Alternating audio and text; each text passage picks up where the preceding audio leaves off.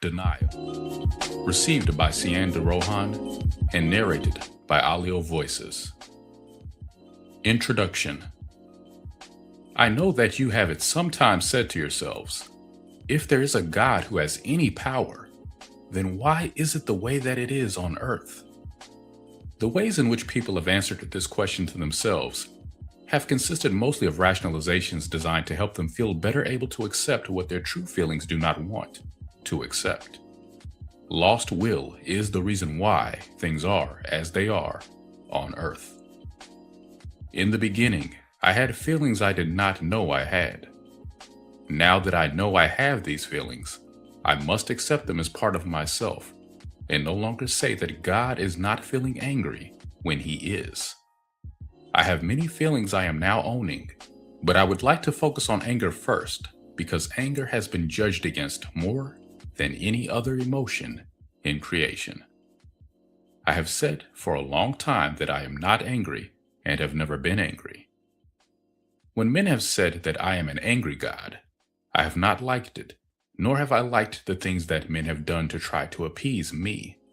If anything, the anger I saw around me made me more angry, and yet I have said that I am not angry and that God does not get angry. At other times I have said that I really wished I had never created man. So sinful are his ways.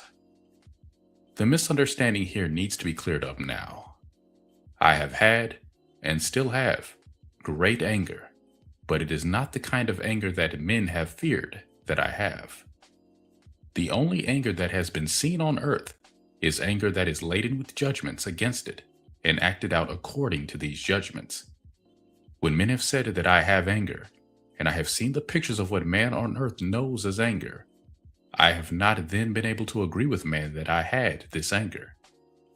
I had an image of myself that did not include this anger, and so lost will has held the anger that I said I did not have.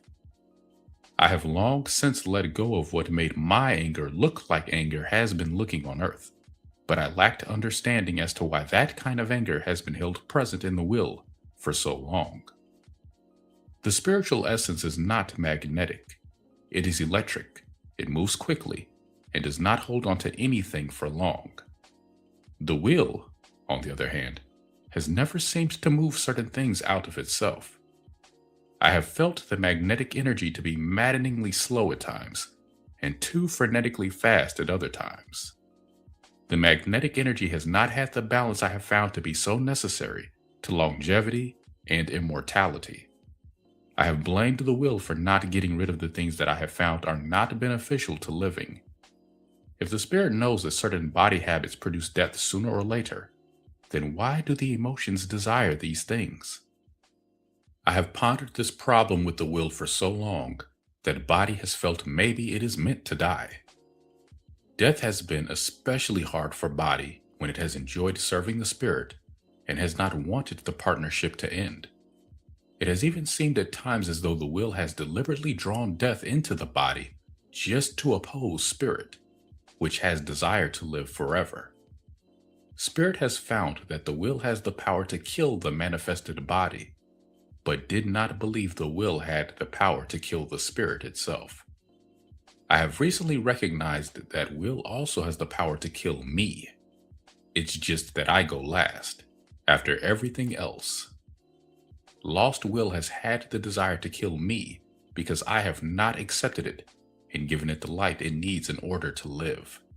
Lost will is not wrong in having the desire to kill me, because I would have continued to ignore lost will if it had not thrown this reality in my face. I had ignored lost will for so long that I had convinced myself that it was not even a part of me. Even though a place in myself kept telling me I was wrong, I had myself quite thoroughly convinced that there was evil in my creation, and somehow I was going to have to defeat it. Even the part of me that told me I was wrong did not have the understandings I am going to give now. One part of me said that I had a devil in my creation who was my adversary, and that I had to defeat him because I would never have peace as long as he was present. The other part of me said that what I perceived as evil to be eradicated was actually a necessary part of creation, and that I must learn to live with it because it provided the counterbalance I needed. One side said I couldn't live with it, and the other side said I couldn't live without it. One side set me up to feel like a potential murderer, and the other side made me feel like I was going to have to sacrifice myself.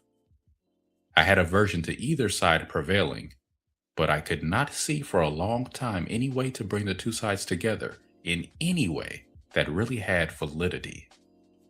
I saw spirits sacrificing themselves in the name of love to an unloving and uncaring evil, and I saw the spirits that marched forth to fight this evil suffering the same end. I even saw spirits that tried not to take sides getting overrun by evil for no apparent reason. I had to watch this for a long time in order to understand it. For so long, in fact, that I had guilt over the spirits that were having to suffer through it. I have found now that I am almost too late to heal it. I have a massive healing job on my hands and may not even be able to do it without the help that manifested spirits can give me. Even though I now know this to be true understanding, I am still having trouble getting anyone other than my own heart to take me seriously. I must take the responsibility that is mine for the problems I am having in getting the spirits to listen to me and to know that it is God they are hearing. However, the manifested spirits must now take responsibility for themselves also. I have responsibility for having projected images of myself as God, including the one that said I have no anger as men have anger. I fell prey to any things that threatened my feeling that it was all right that I was God. Guilt and the evil I had to face, without realizing where they had come from, were two of the big ones, although there were many more that I cannot list here. The manifested spirits need to take responsibility for having looked upon the images of myself that were passing through me, fixing on the ones they liked, and refusing to look at anything else about me. One of the images the manifested spirits have most liked to fix upon is one that lets them out of their own responsibility by giving it all to me. I'm supposed to be the one that has all the answers and the power to fix anything no matter what it is. The other polarity says that there is no God consciousness or power other than what is manifest in man himself. Neither one of these images are correct, but the ways in which these images are correct and the ways in which these images are incorrect has to be seen in light of the understandings I need to give now. Because I have tried to give these understandings many times before and have not been able to get them across, I must point out that understanding them is dependent upon you opening to receive them. If you have intent to understand, you will not fail to get the understandings you need, even if you have to go through fear, anger, doubt, and even terror and rage in the process of coming to know whether these understandings are right or not. I know that these understandings are right, and I want you to feel whatever emotion you need to feel to know in your will that these understandings are right. I do not want you to accept these understandings because someone says it is my word. I have to introduce material you have not wanted to look at. I had an aversion to looking at it myself, but I had to look in order to understand how to heal it. And more than that, I had to understand the feelings involved in order to know whether or not I had true understanding of the forms I was seeing. This meant that I had to experience the situation. I could not project my viewpoint of my feelings onto it. When I have not really experienced the situation, I have failed to heal lost will. And what is lost will? To get the understandings on what lost will is and what it means to creation, I had to go back to the very beginning, long before the spirits manifested individual consciousness. I had to understand why I had felt all along that something was not right within the mother. She had fear from the very beginning, and I had to understand why, and I had to understand in terms that would help her. I had tried to heal the mother of fearing all the time and had had little or no success. Many times I thought I had healed her, only to have a reversal take her down again. I finally figured out that it must be something she held in her magnetic field that did not allow her to take in my light and hold it. I hated her for this, although I originally denied my hatred. I have to own this hatred, now that I have realized it is not wrong to hate what she has been holding, although it was not right to hate her for having held it. The will has been holding death and the guilt that told her that she had to make a place for everything. The feeling in the will now is that it cannot hold death and guilt anymore. The will must be healed now. The pain the will has experienced from holding death and guilt is unbearable, and it cannot go on living if it has to hold death and guilt any longer. I realized quite some time ago that the will needed to let go of death and guilt. I could not understand why the will continued to hold these things when it had been made clear to me that the pain of holding them was unbearable. I finally realized that the will has a difficult time ridding itself of anything it is holding because of the magnetism involved. The process the will has for clearing itself has been given no acceptance, and so the will has not been able to clear. The will has to be allowed the freedom to go through its process now. The will has to be allowed to express as much emotion as it needs to express to generate enough vibratory power to move death and guilt out of itself. The strongest emotions the will is capable of generating are the emotions the will needs to generate to be able to move death and guilt out. Because death and guilt have no consciousness that guides them to their right place, they must be put in their right place by a force that is greater than the hold they have on the will's magnetic field. You can easily see by the number of people that believe death is inevitable and that guilt is necessary to have conscience that their hold on the will is nothing to scoff at. You have to understand that it is almost impossible to heal the will at all, and the longer you wait, the closer to impossible it is going to become. Some spirits still have no ability to understand what I am saying, and these spirits should not be pressured by anyone wanting them to heal. These spirits either have a process you do not yet understand, or they are spirits that need more experience before they will understand that the will must be free. You must feel within yourself to know whether these teachings are right for you now or not. If you have a continuing great resistance to this book and do not believe it is right, you probably have another process for healing, or you are a spirit who needs to go outside of me to learn what is involved in sustaining life and whether or not you desire to have life. I have said earlier that I will be as merciful as possible in how I proceed to put everyone in their right place, and I intend to be. You need to understand that going outside of me is just the experience the mother has sought to save the manifested spirits from having to have. She still has fragments of herself that are living outside of me, and she is barely able to stand healing what they have gone through. However, if you cannot accept these teachings from me now, you will have to gain the experience needed by going outside of me. Mercy in this case means that if you have the aversion to freeing the will that wants life now will not accompany into the experience, because this will has no more desire to feel what it feels when outside of me.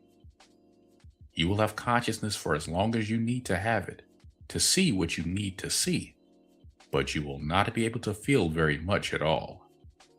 You must not think that this lack of feeling means you have mastered the experience of going outside of me. If you have feelings now that love will be missing, you are not wrong, and you will have to decide whether love is important to you or not. For without it, life everlasting is impossible. If you decided that you want to go on living, you will have to be rescued by the mother, and you will have to beg her to come to you and to forgive you for not respecting her in the first place. Everything else said on this subject in the other book was the mother influencing the channeling in an attempt to bring more mercy and more time forward for the manifested spirits. I let her do this because she needed more time to understand, and so did you. What you must understand now is that time has run out. I can give no more. The maximum time allotment has been given. I cannot wait any longer to heal the will that has desire to live. And why would the mother, who has suffered the pain that must now be healed in the will, want to beg for more mercy for the ones that have denied her? Because the mother could not bear to feel that she might cut off someone who might still turn toward the light. The mother has also had to deal with guilt around this issue. For one thing, she did not want God to be seen as a fanatical dictator telling others how they must live. Guilt around my power has made unloving dictatorships on earth reflect the judgments involved. I also had guilt holding me back on these 2 points for a long time, but I have come to understand that the loving thing is to have guilt move out and to then give the manifested spirits the lessons they need. Reality is that the mother does not like it because she has such aversion to the experience of being outside of me, and because she has aversion to having to go back out there to rescue anything. But she does understand now that I am right on this point, and she has aligned with me on it. Once my body aligns with me, it will happen. Body is not yet quite aligned with me on this issue, because some of his essence will go outside of me to give form to what happens there, and he does not like it that we have to go to such great lengths to let some spirits learn what he feels they should know already. The Father of Manifestation, who is my body, is enraged over this and still feels guilty that he is enraged. He is still letting guilt tell him that it is unloving to put some spirits out, but I have seen that he will soon align with me. Lost will seeking life needs to know that it is not going outside of me. Lost will has already been out there and is not going to remain there unless it has no desire to live anymore. What is going outside of me is spirit polarity essence that has shown me it does not love the will and does not intend to open to its healing. This essence has lived high on the hog, while its own lost will has struggled for life at the sustenance level. This essence has always insisted that the lost will created its own reality and had the same chances and opportunities the spirit had. The spirit essence that has to go outside of me has always insisted that it is right, and it has turned a deaf ear on all pleas from the will polarity for help. This essence will at first notice little change in its life when it goes outside of me, until it tries to feel something. If you have questions as to what the lost will is and how to heal it, you need to read or listen to all of the books I am giving you now, because I cannot give you a simple and short understanding that will help you. I must tell you, though, that lost will has been possessed by unlovingness and forced to do its bidding. This is how evil got started in my creation. The amount of unlovingness there is on earth tells you how much lost will has to be healed. But amount is not all there is. The feelings held in the lost will have been compressed and are not moving. The expansion these feelings must go through to again vibrate as light is something you need to experience to understand. You have to know already that guilt has great power on earth and death is considered inescapable. The will has been conditioned to believe this for so long that it is not easy to turn it around now.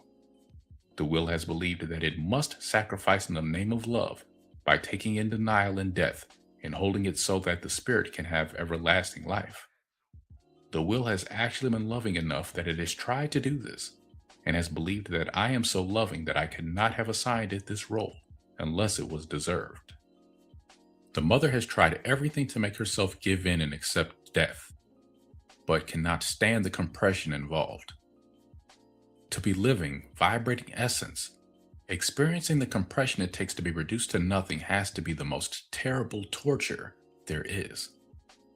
It is only spirit polarity people who do not understand this already, and yet many of them have shamed the will polarity people for trying to give spirit polarity this understanding. Many spirit polarity people have told will people they are spiritually inferior for not being able to accept death, and what's more, accept it with the poise the spirit polarity has demonstrated.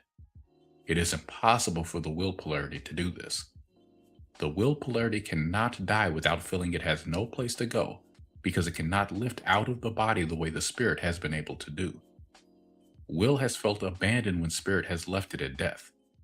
Even body has an ability to polarize to spirit and abandon the will to itself. Spirit and heart are not really separate from will and body, but the split between them has been going on for so long that almost everyone believes that will is supposed to get denied and body is supposed to serve the spirit until it dies. Heart is the Son of God, but even this has not yet been fully understood on earth. I have 4 parts, not just 2, but the split between the spirit and the flesh has been so deep and has gone on for so long that it is not going to be easy to change the conditioning in the will. The will has been told for so long that it is not of me that, even now, it is still having trouble believing that it is a part of me. Well, what about divine will then? The subject of divine will is so replete with misunderstandings that I am having to send not one, but several books to earth to say what needs to be said about the will. I have desired to be accepted for what I have to say and not judged again. To get these understandings, I had to go way back and look at everything. I saw that the more free the will is, the more light my creation manifests. You also need to understand that I have given this channeling in the face of great difficulty on the part of the person receiving it. She has been so triggered into her own process so many times that she has been almost unable to continue, and yet, she has appreciated the healing brought to her by these understandings and has tried her best to bring them forward in the most clear manner possible. She has not been able to receive some things yet, but you have no readiness to hear them yet either. I have also had to make concessions to the English language that I do not like having to make in order to get these teachings into words for you. There is not a language on earth today that contains all the concepts I need, although some contain more than others. I am currently using time as a reference point for the progression of consciousness because time is how events have been experienced on earth.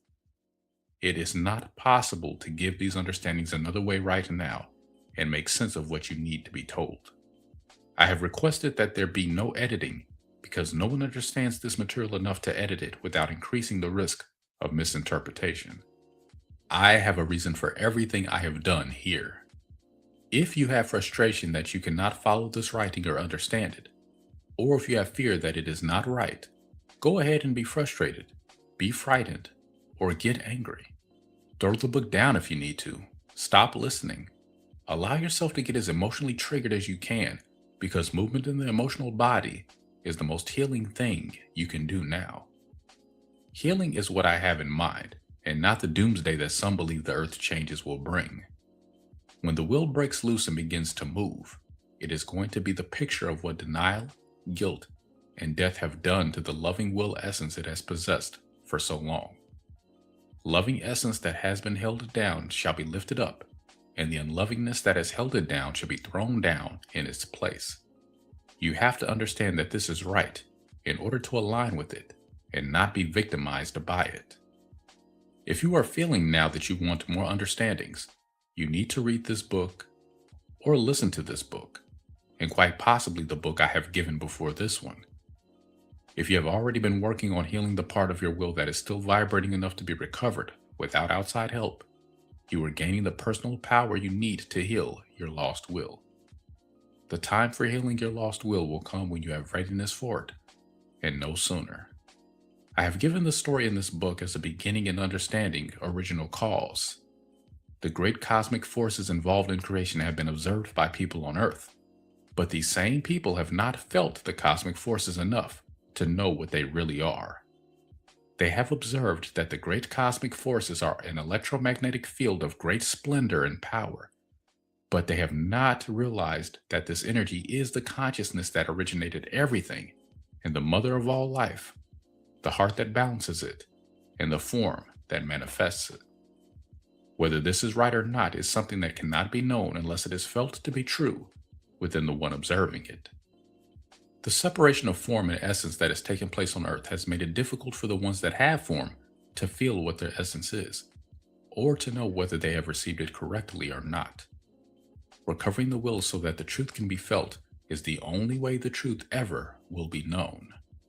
I am not going to allow man to continue dissecting me to try to find out what I am, because man can never know as long as his mind gives him theories and he denies the feeling body that can let him know what is true understanding and what is not. I have found that most of these men do not seek true understanding. They seek instead to take my power and use it themselves. If they take this power and use it without will to guide them, they will destroy everything I have created. This is their intent, no mistake about it, and when they do it, they must destroy only that which has desire to go. I have given the story in this book to help you understand that the great cosmic forces love and feel, have heart, and express themselves in creation. This story is not meant to be taken as symbolic only. Although there are symbols in the story, they have the integrity of being the actual experiences which took place and also became the models for everything else. As models, they have also become symbols, just as one man's story can speak for others.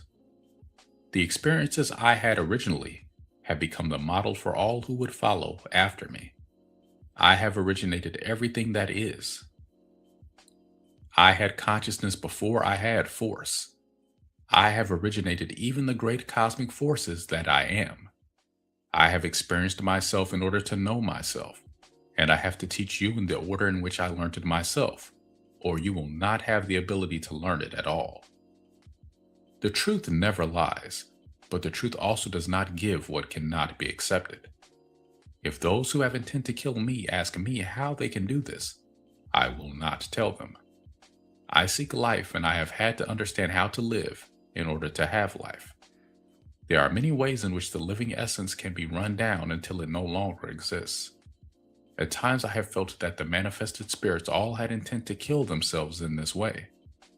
I saw that many had desired to kill the mother who gave them life.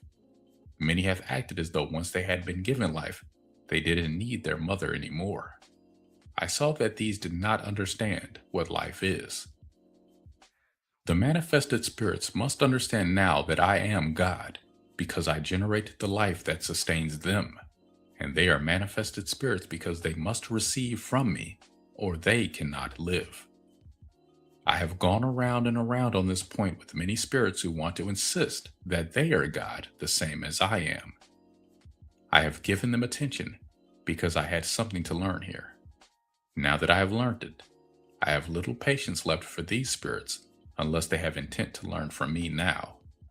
If these spirits have intent to go on talking to themselves, they can do it without my presence. On the other hand, neither will I any longer tolerate the reversed patterns of this denial of me, which falsely worships an image of me that suits the purposes of the ones worshiping it.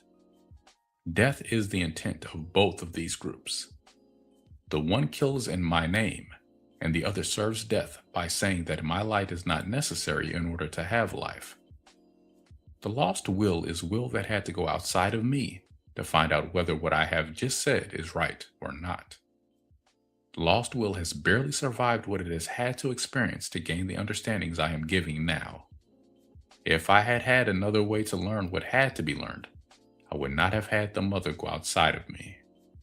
I had guilt for a long time that the mother was the only one that could learn these things. The guilt vanished when I accepted myself for what I really am. I have the light that is life, and the mother gives me the means to exist.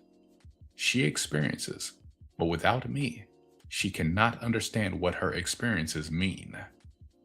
She has no way to know without me, and I have no way to know without her. The electro and the magnetic are not meant to be separated from one another. Polarized, yes, but not separated. Heart is the result of our joining, and heart is the balance needed to create. Anything that is not created from heart, balance, cannot last long. body, or form gives the reflection we need to see what it is that we have created. I have four parts, and none are meant to be separated from the others. Spirit, will, heart, and body must all be together in a state of balance and alignment for life to last. Even a small imbalance or lack of alignment can grow into something that can kill the rest if it is not healed. Lost will must heal now, and everyone on earth has lost will. If you have desire to live, I urge you to read this book, listen to this book, and all the other ones I'm giving now. Understanding these teachings is not going to be an easy thing to do. You must experience these teachings to know that they are right. Lost will can be healed, but you must not think it is going to be as easy as healing the personal will you began with. Lost will has never known God. Lost will has never known anything but denial, guilt, and death. Not only must lost will realize that it can throw these things off, it is going to have to gather the vibratory power to do it and the ability to know me. Lost will is going to have to open, and it must receive me this time instead of death. Anything that looks like death to it is going to make it move to close up again in fear that death is what it is again receiving. Your body holds some of this lost will, but much of it is in other people that you do not know are you. Healing lost will out there in others is not possible. You are going to have to learn how to bring this essence within you and heal it there. Lost will has literally been fragmented out of the parent spirits to whom it belongs and cannot respond to anything you tell it until you learned how to vibrate it. You must understand that fragmentation is most of the reason there are so many people on Earth now. Fragmentation is a subject unto itself. During the course of this story, I will refer to what lost will holds. When I mention it, you need to know that something has fragmented out that it must be recovered later. At times I will not even mention it because I want you to learn to notice this on your own. I am not going to give any more understanding on lost will right now because you are going to have to feel it more to be able to understand it. Suffice it to say that most of the people on Earth are not real. If you have a feeling of shock now, then shock is what you're going to have to feel to understand this. Getting through shock is an important skill to have if you want to recover your lost will. Getting through shock involves movement in the will rather than shutting down the emotional body and making judgments that allow you to lift out of the experience. Even though I know it was a necessary experience for everyone involved, I still would have rather that we did not have to have the experience of lost will. I tried to spare as many as I could the experience of feeling it, but most of the spirits would not listen to me and thought I was having an experience that they should also have to be like me. Now that the manifested spirits have lost will, it must be recovered either by the ones who created it or by the mother. If not, it is only a matter of time until death takes over. I have nothing more to say in this introduction, so I will end it with my blessing and the hope that each of you who has intent to live takes these teachings in and finds the help you need there. The first creation. I have always been, but realizing I had existence took a long time. There was a point in my progression when I became aware that I had existence. When I became aware of myself, I already knew many things, but I had to realize them. When consciousness became aware that it had experience, it had to realize everything. Nothing was realized yet except that I had become aware of myself. Consciousness had to feel also, or it could not know. In fact, a feeling of having consciousness is the way in which I realized I had consciousness. There were no words at first, only a feeling that I had existence. I had a desire to know more. Already, although I did not know it, I had lost will that did not believe I could know more. I had given birth to fear and did not know it because I had no understanding. This fear then became lost will because I did not realize that I had to allow myself to feel it. I had a desire not to believe that I could know nothing more about myself, and so I ignored the fear.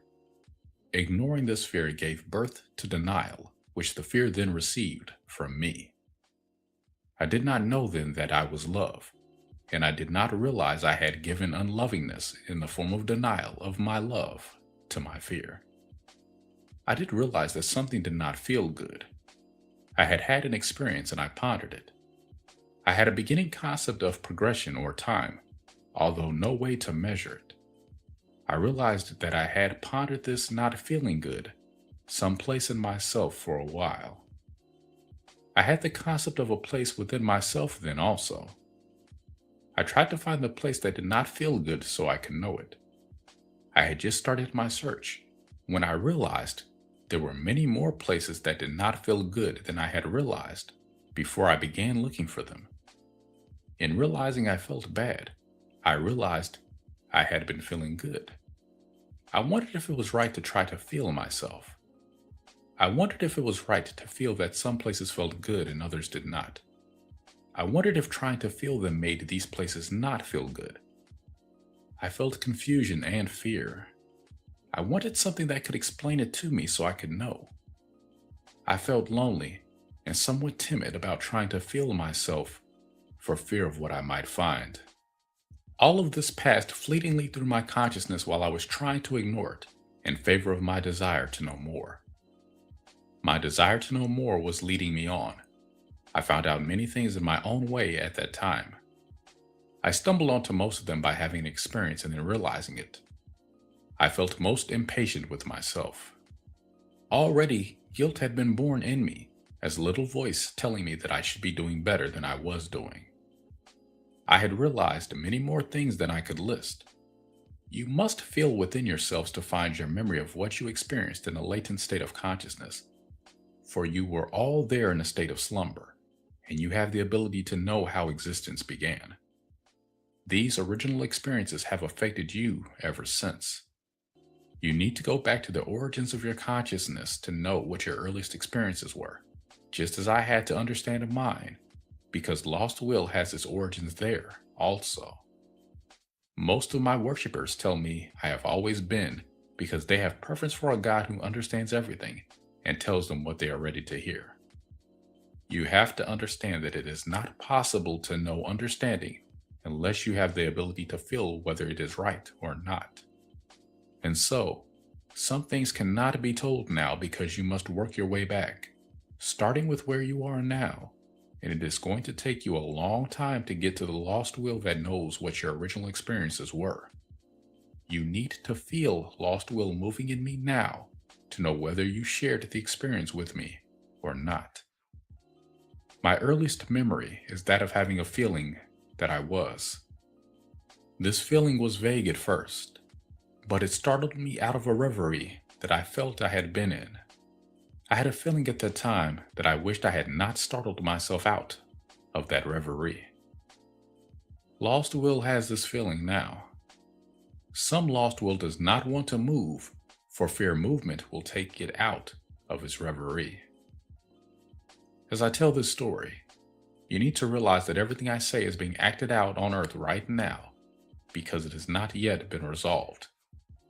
As you look around you and see that this is true, you must also let yourself feel it, because this cannot be fully understood just by seeing and thinking. I have found this out. I had a growing fear of feeling, as you may have already noticed. I wanted to feel only the bliss in which I had awakened, but I could no longer sleep all the time. I had a dilemma. Even though I had questions, I did not know how to entertain myself if I could not sleep all the time.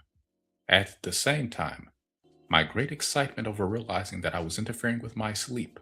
I kept telling myself, I am. But what am I? Who am I? Where am I? And what does it mean to be? I had questions, so many questions about myself. Most of the time I felt that I should not have so many questions because the questions were not allowing me to be peaceful with myself. I felt urged on to find answers. I had discussions with myself. Part of me did not like it that I had awakened at all.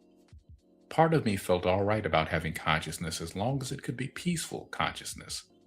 There were many other small voices with points of view I will not mention now, because I barely heard them then. Most of the rest of me wanted to find answers to the questions I had. I had guilt then, too, but I did not know it was guilt that said that my search to know should not bother the part of me that had desire for peace.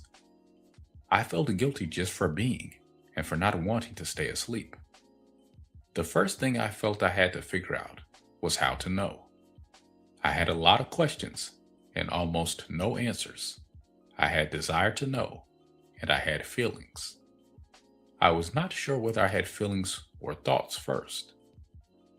In my memory, it seemed as though I had experienced feelings and thoughts as one and the same thing. Perhaps only as I reflected upon them did they seem at all different or separate. I wanted to experience something more, to know if I had feelings and thoughts. I was not sure if I had feelings and thoughts, or even if I had experiences. Perhaps I only thought that this was happening, and it was not really happening. Absurd as it may sound, I was seized by the fear that I did not exist, but only thought that I did. Perhaps thought was all there was to me. And yet, something reminded me that I had responded to myself somehow. What was it that had responded? Was it me talking to myself, or was it someone else?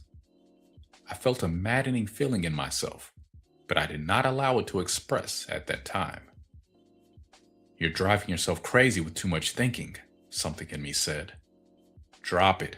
Go back to sleep." You see, I had words already, although I did not then actually speak or say to myself, "Oh, I have words." I was just, in some way I did not understand, letting myself know how I felt.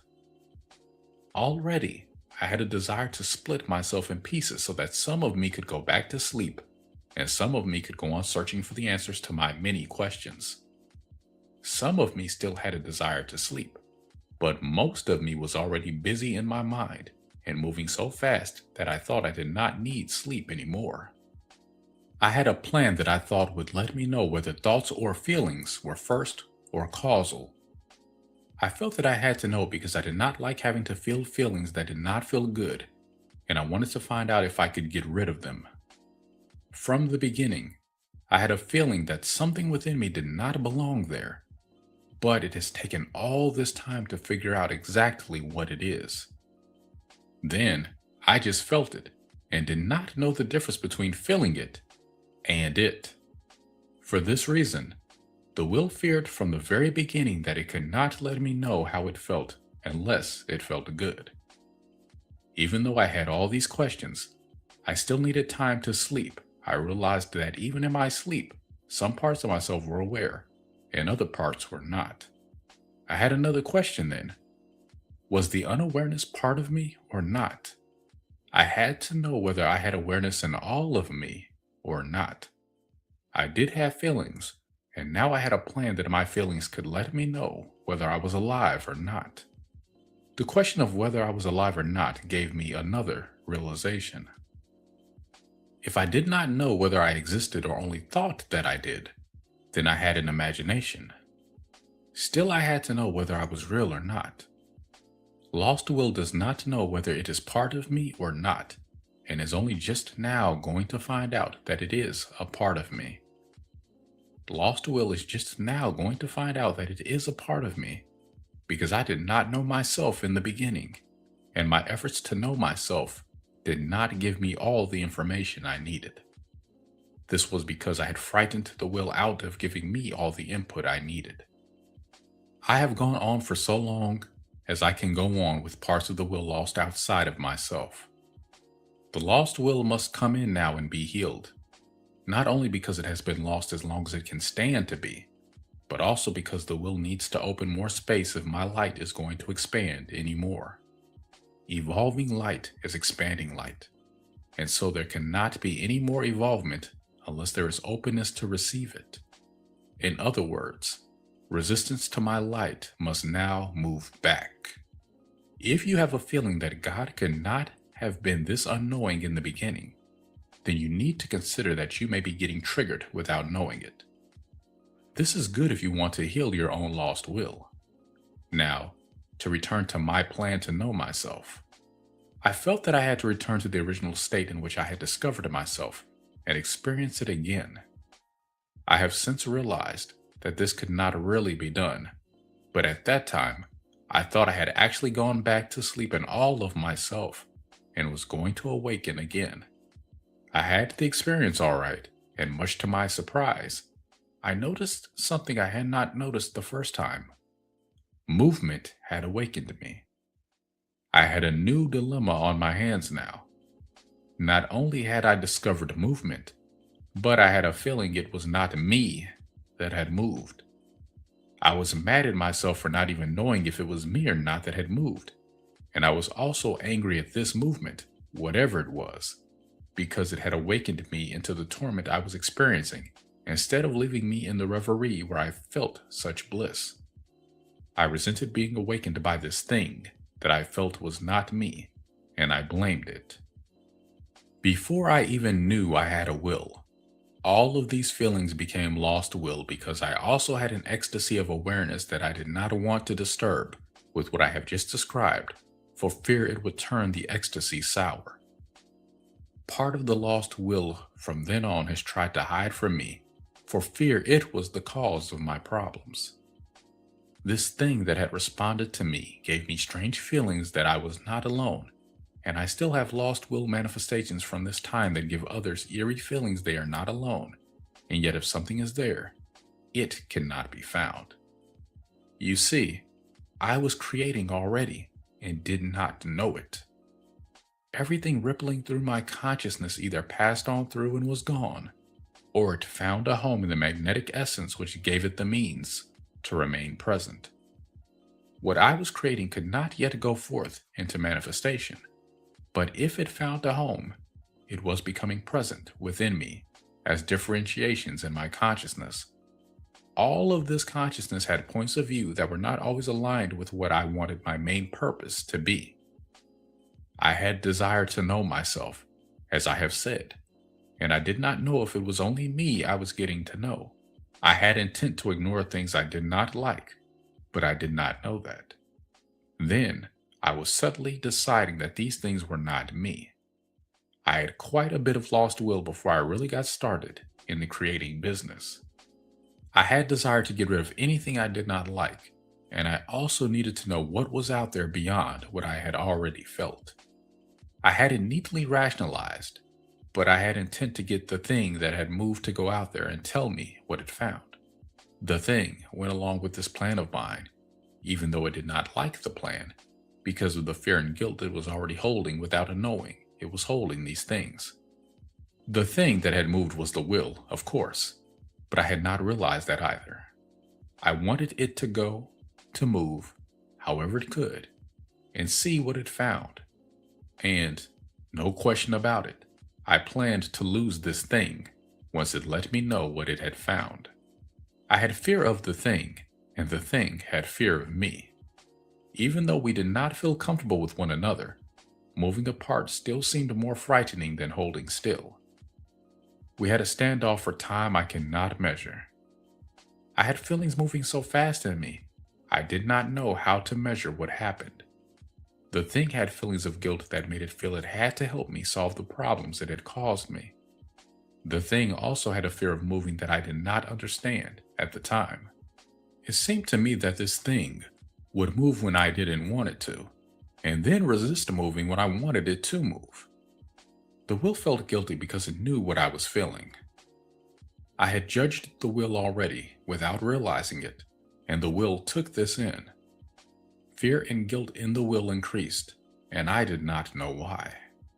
I was feeling like I did not want it around anymore, and I gave it a push that sent it moving out much faster than it was prepared to handle. Pushing the will in this way let me know that I could move too. I had so many feelings rush into me concerning this movement that I was awash in them for quite some time before I felt an urge to try to find out what the thing I had pushed out was experiencing out there. I was afraid I had blown my whole experiment because I had been so busy with my own realizations that I hadn't received anything from the thing. Then I felt it and realized that I had been feeling it all along without noticing. I had been experiencing a great rush of speed, almost like a wind, but what jolted me into awareness of it was that I began receiving from the thing a growing feeling of terror that it could not stop itself. I suddenly had a desire to help it, but I could not. I did not know how. I had a feeling of helplessness. The will has had such a fear of displeasing me that it has not been able to tell me until now that it has a terror of falling and a terror of speed that has not passed from lost will even now. At the time it first fell, I could do nothing but watch it fall in space until it was gone. I had another understanding now. I could see. I had just seen the will fall away from me, and nothing else had ever been so vivid in my mind before. I had had a feeling that I could see, but I hadn't had anything to see before. Now I had just witnessed what I thought was another being go into darkness and not return.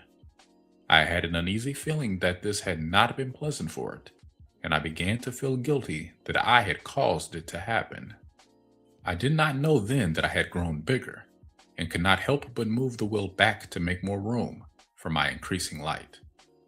I felt guilty that I had pushed it so hard, but fear and ineptitude had caused me to do it. I felt it wasn't right to have done it, but I had done it involuntarily. I didn't know I was going to do it until I had already done it. I had a feeling of remorse and felt I had lost something I had to have.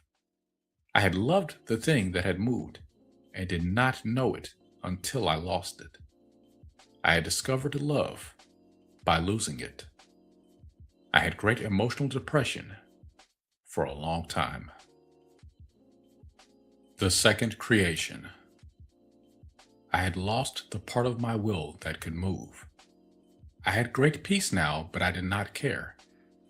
I did not care about anything. I had no movement in my will now. I had lost everything that had desire to know more. I had lost most of my feelings, and I had a feeling I could not move. I had a fear I wasn't getting any place now because I had no impetus to push me onward. My plan had not been a good one, and my bad intent had cost me more than I had realized I had. The will was lost in space, and I had no way to get it. I had nothing holding me back from my loneliness now, and I experienced the most intense loneliness I have ever known. The lost will was gone. I was just sure of it. And if the lost will could go, then I could go. I had even more terror now that just when I was getting started, I could not live. I had more feelings to feel now, but they were the most unpleasant feelings I had yet known. I became overwhelmed with terror that I was falling in space myself, and that my light was getting snuffed out by the overwhelming darkness around me. I had a fear that there was nothing out there, and no one to help me. Finally, I had a feeling that I must try to grab for something, but I could find nothing to grab. I grabbed anyway because I could not help myself. Lo and behold, I fell upon something dark and heavy. It ignited at my touch and exploded with a golden light. The golden light surrounded me and gave me a warmth that I had not known for so long that I had forgotten I ever had it. I sobbed with gratitude for having found that warmth again in the midst of my terrible terror. Nothing could hold me back anymore. I was going to have to find the lost will. I had the desire to find it now, and felt that the warmth I now had would enable me to move. I grabbed at everything I passed now to see if it would explode in my touch. I tried hurling my entire being against things I found that were larger. Many, but not all, of these things burst into light in my touch, but they required an intense touch in order to move. I was striking myself against many hard and dark things, but I was receiving a good feeling of increasing light from doing this. I had great joy now, for I realized I was finding the lost will. The lost will was letting me know it was not gone, but had lost the ability to move and feel. The will had had no way to let me know it was out there, hoping for rescue from the great terror in which it had ceased to feel or move. Why it had stopped moving I did not yet know, but I was overwhelmed with happiness that I had found it. I had guilt mixed in with my love then, but I did not have enough experience to realize it yet. The guilt made me feel happier to find the lost will than I would have been had I not felt responsible for losing it. I now had to realize that feeling the will's terrible experience was what had made me feel so guilty for having pushed it out. The great peace I sought to attain by pushing out the restless part of myself had not been peace after all, because I couldn't rest easy with myself in the presence of the guilt over what I had done. I had guilt telling me that morals were necessary whether I liked it or not, and I did not like it because guilt seemed to be saying that I was not right to have done what I wanted to do. I had had desire to get rid of the will, and I could not be happy afterwards because I had guilt. I began to notice that I had guilt most of the time I had feelings. If I had happiness over an experience, I felt guilty that it wasn't right to have so much exhilaration in the face of the part of me that still wanted to sleep if I had fear. I felt guilt for having fear, as though part of me did not like it. No matter what part of me felt, if another part of me did not feel the same, I had guilt telling me that it was unloving to have movement without agreement, and that it was unloving to disagree. Why did I want to have feelings at all? I had forgotten all about my plan to know myself. I was awash in emotions once more, and getting no place it seemed. I had a feeling I could not move anymore without emotions getting in the way. I was so mad at myself over this I could not stand it anymore. I pushed on the will again. The will was so afraid that it had the feelings that were displeasing me, and felt so guilty for having these feelings that it did not object to me pushing on it again until I had already done it. As soon as the will felt itself moving away from me, the terror of its first experience was activated. I had intent to get rid of the will again, but the will refused to allow it this time. The terror was greater than the guilt, and so instead of falling away, the will grabbed me and pulled itself back in. Immediately the will felt ashamed of itself, but nonetheless, it refused to let go of me.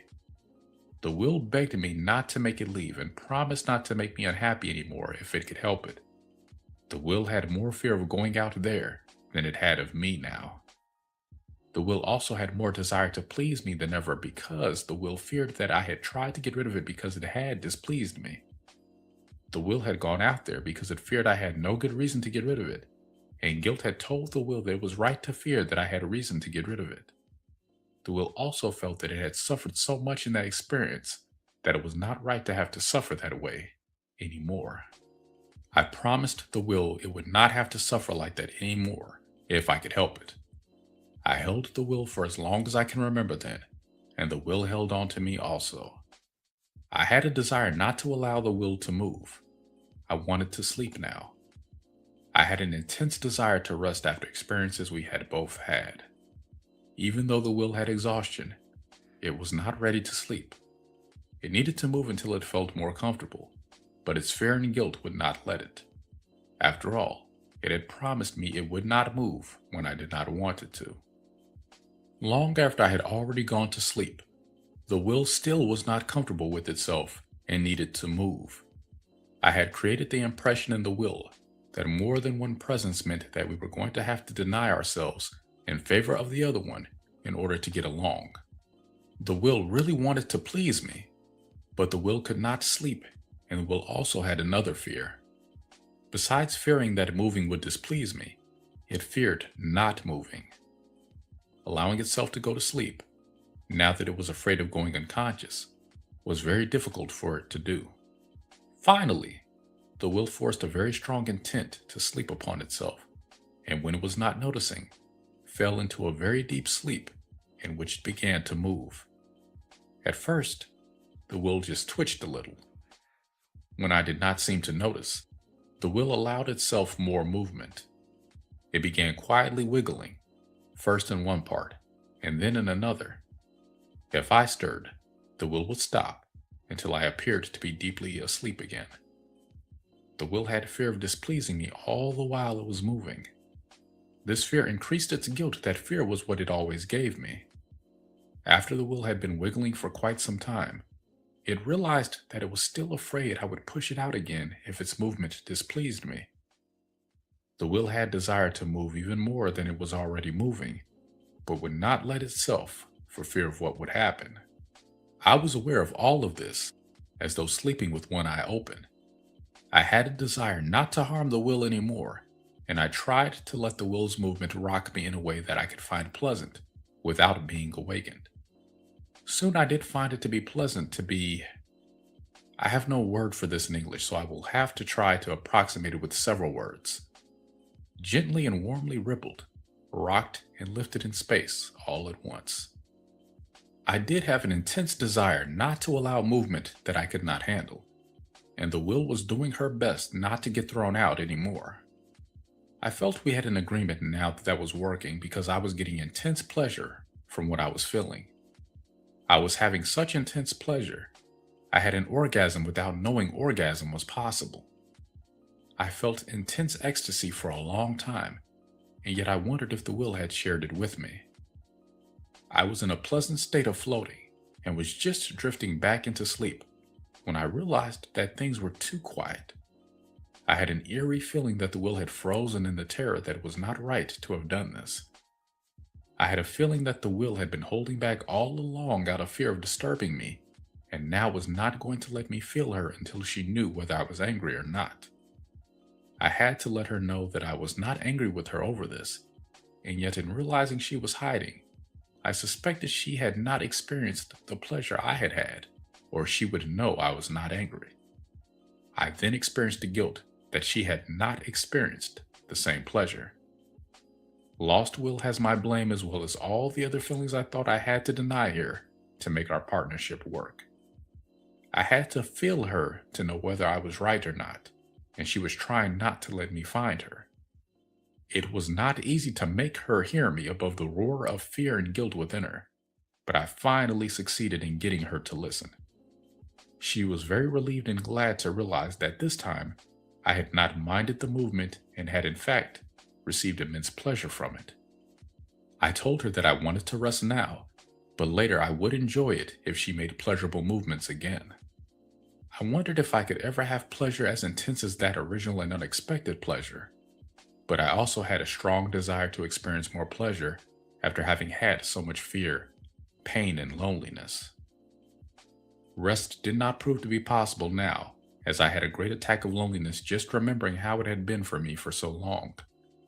I had managed to get the will to listen to me, but the will still had not moved or let me feel her. I had experienced pleasure with the will now, drifted towards sleep, and startled with the eerie feeling that I was all alone again. I could not shake the feeling. I had held in more loneliness than I knew, and it all seemed to come bursting forth now. Maybe I was only talking to myself after all. I realized now that I had lost will I didn't know I had, and that it had been touched and moved by the explosion of my orgasm. I had really thought I had a her in there that had a complementary function to mine. I had just felt for the first time how good it could be to have a complementary relationship, and now it seemed to be gone. My loneliness seemed more intense than if I had never known the pleasure of her. I beseeched her to come out and be partners with me, and she would not. She did not trust me.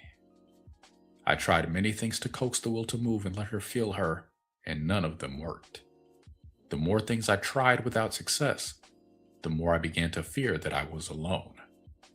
Perhaps the will had sneaked out before I could push her. Perhaps there was nothing in there to come out. If I had scared the will that much with my orgasm, perhaps I had experienced something that wasn't right. I had experienced pleasure, and apparently, Will had not.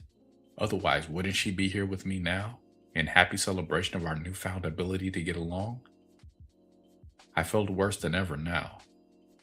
I had known more pleasure than I had ever felt before, and now more loneliness than I had ever felt before. I had fear at first, that I could not get along with another being and had desire to get rid of her. Now I feared I was getting what I deserved for having mistreated her so much in the past. I had a voice of guilt telling me that punishment was what I deserved because I had misjudged and mistreated her. I had even called her it and the bothersome thing in the beginning without bothering to feel the thing enough to find out that it had all the qualities now associated with feminine. I had hurled her out into space to be lost in terror. I had feared this thing, and without much effort at any other approach, I had tried to get it away from me so that I did not have to fear it or be bothered by it. I also realized again that I had loved it or her, and had not allowed myself to realize that I could not get rid of the feelings I didn't like without getting rid of her. She was changeable. I knew that now. I had thought unpleasantness was a thing that I could get rid of, and had not realized it also had the feelings I now loved. I saw that movement had brought it from feelings I didn't like into feelings I did like. Now that I had realized all of this, why wasn't the will opening to me? I had to ponder that question for a long time to know that the will had to move the feelings it already had to be able to receive new feelings. It did not matter how much I now had to tell it or how hard I tried to get it across. Will was not able to receive me unless it opened, and it had to move to open. I did not know then how to get it moving. I did not know that I had to help it move by going into the will and receiving what it was holding so that it could move into something else. I thought I only had to let it know that I no longer had the feelings towards it that I had been having. I didn't know I had to feel with it. And so, there I sat, preaching to the will and exhorting her to come forth and be with me. It was a long time before I understood that the will was too afraid of displeasing me to move and come forth even if it had wanted to, which it did not at that time. The will was holding still because she had so much fear of feeling what she was feeling. She had clenched to avoid the pain of it. She did not know she had my acceptance this time to move her pain by moving her feelings. My light and love would have flowed into her this time, but she did not know it. She was caught in fear from the past that I would not accept her. She feared that if she opened to expressing how she felt, she would receive denial of light and love again. She had many more feelings at that time also, but she could not move any of them because she had too much fear of me pushing her out. She had thought I enjoyed moving with her this last time, but she was too afraid to find out for sure in case she didn't have the right understanding. The terror of falling in space and becoming unable to move or vibrate in any way has haunted the will ever since that first experience, and this is why the will must be healed now. The will cannot stand the idea of going into any more terror of that intensity. The will has held the deepest terror of that experience all of this time and has no desire to have to experience it anymore. The terror never moved in the lost will, and it has to move now. This terror cannot be held anymore. Guilt has said, for as long as terror has been there, that it must be held. But guilt, I have come to find, is not a loving presence. Guilt is not concerned with how it feels to have to hold this terror, or how it feels to be the essence that is trapped in this state of terror. The will has experienced this terror over and over on earth, and has not been able to move out of it because guilt has told it that it is more loving to hold it than to express it, because others do not like to be around this terror. Guilt has told the will that no one has acceptance for this terror. The will has continued to believe this because in the beginning, I had no acceptance for it. I have acceptance for it now. Healing it is not possible without feeling it, but feeling terror with light pouring into it and lifting it is a very different experience for this essence than it has been having. Terror has been experiencing itself in ways that have no love or acceptance present. If terror has tried to move upon experiencing itself, it has been given yet more denial of light and love, and guilt has been there to shame the terror and tell it that it should be able to find a way to accept its experience. Guilt says to terror, Your feeling is just resistance to God, and if you had acceptance for your experience and trust for God, you would not feel terror. Guilt has been telling terror that it is not right to object to any of the experiences it has been given. The will has been feeling it cannot oppose the spirit, no matter what the spirit has in mind for it. This is a very old misunderstanding, but the lost will has not been able to straighten it out because it has not moved. I have long since abandoned this approach, but guilt has gone on with it, powered by the essence of spirits that still want to believe it's not right to let the will move unless it's going to be pleasant. The will feels its terror alone then, having no way to get the healing light of love from its spirit. The will has held this terror from the very beginning, but I did not know that its initial life experience caused this. I had not gone back on myself like the will, and I did not really know what this had felt like to the will. I had a feeling it was not possible to have terror for long. I thought it was the same for the will. I had felt terror for a while when I began falling in space, and I had gotten over it. I felt that if I gave her more time, the will would emerge again and be with me. I waited. During the time I waited, I had so many feelings and thoughts go through me that I have no particular desire to describe them all now. But I do have a desire to bring forward the feelings that I had in a state of denial then, because these feelings still have presence on Earth. I had fear that there really wasn't another being hiding within me. I had feelings of inadequacy that I couldn't make the will come out. I had plenty of anger that I did not want to express for fear it would make the will hide longer. I had guilt that I had these feelings instead of acceptance for the will hiding within me. I had resentment that I had pleaded and she had not responded. I had grief that the will would not come out and experience with me.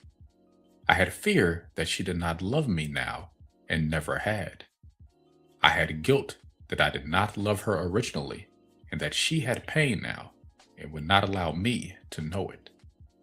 I had guilt that I had pushed on her, and I had guilt that even now, I cannot accept the will's feelings because I did not like it that she would not come out. What I did accept in myself then, that has relevance now, was the realization that I was now thinking of this other being who had originally been so annoying to me as a her, and myself as a him, for reasons I did not understand, and which I pondered now. She had impressed me with a lot of things that I had to realize now. I cannot mention all of them now, just as I cannot with myself, but I would like to mention some of the ones that have caused problems all along. She gave me the feeling I could not live without her anymore. I had rejection for this because I did not like the feeling of being dependent on another being. I also had a feeling that she could not live without me, but I ignored it because I still had independence in mind.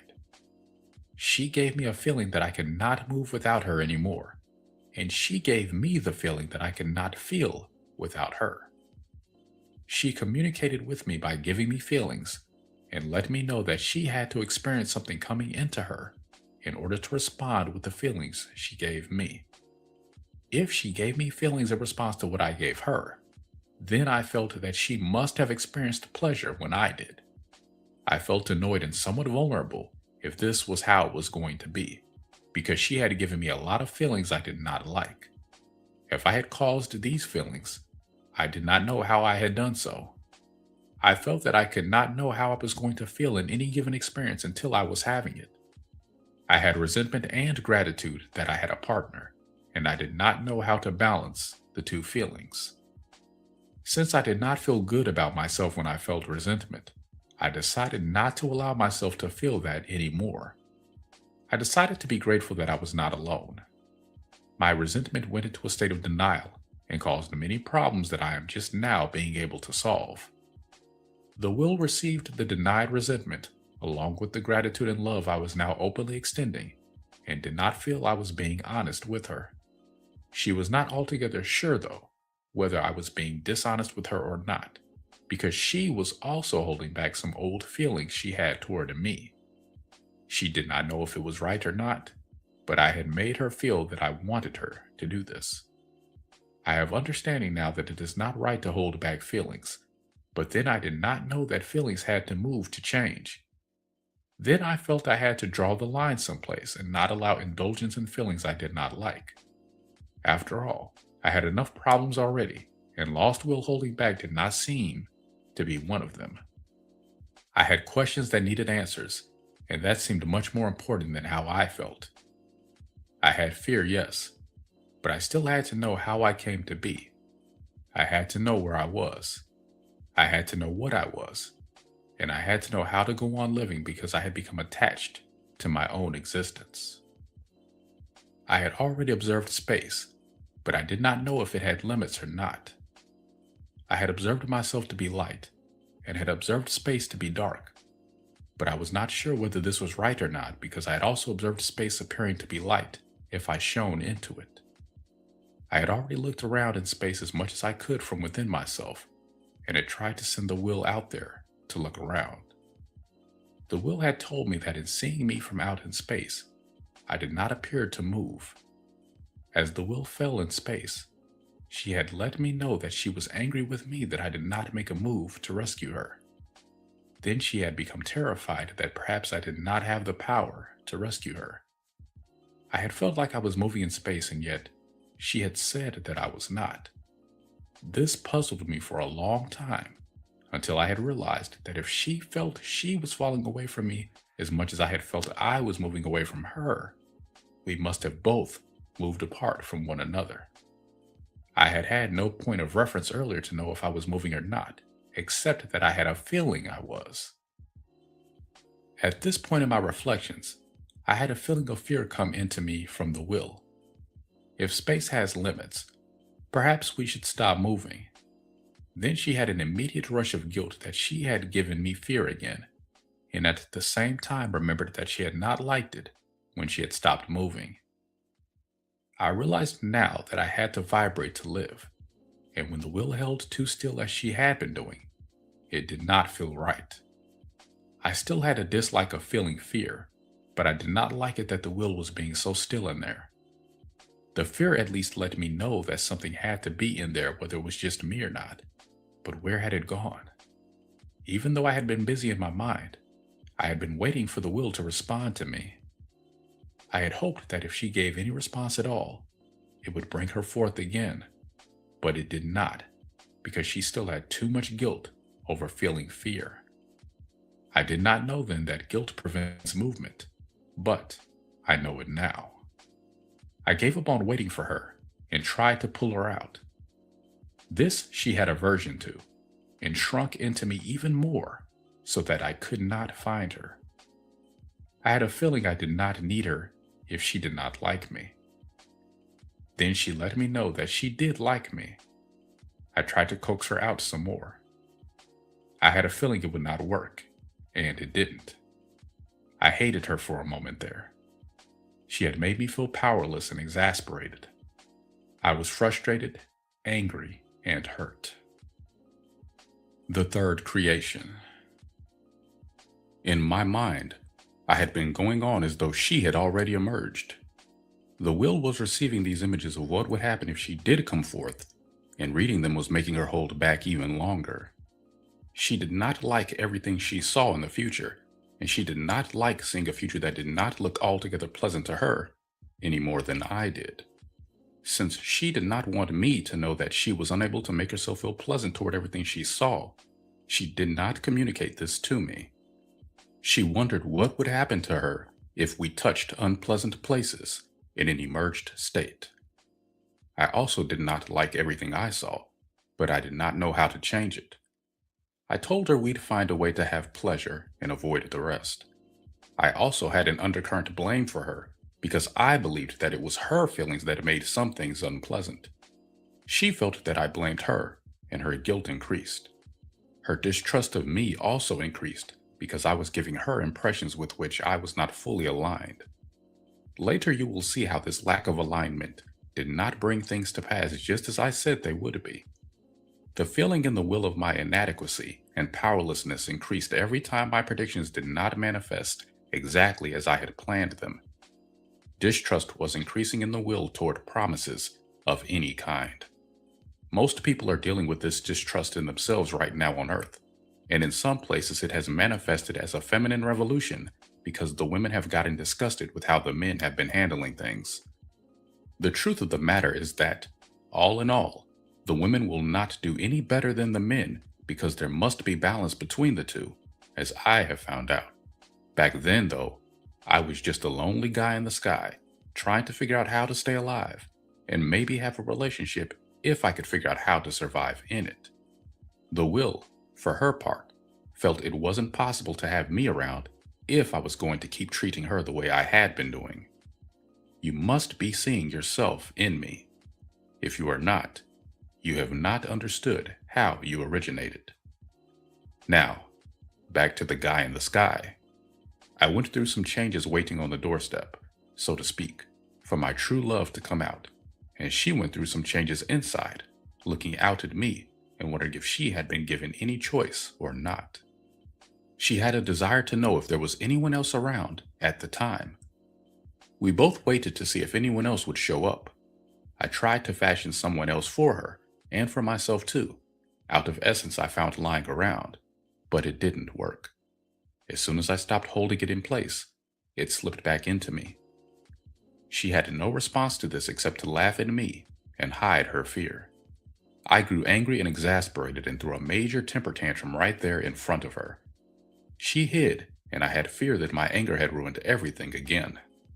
She was afraid that she had angered me, and that I did not love her when I was angry. My anger had included several explosions in the literal sense of the word. Her guilt and then her fear had darkened the light of them until I did not know whether she had more power or I did. I had grown accustomed to myself as light. I was quite fond of my light, and now the will was causing me to fear that she was a dark thing who could even throw darkness into my light. Not only did she now have fear of me, I had fear of her. Neither one of us moved for a long time. I had guilt that I had made her have no more desire for me, and she had guilt that she had made me dark again, and that I didn't like it. I held back as long as I could then, from going after the will again, because I feared I had an impossible situation on my hands. The will held back also for as long as she could. The will still had not told me whether she had had pleasure with me or not, so I was not sure if there was even a reason to go after the will or not. The will wanted another part of my spirit to come forth and be with me, instead of her. She did not feel she was going to be what I wanted, or that she was going to like what was going to happen if she did come forth. Nothing happened for so long that I became quite disconsolate and dim. Loneliness had set in, and I had given into fear and tears before I felt the will move again. It seems that she could not stand to see me suffer the way she had done, especially if she might be the cause of it. She had had to pressure herself a lot in order to remain still all this time. When she did finally move, I pretended not to notice at first. There were many reasons I pretended not to notice the will, which do not need to be listed here, except to say that I did not want to look up and see what was going to come forth now and have a reaction that might stop it. The will had begun to move within me again and began to have a feeling of pleasure again. The will still had fear that it was not right to move and was only doing it because she could not hold still any longer. She was holding back as much as she could and did not move very much at first. There were ripples through me and wiggles here and there, then nothing more for a long time. I hoped it would not be such a long time as it had been before she moved again. Apparently, I encouraged her by appearing not to notice, because she did give in to more movement. Her fear was relieved when I appeared not to notice her, but this did not satisfy her, because she had a desire to be accepted exactly as she was and loved. She also had desire for me, but I did not notice it then. Lost Will was not participating in this movement in the will, but I did not know it then. I have understood this now, and that is why I am going into these initial experiences more than I would have thought necessary in the past. In the past, I have noticed what was moving in response to my light, but I have not noticed what was not moving in response to my light. I had a hard time noticing Lost Will because it did not have light, and I could only find it by feeling its presence. Feeling its presence is something I avoided as long as I could. The will had let me know that she did not feel good in places in herself, and when I had tried to find them, I could not. The will then felt guilty, as though there was no basis for her complaints. I have since learned that my light either reflected back to me off the lost will, or the lost will hid from me altogether. Either way, it was a long time before I knew it was really there. Now, many have said that it is impossible for God not to know everything, but I have not realized anything without having experience to tell me what it is. I hesitate to say this now, but I had to have my will have an experience outside of me so that I could know what it was like to be without my light. Lost will was without my light, but had desired to receive it. At the time I was having this experience, I did not realize I was having it, for reality is I could not have done it if I had known what I was doing.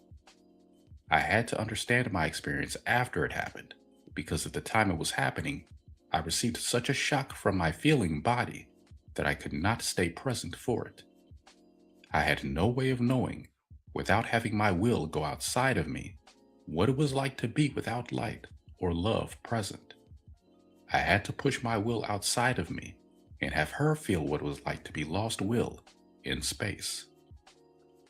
I had to push my will outside of me on a wave of hate. Otherwise, there would have been some light and love present to sustain her, and she would not have had the experience we needed.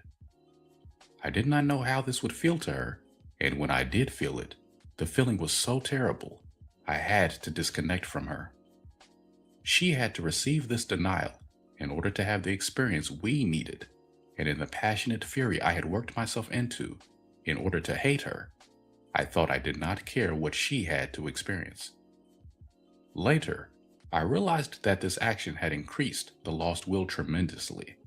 I did not know whether I could ever heal it or not, and yet I have responded to an instinct in me that knew this experience could not be avoided. Why? Because my instinct knew that I had to know what death was in order to live. I had already experienced growing dim and falling in space, and I did not know why. I did know I had to have light to live, and that I had to know how to sustain it. The will was holding back her emergence because she already felt that I was going to push her out again. She had such a dread of it that she could not even allow herself to find out whether I really had to do this again or not.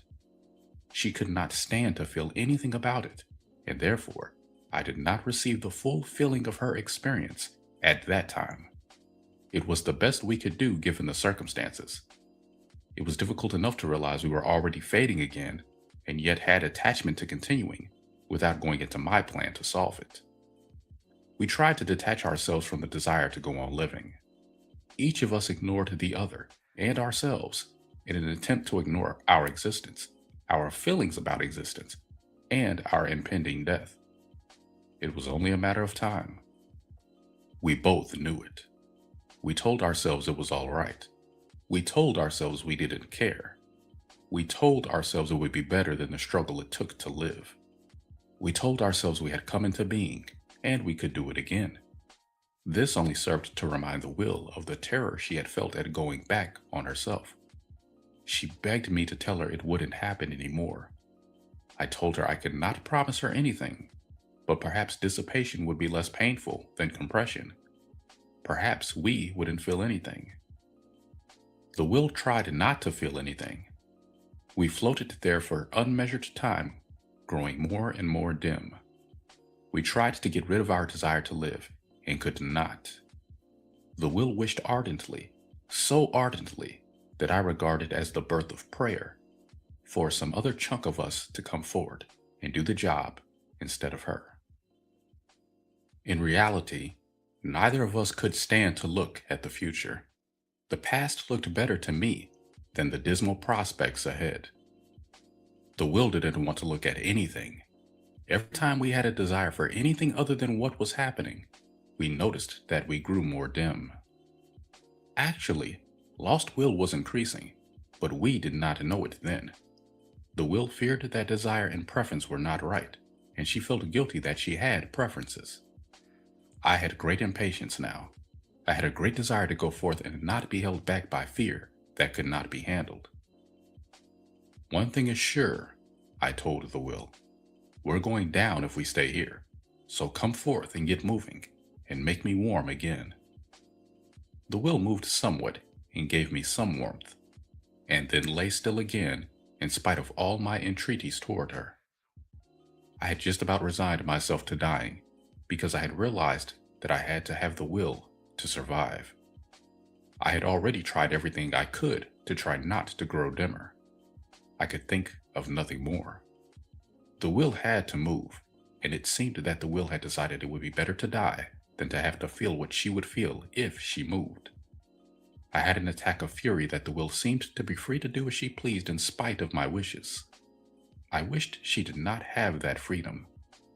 I thought I had tried everything I knew, but I had not realized I could have tried just loving and wooing her and helping her to desire to come out of me. I did not know that to her, loving her meant accepting her as she was and helping her to go through her fear first. I thought I had not had time for her fear. I thought we would never move if her fear were allowed to get the upper hand. She was already holding back out of fear anyway, so I finally got the impression from her that I needed to help her with her fear. How? Most of the time I felt like I didn't have fear, only anger at her for having fear. Whenever I allowed my anger, her fear seemed to worsen. I try not to have anger. You should try not to have fear, I told her. She had even more guilt then for having fear. You really are impossible, I told her.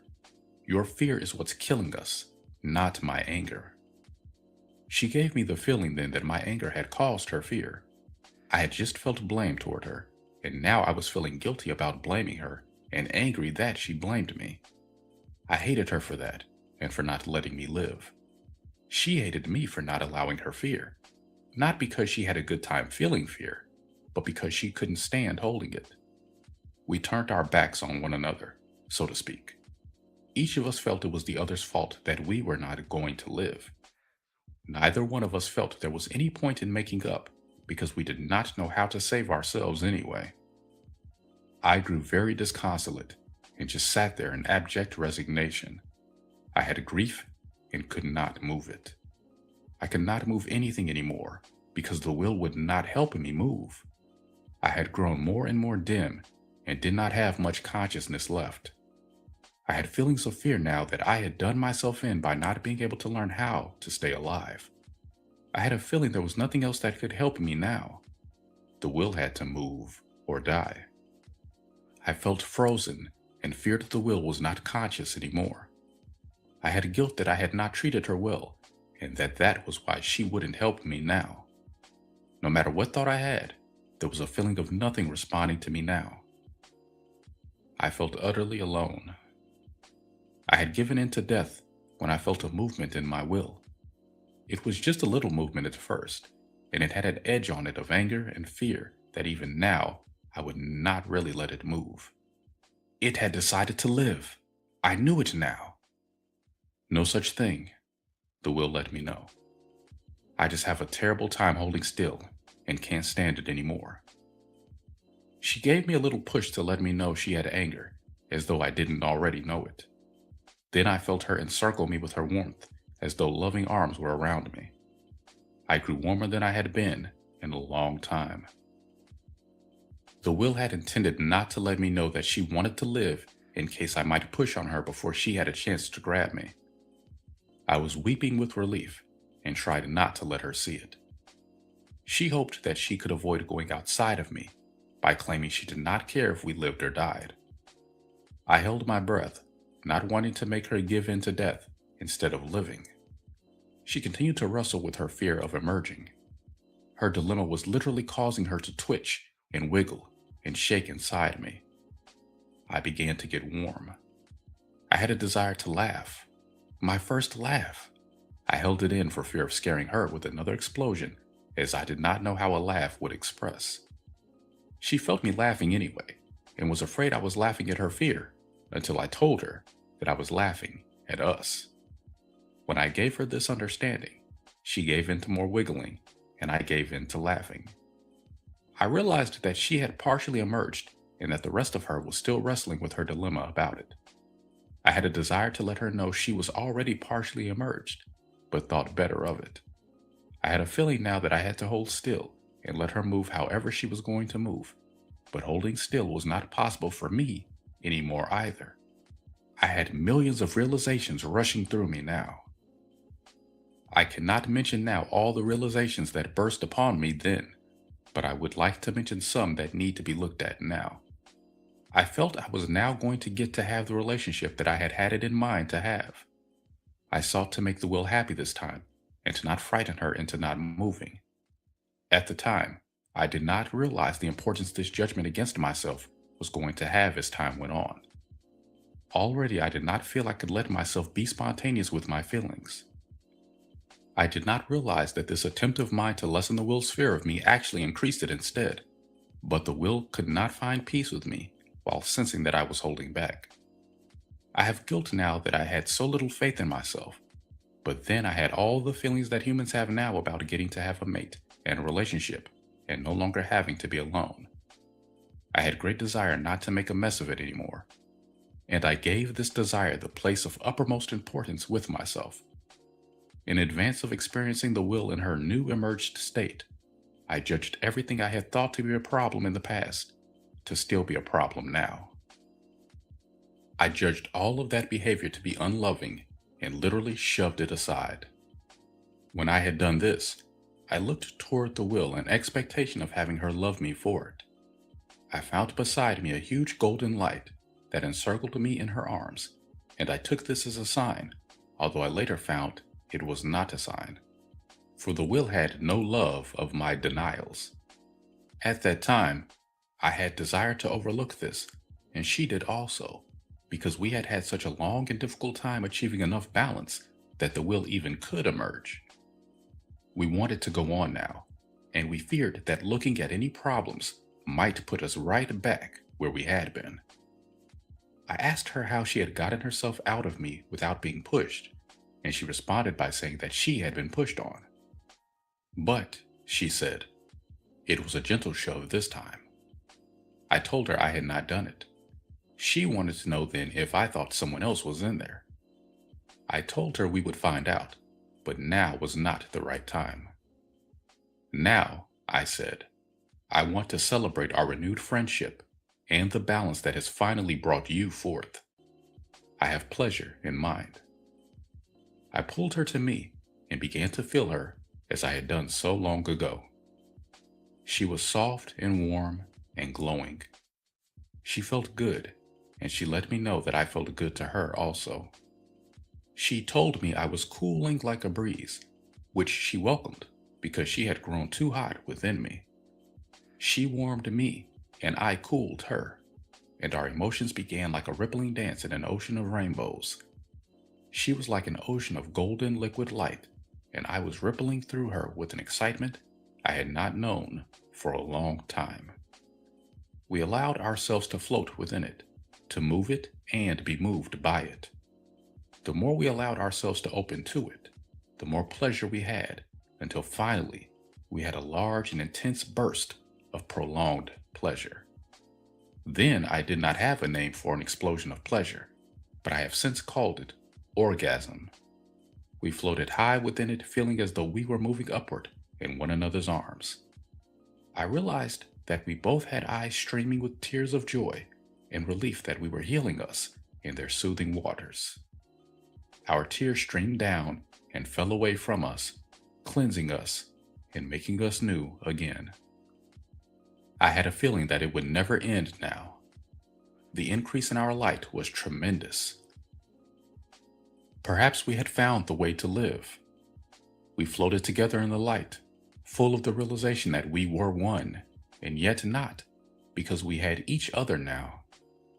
We drifted for a length of time I do not really know, and then the will began to move again.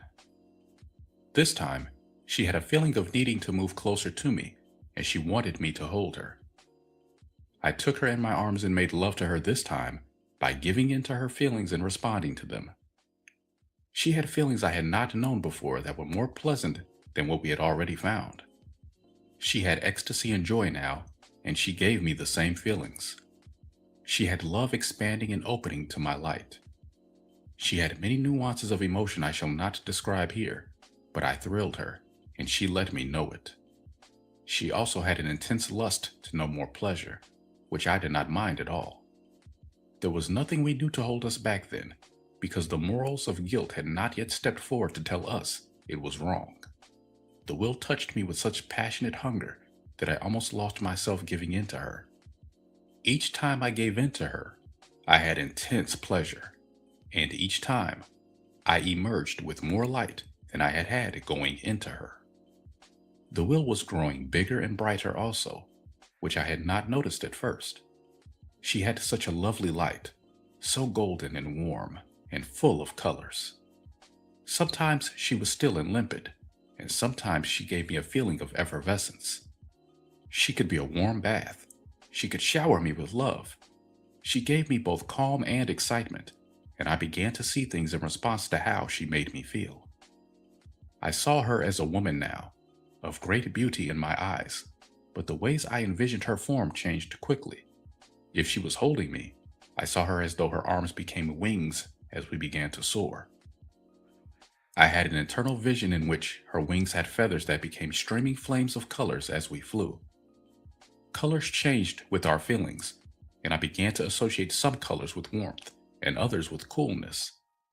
Sometimes when we would be flying very quickly, she would roll over in flight and hug me very tightly as we soared downward into the night. There was always a little more terror in her then than I would have liked to feel, and she grew to know it and tried very hard not to be afraid. Our flights did not bring us to the limits of space, and so space had grown huge in our minds, making us feel like small lights in a vast darkness. We had found no other light in all of our travels, nor anything that felt alive except us. We had a great desire to find someone else by now, and had not. I suggested that we should not look outside of ourselves anymore, but should go inside and see if there was anyone else in there. The will immediately got grumpy on me and wanted me to know without having to tell me that she had fear I might find someone else in there to love better than I loved her. The will had feelings of love for me now that she had not allowed herself to feel earlier. I reassured her that I could not love someone else more than I had already loved her. She did not know if it was her fear or my lack of love, but she was afraid to tell me that she did not wholeheartedly believe me. She had desired to believe me, and so she did not oppose me. She held me in her arms and we made love on the promise that she had emerged first, and she was my mate, and nothing would ever change that. We had balance in mind now, a partnership. Whatever we did had to feel right to both of us, or it was not right. We had a feeling of loving now, intensely bound together by a feeling of needing one another to feel whole. The emergence of heart. We found so much pleasure floating in one another's arms that we did not feel like moving for a long time. Finally, I felt like we should look inside and see what was going on in there. We decided to go inside together and feel everything that we could find in there.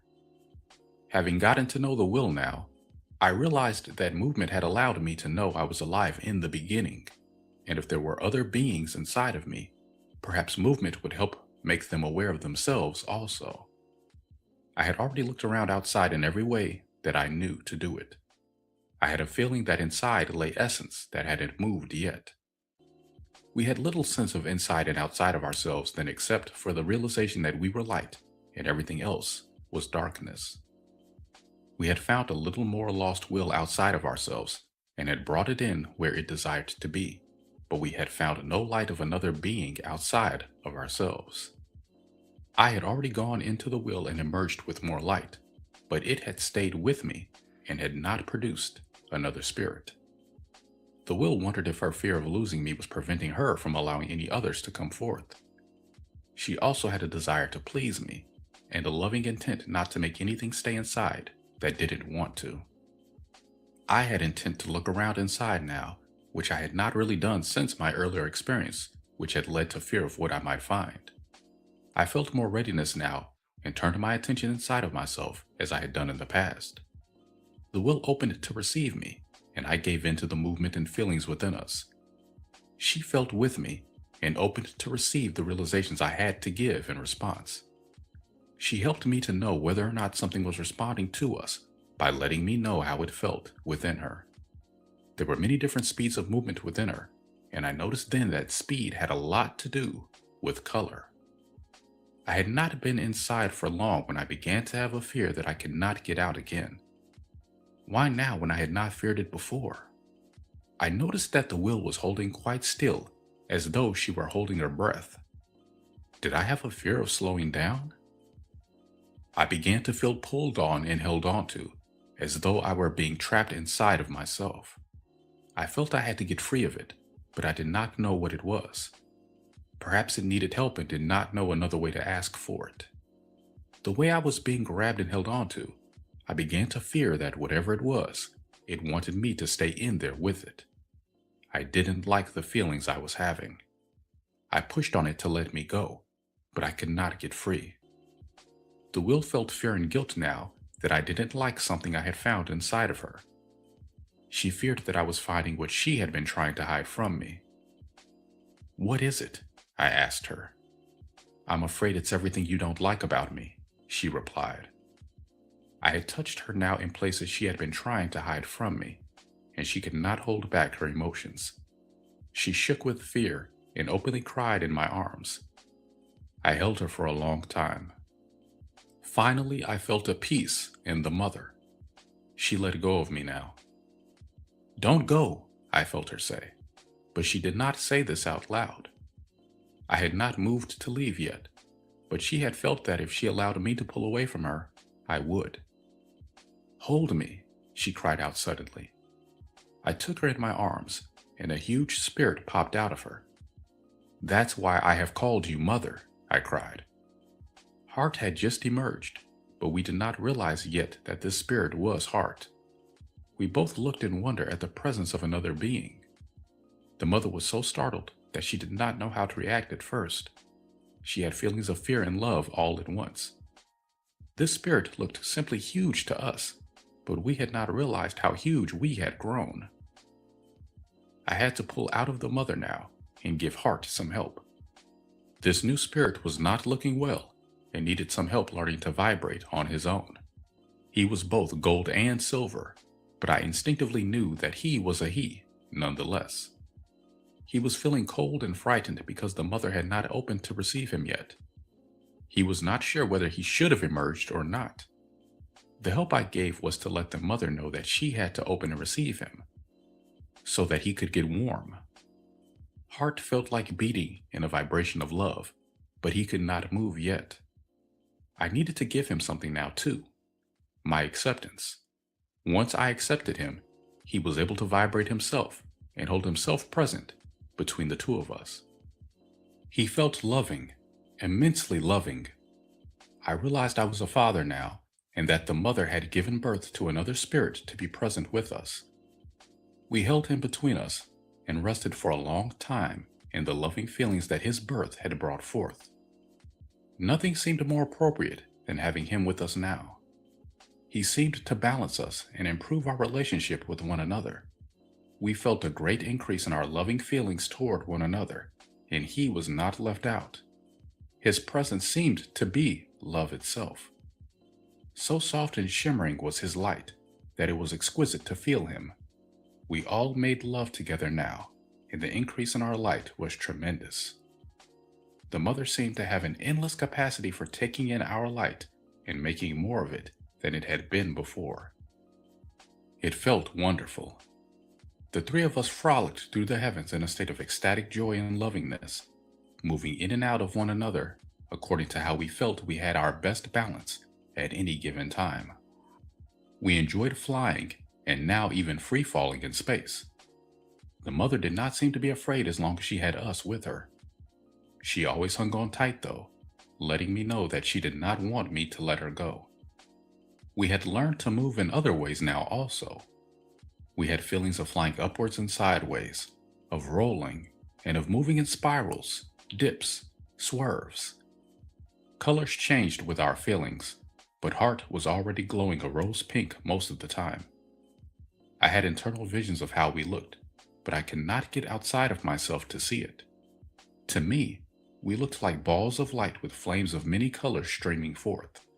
At times, sparkling light fell away from us, which frightened the mother until she saw that this light continued to sparkle for as long as we watched it and was still there whenever we looked for it. At times, we experienced great explosions of colored light. I had many questions about what was happening to us. I had realized that our son was our heart, and that he represented the balance between us. Heart helped me to realize and understand many things. Heart gave us input that only Heart could give, because he was the balance between the father and the mother, or, in other words, between the spirit and the will. I found myself consulting with Heart more and more because he could give me the balance I was seeking. The mother also had a great love for Heart and wanted to be with him. I was glad. I felt we had a little family now. I felt we had a new role as parents in which we needed to give a lot of our attention to the child we held between us. As Heart received from us, his light grew so quickly that he seemed no longer a child once he got used to being emerged. As he grew, I felt drawn to be with him more than with the mother. He and I shared visions and realizations of so many things that I did not think the mother could really enjoy with us because her emotional nature did not allow her mind to follow us. If she had an adverse reaction to anything we were doing, she could not follow the rest. Heart and I had great excitement about a lot of things she did not seem to care much about. She began turning away from us to feel her moods, turning back to us when she felt interested again. We were busy looking around at what was happening within our light and understanding it. We were seeing forms within us that had begun to talk to us as though they had a life of their own. We listened to them and felt they had to have a voice in how we lived our life, but we did not know how we were all going to get along together. Once these voices began to speak their minds, it did not look possible for us to have agreement on all things, such as I thought the mother and I had achieved. My son loved all of them and had a strong feeling that love could make everything all right. He was giving me images of how we could have a big family and move space back for it. He was sure we could make everyone a place in which they could be happy. He felt that loving interdependence would allow us all to help one another and be independent at the same time. Heart felt no one should be held back if there was a desire to come forth. Heart, however, had some guilt that was unrecognized at the time for having emerged first, and this guilt made him more ready to give in to the needs of others than he would have been had he been balanced in this area. At that time, Heart did not realize how much evolution was going to be necessary before his vision could be fulfilled. I had Heart's vision, so I could not see how much evolution was involved either, but I also had some reservations about the rosy picture Heart was painting. I knew that something was wrong because I felt the mother less and less present with us now.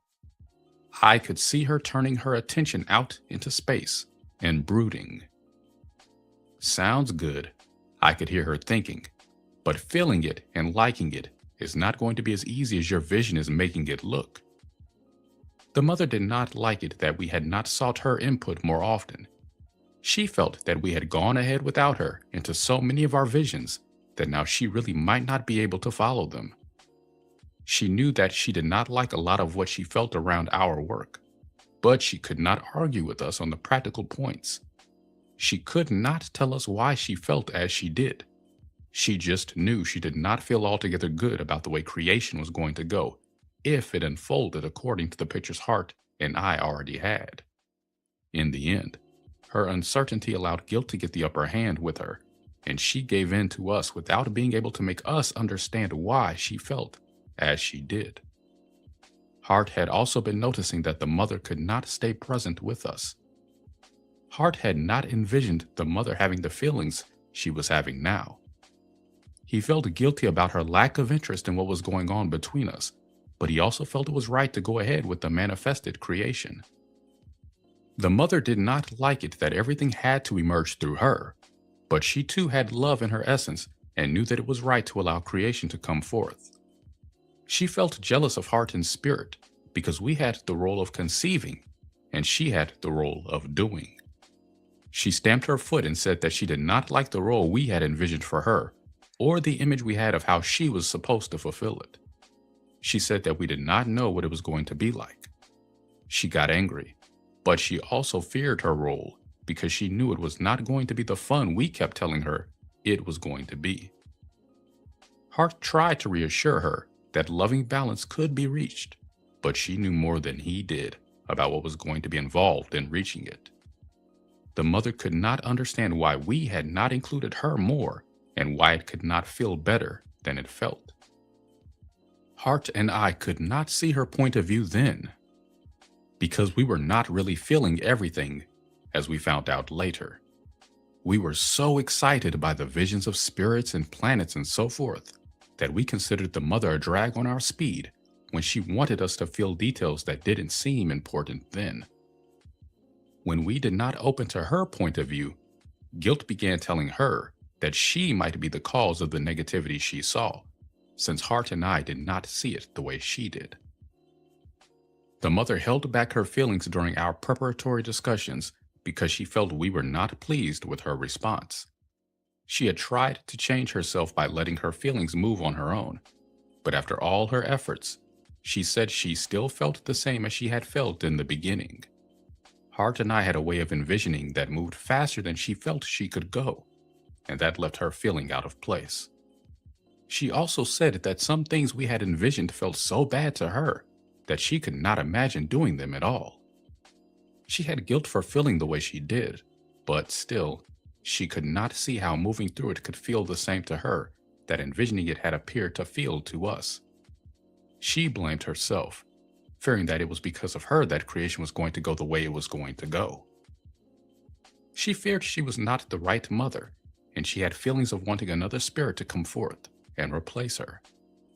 She had fear that she could not do the job and live through it, but her attachment to me also did not want to give way to another mother to replace her.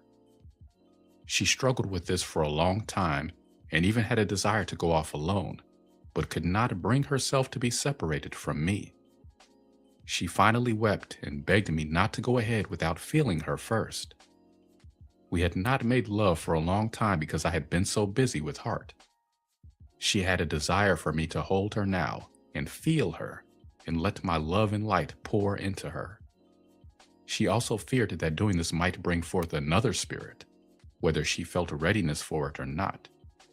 Her fear, though, was not great enough to suppress her desire for me, and so she tried to be with me without letting another spirit come forth until she felt ready for it. Fear and guilt did not have the power to make her hold back what was moving in her now. She moaned and cried in my arms with the realization of what was going to happen. Looking at her from the point of view of spirit, it was hard for me to see what she was so upset about. I asked her if she did not want to have spirits come forth and be with us. She said that she did, but that she did not want to be separated from me. I do not understand what you mean, I told her. I thought that you had been as present with me as you wanted to be. You do not understand, she told me. I want to feel you loving me. I do love you, I responded, and Hart loves you too. Then why don't I feel it? She asked me. Why do I feel that I'm just sitting around waiting for you to have time for me? I have been waiting for you to receive me. I hesitated to feel that Hart could be an interference in my life with the mother, but perhaps it was true. I knew I could not give up what Hart and I were able to do together. I felt resentment toward the mother that she could not just give us that space in good spirits. She wondered why we could not find time to include her in our process, but she sensed our response to her and felt too frightened and guilty to press us further. "There now," I told her. "All you need to do is trust in me and let me know if I am ignoring you too much."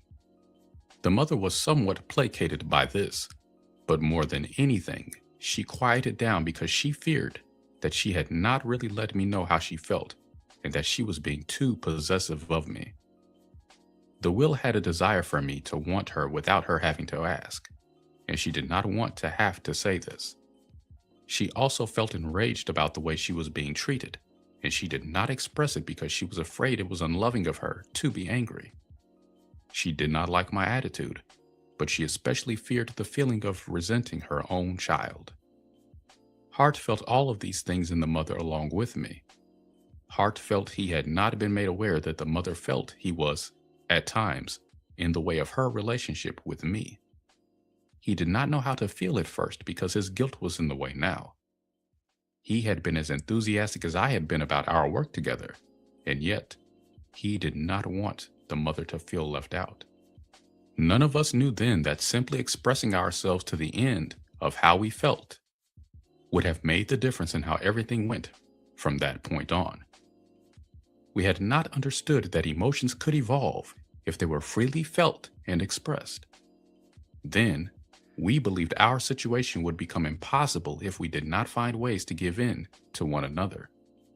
Hart and I began to make more of an effort after that not to leave the mother out, and still, she never felt sure that we really wanted her.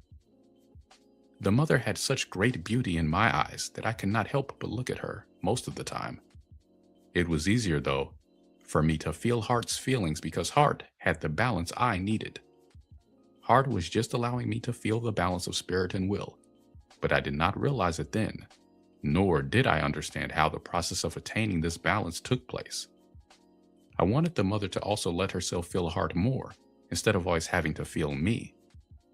The mother did not like this, and even felt that I wanted her to feel Hart more in the hope that she would become more like him.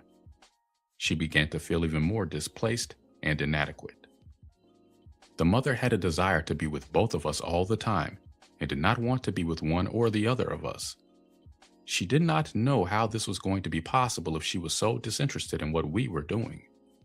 She feared she was being self-centered to want more attention focused on her. She complained of pains within her that she said she could not move without her. And these pains were the places my light was not touching her, but we did not realize it then. The mother felt guilty that she complained so much of the time. We have had to have a lot of experience to finally understand what was causing these feelings in the will. All the mother could tell me then was, "I need to be touched in here. I need loving hands here." I would go in and find her pain. It would be gone when I touched it, and yet I did not realize why. I would withdraw and she would have pain again immediately, and yet I did not know why. I feared the way she held on to me in there and thought that I could not stay manifested as myself if I remained more within the mother than I already was.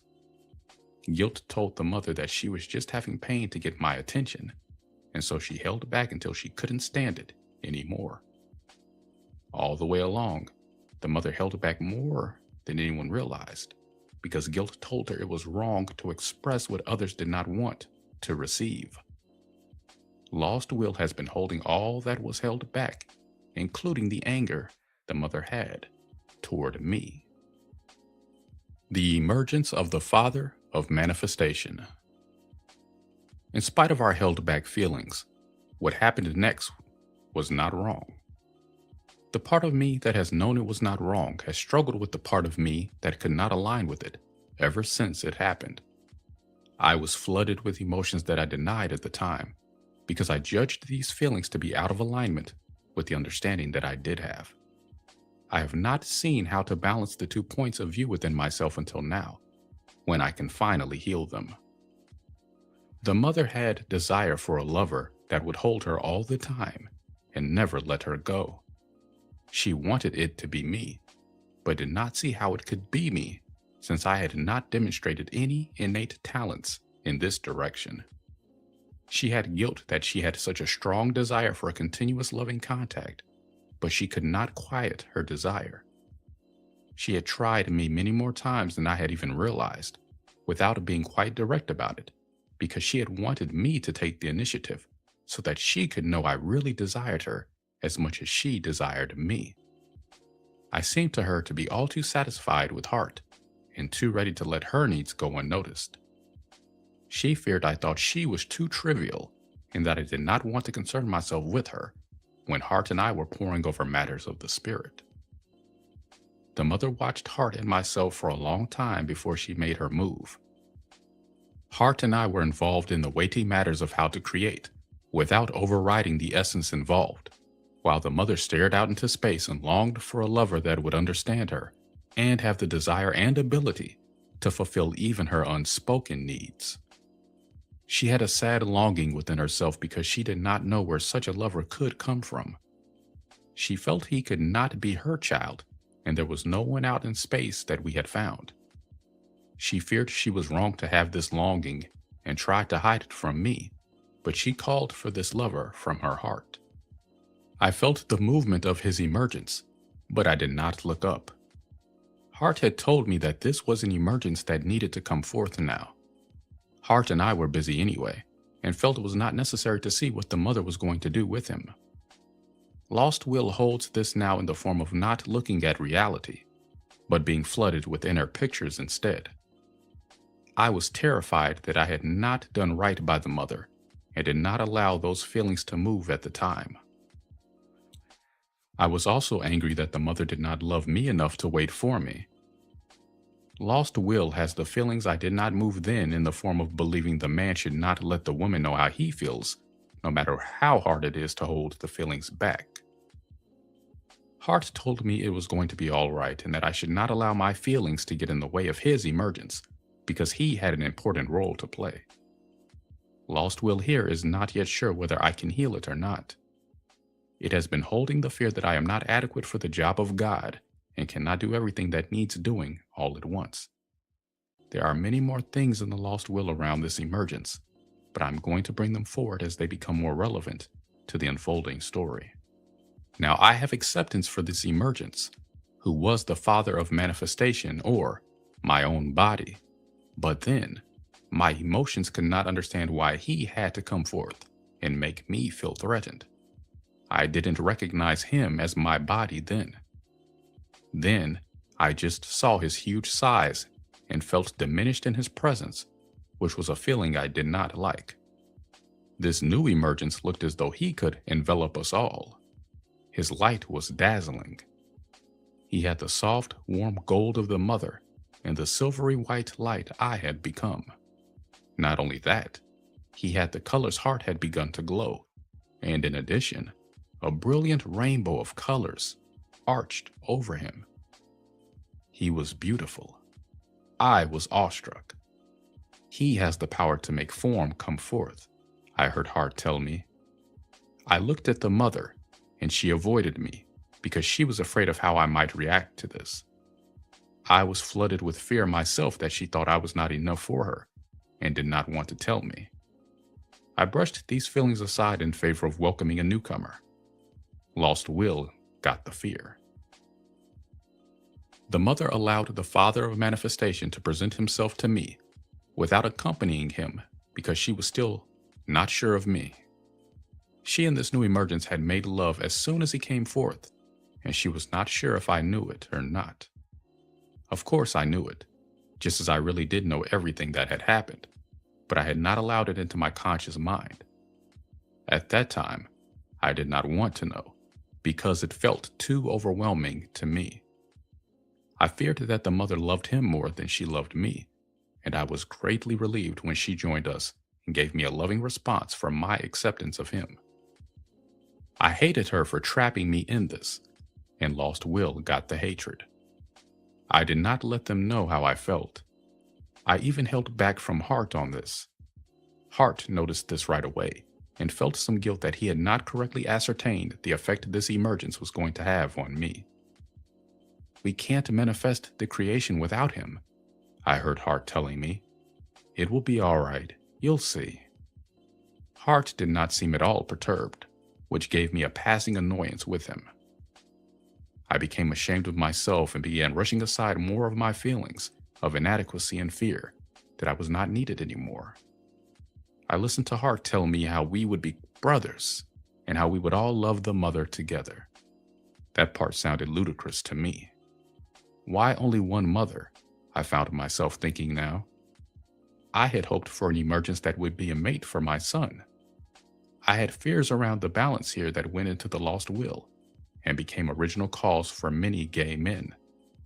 They have no joy in themselves, but at least they can be gay.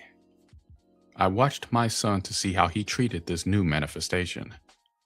They treated one another very lovingly, but were not openly sexual. I had fears about what might be happening when I was not looking now. I accused myself of having the morals of a prude. If Hart had desire for another man, it was not my place to tell him how he should behave. I did not allow myself to realize yet that the mother had actually called for this lover, and that Hart had not been responsible for calling him forth. I could have known all of this if I had not been afraid to feel it then, but I did recognize that Hart felt more open now that the father of manifestation had appeared, and I wondered why. I also had understanding that the mother now had someone to help her with the manifestation. I continued to feel uneasy, but Hart kept reassuring me that when he and I were busy with the mother of everything, as Hart called her now, and the father of manifestation had work to do on the without.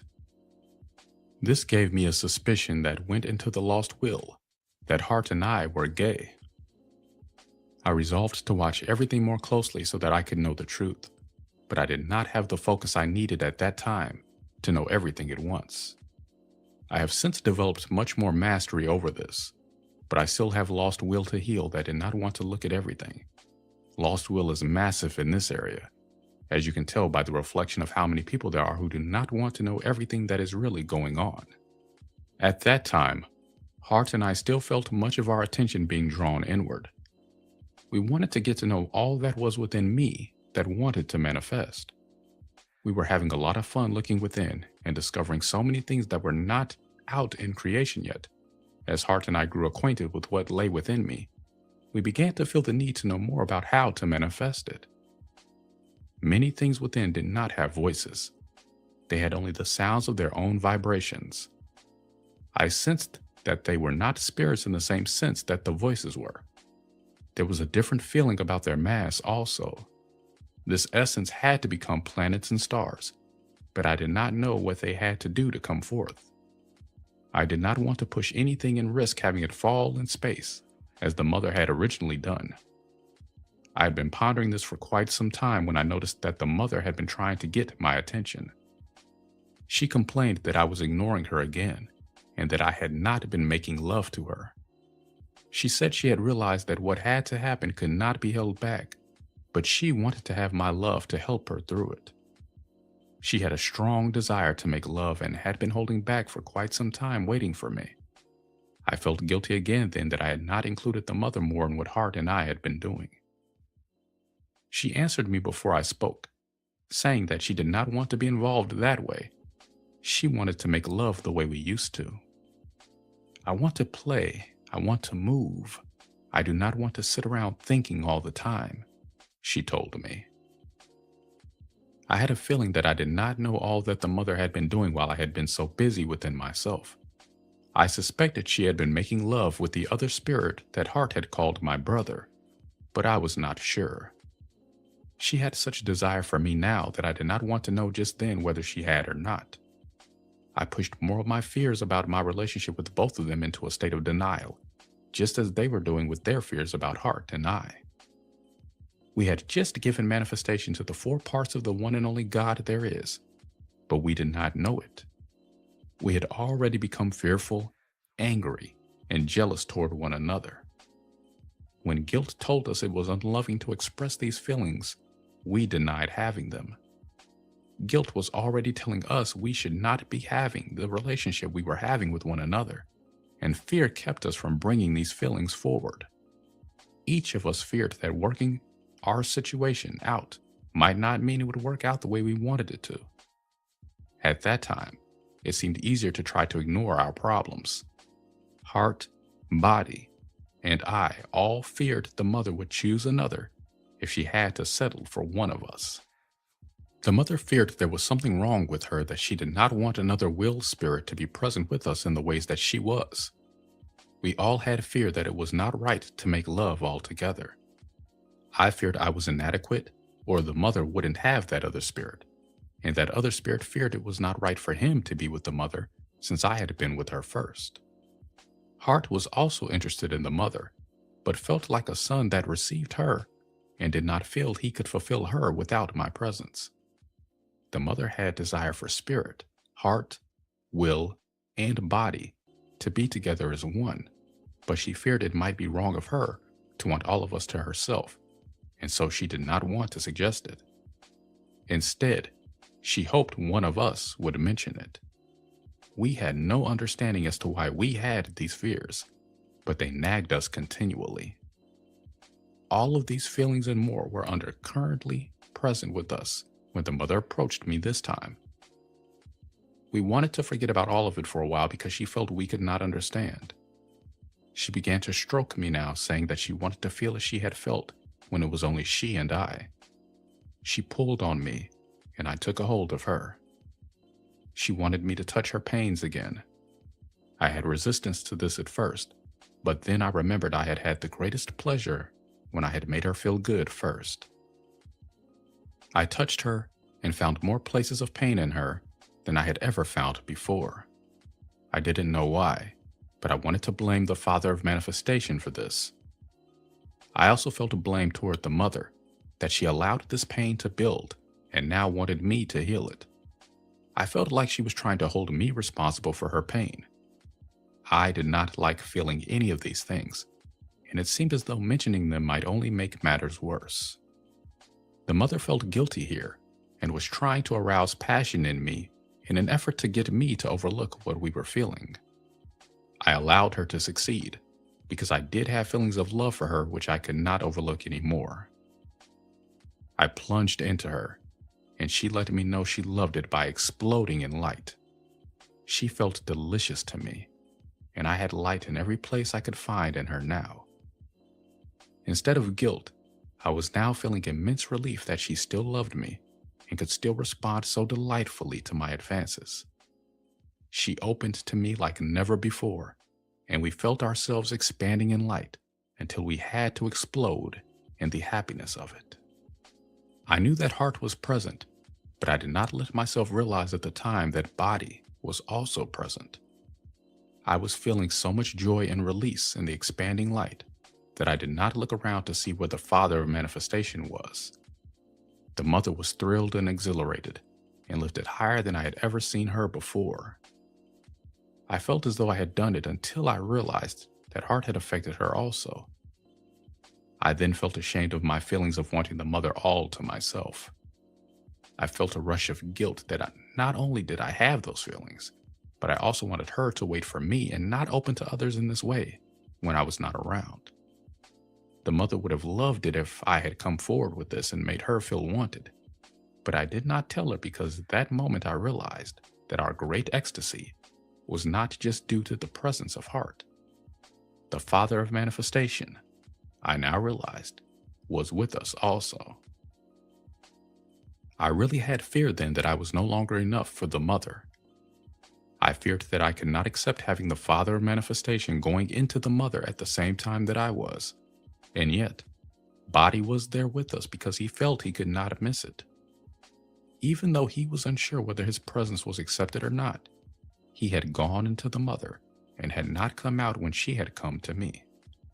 The mother felt ashamed and guilty that she had deceived me by not letting me know the Father of Manifestation had presence within her, and the Father of Manifestation was afraid he had felt desire that was not right.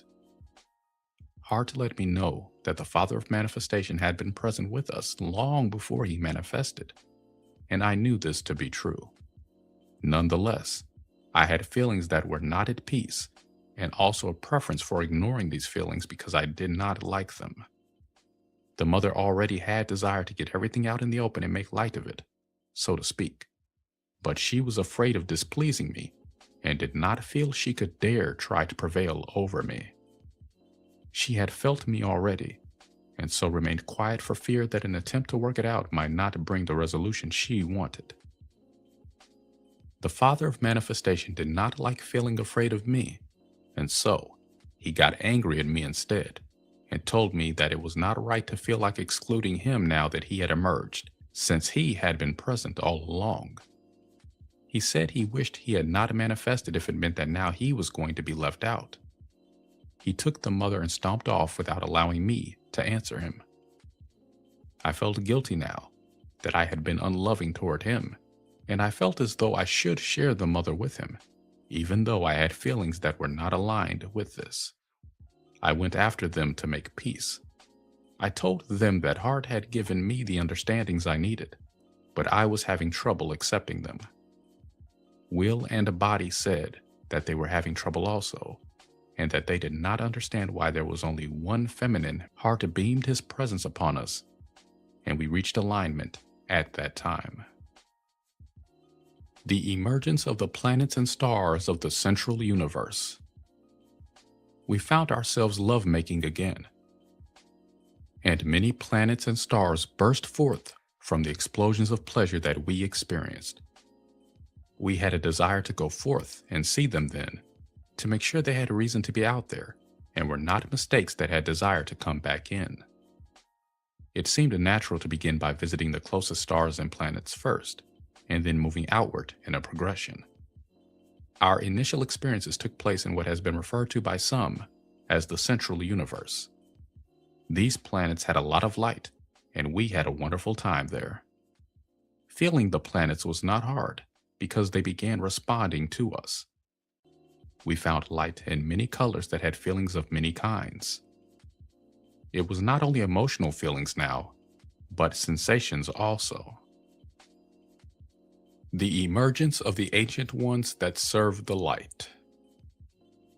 We felt fluttering feelings that intensified into orgasm and found ourselves surrounded by winged creatures. These first spirits were very large creatures. We had ancient ones now, the first order of spirits to emerge. They had great wings and hoary faces. Light streamed forth from their heads like hair dancing in the current of the ethers, almost as though having life of its own. Eyes looked back at us now, great deep eyes that saw everything and had the reflection of it to give. These great creatures began fighting almost immediately about who had emerged first. The mother had immediate guilt that she had made this happen, although she could not say how. We finally got them to line up and show us what each of them had experienced. Once we saw what they had all experienced, we could see that although there was a progression, they had emerged as a group, and not one at a time as we had. There were 24 in the original order of ancient ones that served the light, but these spirits are very fragmented now, so there appear to be many more. When these spirits originally emerged, they had just enough room to move around on their planet without getting in one another's way. The ancient ones had a desire to get smaller even then, and we had a desire to make them more space. Even though we got them to settle down and stop fighting, the ancient ones still had undercurrents that made them feel they could not remain in the forms in which they had emerged. The ancient ones had guilt that they had emerged looking so much like us, but at that time, they were not aware that they had guilt. They had, in fact, been sitting within us, looking out at us, and saying to themselves how much better life would be without guilt. They had resolved to emerge without guilt, and were sure they had succeeded. Only now are they realizing that they got rid of their guilt by shoving it out of themselves, leaving it to find a home wherever it could. The ancient ones had a reflection to give us then that we did not recognize at the time. It was the reflection of how our judgments thought it would look to be without guilt.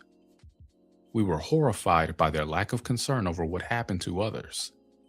These spirits were very self-serving, big, and bright. As much as we enjoyed having company around us now, we also could not help but feel that they had perhaps grabbed too much light for themselves. a guilt we later had to realize we also had. The Ancient Ones said that they had emerged to have fun, and they did not like to be interfered with. They had appetites for more experience, and they intended to have it now. They began to romp around us in a ring, teasing us that we could not move past them unless they allowed it. They were claiming to have, as a group, more power than we had. We did not know if their claim was true or not, and we had fear that we had created something that we did not like. The Ancient Ones then claimed that we did not create them. They said that they had godlike powers and that they had created themselves. I knew that they had not created themselves, but I had some guilt that it was not right of me to have become so attached to being God. I felt that I was wrong to have this attachment. I also did not like the way these Ancient Ones felt. Their guiltlessness had a hardness to it that I did not feel to be loving. I had not realized that they were reflecting to me my own picture of how I feared a God without guilt would be. I had a feeling that I could not allow them to seize power over me. We had a great fight there in the beginning, during which I had to depend on the Father of Manifestation much more than I would have liked if I really was God. I felt that I had been there first. I had gone through a lot to get where I was, and I did not want to allow anyone to stop me from fulfilling the plans Hart and I had spent so long working out. I had plenty of fear as to what I would be like if the Ancient Ones gained control. I had a great desire to win this battle. Hart did not battle. He stood by and shown love on the situation. Body stood by me like the brother that Hart said he was. The mother grew enraged at these new spirits, and when she gave them her rage, the Ancient Ones moved back. This was the first time I really saw how powerful emotion could be. The Ancient Ones fluttered before the mother like leaves in a wind. The mother did not allow herself to rage for long when she saw what it could do, because her guilt stopped her. As soon as she stopped raging, these spirits had a desire to get away from her, but they could not move. Somehow, she was holding them magnetized in place. Since this time, the Ancient Ones have learned to love the mother, but it took them a very long time, and they still have much lost will that still holds the hatred they originally felt. Mother both frightened them and commanded their respect, but they did not love her for a long time. The Ancient Ones were furious that they were not God, and they have had a lot of karma to work out in order to accept the position of close companions instead. The Ancient Ones have all worked on their original cause and their spirit vibration that is not on Earth, but they have a lot of lost will on Earth, including spirit polarized lost will that has not yet been healed and balanced. Once the mother again allowed the Ancient Ones to move, they resumed their emergence pattern. They had felt power as a group in this pattern, and returning to it gave them the strength to feel that they could tell us they had no guilt over what they had done. They said that they felt they were right and not wrong, and that they had counsel to give. In fact, they told me that God would be better as a counsel than as three men fighting over one woman. The Ancient Ones had counsel to give, all right, but it was not the counsel they thought it was. The reflection they had given me of myself has been the most important teaching I have received from them. At the time, the Ancient Ones gave me these original reflections. I denied them, and thus did not gain the understandings at the time. I denied the reflection then because I did not think it was possible that all I could see were reflections of myself.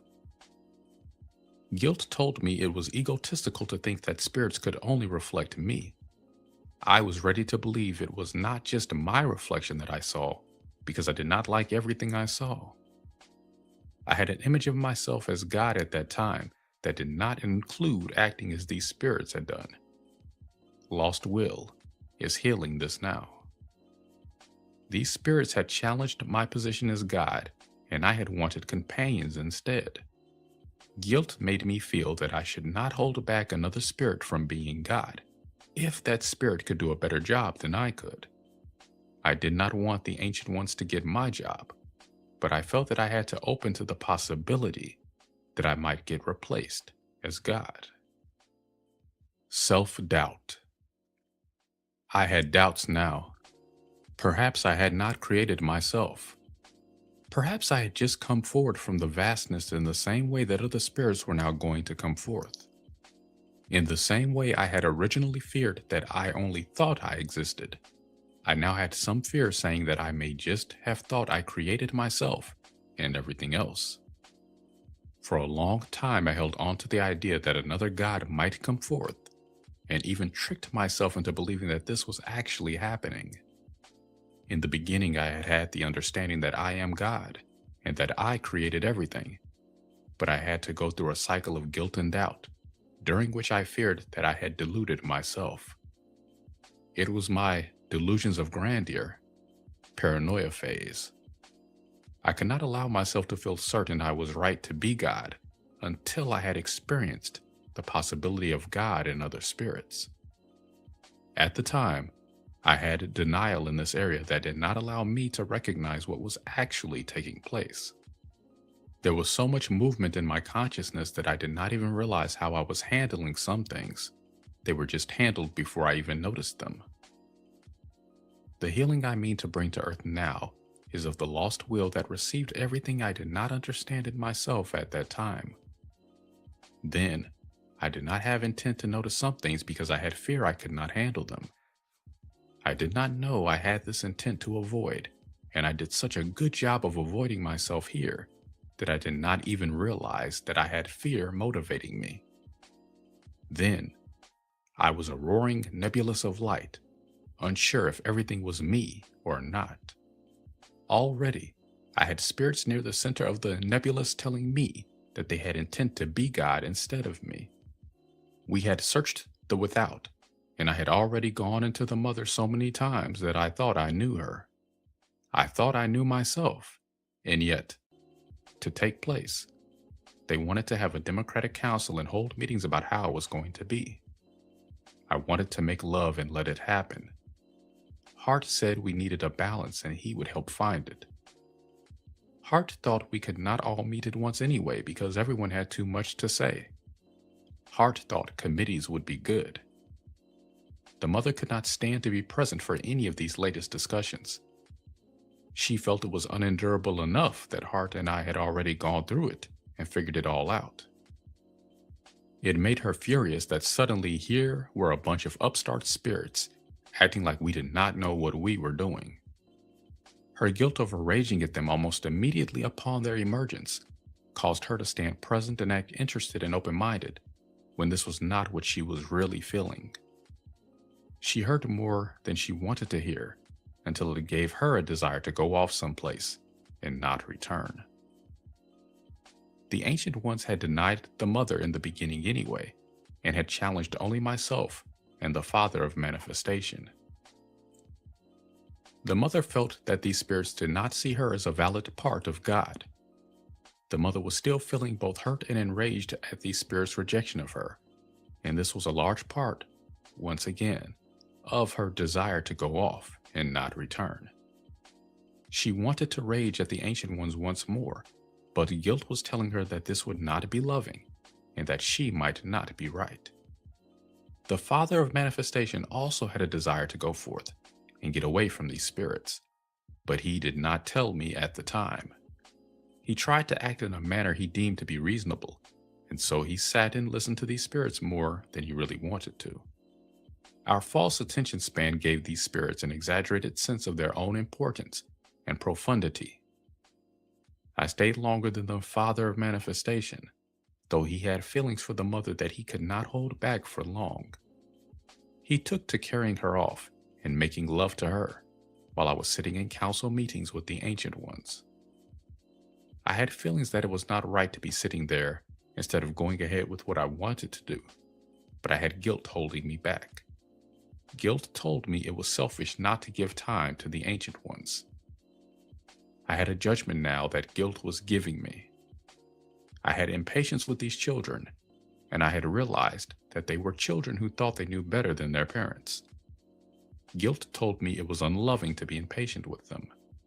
Guilt said that I did not have time for others and that I preferred to indulge my own selfish interests instead. Sexual interests, in fact. Guilt also said that having sex was just going to get me more children when I was not even willing to do right by the ones I already had. I had a furious reaction to guilt then. An overkill reaction, guilt told me later. I stood up, taller than I ever remembered standing before, and gave the ancient ones a lecture they have never forgotten, although they have lost will still trying to prove me wrong. I told them that they were not God, but that they only thought they were. I told them that it was clear to me that they were only children meddling in the affairs of adults, and that while they thought they knew how to create, they had to realize that they had only formed things with essence that already existed. They could not create the essence itself, and so I told them they had to admit they were one step removed from the source. The ancient ones had fear of me now, but they also had a desire to challenge me. I had a desire to go forth and not be held back anymore. I felt that I had to join the mother and the father of manifestation. They had been holding back orgasm, hoping I would join them. In spite of my feelings that it might not be right, I could no longer hold myself back. I no sooner joined them than we had a great explosion of light. Space filled with many more stars than were already there. We had a great loving feeling that we felt could not be wrong, but we also had a desire to make sure. We had a great soaring joy now that we had gotten release. There was more light than before, and also more speed. The Democratic Council. Guilt told me that if these spirits wanted to be God, they should have a chance to try it out. So I sat down and listened to these new spirits. I let them tell me how they wanted creation to take place. They wanted to have a democratic council and hold meetings about how it was going to be. I wanted to make love and let it happen. Hart said we needed a balance and he would help find it. Hart thought we could not all meet at once anyway, because everyone had too much to say. Hart thought committees would be good. The mother felt that these spirits did not see her as a valid part of God. The mother was still feeling both hurt and enraged at these spirits' rejection of her, and this was a large part, once again, of her desire to go off and not return. She wanted to rage at the Ancient Ones some more, but guilt was telling her that this would not be loving, and that she might not be right. The Father of Manifestation also had a desire to go forth and get away from these spirits, but he did not tell me at the time. He tried to act in a manner he deemed to be reasonable, and so he also sat and listened to these spirits more than he really wanted to. Our false attention span gave these spirits an exaggerated sense of their own importance and profundity. The approach of the mind versus the approach of the intuition. We wanted to go forth, and we wanted to go forth in an orderly manner so that we did not have the feeling that we had missed anything. The mother felt that we could be orderly and thorough, and yet be guided by our feelings. She felt called from deep in space, and, remembering her own terror, wanted to go first to the manifestations that indicated they were in need of her heart. Body and I felt that we had to go forth in an orderly progression, a little at a time, starting with what was closest to us, or we would not be able to keep track of everything. The mother felt that we did not have that kind of time, in case something out there was in danger of going back on itself. Heart felt that it was not right to hold back if something needed us, but that it was also not right to go forth guided totally by feelings. He said that the mother was remembering her own experience, and that she should not project that onto what was happening now. He said these manifestations had burst forth on our love, which was not the same as the mother's experience of being pushed out before there was even realization that it had been one. Mother, Hart said, you were pushed out by instinct, by impulsive response before consciousness was aware enough to love. You had a loneliness that these stars don't have because we were not present with you. These stars have everything they need because love is present with them. The mother looked out into space and saw that Hart was not wrong, but she did not feel that he was totally right either. She kept feeling that there was something out there calling to her, something that was not happy with its plight. The mother wanted to make us go forth and find out if there was any problem or not, but she feared it was not right to try to prevail when she felt the three of us against her. Hart was making her feel judged against, as though she were only projecting an old experience onto a new one. She felt that Hart was telling her she was being overprotective as a mother and worrying herself unduly. Voices echoed within her saying she didn't want to allow anything to go forth. She wanted to keep everything right near her so she could watch over it and protect it, control it, some murmurings said. The mother began to feel unsure that there really was anything calling her from out in space. She no longer felt sure where the weeping and cries of terror were coming from, and she wept herself. Her tears fell in streams that gave birth to the Milky Way. The mother feared it was not right to try to prevail over us in case her fears were wrong, but she could not keep still on the subject without holding back feelings in herself. She stared and stared into space, but could not see anything falling in darkness that did not seem to like it. Maybe the fear is all in me, she thought. Maybe I'm the only one that is afraid of it. She dried her eyes and tried to smile, but her face had fear and uncertainty in it. Hart proposed a compromise that did not sound like a bad idea. He suggested that we visit all the planets and stars in an orderly progression, but in any given area where we already were, we would go first to the ones that indicated they needed us first. The desire to go forth without compromise went into the lost will, because we believed at that time that compromise was necessary to be able to act as a group.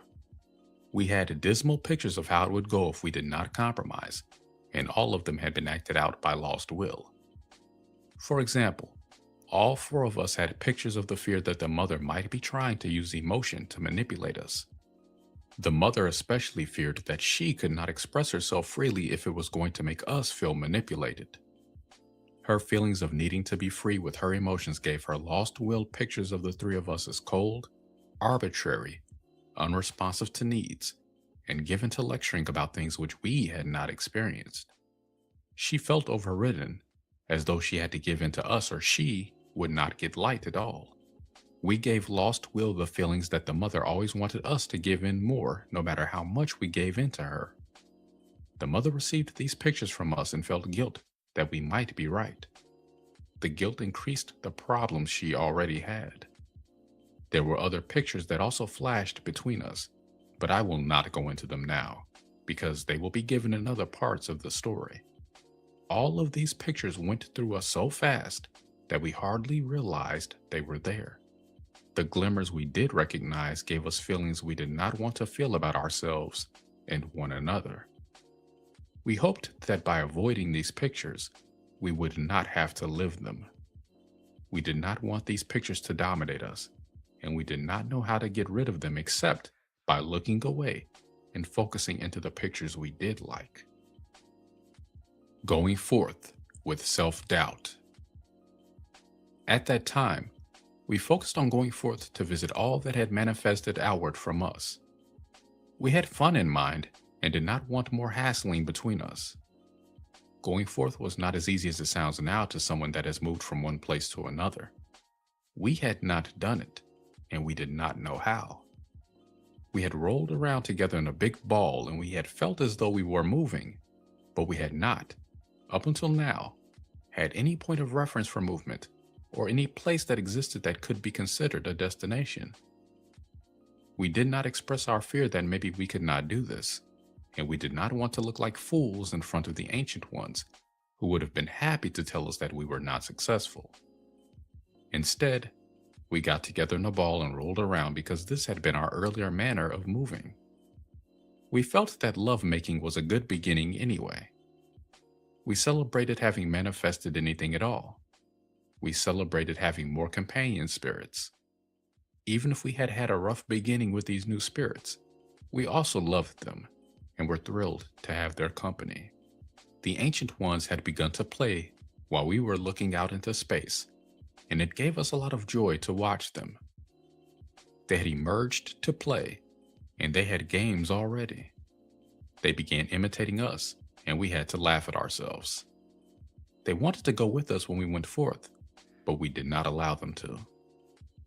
They did not want to feel that we were holding them back, but they allowed us to, because they really had more desire to play than to go out and look at what we had already created. The Ancient One's mockery of the mother worryingly looking out into space had made her laugh, but she was also afraid she was just being foolish, and she felt guilty that she was even pushing us to go at all. We all felt that it was right to go forth, even if the Ancient Ones were making fun of us, and so we did not allow their reflection to hold us back. We had feelings we did not know we had that were giving the Ancient Ones the power to make us question ourselves. We had no desire to give in to their point of view, but we also were having a hard time ridding ourselves of the uncertainty that had arisen in us around their emergence. Lost will has the feelings we did not move then in the form of people who need the agreement of those around them to feel that they are right. Now it was time to go forth if we were going to, and if we did not go soon, we were going to have to admit that we did not know how. We had the desire to go to other planets, and we did not know how to get there. Our first attempts to move toward a specific place did not amount to much, and made us wonder if we had ever moved at all, or if our sensations of movement had only been a rolling in place. The Ancient Ones did not appear to notice our difficulties at first. They were busy playing games that had movement in them. They were having contests and races to see who could move the fastest in the most different ways. Watching them made us feel they had noticed our difficulties and that they were trying to show us that they knew how to move better than we did. The mother did not like having to try everything with the Ancient Ones watching us. She said she didn't want to look at them making fun of us if it made her feel like they thought we weren't good enough to do the job. "It feels like they're just waiting to grab our job away from us," she said. As I watched the Ancient Ones playing, I realized that we were held back by a feeling we had that there was no place to go. Everything was us and was moving with us. The Ancient Ones could move freely about within us, but we had the problem of only being able to move towards something if we reached for it with a part of ourselves. I realized that a part of us could go forth, and that the rest of us must stay at home. If we went in totality, everything would move with us, and we would never get there. We had form now, and our form had various parts. We made up an entity of all the essence that wanted to go forth from each of us. This entity had the same form that we had: light, magnetism, balance, and movement. This entity had very much of the look that people have pictured as God because, in one form or another, this entity is what people have seen when they have seen God. What went forth from us did not have as much essence as I thought it would have, but what there was very exuberant in its desire to embark on this adventure. The emergence of the great archangels. We had a great explosion of light in response to this excitement. The mother was very embarrassed about having an orgasm over the realization that we were really going to go forth, but she had it because she gave in to me. I had filled her with my own excitement about getting to create at last. When I filled her with light, her response was always orgasmic. She was immediately relieved of her embarrassment by the shock of finding that she had emerged more spirits. These spirits had great speed and light. Each one was slightly different than the others, but nonetheless, they were an order of spirits that I came to call the great archangels. The archangels were less in number than the Ancient Ones, 12 originally, but they were greater in power and light. Each one had a mission in creation in relationship to the specialty each one felt himself to have. These spirits did not feel threatening to us, and they had a great joy at having finally emerged. We had a celebration party that included all of the Ancient Ones. Entertainment at this party included each archangel giving us a display of his particular skills and talents. The appearance of Lucifer. It seemed perfect to us that they had emerged just as we were going forth. We felt like they could help us. We had some guilt about it, but we gave them permission to come with us if they wanted to, even though we still did not want the Ancient Ones to come along. We had just settled into our mode of travel, which was flying in groups of 4, when we were all startled to see an incredibly bright light coming toward us from out in space. We had a mixed response of joy that there was someone out there who had found us now, and fear that this light might be bigger and brighter than us and take our position away from us. We turned toward him as he flew toward us. He grew bigger and bigger until he loomed over us. Lucifer is the name by which he came to be known, but then he was only a light in the heavens of the greatest brilliance we had ever seen. He was so brilliant that it was painful to look at him, but we denied this pain. He introduced himself as another archangel who had gone to take a look around before coming to join us. We did not feel that he fit in with the rest, but we did not feel we should say that, and we did not see where else he fit in either. The mother suggested to me that he might be an ancient one that had been out looking around longer than he thought. She said this because she liked Lucifer even less than she liked them. I didn't think so because he was not like the Ancient Ones in form. His brilliance was overwhelming to me, and I wondered where he could have come from and who he was. He did not feel loving, but I gave him access to us anyhow, because I was reluctant to judge him so quickly. I was beset with the secret horror that my desire to create was already not working out the way I wanted it to. I wanted to be able to love what manifested from me. I was not alone in my feelings. The mother hated him already, and he hated her. We did not realize then what was happening to us, but we allowed guilt to make us pretend to like him when we should not have even allowed him to hang around. He in turn pretended to like us because he felt he could not have power over anyone if there was no one else around, and he wanted to be God in my place. Hatred was manifested then. When Lucifer finished studying us, he moved to the place he claimed was his point of emergence. It was at the head of the order of the great archangels. He challenged us to go forth and leave him to be God while we were gone. I had grave reservations about this at the time, which I ignored in favor of giving him a chance. I told myself that I was also leaving enough of myself behind that he would be no problem. The emergence of the lesser archangels.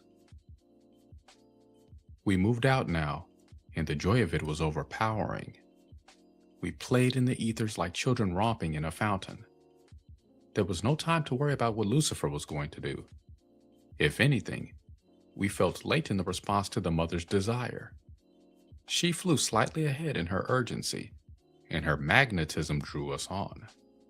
We held her back a little bit, and made her have some fun with us, which was not hard to do once we got her involved. Guilt did not allow the mother to get angry at me, but she had feelings of anger because I would not focus on going to find out if what we had manifested was happy out there or not. She said only, "The planets and stars are out there and we have not even gone past the first ring of light." Her voice sounded guilty, but I did not want to know why. The mother had an intense feeling she could not calm, that all was not right out in space, but she also feared it was wrong to pressure us about her feelings. At the time, she did not know how to balance the situation. She tried to deny her feelings of urgency in favor of our desire to have an orderly, pleasant, and calm time, but her undercurrent of urgency bled through nonetheless. As we approached what we saw as the edge of a ring of light around us, we felt another orgasm growing within us. We were enjoying a feeling of light fluttering past us. We were feeling held for a moment, and then let go. It gave us a feeling of almost bouncing along. We began to laugh and exaggerate the movement ourselves. We had a great explosion of light and laughter. We had a feeling that more spirits might have emerged, as we had felt a great fluttering go through us as we gave in to the orgasmic feelings. The new spirits were all fluttering around nearby in the ball of light in which they had been born. They appeared more like a sunburst than like spirits at first. As we looked more closely, we could see that they had forms that were more interesting to us than undefined light. They had faces that were merry and bright, and they were looking out at us with great delight. They also had great eyes as dark as night that opened to take in light. They had great long golden streaming hairs and green hearts that gave out a bright light. There were many more of these spirits than of the orders that had come before. They had great glee in their numbers and did not want to fight. They were like merry children who had a desire to come forth when they saw us romping.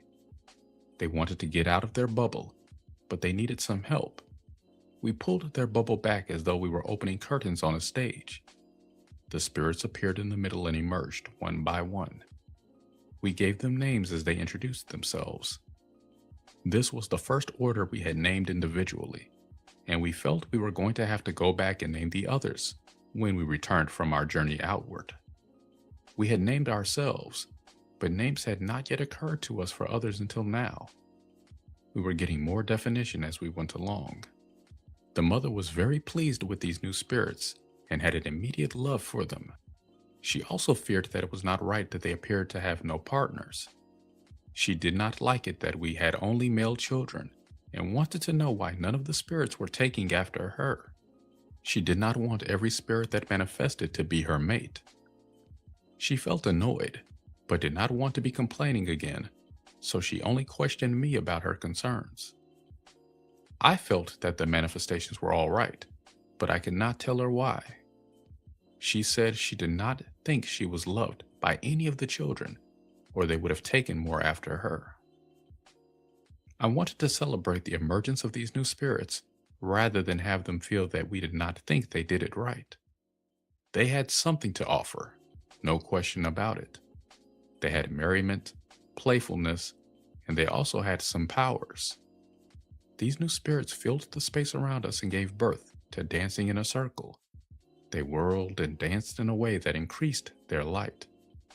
The Father of Manifestation made sounds that he called music now. These sounds were similar to the sounds we had heard when he emerged, but these sounds had patterns and progressions that repeated and took form as songs. The mother said that she also had sounds and gave her own version of the sound she felt within her in response to these new spirits and everything that was happening. I also had a feeling for song and did not hold myself back. In reality, we had our first chorus in the heavens. Everyone joined in, including the great archangels, and our sounds became more musical than what we had experienced in the past. One of the great archangels had the power to focus sound, and he showed the mother a way in which she could send light out into the universe on a focus of sound and give a presence of mother love to anything that needed it without having to go there herself. Immediately, the mother's heart filled with love for the help she could now give. She began to sing forth now, without holding herself back, and her light and love streamed forth toward all the planets and stars in space. She had a feeling of great joy that she could send love to everything and leave nothing alone and without it. I also had great joy that the mother found she had some power now. I wanted her to believe in herself. She had not listened to me earlier when I had told her that she had powers she did not know she had. The feelings of powerlessness that she had gotten from her first experiences with me persisted with her in spite of all my efforts to help her understand herself. Seeing another spirit demonstrate a power that she could feel within herself had given her the courage to try. The mother had faith in this archangel and felt that he was loving and of good intent. She believed him when he told her that his power was her power also. I felt content now that we could progress as I had planned, and that the mother could now accept this without feeling that what had already manifested outward into space was getting ignored. We gave this new order of spirits the name of lesser archangels because they were so similar to the great archangels except that they were smaller in size and greater in number. They seemed to be self-sufficient already and strong in their relationship as a group. We did not feel there was any problem in leaving them and continuing our journey outward. As we were preparing to leave, the mother told me that she still felt there was some problem that these spirits did not have mates. She felt that without mates, they had no way to make light on their own. It was her feeling that if we did not return to these spirits when they needed to receive light from us, they would not be able to remain manifested. The mother felt that the spirits we had manifested so far were going to run down if we were not around to give them light. I told her it was not going to be a problem for long because we were going to go forth and come back. The mother had a feeling of being overwhelmed by the image of having to make light for all the spirits and to give it to them continuously. What if I'm just not in the mood? She asked. The mother wanted the spirits to have a way to make their own light so that she did not have to feel that our position was to continually take care of them. I told her that we had a long way to go before that could happen, and that for now, she was going to have to accept that the role of the mother was to nurture the children. Look at these spirits, I told her. They are not ready to have a relationship such as ours. They are like children. They are playing. Imitating us does not mean that they understand what they are trying to do, and it does not mean that they are ready to do it. The mother could see that these spirits all had a masculine form, but that indeed there was a sexlessness to them. She had been unable to give them will essence because they had rejected it. She did not know why they had rejected her. She felt guilt because she had just assumed they did not love her, because they had obviously accepted her as their mother. She tried to accept my counsel here, and what she could not lay to rest in herself went into the lost will. Before we left, we told these spirits that we did not want to pressure them to try to be anything other than what they felt comfortable being, but that perhaps as they grew in their experiences, they might find that they wanted to have more will presence, and that if they did, they should come to the mother and ask her to give it to them. The guilt and fear these spirits had felt in response to our discussion moved back now, and their glee returned. The emergence of the first order of angels. We felt that we could not stay any longer. We felt a great pressure to expand and to open the space to do it. We had been relatively still for a while, and we felt that it would be very pleasant to move again. We moved out into the space just around us and began to float there as though drifting in gentle breezes. We felt showered by a soft, loving light. It was an exquisite shimmering that made us feel like acing backwards and lifting our hearts into it. Receiving this light, we orgasmed in the heart, and another order of spirits emerged. These spirits were obviously heart spirits. These spirits were similar to the archangels in that they had faces, hearts, wings, and forms of shimmering light that were not very defined, but they were smaller in size than the previous orders. These spirits had more will presence than the earlier ones because they had the balance of Heart himself. They were not intimidating because they had Heart's feeling of softness. These spirits had a feeling of arms that could stretch forth and give love. Trailing streamers of light came forth from all parts of their bodies. They shimmered in all colors, but definitely emanated greens and pinks like Heart. We decided to call them Heart Angels, although later they were often called the First Order of Angels. These angels were glittering and shimmering with the light of love, and we could not help but fall in love with them because they were love personified. Heart was very pleased. He had a bunch of little spirits to keep him company now, and they were already playing around him. Later, many of the angels were going to come to feel that they were not man enough compared to the other spirits they saw come forth.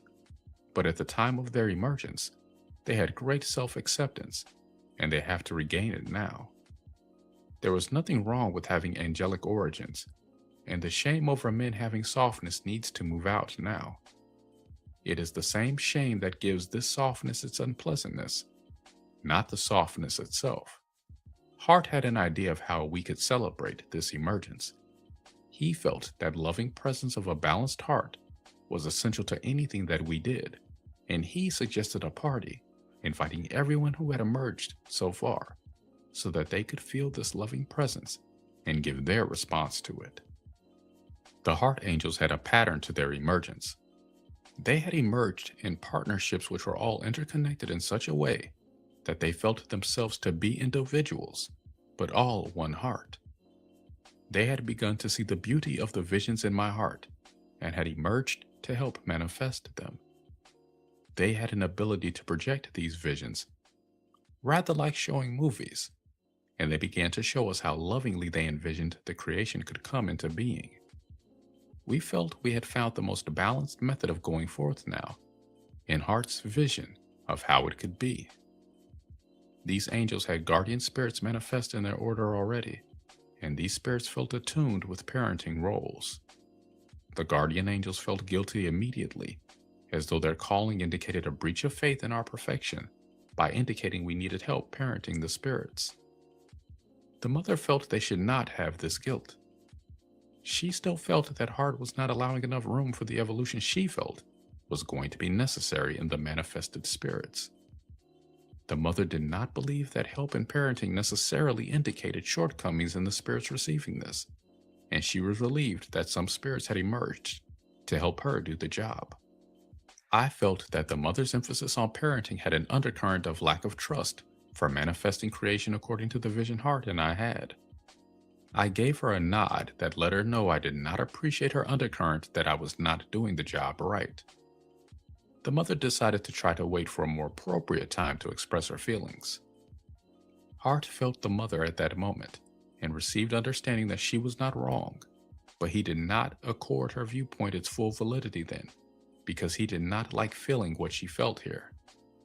Hart wanted to hold the vision of the path he saw to be the most loving, and therefore, the path that looked easiest and most appealing to him. The mother wanted this path also, no question about it, and she felt very guilty that she could not make herself feel that this was what was going to happen. All the way along, the mother tried everything she knew to try, including denying her true feelings and pushing herself to focus on the positive in an effort to manifest the path of Heart's first choice. At that time, I shared Heart's feeling that it might be the mother's lack of ability to align with us that was undermining the unfolding of our vision. Try as she did, the mother was not able to make herself feel that the easiest path was going to be the path taken. I am sorry to have to say to you now that Heart, Body, and I all joined together and blamed the mother for everything that did not manifest exactly according to the way we had envisioned it. You also need to know that almost every single spirit in creation joined us in this viewpoint. This story is now in the beginning stages of the blame and denial that the will has received.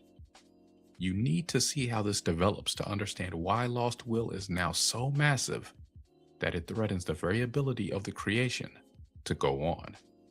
At that time, we did not know everything that we needed to know to help us manifest what we were looking for. If we had opened to what the will had to teach us then, the will would have been able to align with us. You are going to have to go through everything to really understand, in your will, that it also was not possible to have a better alignment here than we had. We did not, at that time, understand the mother or the mother's process. The mother needed more help from us to help her move the feelings that kept magnetizing her to the worst possibilities that lay within us. At that time, though, we had avoidance in mind because we did not know another way to get away from these troublesome possibilities. This was not right, but it was not wrong either. Do not take in this information in the form of judgments if you can avoid it. Lost will is already holding judgments here that need to be healed now. The avoidance here took the form of wanting to go on with the party without having to feel the dampening effect of the feelings the mother was holding. We asked her to put her feelings aside in favor of ours. We felt some guilt here, but we also did not like the feeling that we might have to put our desire for joy aside in favor of what then appeared to be her continual unhappiness with one thing or another. She was already appearing to me, in parts of herself, as a continual nag who could not be made happy no matter what I did. Lost Will received this, and everything else that was not given acceptance here, including the mother's fear that she really was at fault. All the spirits that had emerged so far had the ability to move around in the space that we had opened for them, and so they began to assemble themselves for a celebration. They were all very interested in getting to know one another, and there was a social buzz in the air that lent an atmosphere of excitement. It was our first great gathering. The Ancient Ones had games to show the others, and the Heart Angels had begun to project their visions in a manner that can now perhaps be roughly approximated by a multimedia presentation. We were also naming the older spirits now, and having a little ceremony to accompany the naming, sort of like a christening might be thought of now. Lucifer located himself to one side. The mother felt that his laughter was a smirking rather than a joining in the merriment of the others. She hated him for smirking, but did not know if hating him was all right or not. She had guilt about her own lack of acceptance for everything. Perhaps Lucifer was only more honest about it than she was. She did not know that the judgments she held against herself for feeling at odds with me were being reflected to her by Lucifer. She feared being like him because he felt cold, critical, and unloving. As soon as Lucifer noticed her having these thoughts, he told her that she was not right to feel about him as she did, because he was just there to let her know that it was her own inability to accept reality that made her fear it. The mother feared that Lucifer was right, that she had not opened to experience and that she had judged it in advance of experiencing it. The mother had a confusion here that has gone on for so long, it is not easy to straighten it out now. There is a great difference between judging against something without opening to find out what it is, and opening to receive something and then allowing yourself to know that it is not for you. You also need to understand that the length of time spent in the presence of something does not necessarily determine openness to it or understanding of it. It is highly possible to know something in the instant you focus on it, and it is also possible to live in the presence of something and never know it. You must feel something to know what it is, and this is the most important lesson the will has to teach, even now. The mother was not understood in the beginning. Because we did not understand how to clear the original conditioning the mother received, we did not clearly understand what effect this conditioning was having on the present. I knew that the mother was not allowing me to have the experience I wanted to have, but I did not know why she was having this effect on me, and I did not understand why feelings from her past pursued her into the present. I had blame for her, but not understanding. Because the will's original conditioning was not released, we did not get a chance to see how the creation could have gone if this conditioning had not been there. Because of the original denials, the mother was not clear. When there is old charge held in the will, you cannot see the present clearly. The mother had old feelings that did not allow her to know whether she was responding accurately to the situation or judging it before she allowed herself to know it. As time went on, we found that it is not even possible to know a situation for what it really is when old conditioning is present. Lucifer took advantage of the mother here because it was his intent to undermine the will. Lucifer told the mother that she could not know what the experience of the creation was going to be because she was judging everything in advance. He told her that her judgments gave her the experience she expected to have. The mother was very frightened and upset by what Lucifer told her because it sounded right, but it felt terrible. The mother was so frightened about herself that she could not realize, at that time, that it felt terrible to receive this from Lucifer because there was no love present in what Lucifer said. Since it was not known how to change the feelings the mother had, She felt that she could not gain acceptance unless she played the role that we all seemed to want her to play. She feared that she was wrong to have the other feelings that seemed so displeasing to the rest of us, and she resolved to try very hard to be more positive about what was happening. The more she did this, the more denial went into lost will. The mother tried to act gay and not look at the pictures she didn't like. She had fun in spite of herself, and even joined the father of manifestation in making music to go along with the visions we were having. The music seemed to lift the visions higher, and the visions in turn inspired the music until we were all feeling nearly orgasmic together. When there was a vision that we all particularly wanted to have happen, we had a great burst of light around it, and these visions then began to have a greater life within us than the others. It seemed as though focus on the positive worked. We were innocent then, and did not know how it felt to be ignored by the light, until guilt began to point it out later. We were having fun as innocently as an audience applauding in a movie theater. The mother watched the applause meter closely to see if her choices were going to be the choices of others. The mother's fear that she was alone in her choices seemed to be confirmed, as most of the visions that received the biggest response did not include the mother's presence. She then feared even more that she was not accepted or loved. She feared again that the only place in creation she would be given was outside of me. Nothing looked good to her in that case, and in addition to her many other feelings, she had a rage over it that she was afraid to show. Lucifer liked it that the mother felt rejected, and he made use of it by telling her that she could never be sure she was loved if she had to ask for love. The undercurrent his message carried to the mother was that it was inappropriate and self-defeating to express the feelings of hurt and rejection that she felt. She also knew that Lucifer did not make her feel good, but now she was unsure as to whether her feelings toward him were a fault in her or unlovingness coming from him. It was very confusing to the mother that Lucifer seemed to make sense and even speak truth, and yet he made her feel so bad. The mother wanted the truth to feel good to her, and she feared that if Lucifer was speaking truth, she had preference for living a lie. She could not see another way then, given the understandings she had, and so she wanted to try even more not to feel the feelings that did not feel good. The mother then turned to me with her fear and confusion. She opened to receive me, hoping I would help her. I turned her down, saying that I was too involved in what was going on to make room right then for her fears and doubts. She knew that I felt like she was being a drag on my good time again, and even though I had sympathy for her, I did not want to have to deal with her right then.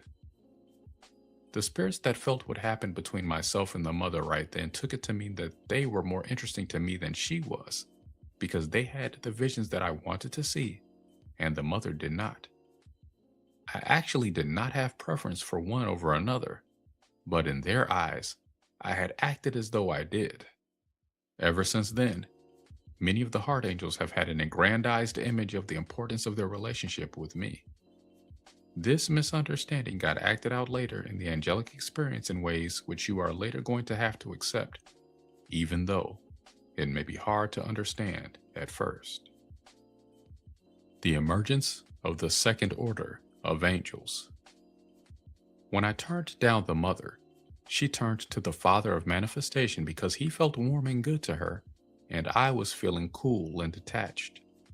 He felt her pain and moved it as he found it, reassuring her all the while that she had to have a place in creation, or there would not be a creation.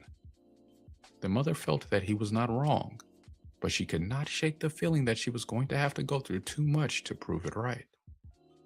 The father of manifestation held the mother of everything and tried to comfort her. Pretty soon, they were making love.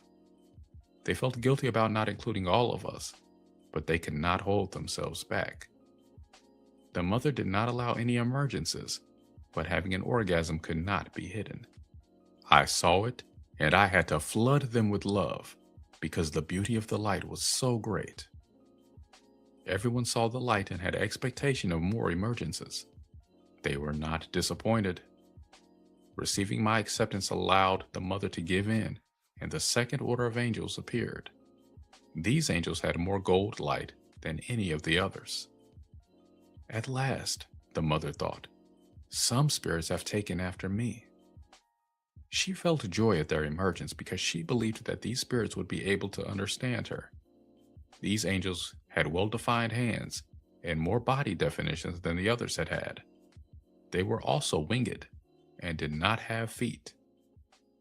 These spirits had some guilt that they had emerged in the middle of the Heart Angels' festivities, but they said that they could not hold back anymore because they so much wanted to see the visions manifest. I named their order Manifesting Angels and gave them a warm welcome. At first I thought that these angels could help the mother, but I soon realized that they had taken after the father of manifestation. The father of manifestation loved the mother, and so did these angels, but they did not like having to receive her pain or her complaints. Several of them came forward right away and told the mother that she should quit worrying because they were going to help with the manifestation and make sure that everything was all right. The manifesting angels had a desire to show us right away how they could manifest things with their hands. They had greetings for all and made speeches that had certain visions as their focus. The first order of angels were able to project these visions, and the second order of angels were able to hold the vision steady and give them a vividness they didn't have before. The second order of angels had the power to give more form to the visions, and this gave the visions more of a feeling of life within themselves. The second order had a focus on detail that we had not had manifest before. This focus allowed more intricate patterns. The first order was bringing forward visions they selected from the vastness within my heart, and the second order was defining the details and giving the visions a feeling of living form. The second order of angels wanted to join the party we were already having rather than have a separate party of their own. The second order wanted to add their vividness to everything that was already happening. They began manifesting right there, and for the first time, we had instruments upon which to play music. The spirits that had already emerged had a desire to go to the second order and have them refine their forms. The filmy white of the spirits began to take on more definition.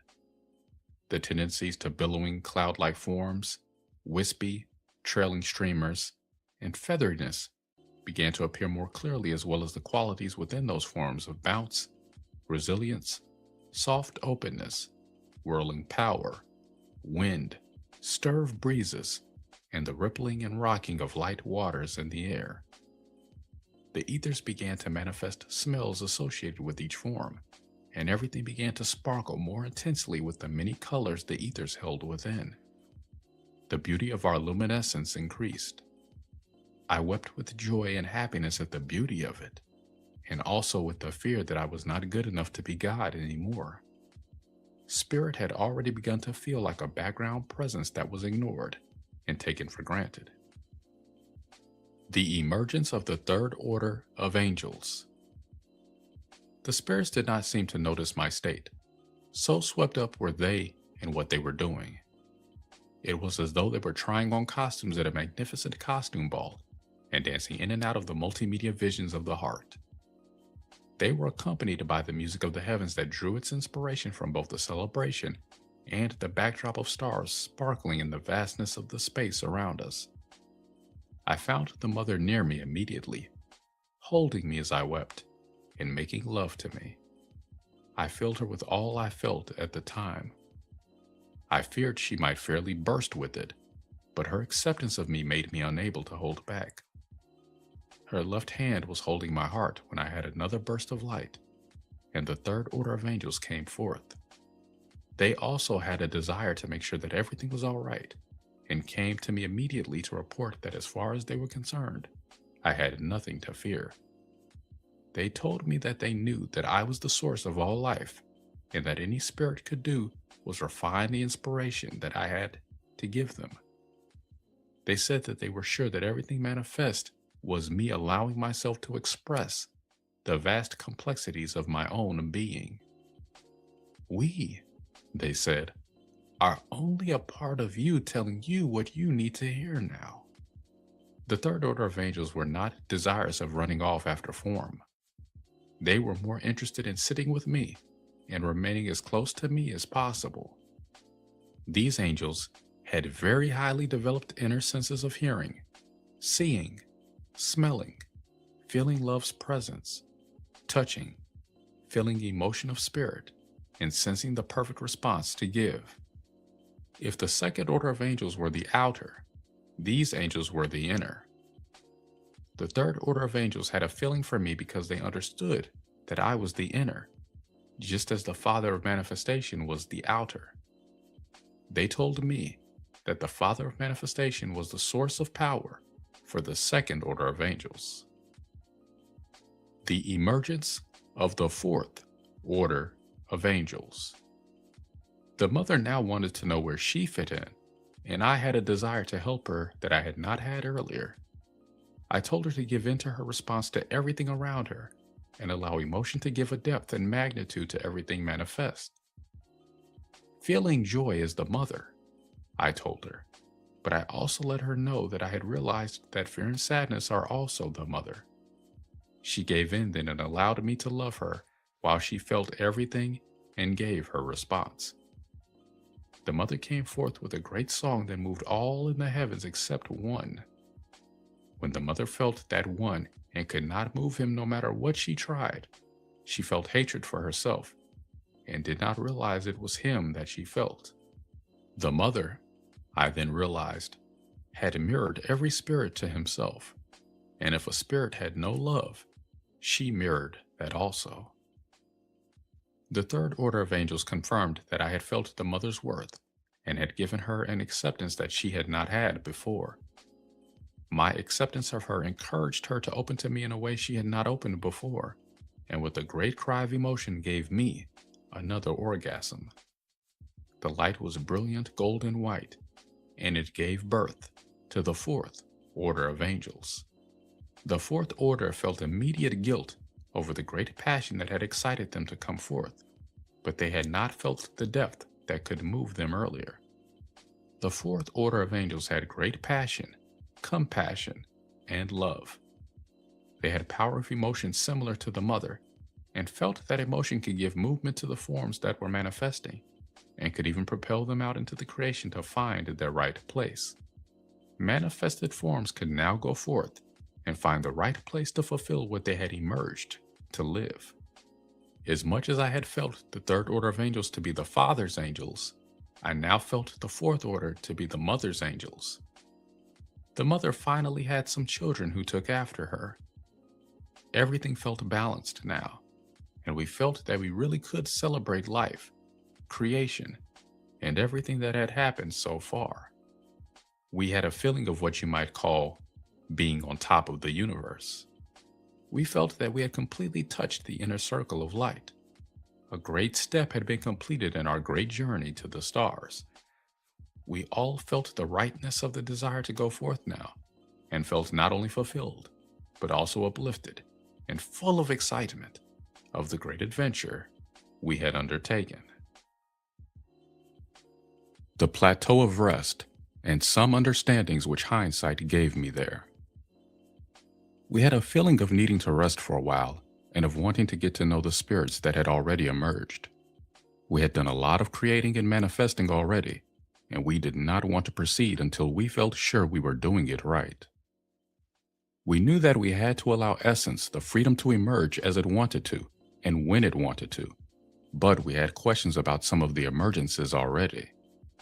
We already wondered how much guidance could be given to spirits without overriding the freedom they needed to define themselves. We felt that spirits that were manifesting needed some help in parenting, and yet the mother had already experienced rejection when she told the spirits they needed will presence to stay manifested.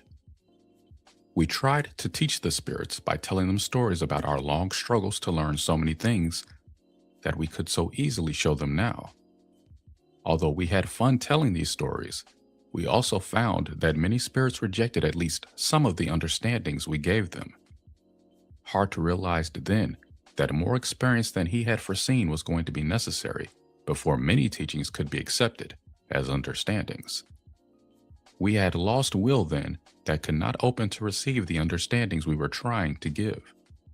We did not understand then why this will could not open to receive us, but I have since learned that will must move in order to open and receive.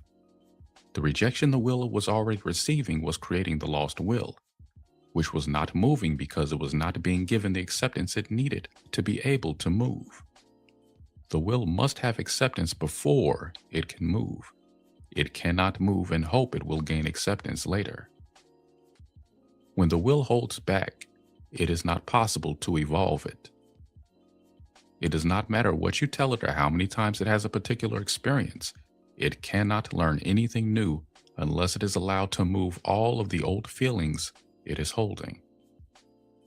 Old denials in the form of held feelings and the judgments that make the feelings feel they have to hold back can make you feel like future experiences will be pretty much the same as experiences you have had in the past.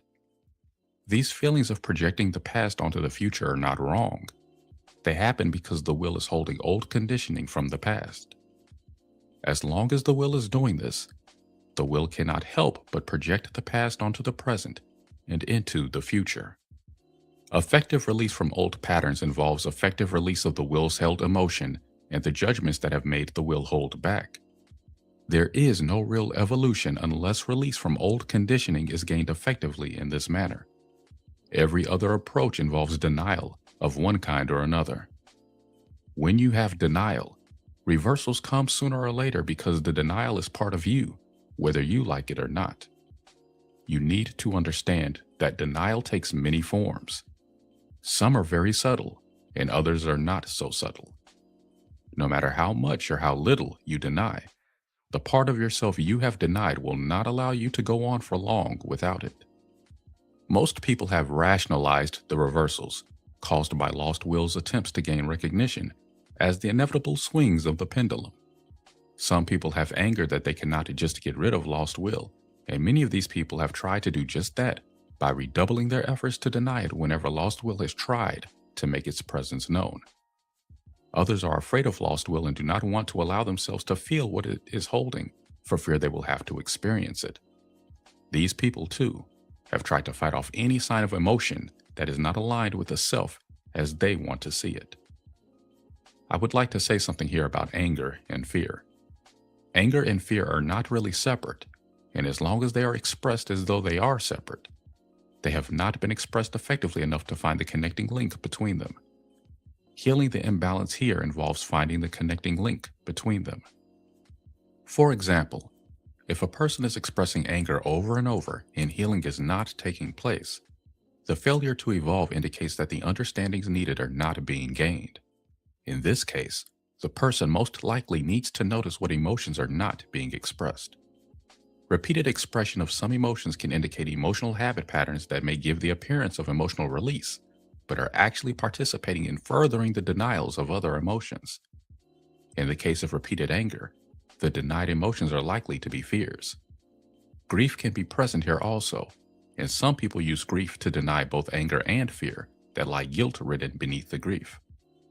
Grief comes from a feeling of powerlessness, which arises from the splits an individual is experiencing, such as the split between anger and fear. These splits can be within the individual or between individuals. In the beginning, we did not have the understandings on lost will. Then, we only knew that experience was going to be necessary, since without it, it did not appear that the spirits could understand the teachings we had to offer. We looked at the spirits' need for experience as an opportunity for them and also for us. We needed to have space from them just as much as they seemed to need room to experience without their parents standing over them. The spirits were going to have to experience things that we had already experienced in order to understand what we had been trying to teach them, and we were going to have to go on with the experience we needed to have. Even though we knew this was true, we also had plenty of things we enjoyed sharing with the manifested spirits. When we told the spirits how hard it had been for us to figure out how to manifest them, they had fun telling us what they had experienced from within us, knowing they had awareness of themselves and not knowing how to come forth. Lost will received the unexpressed fear we all had had that the spirits could not find a way to manifest, and that we could not find the way to manifest them. In getting to know the spirits, We found that they all had understandings based on what interested them, and areas that did not interest them were often a blank. These early emergences had focused on certain aspects of us and gained their awareness in these areas. They all had a feeling of universality because they all had white light like I did, but they all had feelings that did not allow them to open to everything that I had to offer. The spirits were all given the opportunity to embrace more awareness than they had, but they all turned the opportunity down. All the spirits had emerged with aspects of me, but did not, at that time, demonstrate interest in utilizing their full potential to receive more. The time has come for understandings not gained then to be gained now, because the necessary experience has been had. The reason that the experience gained has not brought the healing needed now is that the experience has not been understood. The reason the experience has not been understood is that the spirits who set out to have these experiences had the intent to prove to me that their misunderstandings were right and that what I had to offer to them was wrong. These spirits originally denied that they had misunderstandings. Rebellion against me is the one karmic tie that all beings on earth have in common. It was not wrong to rebel against me, and it is not wrong to continue rebelling against me if you want to continue going it alone. If you do want my help now, these teachings are being made available to bring you the help you need. Denial, as you know, created lost will, and all of these original spirits had denials. Much of the lost will of these spirits is on earth holding the original misunderstandings of these spirits. This lost will has lived repetitions of these misunderstandings until it has deep conditioning that it cannot change anything. This is not true, but the lost will has to realize that it is not true by moving all the old conditioning that says it is going to have to accept the misunderstandings it was given and go on without them. Lost will needs to know that it is right for it to now come forward with what it has to offer. Its true input is going to be very old information, but information that is needed now. All the spirits that emerged in the beginning of creation fragmented because they did not have enough will presence to hold themselves together. Not only that, these spirits had a lack of alignment within all the essence they emerged with, because some parts of them had understandings and agreements that other parts of them did not have. Not only that, there are many parts to the lost will. There is lost will which has fragmented into many beings manifesting the many aspects of what it has taken in, and there is also lost will which is spirit polarized. This is spirit essence that is operated around the judgment patterns whose core belief is that the will is not meant to be free, but is meant to serve the spirit, hold it present, and give it the response it wants to have. The only will essence this lost spirit has is essence that accepted those beliefs and holds present the spirit essence that enforces those beliefs. These beings have little or no other will essence present with them, and so appear to be spirit polarized. These people actually are pieces of spirits that embraced misunderstandings that led them to their present situations on earth. These people are meant to vibrate as light and are not really meant to be the physical part of their manifestation. Body also has a large physical presence on earth that appears to be very spirit polarized due to misunderstandings about its role. I had to have many experiences, as did these spirits, to be able to understand why these spirits preferred to operate within the misunderstandings they held, rather than release them to receive the true understandings they needed, even when the misunderstandings gave them a problem living.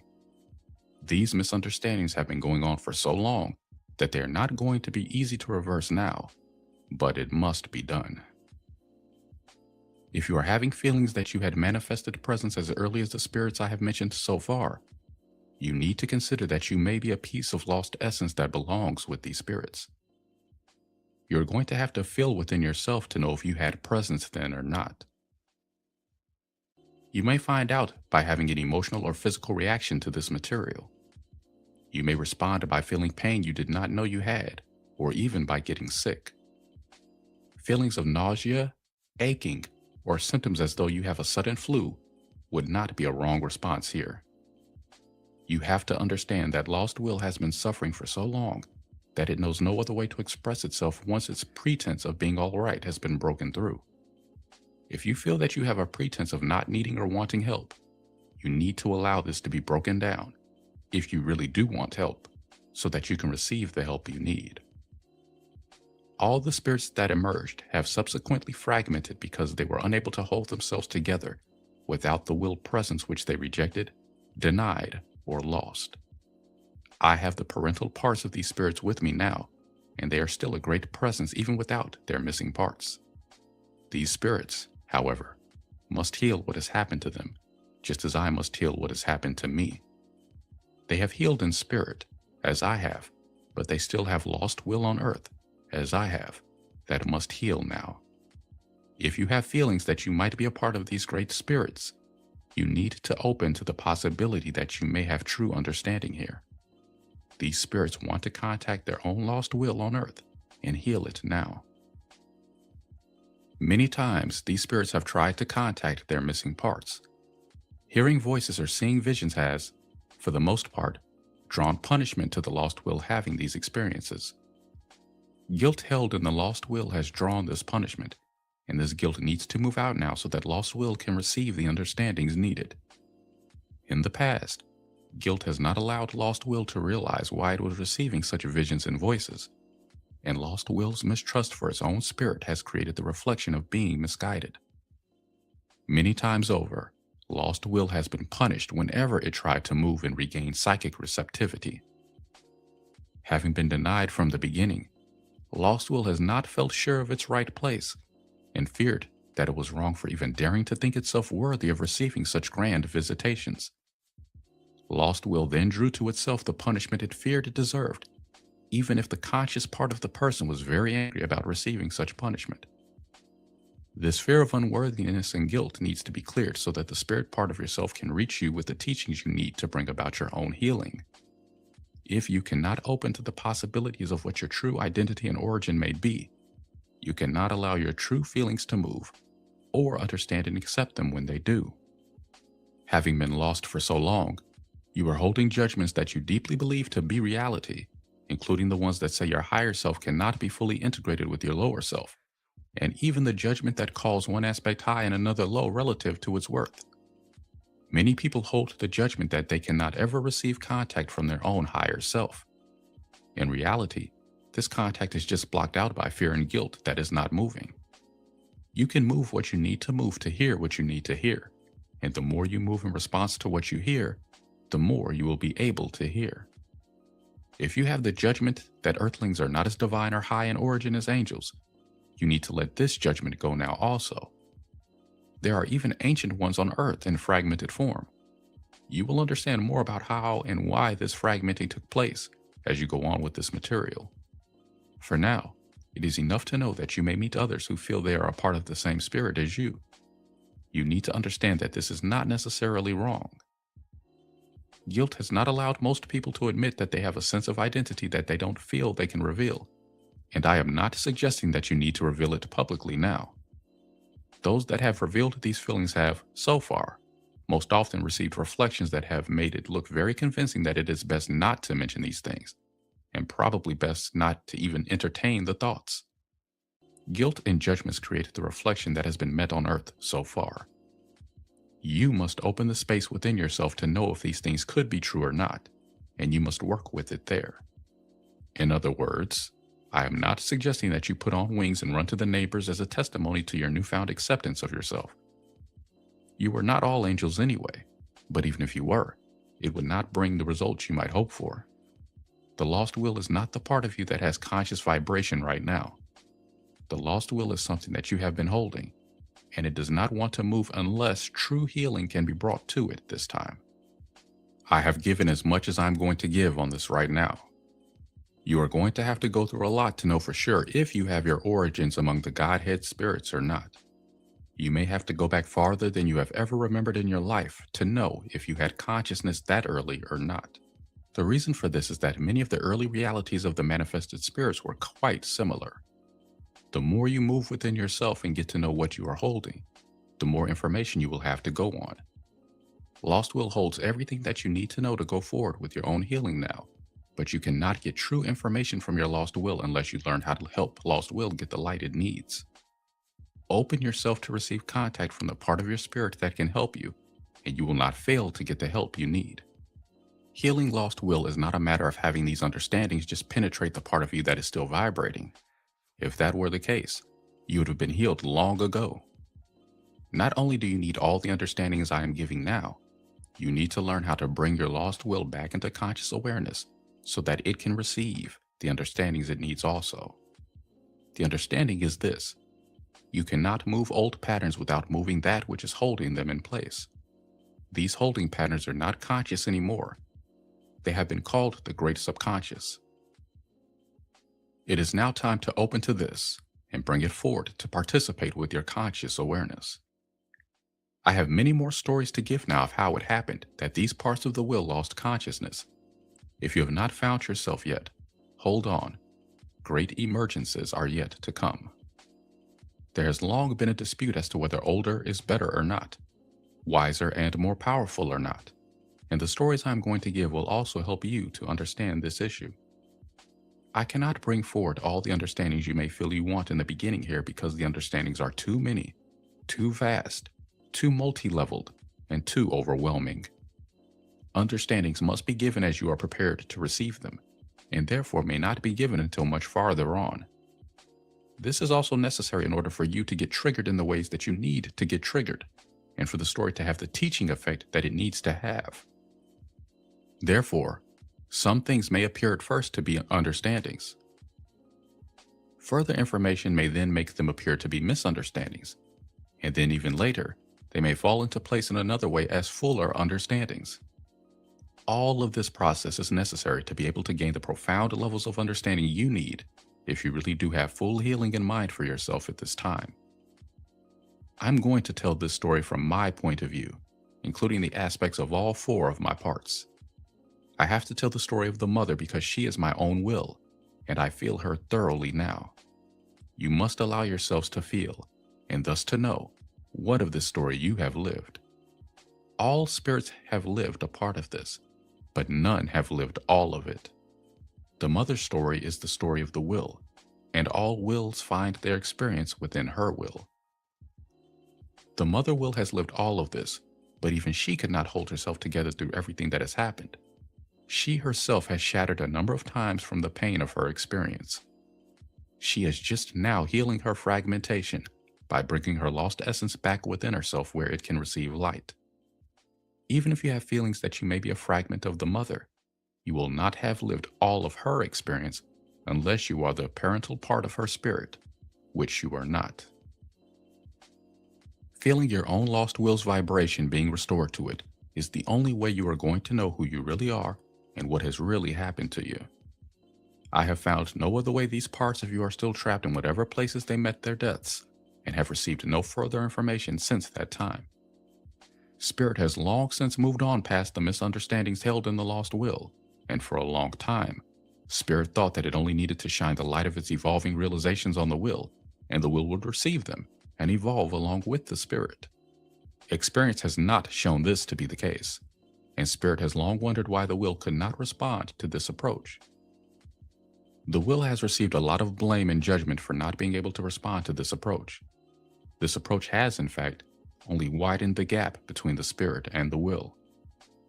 The reality of this gap can be seen on Earth as some people having highly developed consciousness, while others on Earth seem to be barely conscious at all. This is not a matter of how great and wise a particular spirit is in comparison to the rest. It is a problem of fragmentation and lost will.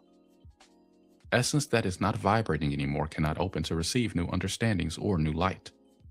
How, then, are these people even alive?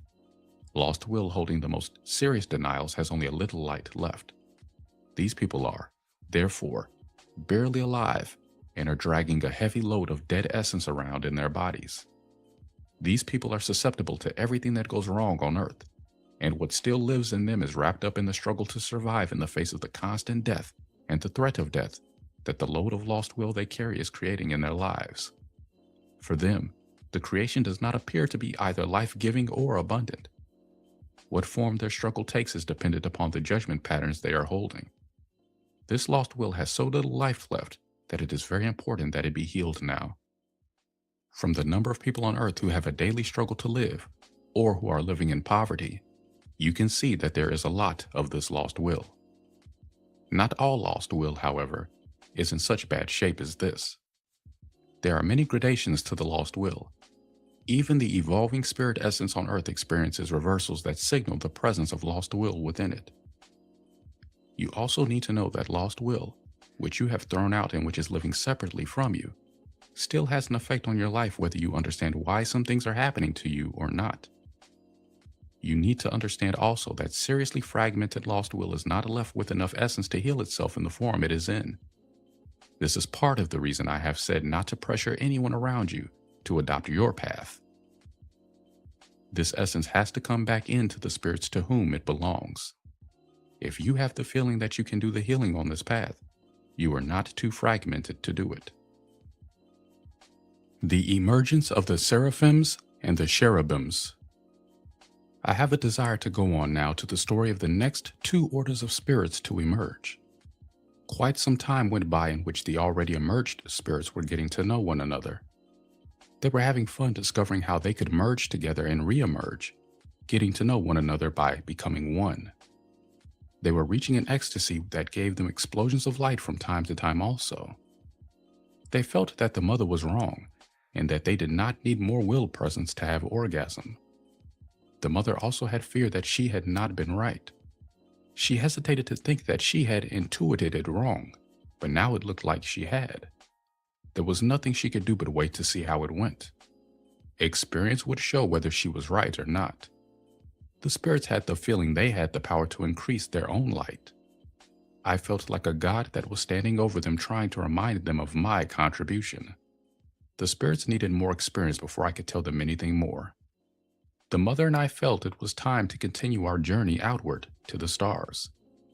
The father of manifestation had a desire to go with us, but Hart was not as interested as he had been before. He felt like his balance would help the already emerged spirits to maintain while we were gone. The mother had a desire for him to go along with us, but she could not persuade him. He was not wrong as it turns out, but we did not know it at the time. We proceeded outward, feeling rejected by Hart. Hart did not look out to see how we felt. He was feeling impatience with the mother for seeming to pressure him. He was sure he was right and not wrong to want to stay with the angels and the ancient ones. He gave love in my absence that had to be given, and we had an urgency to go forth that could not be held back anymore. We had great speed of flight because the relative stillness we had experienced in holding ourselves back to be with the angels gave a great pressure to our light that now had to move to feel good. We were trailing blue and red fire as we got to the edge of the white light we already knew. We got quite a jolt then and did not know what had happened to us. We felt that we had changed speed. Planets and stars flew by us now that had manifested earlier, but had not come to life yet. We had a desire to stop and look at all of them. As we turned to go back to them, we had a great surprise and a great joy too. We had not realized from within the Godhead how it might appear to look at it from without. To us, it was a gorgeous sight to behold. It had many tiers of white lights shimmering in subtle variations. It had the feeling of a great castle in the sky with many turrets and towers, and many flags and streamers of light. It had everything that fantasies have ever given to the vision of castles, and more. It changed form as we watched it and, like clouds shifting in the sky, became cathedral-like. It took on many appearances as we watched, including an appearance somewhat like a great wedding cake. It was as though we had an ability to affect its form just by watching it. The mother had a desire to make love now that she had held back for quite some time. The mother stretched out as though she had lain down in comfortable relaxation in view of this giant presence of our Godhead. The father of manifestation and I gave her love from both ends at once. They had erotic fantasies about little beings that had a desire to come forth from within her now. They played pipes she had never seen before and made sounds she had not heard before. Their rhythms were also new and had a great resounding depth to them. She had guilt that it was not right to have her attention on little beings running around inside of her while we were making love to her, but these beings were so captivating that she could not help herself.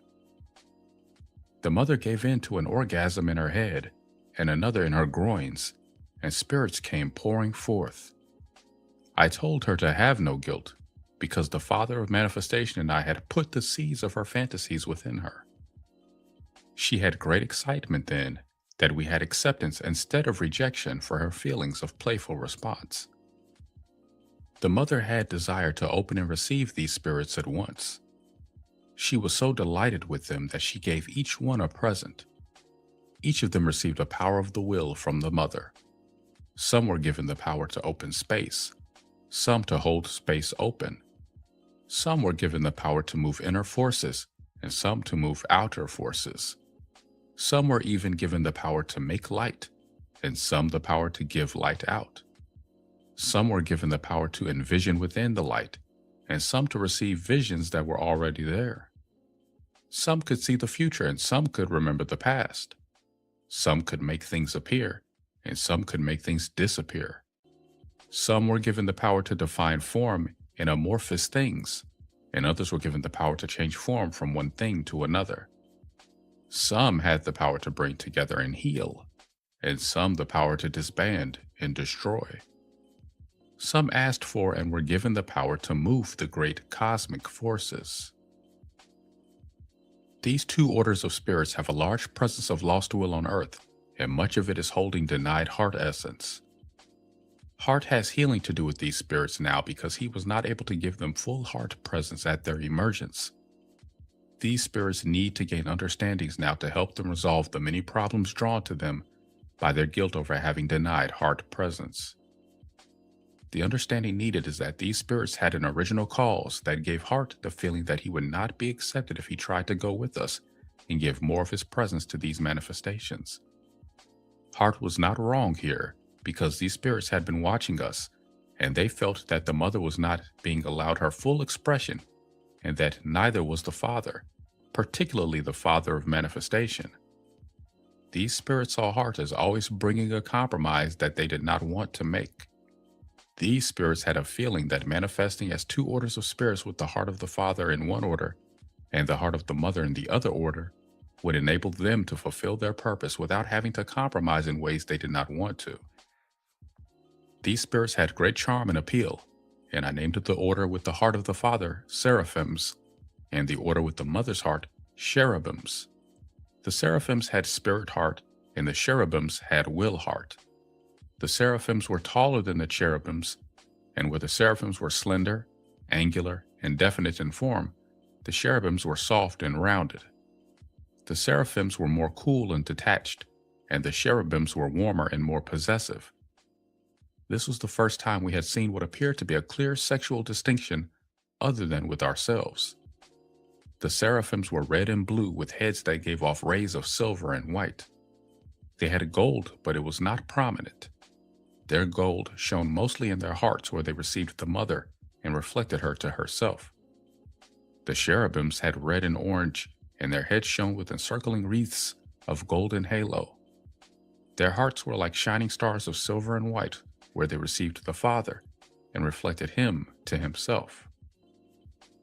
The brightness and intensity of color was greater in these spirits than in the Godhead spirits, who had white glistening with pastels. The Mother had an admiration for these spirits and did not think they had the willlessness of the others. These spirits had the form and definition that was necessary now for the role they had to play.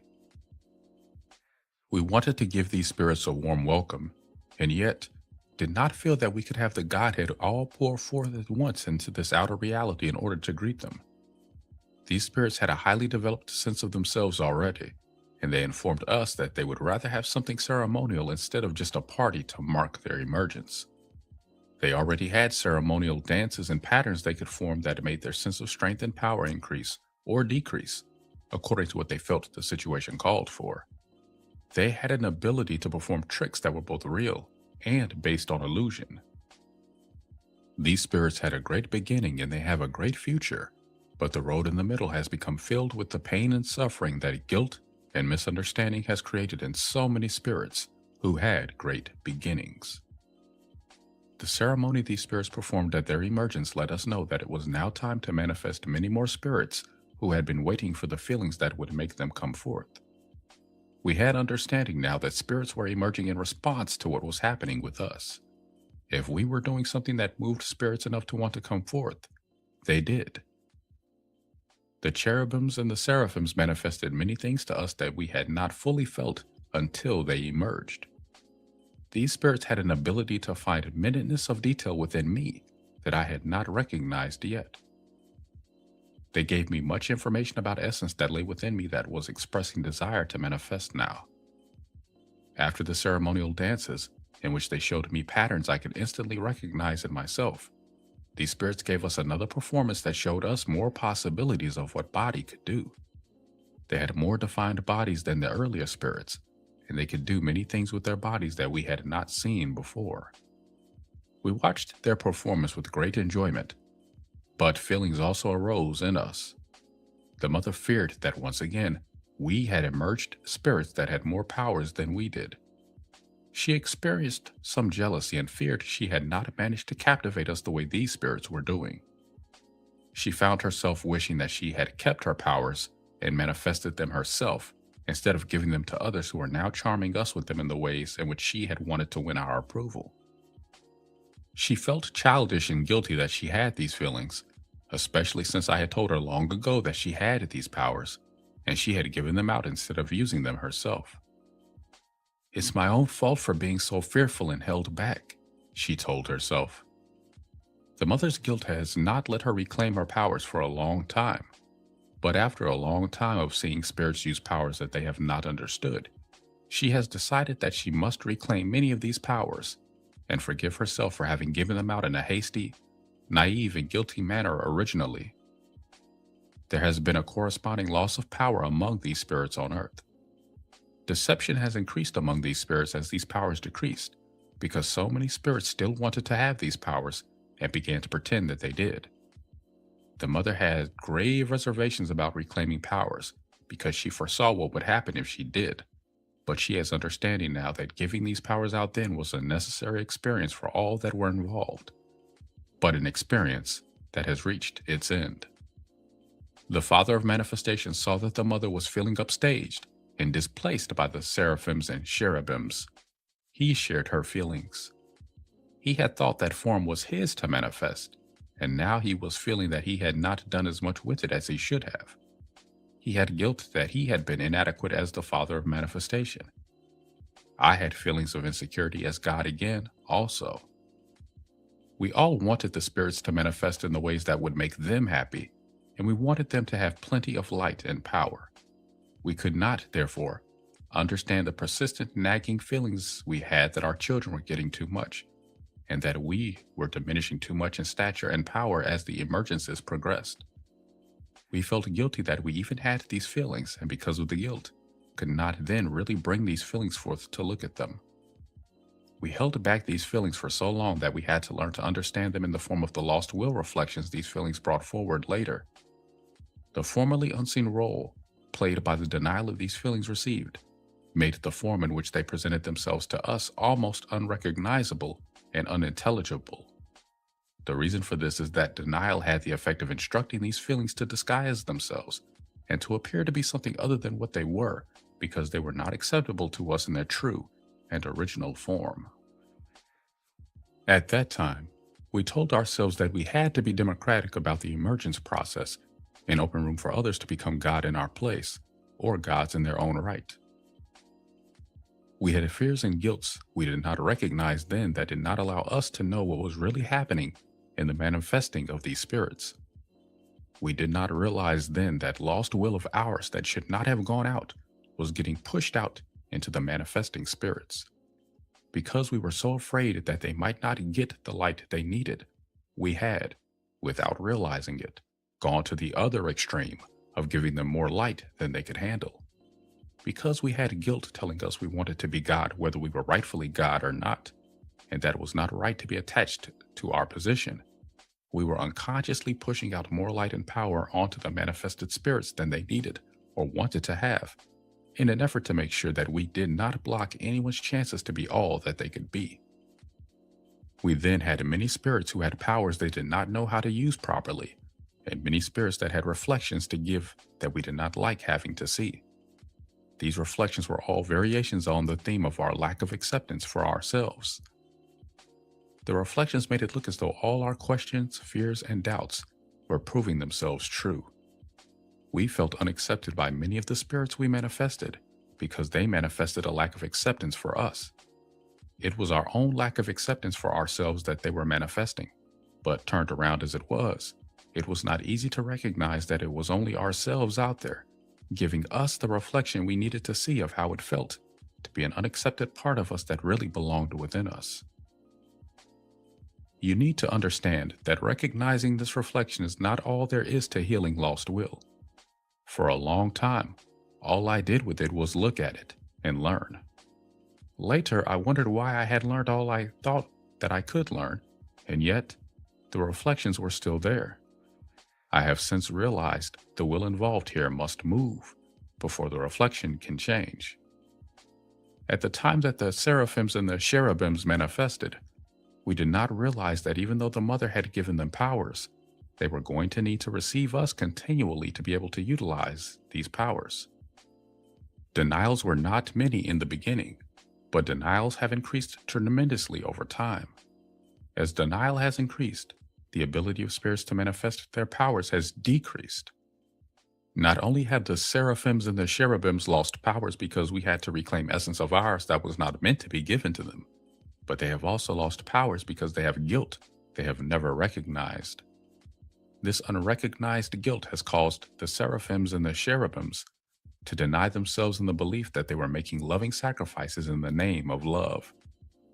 These denials have caused them to stop vibrating in many of the ways that they need to vibrate if they want to have the light they need, to have the powers that are rightfully theirs.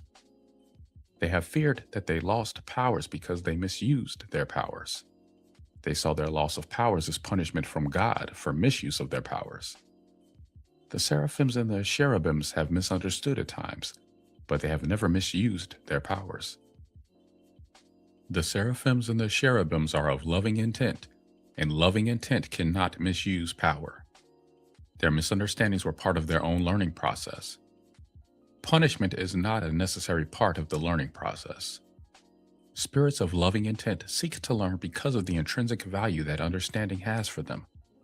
The seraphims and the cherubims judged themselves to have made mistakes. Self-forgiveness would be more in order here than self-punishment, because these spirits were already seeking the understandings that would allow them better application of their powers. Learning because punishment will be given out for not learning is not right use of will. Lack of self-acceptance for process opens spirits to the guilt that makes them believe they need punishment. Original guilt with the seraphims and cherubims was that they felt they had denied heart by not manifesting the way we had done. Self-forgiveness, not for the way they manifested, but for their lack of acceptance for it, is in order here. The seraphims and the cherubims were not wrong. They had understandings that we did not have. They realized that they needed to manifest in a way that would allow them to go through their own version of the process we had to go through in order to balance their spirit and will polarities enough to manifest heart. We had to realize through them that the manifested spirits needed their own experiences to understand heart balance. Each order of spirits was allowing us to recognize something in ourselves. The seraphims and the cherubims have heart within them, and allowing themselves to reach the balance they need will allow their hearts to manifest the way they want it to happen. The seraphims and the cherubims have pride that has not allowed them to receive these understandings from me. I would like them to allow me to help them now, because they have gotten themselves into a predicament on earth that does not feel good to them. They have not wanted to admit to this pride any more than they have wanted to admit to the other feelings they have denied. Pride has been denied here because the seraphims and the cherubims felt guilty that they had pride in the beginning, telling them they knew more than I did about manifesting. The Father of Manifestation feels particularly involved here and has guilt himself that he needs to heal with these spirits. The seraphims and the cherubims had understandings that were right for themselves and for many others. These spirits had something to teach us, as did all the others. The seraphims and the cherubims were afraid to tell us how they thought spirits should be manifesting. They had seen what happened with the ancient ones in the beginning, and they were afraid of what might happen to them. They felt ashamed of themselves for thinking they could tell other spirits how to manifest when God had not told them how. Because they felt they were not right here, these feelings were held back until the pressure from holding back pushed them quite suddenly to the other side, where pride, empowered with some anger, enabled them to come forth and show us what they wanted us to see. The fear did not express directly because of the unrecognized guilt involved. This guilt told them that without heart, they could not be sure they had the balance needed to know if they really were right. The desire to justify their position with me, and the undercurrent feeling of blame that claimed earlier problems had been because I had not told the earlier manifestations enough about how to come forth, let me know that guilt and shame had a presence that these spirits were denying. There was a feeling of anger beneath their presentation of understandings that gave me the realization that they had used anger to overcome their fear and thus deny it. Self-forgiveness is needed here also. Part of the process of understanding feelings is learning how expression of some feelings, and not others, manifests the denials. All the opposition that spirits have encountered has been nothing more than the manifestations of their own denials. The mother felt the undercurrent of anger and blame in the seraphims and cherubims, and it acted upon her fear and guilt. Because of the imbalance present in both sides here, neither side could recognize in themselves the presence of what they saw in the other. The imbalance in the seraphims and the cherubims caused them to ask for more powers than they could actually handle, and the imbalance in the mother caused her to give these powers to them. We had a growing feeling of intimidation because the manifested spirits were increasing in numbers, and together had increasing power, while we felt that we were diminishing as the manifestations went on, more than we wanted to. Heart kept telling us everything was all right because love would not allow anything to get mistreated, including us. We had faith in love and were not sure why. We had fear around Heart's reassurances. Later, we realized it was because love was not manifest in the places where we did not accept ourselves. The reflection manifesting in the creation gave us an exact picture of how we felt about ourselves. The form the reflection took was determined by the judgments, by the emotions holding the judgments in place, and by how much lack of love the judgments against ourselves contained. Hatred is the most extreme reflection of lack of love. Guilt and hatred together have punished many people so severely that terrible deaths have been brought to them, and yet these people have wondered why, because they have not felt within themselves the guilt and hatred that has drawn these deaths to them. In many instances, these people have appeared to be innocent victims, and yet all of these people have lost will, which is holding the guilt and self-hatred that has drawn these terrible deaths. In the beginning of creation, we did not know why guilt was present with us most of the time. Self-hatred grew because of guilt. For a long time, I thought I had to have guilt to tell me when I had done something wrong, in which case, guilt was God instead of me. I had objection to this because it was not a loving feeling that I got from guilt. I have understood guilt now and have found that it is simply a presence. Guilt does not have consciousness, although in the past, it had me confused into thinking that it was smarter than I was. I have since realized that guilt has no power to move without essence being given to it. Guilt had my own consciousness that was in opposition to myself. Anytime any part of me was in opposition to the rest of me, that part of me was fed to guilt because I was denying the consciousness within me that opposed my main intent. Guilt held me back because it was empowered by this denied essence. Guilt opposes movement of any kind because guilt itself does not move. Because I had denied the consciousness that opposed me within myself, that consciousness then manifested outwardly in a state of denial. The opposition did not gain acceptance within me, and so love was not present for it. Instead of love, it got denial. The denial then gave the opposition an unloving twist that I cannot really describe fully in any simple terms. You are going to need to watch it happen as the story unfolds if you want to fully understand what I mean. You also need to understand that not all lost will is as twisted as what I am describing now. Some lost will is only warped by the judgments it holds. Lost will tries to hide how it really feels behind forms that look acceptable. The more acceptable the better, in fact, because lost will has already been told that its real form is not acceptable. This is why real healing for lost will often, at first, look like it is getting worse instead of better. When lost will begins to move, its real state begins to be seen. Guilt, hatred, and death have manifested very perverse forms in the lost will, and they also have been empowered by essence that is holding misunderstandings. Even though we did not know, and the spirits who followed me did not know, we were empowering guilt, hatred, and death. Even though in our conscious awareness, it was the last thing that we wanted to be doing, we have been empowering lost will with the denials we gave ourselves in the name of love. Further understandings on lost will must accompany the story so that you can see how these misunderstandings have been acted out on Earth. The teachings I am giving around the emergences of the different orders of spirits have relevance for more than just that order. You will have something to learn from everything I am telling here. Going back to the emergence of the seraphims and cherubims now, you need to understand that it is not wrong if you are having feelings of having emerged with more light and power than you could handle, and that you lost it along the way. It is not wrong to realize that you have also lost a substantial amount of power and light that actually is yours, because you could not tell the difference between what was really yours and what was not. Definition was in very early stages when spirits first emerged. Also, looking at it in advance of the experience, manifested existence looked to the spirit polarity like it was going to be simpler than it turned out to be. The will foresaw this, but was not given the opportunity to let us know, because we were too busy trying to deny the fear that maybe we could not manifest at all.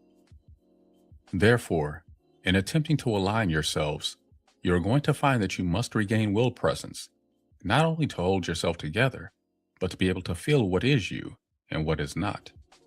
You have essence of yours in other people, and other people have essence of theirs in you.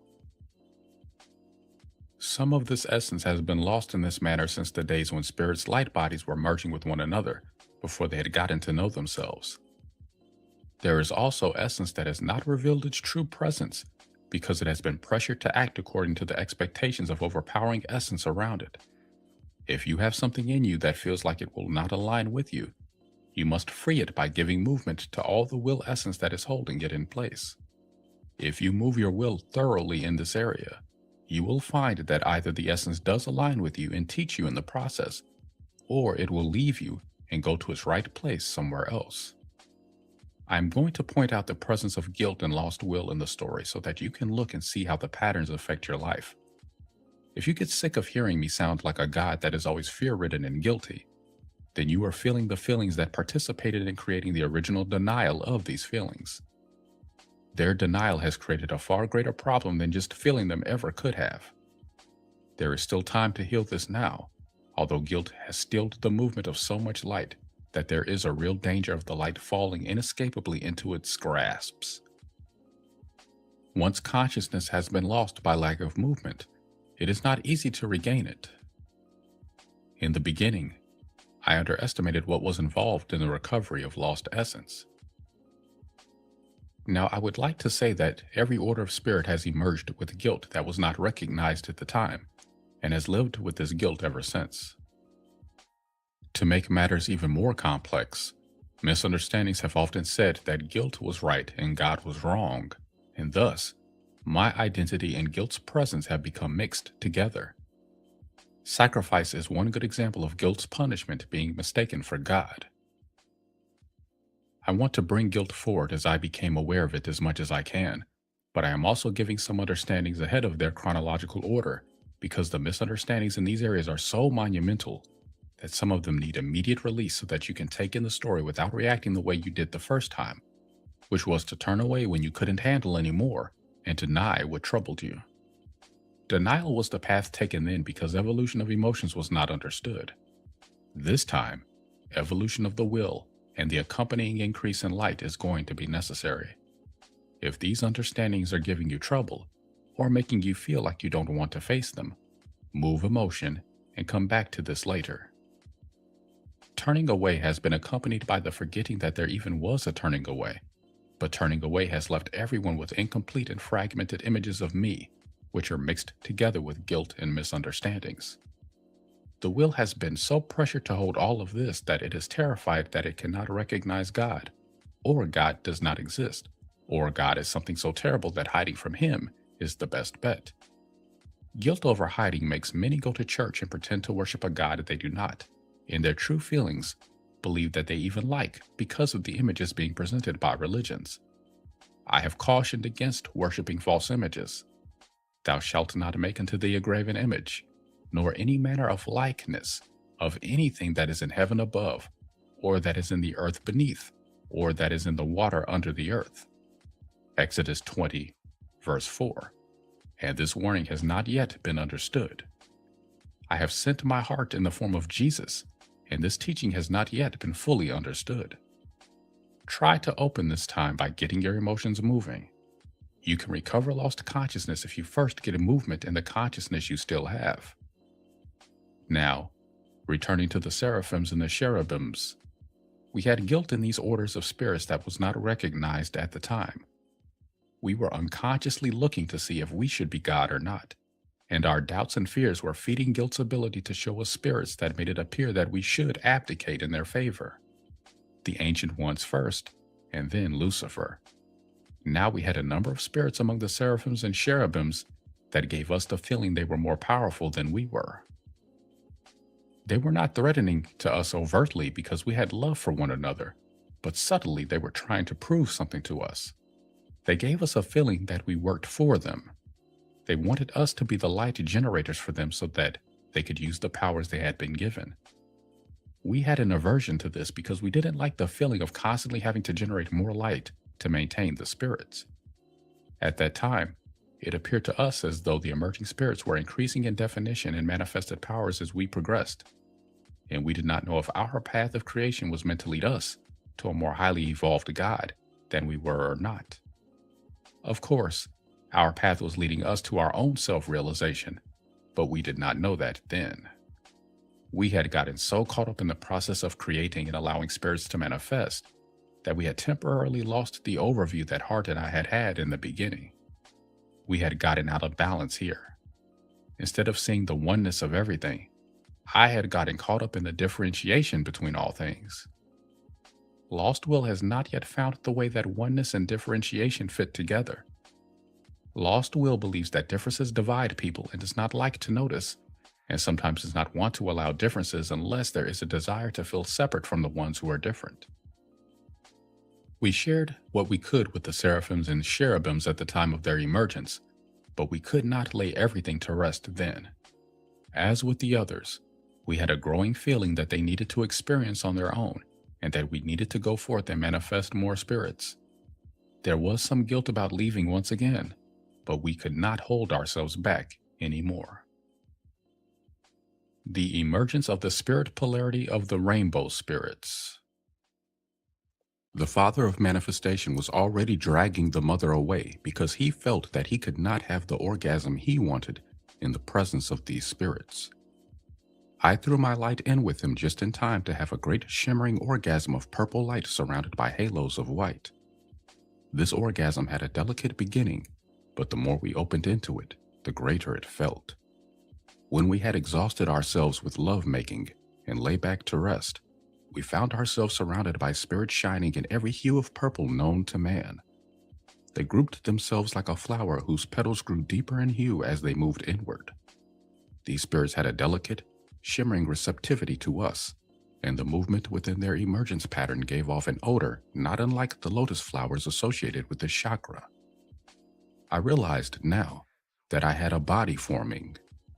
We had a feeling of welcome toward these spirits, and we did not feel threatened. These spirits had inspiration from the Word of God as their power. They spoke to us as though we were all one head in many words that we had not heard before, and yet we could understand them. They had inspiration to give in the form of stories to tell, and the response we had was music to accompany them. Some of the earlier manifested angels began to appear and to join in with us. These purple spirits were a chorus within their flower that began to give out stories and song. Some seraphims and cherubims appeared now, and they began to dance in the stories. Second-order angels provided costumes, and first order, the visionary effects. The third order of angels, The listening order had the role of an audience now, listening for the inner and outer alignment that was needed. When fourth order angels arrived, they wondered what their contribution would be. It seemed to them that their arrival had no contribution to offer. They did not realize that their presence was their contribution.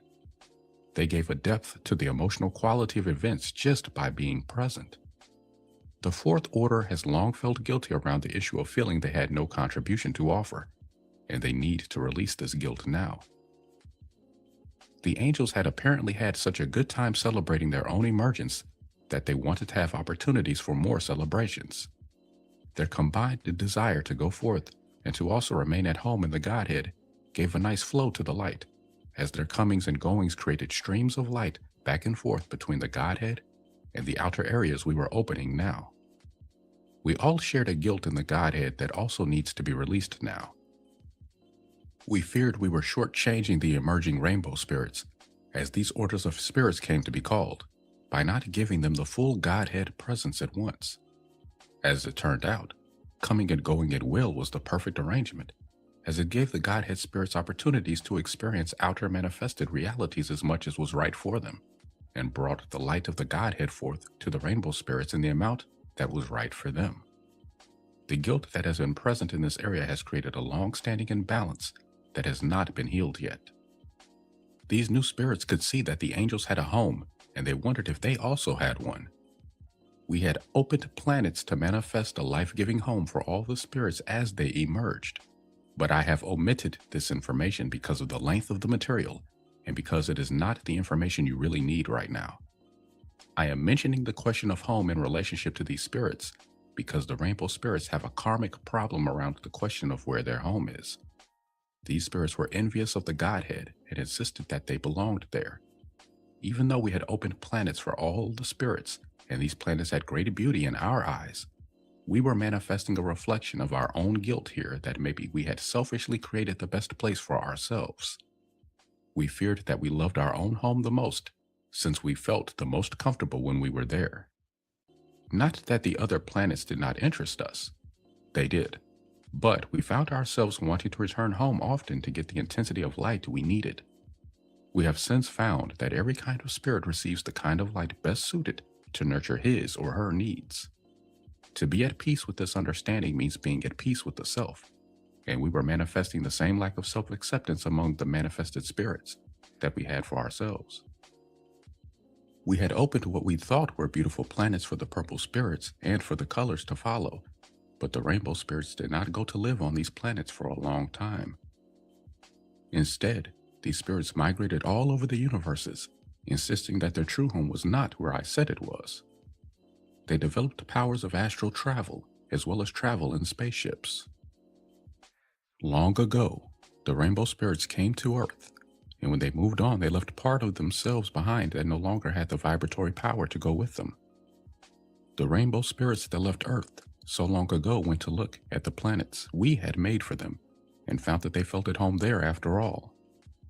These spirits now understand that they have to heal their lost will that was left on Earth, and they have lately been coming close to Earth, trying to contact the rainbow spirits that were left here so long ago. These spirits have a fear of landing on Earth and making their presence known, not only because of the kind of civilization that exists on Earth now, but also because the magnetic density of Earth has increased since they were last here. They are afraid they will get caught on Earth in the same ways that their lost will got caught here. The rainbow spirits that are on Earth need to allow themselves to have contact with the rainbow spirits who have traveled to their homeland, because these spirits have healing in mind now. Opening to this healing among the rainbow spirits means that the old charge around being left on Earth needs to move. Long ago, the spirits who left were judgmental toward the ones that got caught here, and there needs to be a healing of this judgment pattern now. The emotions involved here do not look pretty right now, because they have been denied for so long. Having been held back for so long, the anger, fear, and grief involved is very murky looking. This murkiness is not allowing the rainbow spirits that are still on Earth to vibrate their colors very brightly anymore. The rainbow spirits that are still on Earth still do not know where their home is, and they never feel that they are being given clear claim to their right home, even if it is to be a spot on Earth. They have a problem even finding a country that feels like home to them. They have spread themselves all over the earth, and yet cluster together with one another wherever they go. Wherever you find one rainbow spirit, you are sure to find others. They have a real group orientation, and if they find the group they need, they can heal in groups. Home for the rainbow spirits is not on earth, and they need to find their true home because having the right home is really important to them. Healing their original cause will enable them to find their true home and finally accept it after all of this time. The rainbow spirits also need to abandon the idea that they are going to have to die a horrible death to get there. They do not have to die to go if they heal themselves first. The rainbow spirits have appeared on earth in many forms. They have had nearly as much trouble finding forms that feel right to them as they have had finding a home. The rainbow spirits have manifested patterns on earth of gypsy, circus, carnival, traveling minstrel, and magic shows. Most of the patterns that are not mainstream have involved them. Right now, I want to go on to the emergences of the other colors. We had very rapid emergences here and feared that this was not right. Of course, we found out later that it was. We had a lot of fear around emerging spirits because we had love in our hearts that wanted to give these spirits a good home and manifest them in ways that would allow them to have a good start in life. We had not done this before, and, like so many parents today, feared that our own lack of experience might overlook something the spirits needed. We had our own needs to meet also, or we could not be the good parents we wanted and intended to be. We had trouble finding the balance here between our own needs and the needs of our children. We have not found it yet, but I am confident that it can be found if lost will is healed.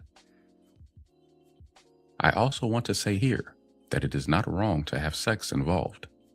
I had sex long before I had children. It was orgasms that emerged all of the manifested spirits and gave them the light they needed. And yet, all of the manifested spirits have had trouble accepting sexuality as part of God. As a result of this, the full presence of light and love has been held apart from every single sexual experience that has yet been had on earth, whether the participants are aware of this or not. Sexual guilt is immense on earth. Having guilt mixed with light and love has been the experience needed, but is not a very bright beginning for spirits trying to manifest on earth. Guilt fragments are what most people get. Therefore, when they have children, instead of the spirits they think they are getting, these children then usually turn around and mirror their parents' guilt to them. These children are a healing presence if you learn to understand and accept the reflection. Most parents have given in to the guilt their children represent in their lives. Rather than feeling the real feelings they have for their children, parents have been, in most instances, preferring to pretend and even insist that they love their children whether they actually do or not.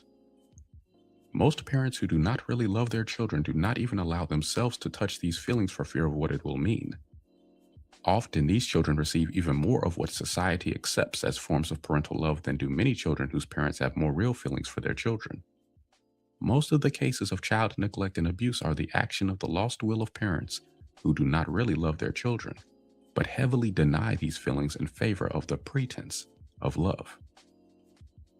I am not suggesting that parents who suspect they do not love their own children should start neglecting and abusing them so that they don't send this essence out into lost will. I am saying that when lost will receives denied feelings, these feelings have been judged unacceptable and have a twist of unlovingness in them. Accepting your feelings and working with them, while holding your light and love present for your own true feelings, is going to change the ways these feelings are going to be expressed from destructive to healing expressions. If you get triggered by reports of child abuse and neglect, you have lost will doing it. You are going to need to accept the guilt and shame you feel about letting yourself realize this also, and then let yourself feel the rage that you feel toward your own children. If you have not had children, you need to find out why you have not had children. Deeply buried may be fears that you will want to do some of the same things that trigger you when you hear of others doing these things. The more you want to go out and stop them, the more you need to heal your own lost will with yourself. You all had some form of sex involved in your conception, if not orgasm anymore. Your parents all had sex before you were born, and most of them hid sex from you afterwards. If your parents had sex during the pregnancy, you were more intimately involved than most parents have wanted to acknowledge. Once you became a conscious presence in their lives, your parents had their fears and guilt activated about the place of sex in family life.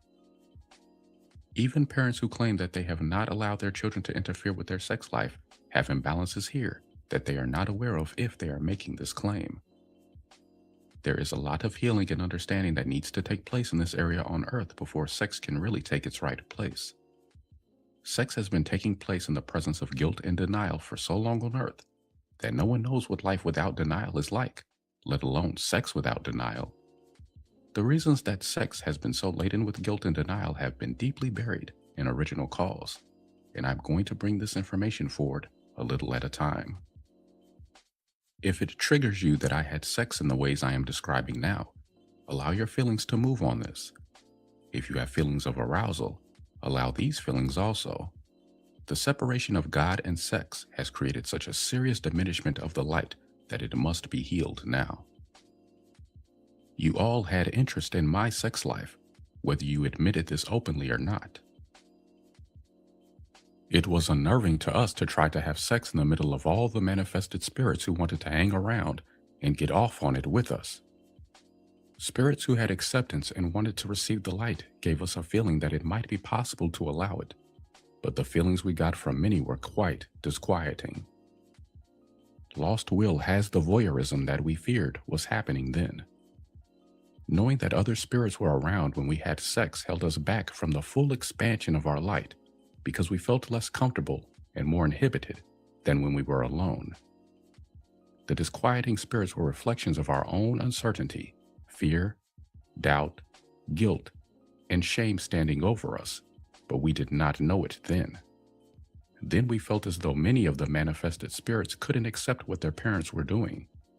We decided it would be best not to have sex in front of the children anymore if we could help it. Going off into the darkness and having sex away from the spirits we had already manifested was the right thing to do at that time because we had to open more space into which more spirits could manifest. We had feelings that were not at peace with this though, and these feelings have been reenacted by lost will ever since. The feelings that were misunderstood then have to be understood now to bring the healing that sex needs. I am going to go into sex a lot more as the story goes on. For now, you need to know that the orgasm that moves you the most is the one that called you forth into emergence. If you have feelings about more than one of them, you need to feel your feelings more, and you will discover which orgasm called you forth, and also what called you into consciousness of yourself within me. You may have displaced essence that doesn't allow you to know right away, but you will understand more as time goes on. Knowing yourself here is important so that you can accept your origins in me. Sexual denial has made it impossible for most parents to reenact the orgasm they enjoy most, and so, remembering your own conception in this life may only be able to give you a picture of the denials that you have become involved with on your path. You have to understand how denial creates reversals in your life to know what happens when you have sex in the presence of denial. The rainbow spirits are now going to emerge in a rapid progression. There would have been an imbalance in the light that would have destabilized the emergence of all the orders of rainbow spirits if we had tarried along at any particular emergence. But we did not know this at the time. Then, we had guilt that we had shortchanged the rainbow spirits by not giving them much attention at the moment of their emergence. The celebrations they had upon emerging were conducted by the Godhead spirits, and we were not present until later. We could not quiet or hold back our desire for orgasm until we had reached the end of the rainbow, and yet we had guilt telling us that we were becoming much too involved with one another and getting too far into sex to care about anyone else or to be responsible toward the children we were manifesting. Guilt said that we were not taking proper care of these spirits or giving them all that they needed. Look, guilt said, you have whole orders of spirits floating around without even having a proper home. Still, we could not stop the orgasms. As soon as one order emerged, The father of manifestation was grabbing the mother and making love to her again. Before I felt that I had given a new order enough light, I would have another order of spirits needing light. I was greatly annoyed with the father of manifestation for not being capable to hold back his sexual drive. I also feared that he was exhausting the mother, who seemed unable to even catch her breath between orgasms. I was filling her and the entire area around us with as much light as I felt I possibly could, and still, I felt that I was unable to provide enough light. I had feared that I was less potent and powerful than the father of manifestation. It looked like he was growing larger all the time, while I felt that I was growing smaller. It felt like I was being drawn into form more than I really wanted to be. I had a feeling like a naked man putting his hand over his penis because he feels small and inadequate compared to the other man standing near him. I had a feeling that my light was not enough now. The father of manifestation seemed to be able to fill the mother all by himself and give her forms I had not been able to give her. She was changing forms almost as quickly as she took them on. Every form the father of manifestation gave her had great beauty in my eyes, and she was having orgasms in every form. I was jealous of his powers. The father of manifestation seemed to be in the mother constantly now, holding her very tightly, breathing on her with a breath of flames and stars all at once. They had an atmosphere around them now that was not just open space anymore. It had moisture and light, aroma and movement. It gave a heady feeling just to breathe it. There was as much light present as I could give it, but I had fear because I saw a darkness present also. Part of this darkness was being given presence by the feelings that need to be healed now, but part of it was that these spirits needed a more dense form of light to thrive, and it did not appear to be as bright to me as my light in the Godhead. At the time of their emergence, I did not know that these spirits were suited to the light they were receiving. Then, I had a desperate feeling of not being able to cope and of running to try to catch up with the mother and the father of manifestation. The mother was running slightly out ahead, and I could not tell if she was running from the intensity of both of us or if the two of them were running from me. There was little time to understand it, as the father of manifestation would overtake the mother very quickly and pull her down beneath him again and again. I felt somewhat shut out and could not see the ways in which he was giving her repeated orgasms.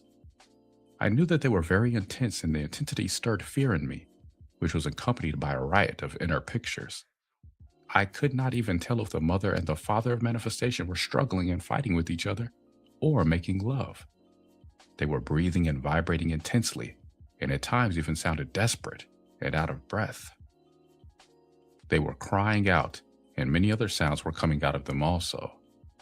I heard tinkling bells, chimes, roars, grunts, moans, gasps, rumbles, deep drum-like beats, waves crashing on shores, volcanoes erupting, birds crying, winds rushing. There was popping and crackling. There were crackles, booms, and explosions during which the atmosphere around them filled with colored light. Every color and combination of colors that I thought imaginable were exploding around us like a riot of expensive fireworks, booming in the night. There were also soft places in the light that opened around us like the softness of flower profusions opening into sunlight. There was rain, lightning, and falling water. There was fire, storms, and finally, the peace of a clear and starry night. Spirit and form go into conflict and appeal to heart for balance. I had felt left behind, in the background, unappreciated, unnoticed, unwanted, and unloved, and yet I could not hold back my desire to go with them. I had a compulsion to be with them no matter what other feelings I was having. At first I thought that I should have left them alone if they did not want to include me, but I have since realized that I gave the rainbow spirits the right amount of light and presence. There is a deep guilt in these orders, though, that they desire intensity in their sexual experiences that God cannot really be fully present to witness, because he would not have acceptance for it.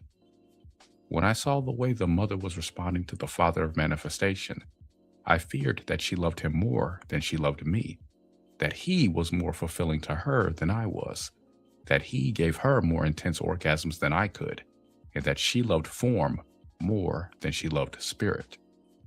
These feelings all have presence in the denials and guilts of these orders of spirits.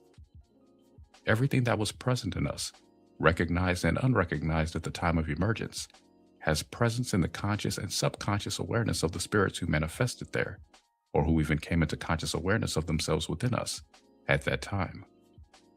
The father of manifestation was lying back now, and the mother with him. They had guilt when they saw how I felt, and I wished that they had included me more. A lot of thoughts and feelings that were present here were taken in and held as judgments by the spirits involved. The lost will in these orders has since lost almost all of its original intensity of color, because it has been holding guilt that has made it nearly impossible to vibrate with the intensity of its emergence. The lost will of the rainbow spirits on earth now looks more like a bad ruse than the intense beauty of its original colors. I gave a lecture to the mother and the father of manifestation as they were lying there that contained many of the judgments that were taken in.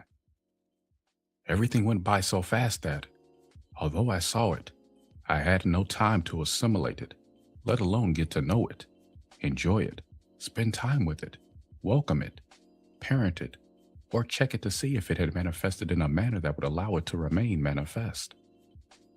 I felt overwhelmed, abandoned, denied, and betrayed by willful emotions and bodily passions that showed no concern for spirit.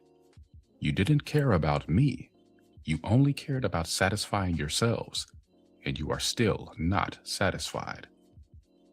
Much that was left unspoken was present as feelings and internal pictures.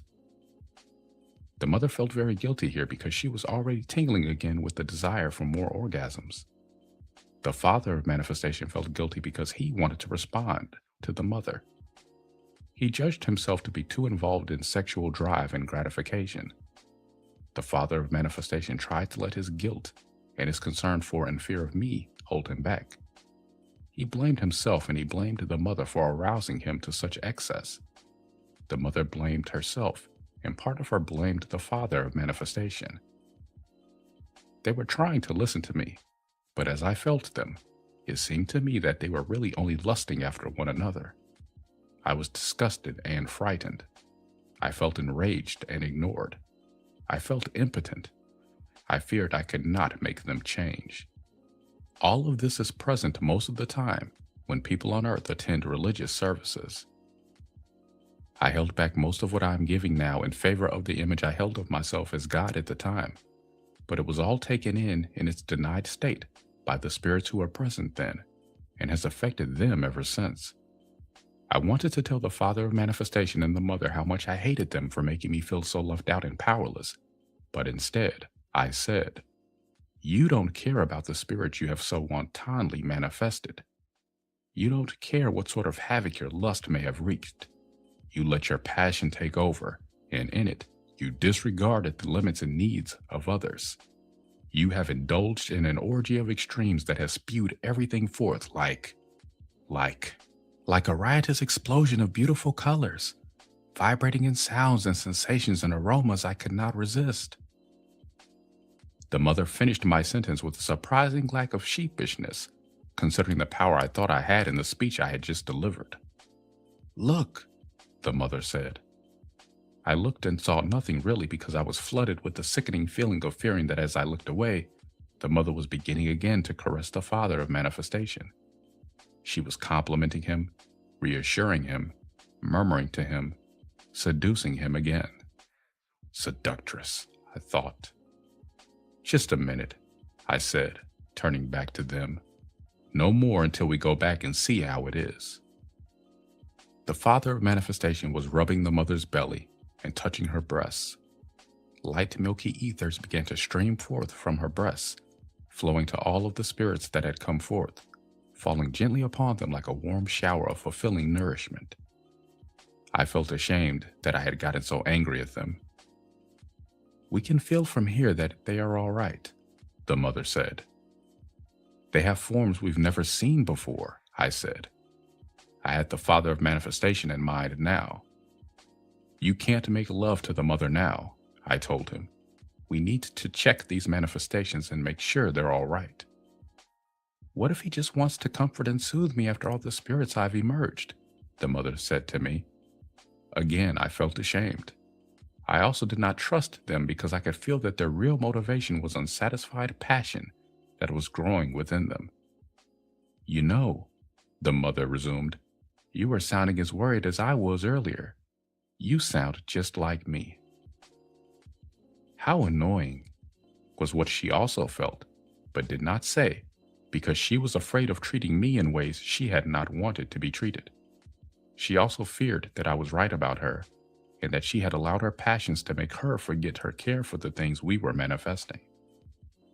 Now I'm being as selfish as I thought they were being earlier, she told herself. God is right.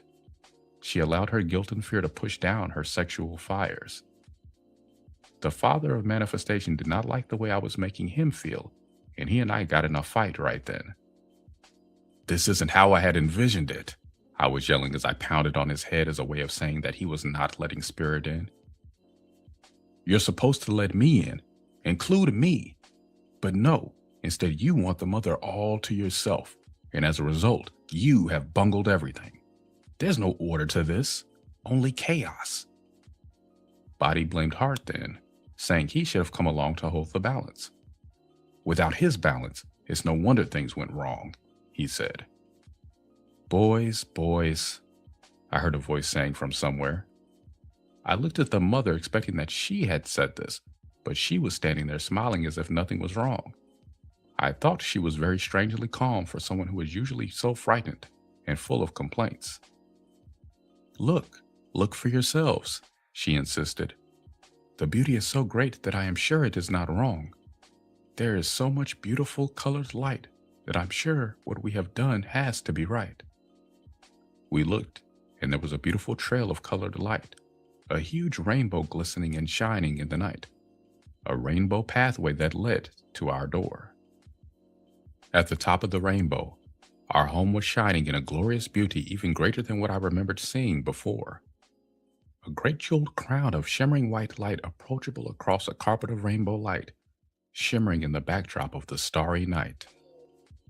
I heard music whose form I could not understand until I realized that each color had a note. The flow of color was making chords that resonated with the universes. There was harmony, there was song, there was beauty. We calmed down and allowed ourselves to enjoy it. We soon became flooded with a feeling that everything was all right and that we couldn't have asked for anything more. We gazed at the beauty of the sight that lay before us for as long as we could. There was joy in our hearts now, and a feeling of thanks and praise as we looked. We could see the Godhead Spirit streaming back and forth, ministering to the rainbow spirits, and we felt that they were giving these new spirits what they needed. The angels were having fun going back and forth, and they looked like glistening drops of sunlit rain, or perhaps flower fairies as they have been pictured on earth. In looking closer to watch the angels, I saw that the forms of the rainbow spirits were not unfamiliar to me after all. I had seen them within me. I had seen them in the mother, and I had seen them in the visionary displays the angels had given. What gave me such a startle in recognizing them now was the increase in vividness they had acquired. I had experienced my earlier realities as seeming to be vivid and alive at the time, but they seemed more like dreams compared to the vividness that now held my gaze. I had a moment of guilt for how I had carried on with the mother and the father of manifestation. With a hat-in-hand manner, I apologized to them. I told them I had a feeling they were God now, and I was just going along for the ride. They couldn't stand my false humility, and they had a great desire to kick me in the head then, but they denied those feelings in favor of their feeling for how insecure I felt. Earlier I had shown them my anger, but not my fear. Instead of feeling so defensive and frightened that they had done wrong themselves, they began to have more sympathy for my point of view. They let me know then that they had had a feeling of being overwhelmed by my light, which had kept them running ahead in order not to be engulfed by it. This had been their experience at the same time that I was feeling I couldn't keep up with them and didn't have enough light for them. Something must have come over us, the mother tried to say then as a way of smoothing things out between us. I had to run from both of you, she said then. I was having orgasms, but I was also terrified that as much as I have wanted both of you were too much for me. Every time I got far enough ahead to feel I wasn't being overwhelmed, body would catch me and hold me until I was overwhelmed with light again. I was being overwhelmed into orgasm. I could hardly catch my breath. Now the father of manifestation felt hurt, frightened, angry, and betrayed. He had thought the mother was enjoying the intensity he had given her. He had even thought that she was leading him on. Now he feared that either he could not trust himself to know or he could not trust her to let him know. He also feared that if her feeling was that the two of us were too much for her, this statement might mean that she intended to leave him out and choose to go back to spirit. I had the fear that she had chosen him and not me. None of us wanted to express all we felt right then because we all had too much fear of what the outcome might be. We had fears running rampant in our minds, and there was jealousy between the father of manifestation and myself. We both wanted the mother, but we did not think we should both be trying to have her at once. At the same time, neither of us wanted to be left out of anything that had happened so far. The father of manifestation feared that the mother was using him to make me jealous, and I feared that her desire for me was not real anymore, but that she feared me enough to say that it was. We were all afraid of being hurt and of hurting one another, and this interfered with our ability to be honest here. The mother feared that she had no right to try to hold on to both of us. Her desire for both of us began to look to her as though she just wanted to keep us both so that she could have whichever one best suited her needs at any given time. She feared that she was self-centered and not thinking of us. We felt her then, and feared that she was not wrong. Suddenly, Body and I both felt as though we were being used by the mother. We feared that she actually had set it up to have both of us, and then when she found that she couldn't handle it, wanted us to play off against one another and have only one of us left. I had a moment here of feeling myself to be one with Body against the mother. I felt this oneness with Body so intensely that I lost track, for a brief time, of any separation between he and I. I actually did not know for a time who had said and felt what, and it did not seem to matter because we had agreement between us. We both feared that the mother could be dividing us and using us against one another wrongly. We were both very angry at her for this, and even hated her at that moment. As soon as we realized what our thinking was here, and that we had become one, we startled ourselves out of it. The feelings we had that were not aligned with the suspicious view of the mother did not allow us to remain there for long. We also knew that she was not unloving and that she was trying to do her best, given the situation. We realized that we were feeling more of the pressure that we had felt from the beginning, because we did not understand why we had what appeared to be 3 men and only 1 woman. We all began to wish Heart would come to us and help us balance ourselves again, so that we could feel some understanding and acceptance for our situation. Heart did appear then, and let us know that he had love for us. He asked us to look at what we had manifested and see that it was reflecting our own imbalances. We did look then, and we were horrified to see that the colors were already losing some of their brilliance in the music, some of its harmony. Heart asked us to accept ourselves here so that the rainbow spirits could accept themselves. Heart gave us a lecture then. He said that as the parents of creation, we ought to be able to act more mature. Guilt was actually giving us this speech, but none of us knew that Heart had guilt. Heart's guilt always sounded so balanced and right to us that it was the last guilt to get recognized by me. Now I want to help you to recognize it.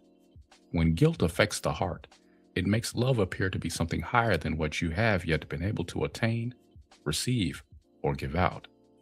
Heart has mixed love and guilt together. Here is what Heart had to say to us then. The angels have begged me to come to you and ask you not to scare these new spirits before they even have a chance to know what it is like to be manifested. The angels have been trying to celebrate the rainbow spirits' emergences with them, but they have not opened out of their emergence patterns yet. They have remained clumped together right where they emerged. The angels feel that the rainbow spirits do not have the security they need to move out into manifested life because they do not know if they are accepted, and they do not know yet where their homes are. You are fighting instead of giving them the parental light and love that they need. I think you need to give them acceptance now. If you don't like what you have done, you need to set about improving it instead of fighting about why it happened, how it happened, and whose fault it is. The rainbow spirits cannot just go wandering off into space if it has nothing to offer them. You need to show them where their homes are. They want to come into the Godhead, and I do not feel that it is their right place. I think they want to be there because they are afraid.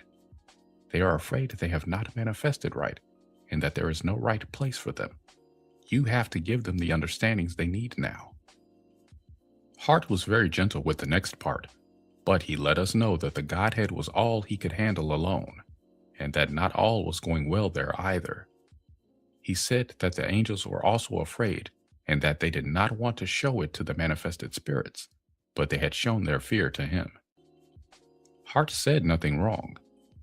It has not even been wrong to have had guilt and love mixed together for so long. All of his statements were observations he had made. The guilt was coming through as a feeling tone that was asking us to give up what we were doing in favor of the needs of others. Guilt was saying that we should do this because it was wrong to be hurting others with what we were doing. Guilt even implied that our negligence was making the rainbow spirits' needs greater than they would be if we just attended to what love should be doing. I feared that Hart was speaking the truth, but I felt a reluctance to accept it. I decided that I would have to see for myself. I began to feel quite urgent about returning to take a look. Hart wanted us to attend to the manifested spirits on our way back to the Godhead, but I felt a need to go home first and then visit the rainbow spirits. The mother felt my desire to go and did not want to be left out in space without me. I felt annoyed with her because she and Hart both seemed to be trying to hold me back from what I wanted to do. She wanted to make love, Hart wanted me to visit the rainbow spirits, and I wanted to go home. The father of manifestation was now feeling real fear that he had done wrong to manifest everything so quickly. His guilt was freezing his fear in place so that he could not move or speak. He had enjoyed what he had done, and he feared the possibility that he was wrong so much that he did not want to find out if he was wrong or not. He had also been holding his fear that he could not have the mother anymore. He wanted to ask Hart and I to help him, but he could not speak. I wanted everyone to move. We all had more feelings toward one another that needed to move, but we all felt it was not right to go into them anymore then. I wanted to say something to the Father of Manifestation just as he did to me, but we denied the great charge of feelings we had in favor of what we thought was the loving approach that Hart had described. Instead of saying anything, I turned to go. The mother then was seized by a terrible fear that I intended to leave her. She also had feelings pouring through her that were not allowing her to know whether I wanted her to come along with me or not. She had a desire to reach for me, but did not because she wanted me to reach for her instead. I didn't want to play games at all. I wanted to get on with what I felt I had to do. Please, the mother said then, can't we give it another try? Can't we try to love one another instead of fighting? Guilt and fear were making her feel unable to risk any more unpleasantness between us. She held on to us both and wouldn't let us go until she felt acceptance between us again. We regained our acceptance by forgiving one another. Forgiveness was born then, and it had a wonderful feeling of release to it.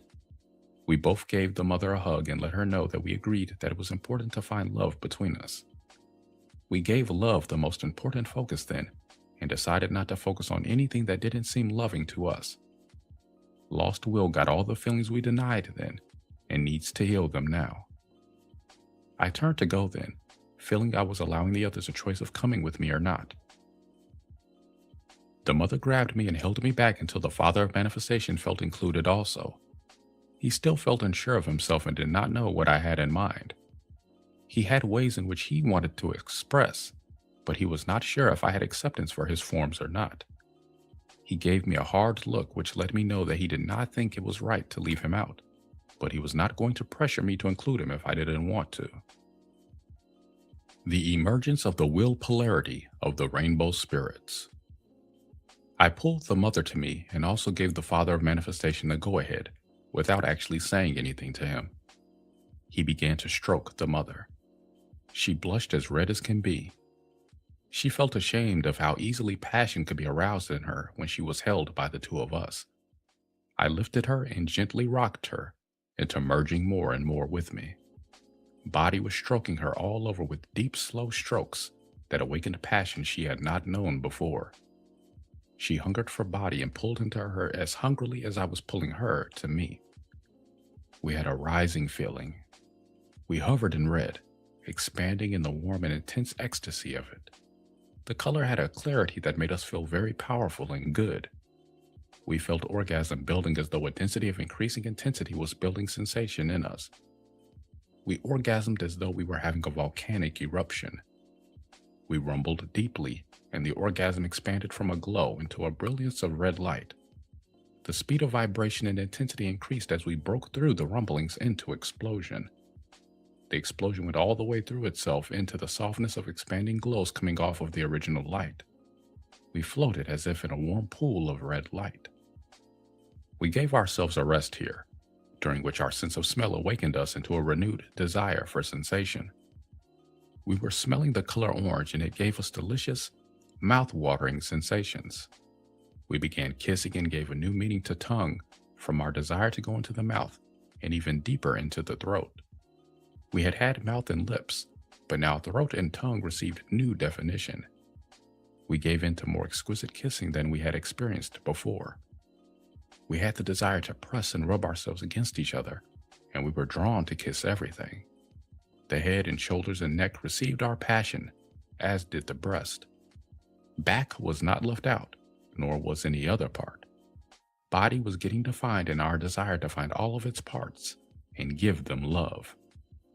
We had genitals now, which were like delicately waving flower petals of the most exquisitely sensitive and intense sensation.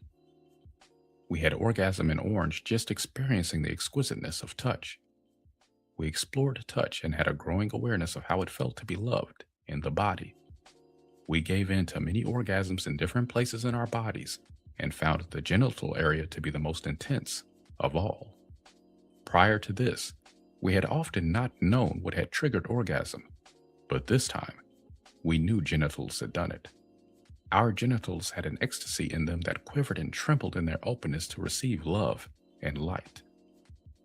The petals of the genitals would stir and secrete nectar if another part of us even passed near them. Red spirits had emerged, and we had noticed them as the heat of our orgasm had subsided. The orange spirits came forth by passing through the genitals during orgasm. The orange spirits were coated with a blush of nectar that smelled so delicious that we could not help but kiss them as soon as we saw them. We feared it may not have been right to have brushed against the mother as they emerged and thus get nectar upon themselves, but we did not mind at all. The orange spirits wanted to follow us to see if we had any more tastes in store for them, but we did not allow them to. We gave them a welcome and told them to stay put until the angels came to them.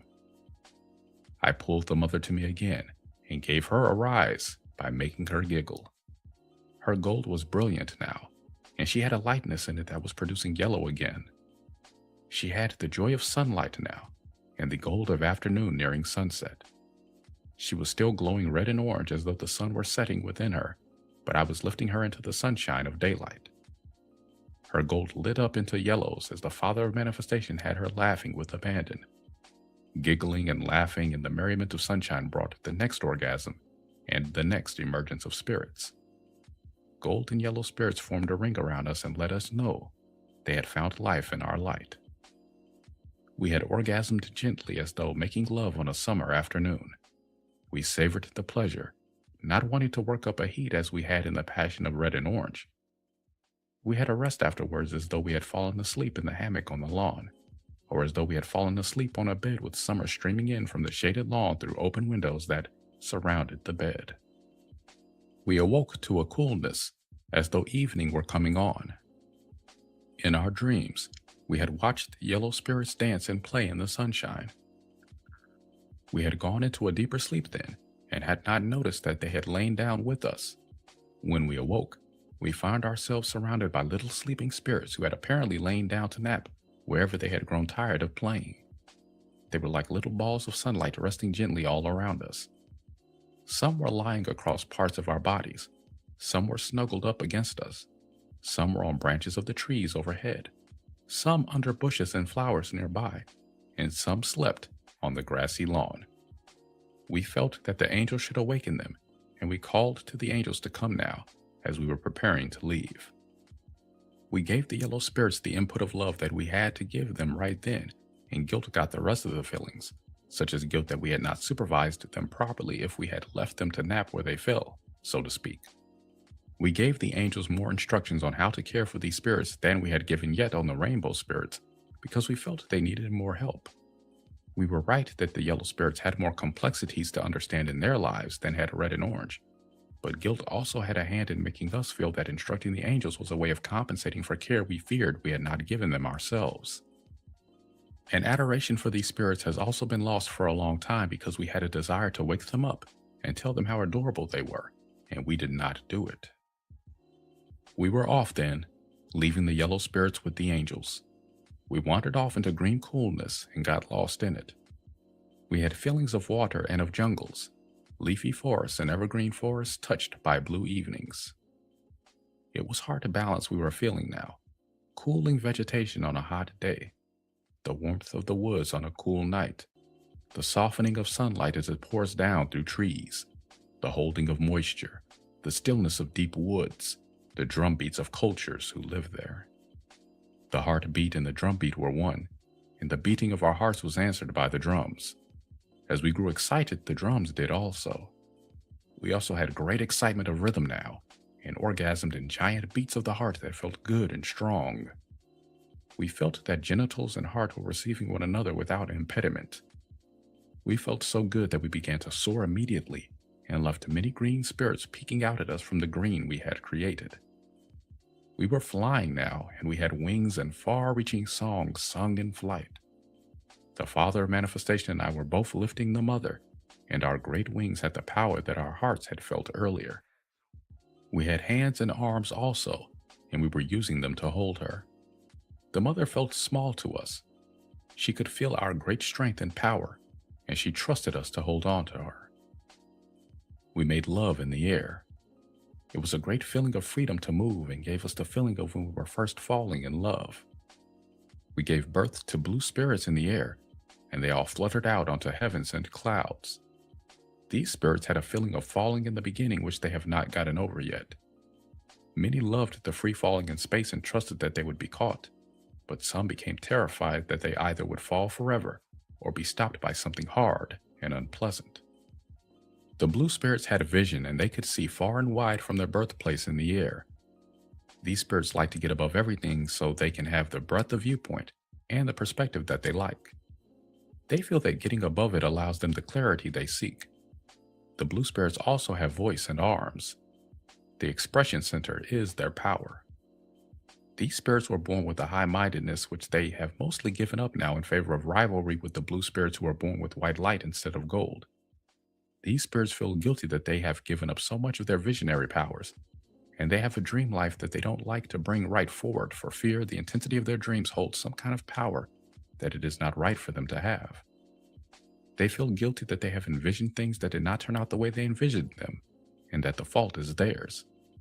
The blue spirits have making love in the air as one of their main sexual fantasies, and have often wanted to make love with angels so that they could have the feeling of being lifted the way they felt it at their emergence. We flew on, knowing the blue spirits would be found shortly by the angels who would respond to the light of their birth. We grew tired of flying. It had grown darker all around us. The Mother was afraid that we had flown out into the darkness instead of into the light of the Godhead. I was not sure if we had flown right or wrong, but I had a feeling of needing to rest. "Close your eyes," the Father of Manifestation said, "and focus on the inner sensations I can give you now." An ecstasy of inner images and bodily sensations ensued. We gave birth to indigo spirits who have inner focus as their power, but we didn't know it immediately because there was no external light at their emergence. We had a flood of inner light in many colors, and we named these spirits spirits of the inner eye. These spirits gave us many things, and guilt was one of them. These spirits told us they had watched us in many places and had not wanted to emerge in any of those places because we were not giving the spirits who had emerged there the kind of attention they wanted to receive from us. We have finally realized that it was right to give each kind of spirit exactly the kind of attention we felt like giving them, but we had to go a very long way over very rough terrain to find this out. At that time, we felt like these spirits might be seeing something we were not seeing. Time has shown that they were just needing to find their own right place for emergence. These spirits still have the feeling that they make others paranoid, but they have also enjoyed the feeling of power this has given them. Indigo spirits think they have inner secrets that are better than anything the outer world has to offer. These spirits do have a great inner vision, just as the preceding order had great breadth of outer vision. We gave in to them then, and let them show us many things that had formed in the body since we had emerged the corresponding order on our way down. We found that we already had internal parts as well as external ones. We found that we had organs that had moving parts within them. We found that there were circulations within that reminded us of many things we had seen without. We had feelings that what was manifest within us helped manifestation move outward. We had feelings of correspondence between inner and outer. We had feelings of guilt come up in us now that we had been paying too much attention to the inner, as though we had thought that form was only an outer phenomenon. We felt guilty that we had been so taken with outer form. Had we neglected to balance with inner form? We had feelings of needing to look more within ourselves now. Our newfound world within still could not hold us back. Still, we had to go on and could not tarry any longer, no matter how much these spirits might have liked to hold us there with them. We lifted above them and opened into purple light that gave us a clear feeling of being near home. We gave in to an orgasm similar to the one we had had on the way down. Giving life to purple spirits, we found ourselves at home in the Godhead. The triumphant return home that almost turned sour. We were given a great reception from Heart and many of the angels. The welcome we received made us feel that we were loved and welcomed. We were glad to be back in the familiar light of our origins, and we felt joyous because we had accomplished our goal of manifesting a creation outwardly. We had managed to go forth and return. We had managed to open the space into which all of these spirits could then emerge.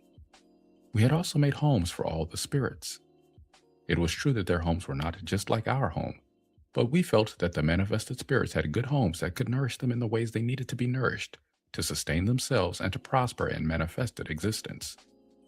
We could hear sounds of happiness coming to us from creation, and its harmony gave us a sense, a great sense, of peace and fulfillment.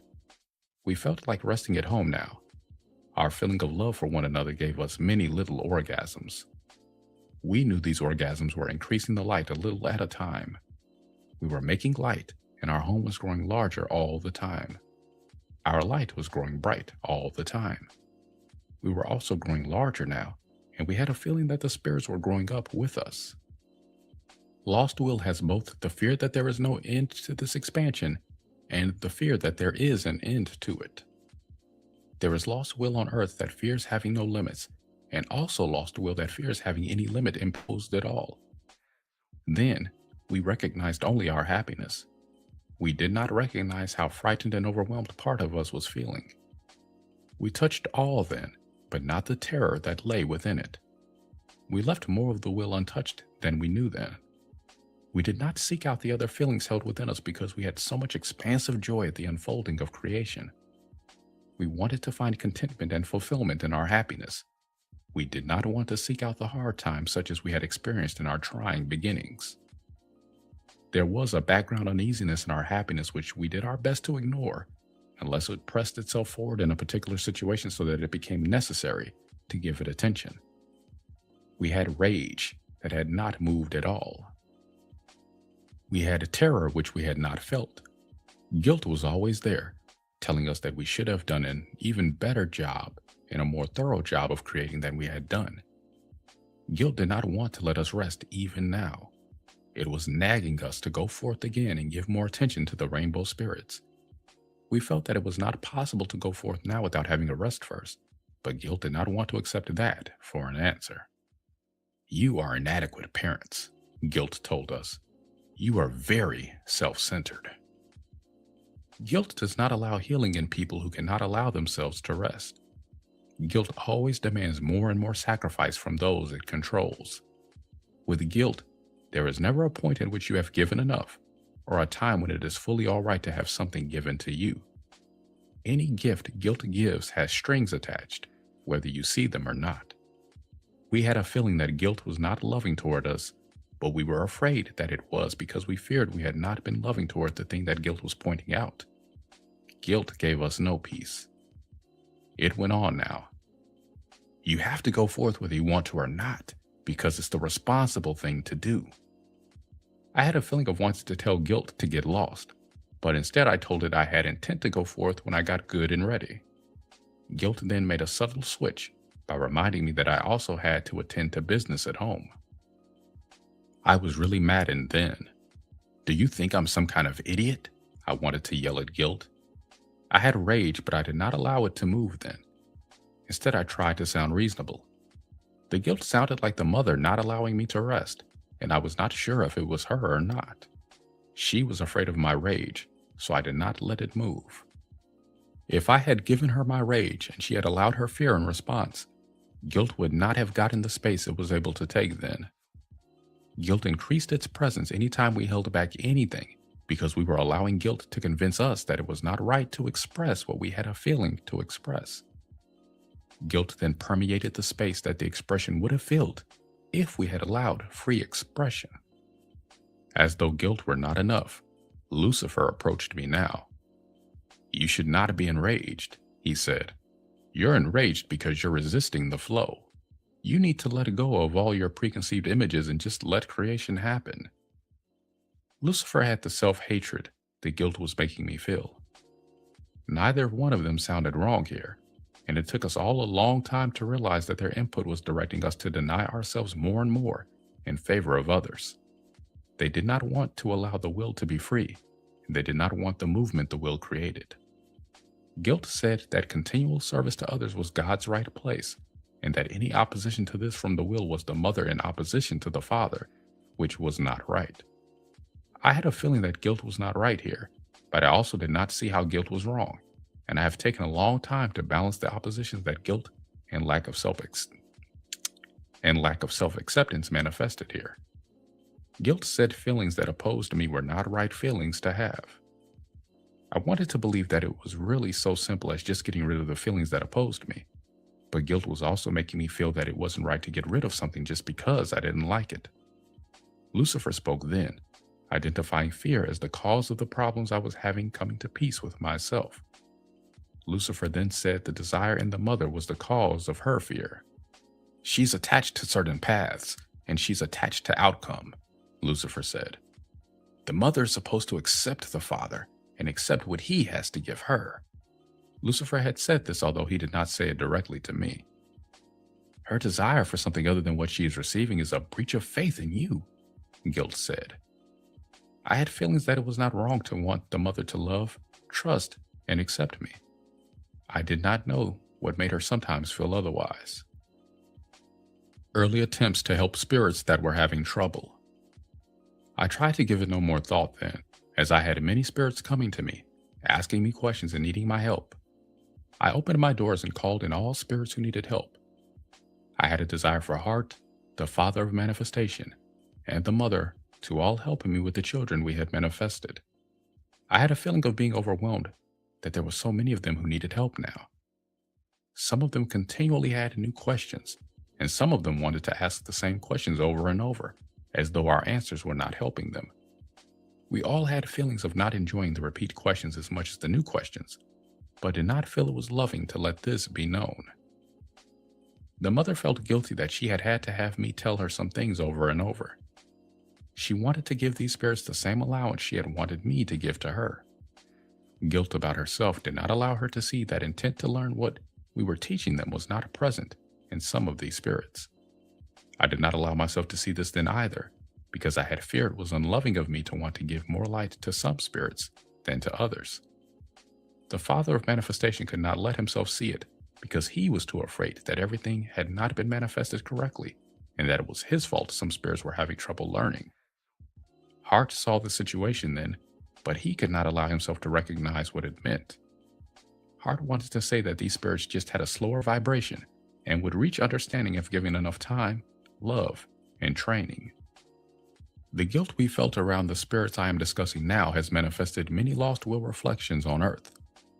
Many of the reflections lost will has manifested here are in handicapped and retarded people, and also in people who have limited themselves in ways they will not admit, but who are, nonetheless, not open to receive the understandings they say they want to receive. It seems that these spirits must be given help, and yet they cannot evolve very far with it. These spirits have made others feel that if they are not taken care of, they will die. These spirits cannot take care of themselves, but it is not because they were denied the care they needed by the parents who created them. You need to understand that lost will gives the reflection of everything that was present in this situation. Since we had the fear that we had not parented adequately, there is lost will reflecting that fear and making it appear to be the truth. The truth of the matter is that these beings are not whole enough to take care of themselves because they are fragments that have fallen away from other spirits. These spirits could not hold themselves together because they did not accept enough will presence in the beginning. Godhead spirits feared that having will meant moving away from me, and they did not want to move away from me. These fragments have been judged by Godhead spirits to be a handicap. Having seen the mother go back on herself, many Godhead spirits judged that the will was handicapped in such a way that it could not live by itself. They feared the will had to have constant help to survive. The mother had a rage at the spirits that denied her and judged her this way. Guilt over feeling rage at her children caused her to go to the opposite extreme of always finding justifications for their fears in herself so that she would be able to feel like giving those spirits more help than she really wanted to give them. Guilt that she might be wrong and fear that it was unloving on her part to have this rage caused her to hold back rage as much as she could. The mother now knows that she has been right all along. From the beginning, she maintained that the creation and all the manifested spirits needed more acceptance for willed presence. None of us accepted her here. Even spirits who emerged with more will presence initially soon lost it because they felt guilty for having it in the presence of others who did not accept it. Guilt was making the mother fear she was only being selfish and wanting the children to take more after her. She feared she was not loving enough to love them if they were not like her. The emerging spirits had a desire to polarize themselves as we had done, without understanding why we had done it. At the time, we were not able to explain to them why they needed to have our 4 parts within each of them. The truth of the matter is that the will was not understood then, and that ignorance gave birth to fear of the will that we did not want to admit we had. None of us wanted to accept the will and accord her her right place. The mother experienced such a massive rejection that she is still wondering if she can gain acceptance with the spirits and find them willing to accept these teachings. The mother has had a hard time gaining acceptance for many reasons. Lost will holds all of them. If you want to know why you rejected will, you're going to have to go into the lost will to find out. It is not possible to let all of you know, through the medium of a book, what exactly caused you to fear willed presence enough to reject it. But you have the ability to know by the way you react to the information I am giving here. If you have aversion to the input from the will in this story, you must learn why you have these feelings if you want to heal yourself. If you are on the other side, rooting for the will, you have will essence that got denied and wants to heal now. Many will people feel so guilty to be will that they don't want to admit they have the feelings they have. This guilt needs to be understood more, but I must give the understandings a little at a time. For now, let it suffice to say that you have seen what happens to most people who step over the line of what is considered acceptable emotional expression on Earth today. For this reason, I must give a precaution here. You must allow your emotional response, but you must allow it in a place that feels safe to you and in a way that feels safe. You need to do your emotional expressing by yourself or in the presence of those you trust to receive it. I am giving this precaution now because denial, guilt, and death have power on Earth that you have not yet fully understood. Past efforts to go out and directly confront the ones holding this lack of light present on Earth have not been successful, and have most often given even more power to the ones seeking to deny the light.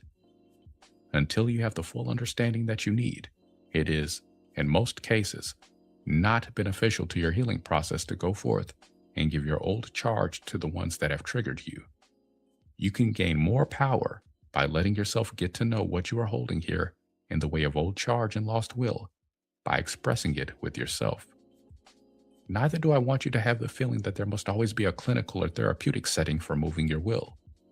These settings have the possibility of reassuring the will that it is getting the help it needs if there is trust for the situation. But continual therapeutic settings do run the risk of subtly telling the will it is sick to have these feelings. The will already fears it is sick. Acceptance for how sick the will actually is necessary, without making the will feel that emotional expression is always going to be viewed as an illness. The will is not sick because it has feelings of rage and terror. The will is sick because it has not been accepted as valid for having these feelings. The will needs to be allowed to move these feelings. It may even need help getting these feelings moving since it has held them for so long and received so much conditioning that it will receive further denial if it tries to express them. When the spirits began to come to us for the parenting they felt they needed, we were charmed by many of them and willingly gave them our presence. We had fun teaching them, and they had a joy of learning that made an enjoyable time of anything we did. Some of the spirits, though, had the reverse effect on us. We could hardly stand to see them coming, and yet we did not believe it would be loving of us to let them know how we really felt about them. We were too lost in the fears that their situation might be our fault to be able to see the situation for what it really was. Our lack of understanding at that time caused us to deny further in this situation. We denied the feelings we had toward the spirits we did not like. We also did not go into the fear that we were being unloving here. Instead of expressing how we felt in our fear of how we felt, we focused on trying to help these spirits. Guilt was motivating us here. We feared their problems were because we either had not been able to accept them as they were, or we had not given them enough love in the beginning. As we saw it then, help for these spirits meant giving them more love, and love was getting defined here as giving them what we saw as positive input. Lost will got everything we denied in ourselves here, and it has acted out our judgments that, as parents, we were not doing right by the children. The judgments we held were many, but I will give you a few examples here. Some of this lost will has many children and then favors some over others in ways that feel very unloving to the children involved. Some of this lost will has neglected its children. Some of it has overparented its children, and some of it has made children feel very unloved. We ourselves were giving even more time to the spirits that had caused us to fear we were unloving toward them, in the hope that our efforts would enable them to evolve along with the others. The other spirits then began to feel that we did not love them as much as we loved the spirits who were having trouble evolving. Some even began to wonder if they had to have something wrong with them to get attention from us. At first, these spirits had feared that we loved them more than the spirits who were giving us trouble, and they still have guilt around this just as we did. At first, our attention toward the spirits who did not seem able to learn from us placated their guilt. But as time went on, they began to feel that they were not getting the love they needed, because all of our attention was being given to the ones that seemed to need more help. This increased lost will because some spirits, who feared that they had to be impaired in some way, denied these feelings into the lost will. Outwardly, these spirits manifested the belief that they should not ask for love, but should give it instead, and that if they did want love, the way to get it was to give it. What these spirits gave then held an undercurrent of asking to be given what they themselves were giving out.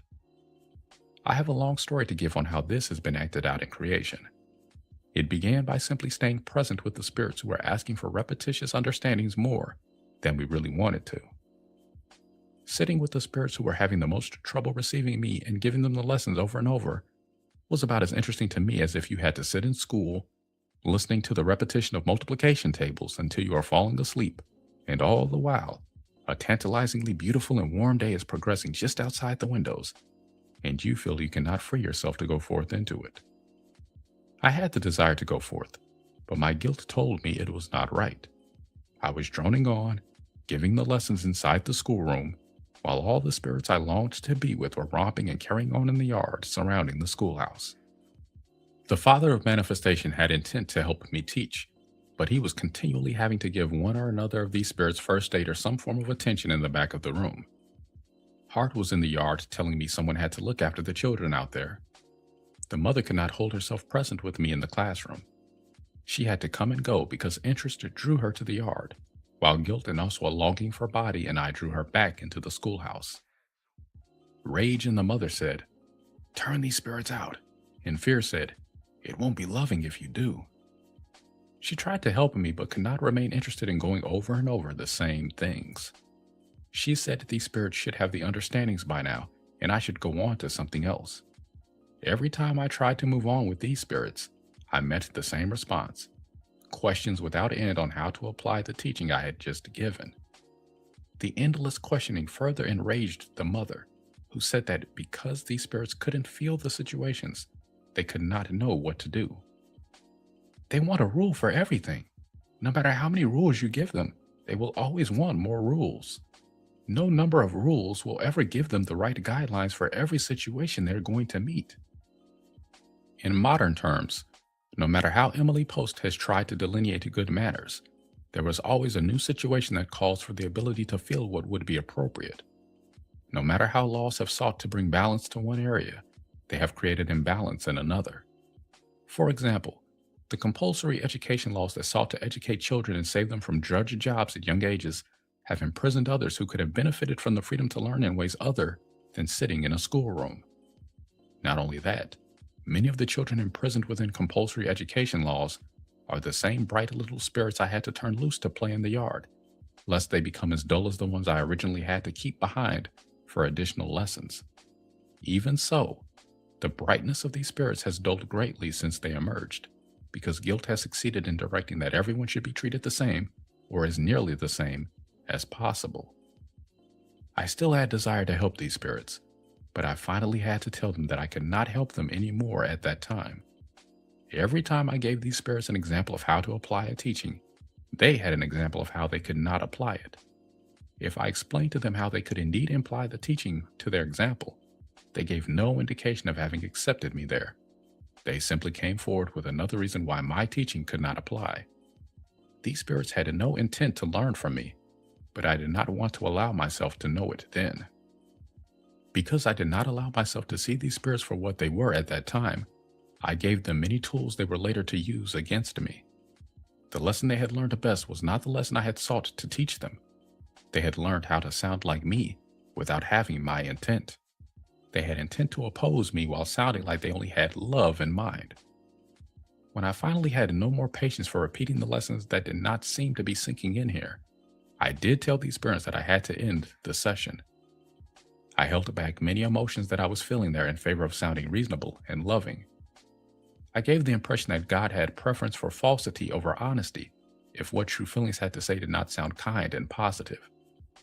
I had judged love already to include only the things I liked in myself. Since there were many things I did not like, I was already putting many things outside of love without realizing how I was doing it. Lost Will still does not believe it is loving to allow true feelings, if true feelings include anything that has been labeled negative.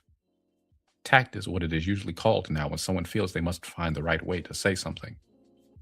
The appropriate time must also be found to say what needs to be said, as far as lost will is concerned, because the holding back of feelings delivers the judgment, whether it is spoken or not, that the will's spontaneity is not acceptable. After I put these spirits out of my classroom, the mother applauded me privately. "Enough is enough," I told her. "There is no way I can give them the set of rules they want me to give them, and there is no way that life is going to simplify itself so that their rules will work for them. The consciousness present is the determining factor in whether a rule works or not." In speaking to the mother, I realized that their intent was not to accept me, but to give me an argument about everything I told them. I turned to the Father of Manifestation to include him in my remarks, and said to both the mother and him, I allowed guilt to hold me present with these spirits. I taught them everything I could, and now I see that they will use this information in ways I had not intended for it to be used. I see what they are going to do, but I do not know why they are going to do it. The mother spoke then. "When you told them that you could not give them rules for everything, I got a cold feeling, and I could not help but think that they want to control others, and that without rules, they cannot do it. It makes them uncomfortable to think that everyone is to do what they feel like doing, and that frightens me." Hart was present with us now, and Hart tried to say that it could not be as bad as it looked right now. The mother was not at all sure that Hart was right about this. The father of manifestation had doubts on both sides. He said that he had been able to improve many of their forms, and that he hoped this would make these spirits happier. Perhaps their outlook will improve if they like themselves better, he said. Perhaps their improved forms will help them gain more acceptance from the others, and perhaps then they will have less reason to be troublesome. Perhaps there will be less fighting. Fighting had not been mentioned before, and I questioned him about it. He told me that these spirits claimed they were not accepted by the others because they were not pretty enough, and that there had been fights about it. I had to tell him that I did not think that improved forms were going to stop the fighting. These spirits have not aligned with the others because they do not have intent to align with them, I told him. He then felt the other side of his feelings on the matter, and voiced his concern that he may also have helped them along in their efforts to gain the power they were seeking by making them more acceptable to others. I had a preference for the way they looked before, the mother said. But you hated them before, the father of manifestation said. I know, the mother replied, and I hate them now. It's just hard to tell which ones they are now because they look better. She looked at me and added, and they act better now too. The mother had guilt about saying this, but she felt it. She felt these spirits had been given something they should not have been given.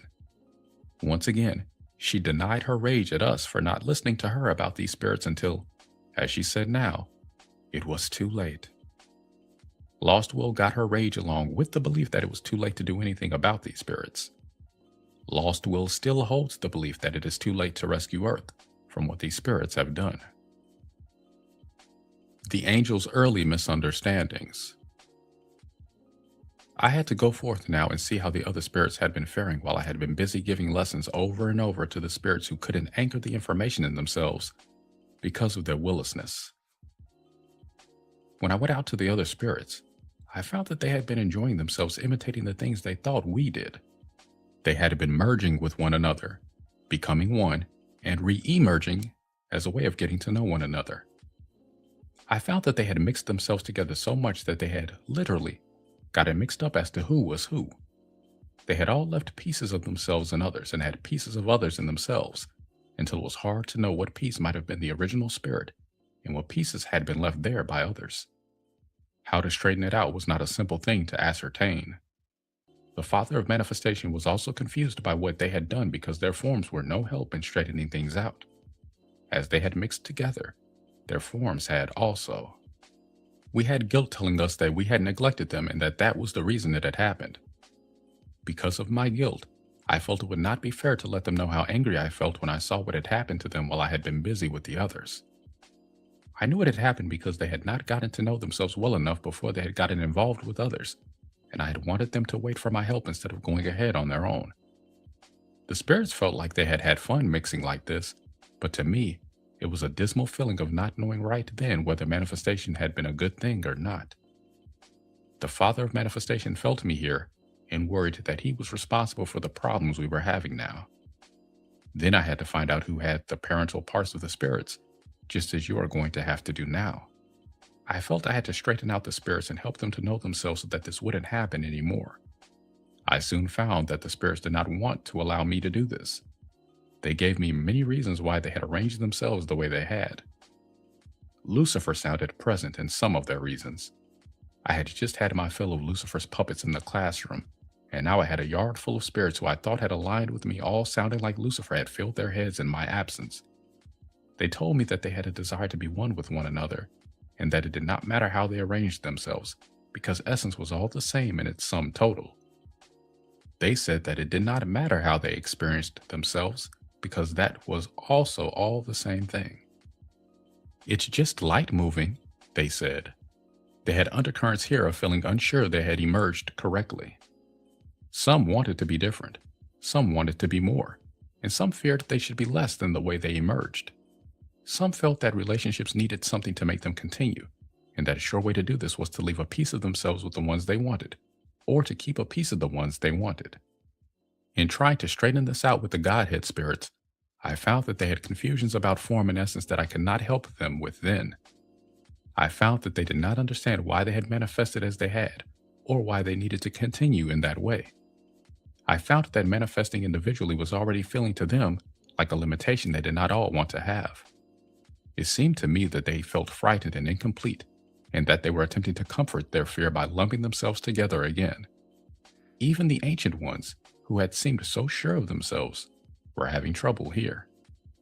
I could not tell any of the Godhead spirits about their undercurrent feelings because they insisted that the reasons they presented to me were the only reasons they had for mixing themselves together as they had. Since they would not allow me to address the real cause of the problems they were having, I could not give them any real solutions. The white light spirits did not want to let me know they had any problems because they were all harboring feelings that they were God just like me. They all had the image that God was supposed to know what he was doing, and admitting to me they had problems would have been admitting that they weren't God according to the image they held.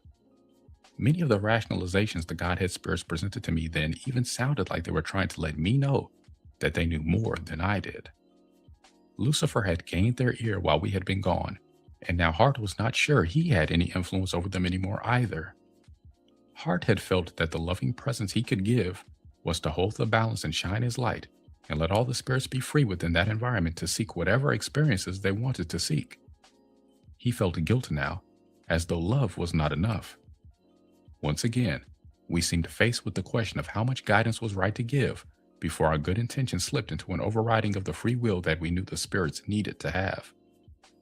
Hart's neutral attitude here had allowed many of these spirits to tell themselves that Hart loved what they were doing. The mother felt that witlessness was to blame. I also felt that these spirits needed more will presence, and I did not know why they had emerged without a mother polarity. I knew that they had already lost some of the will presence they emerged with, but I did not know where it had gone. I had found some pieces of will that had become lost from these spirits. It was wandering around the Godhead. I returned these will fragments to the Godhead spirits, but they did not hang on to them for long. These fragments were not all the lost will these spirits had then, and the next time this will became lost, I did not find it for a long time. The mother was getting impatient with these spirits now also. She did not understand why these spirits now did not accept or appreciate the lessons they were being given, and wanted to deny the validity of what we had to offer. I felt she had too much anger and impatience with them. I did not realize her excessive anger was because she had never moved her original anger that they had emerged with too little will. She had felt rejected by them from the beginning, and the more they denied what will they did have, the more rejected she felt. I know now that the will reflects whatever the will receives, and that the mother could only respond to spirits with whatever they gave her. Then, I wondered why she seemed to have so little ability to love so many of the spirits that had emerged. I had not realized it was because she reflected the feelings the spirits had for her. Some understandings needed now that could not be gained then. Then, I felt that her anger was out of proportion to the situation at hand, and that she was even mad at spirits for things she felt they were going to do but had not done yet. I had anger at her for the way she felt here, and I wanted her to hold these feelings back. Then later, when she did not respond to me by opening to receive my love, I did not understand why. I now know that the will cannot hold some things back without having everything affected. I have understanding on the will now that I did not have then. At that time, I still did not know whether the will was causal or simply responsive. At that time, I had an unconscious image of myself that said I had to be perfect from the beginning, and perfect meant that I had to know everything already. This image was fed to me by my guilt and fears about whether I was really supposed to be God or not. I have since come to peace with my role as God, and realized that God also has process, or I would not be an evolving God, and that this evolution has a perfection to it that is an evolving perfection. The experience I have had since then has allowed me to understand the mother in ways I did not understand her then. I have these understandings to give you now if you would like to have them. I have learned what I am sharing with you now by understanding my own reflection and by healing the results of my own denials as they have become ready to heal. I have gotten these understandings by understanding the reflection the manifested spirits had to give. Each spirit manifests a part of me. None of the manifested spirits have total understanding of me, but each has a part of the picture. Being able to see all the parts, I have been able to learn from my own reflection. I am now sure that I have the understandings that will bring the healing needed, because I have finally been able to assimilate all the pieces in a way that both makes sense and feels right. I have desire to help the manifested spirits to now enlarge the pictures they are holding as much as possible. Many of the spirits have old pictures they have held since original cause. Guilt held the will back from expressing herself because it was not understood why this expression was necessary. With the outward flow shut down, the will became overloaded. Once the receptive centers were full, no more could be taken in. Emotional expression allows expansion in the capacity to receive. The problem with not allowing the will to move has been that even the spirits who had will presence reached a point where they could not receive anything more from me. At this point, most spirits looked away from me, and in doing so, have received no new information. In looking away from me, frozen images of what God is have remained and have not been able to move because the will has not moved. These images are not complete enough to give the spirits what they need to evolve. At first, I thought that time would help, that time would allow the emotions to calm down and then more understandings could be given. I have found that this is not true. If anything, time has layered the conditioning in even more deeply. I now know that the conditioning in the will must move, or there is no possibility of new understandings penetrating the parts of the will that are already filled with as much as can be held. Moving what the will has been holding so that it is open to receiving something new is the thing that has been given the least acceptance on earth, and is the very thing that most needs to happen. Fear and lack of understanding is part of the reason that this clearance has not been allowed, but there is also intent on earth to get rid of the will. Lack of understanding is the ignorance which has bred the fear. Fear has not been considered a pleasant emotion, and has even been labeled a breach of faith in God. Fear has been denied in so many ways that it is impossible to describe them all, but I will give a few. There is fear hidden in most of the actions of people on earth, but you are going to have to feel when it is fear and when it is intent to get rid of the will instead. The eating habits of many people who have enough food are to help them avoid fear.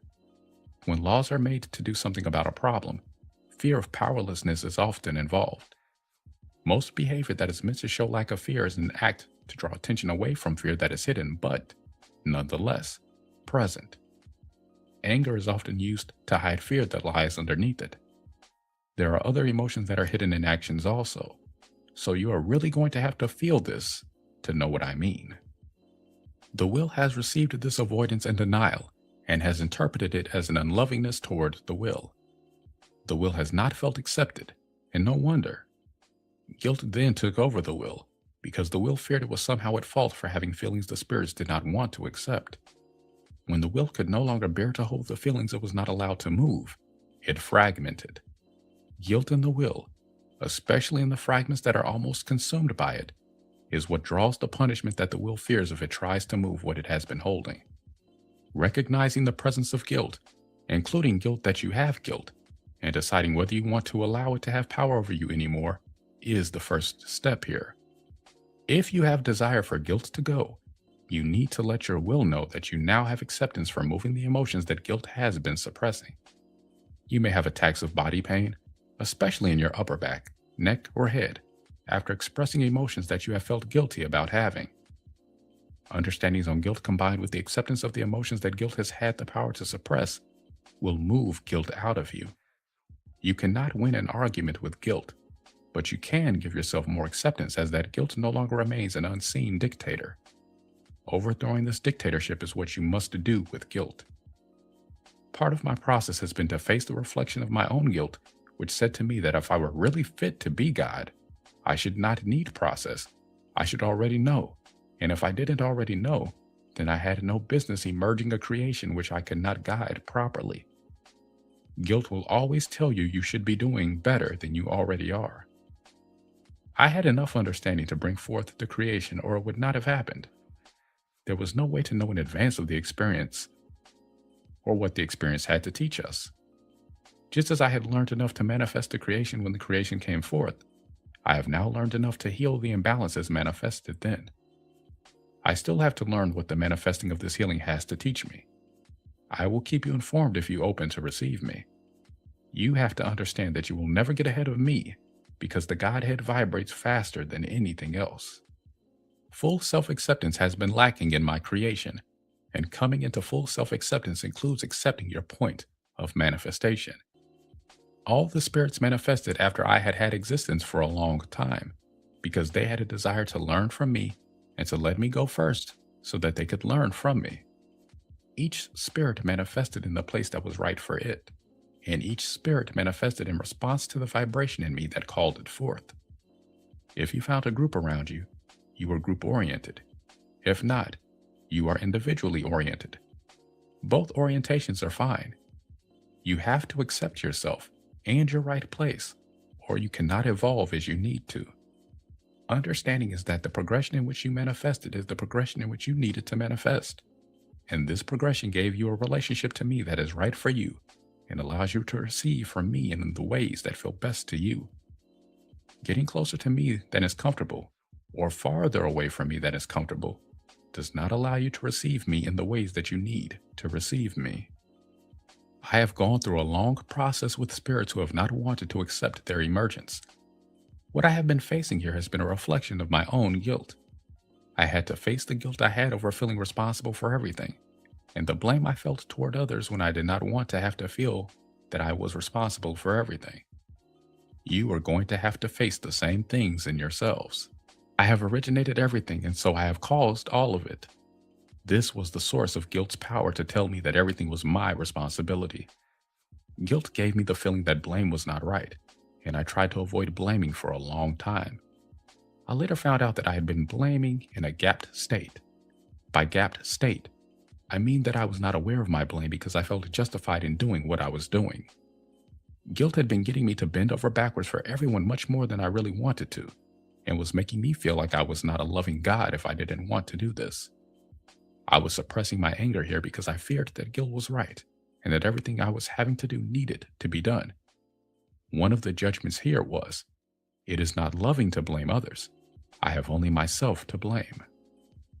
When my anger and blame got loose, it went out in a state of denial and hit the ones I thought should take more responsibility for themselves. These spirits then came to me claiming they had been victimized by demons who did not have light or love. I had to realize later how this had happened. I had a desire for this to happen to them, but I had not allowed this desire into my conscious mind because I had judged against it so heavily.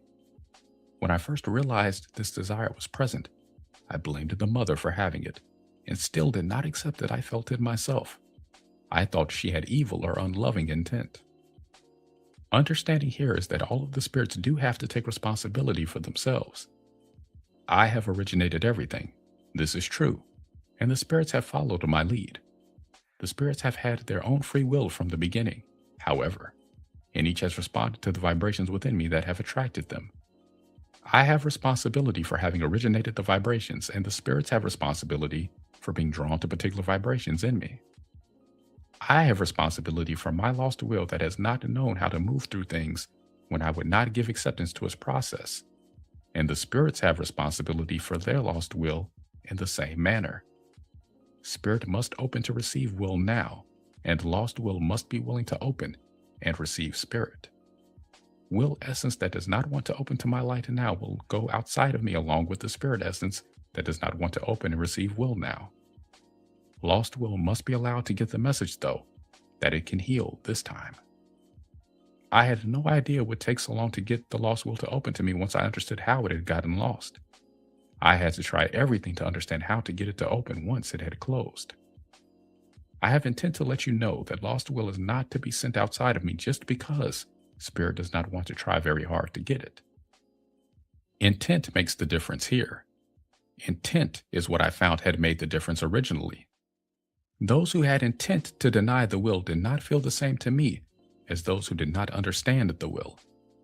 At times, the mother feared that the rejection she was receiving was all the same, and at other times she was able to realize that some had intent to destroy her. The mother has to heal now, and she has to know that she is accepted for how she is, and not just for how others would like her to be. She has many facets that have been personified on earth, and most of them have not been very well liked. This is because fear of the mother has been denied in favor of desiring her, to avoid having to face the fear. The only images of the mother that have received the pretense of acceptance are images such as the Virgin Mary.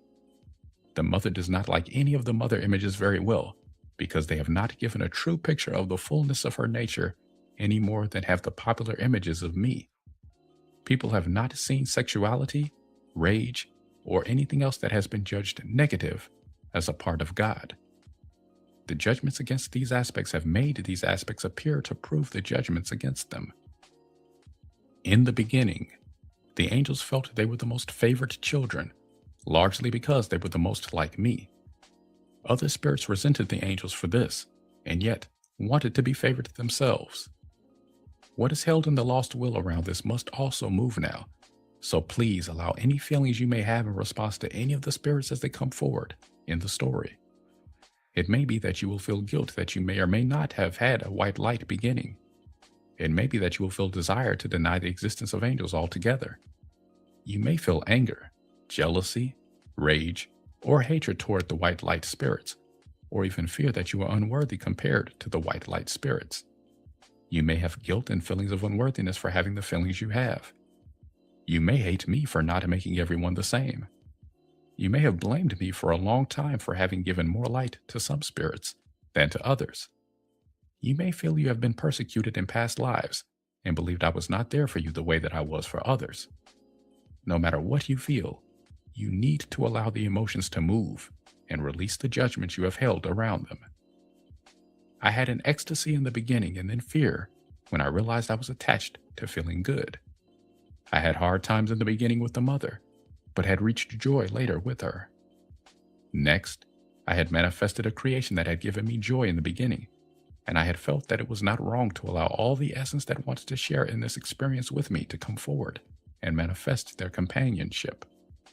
Rather quickly, what began as a joyful romp through the heavens with friends became, for me, hard times. Now, it was not just the mother who had complaints. I had many complaining spirits who continually wanted to insist that their lack of enjoyment was our fault. I had become exasperated with the spirits who had been trying to pin me down with endless questions that all seemed to begin with some form of what if. At the time, I had guilt holding me present with them more than I wanted to be. Today, I would say to them, either you do not have intent to embrace life, or you need to go to the fear underneath the questions and understand your fear. As I turn to help the angels, the mother helps me to help myself. When I went into the yard and found that some of my dearest little angel friends had become confused by Lucifer, even though Heart had been present with them, I felt that it was not possible to give either the spirits in the classroom or in the yard the understandings they needed and have them know it was true understanding. I felt overwhelmed, and I hated Lucifer for doing this to them. I had hoped that they could all remain near me and never have to learn anything the hard way by going down difficult and painful paths. I knew that Lucifer was wrong, but I could not prove this to them because they did not understand how I knew this. Even though I felt Lucifer was not right, it seemed I could not stop him. I had the grief of a parent who realizes he is not going to be able to save his children from the very troubles he wanted to help them avoid. I then gave a look outward into the heavens and saw that I had trouble there also. I felt that I must go forth to them again in an orderly progression and see what help I could bring. The mother did not like it. She had been doing her best to help me with the children, and she felt that she had already been waiting a long time to have some time with me. She wanted to have some attention from me. She did not like it that having children seemed to mean that she did not get to have time with me anymore. She begged me to take her out among the stars and play with her like we used to, before the spirits emerged. How can we do that when we have so many spirits that need us right now? I asked her. If they needed us, they would have acceptance for us. Guilt makes you stay with them, she replied. I had to admit that she was right. Guilt was making me stay with the spirits when I would have liked to have a romp. Guilt also told me that I would be ignoring their needs if I gave in to my desires. If you have to decide between the needs of the mother and the needs of the children, whose needs are you going to meet? The mother asked me now. I told the mother that I was going to have to meet the needs of the children first. If we don't meet our needs, will have nothing with which to meet their needs, the mother snapped at me. I turned on her and made her feel foolish for thinking she could be needing sex when there were so many children already. What if we have more? I screamed at her. You think I want more? She screamed back. As I had said earlier, the mother was holding back full expression of her rage. She had the feeling that it was not right to give so much attention to the spirits and so little to her. She felt like her contribution was overlooked and unappreciated. She felt that it was not right to try to give understandings over and over to spirits who had no will in which to anchor them. She had rage over all of this, but she was afraid to let it move. When she lost control and gave me a little outburst, I made her feel that I wanted her to cool down quickly and not allow the rage to gain momentum. She was afraid that I would not allow her to rage, and she was afraid I would reject her for having this rage. She felt guilt closing over her the moment she cooled her rage. Guilt told her it was not loving to have these feelings, and that she was not the mother she should be if she had so little interest in mothering the spirits. Guilt told her it was wrong to feel that her needs should come first, especially if she wanted to put sexual needs ahead of the children's needs. The mother tried to put aside her feelings as I had asked her to, and give me her loving presence to go to the spirits. Lost will got her denied feelings.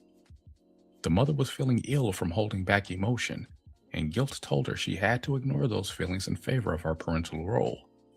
I told her we would make love later when we had a harmonious background in which to do it. The mother did not believe she could last that long, especially holding back the way she was. I told her then that if she would just help me look at the Godhead spirits, we would take a little break together before we went to the other manifested spirits. The mother looked at me and said, "No, God must first be in his right place, and then the spirits can get the help they need."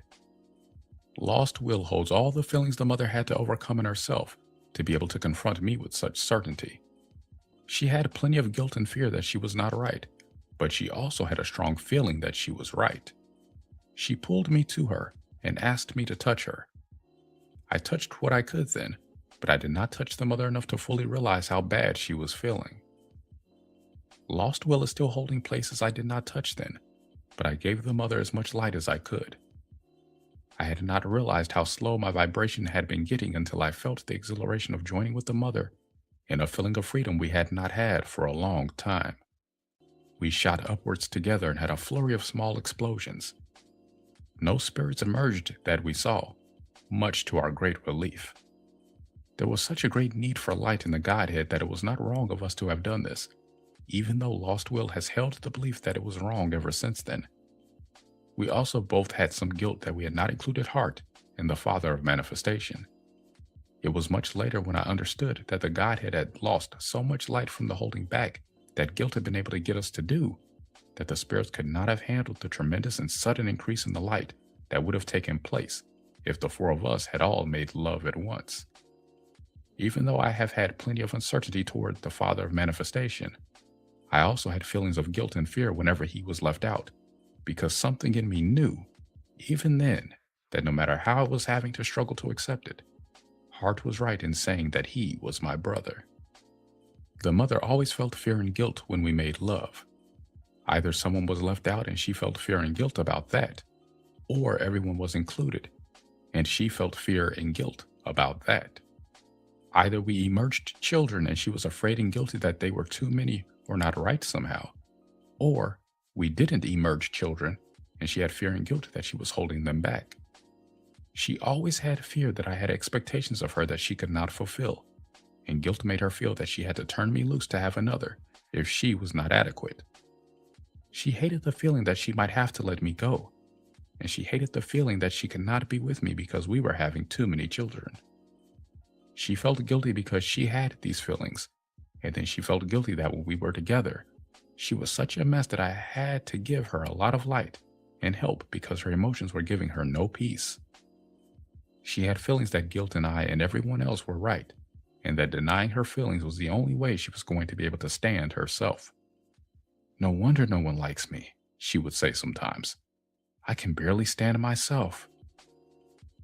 I loved her, but sometimes I shared her feelings toward herself, and sometimes I had great sympathy for her. This time, I had sympathy for her, and she found peace in my arms for a little while. She feared that it was somehow a stolen peace, but nonetheless, she wished for it to last, and she wished for us not to have to go back to the problems we had left, or if we did, that they would somehow all be fixed. She told me that she did not like us having the power to create if we couldn't control how it was going to turn out. Lost Will got the emotions of rage and fear around the powerlessness we were actually feeling here. We did not feel like expressing these feelings because we did not know how to handle them. And we also felt that we could not go on without being able to take a break and escape from our feelings in order to rest. We did allow ourselves to rest for a little while, and the Father of Manifestation joined us. He had felt feelings of being left out at first, but he also had felt that we could not all be together at once, given the situation at hand. When he joined us, it increased our light and our presence even more. He told us that our orgasms had increased the light the spirits were receiving and that it had helped some of them, but others had seemed to get worse and act as though they were being hurt by it. The mother suggests that not all spirits are spirits of the light. This made the mother feel even more guilty, but she expressed anger. Her feeling was that all the spirits had been born of orgasm, and that if they didn't know how they got here, it was time they found out. She no sooner said this than something seemed to stab at her from within, giving her the feeling that her statement was not right. She suddenly felt that we had some spirits that did not like orgasm and had not come forth as a result of orgasm. "I don't know how it could be possible," she said out loud, once she realized the Father of Manifestation and I were feeling her. She felt like she needed to tell us something now that she had been feeling and holding back because she did not understand it. She told us she had felt there had not been an opportunity before, but the feeling she had just had made her feel like she needed to bring this forward now. "Sometimes," she said, "when I have gone out into the darkness to open space, I have felt things I did not like. If you have not come to me immediately, I have felt like I was being bitten or ripped at. It hurts me, and it has made me feel afraid to go into the darkness and be alone until you light up the space I have opened. I want you to go right with me and not leave any gap at all. At first, I was not going to mention it because I don't want to complain about everything, but now I'm afraid that we might have something manifesting that likes darkness, and I don't want to find it when I go out there, and I don't want it to manifest through me." The Father of Manifestation and I both told her that we had never felt or seen anything like what she was describing now. The mother answered that these things were never there when our light was. "They are like monsters," she said. "They are terrible things, and I'm afraid they have intent to hurt me. I have an utter revulsion towards them." We had to take the mother at her word because we had not experienced this, but she had such a strong feeling about it that it did not seem that she could have made it up. Lost Will got the fear that she was just imagining things in response to fear that she already had. Lost Will also got the fear that maybe it was us she was receiving here, and she did not know how to receive us in a way that would not bring her pain. All the hapless ones that have met fates in the darkness that others never see or even really believe have personified the Lost Will here. Our response to the mother at that time was to say that whatever was going on, we needed to find out about it. We all agreed that we would begin by taking another look at all the orders of spirits, one by one. I called to Hart and asked him to help us now by asking all the spirits to go back to their place of emergence, so that we could see how they had emerged, and feel whether it seemed to be their right place or not. We followed Hart now in progressing through the orders of spirits. I wanted to recover some orders, and regain some harmony in creation, so that we could enjoy it the way Hart and I had envisioned we would enjoy it. Early attempts to help the Ancient Ones. We started with the Ancient Ones. We found that they had begun fighting among themselves about things such as who had the most power, who had emerged first, who was the oldest. The Ancient Ones had also been fighting about where the line was really drawn between God and the manifested spirits if, indeed, they were not God. Now, I have acceptance for these feelings and I want them to be expressed and resolved. Then, I did not like it because it looked to me like the Ancient Ones still wanted to tell me that they didn't like the job I was doing, and that they wanted to find a way to replace me with themselves. I still do not want the Ancient Ones to do things in my place, but I have acceptance now for their feelings as part of their process of realizing that they did manifest out of me. The spirits involved here now realize there is a gap in speed of vibration between us. The Ancient Ones are the closest to me in speed, but they are not as fast as I am, and they're going to have to accept this now and stop trying to slow me down by insisting that I must listen to them. The Ancient Ones have many guilt fragments on Earth that have been holding the guilt they denied having about confronting me the way they did. The Ancient Ones had decided among themselves that Heart and the Father of Manifestation both needed mates, and that these mates should come from their order and would rightfully be God even if the rest of the order was not. The arguments about who was oldest or most powerful had begun around the issue of who would be mates to Heart and Body. The oldest ones were claiming to be female and claiming that they were the manifest mates for Heart and Body. The youngest one claimed that it was not fair to decide that the first emergence was the closest to God, because they had all become conscious within at the same time, and that emerging the way they had was because an orderly progression made sense. Actually, he said, emerging last just makes me the most polite because I was willing to let everyone else go first. I gave the Ancient Ones my views then, including my opinion that oldest was not necessarily most godlike. I told them that if Heart and Body were going to have mates, they would want to have free choice in the matter. Lost Will got the mother's fear then that she was only with me because she had manifested right there and had given me no choice. Guilt also started telling her then that no matter how much she might think we loved one another now, it had never been tested, and that was only right for her to allow me to try others if I wanted to. The Ancient Ones have Lost Will that has acted out their insistence that marriage is an arrangement that should be based on position and considerations of power. Their Lost Will set out to try to prove them correct here because they were afraid to insist on this view directly to my face. The Ancient Ones always took in my views and then set about trying to prove me wrong wherever they did not feel in agreement with me. I did not think that they had any serious threats to their order present in these squabbles, and so I told them they were going to have to go through whatever they were going to have to go through to learn whatever they needed to learn. I told them they were making a game of their fighting, and that I liked that because they could learn and have fun at the same time. You have made a game of everything I have seen you do so far, I told them. Why not go forth and teach the spirits to play games? I had fun in mind here, since the Ancient Ones had emerged to have fun and celebrate the joy of existing in creation. The Ancient Ones received me as best they could, but they were not ready to let me settle their arguments by giving a speech. They have Lost Will that has been acting out misunderstandings because it never worked through the feelings that would have allowed the understandings.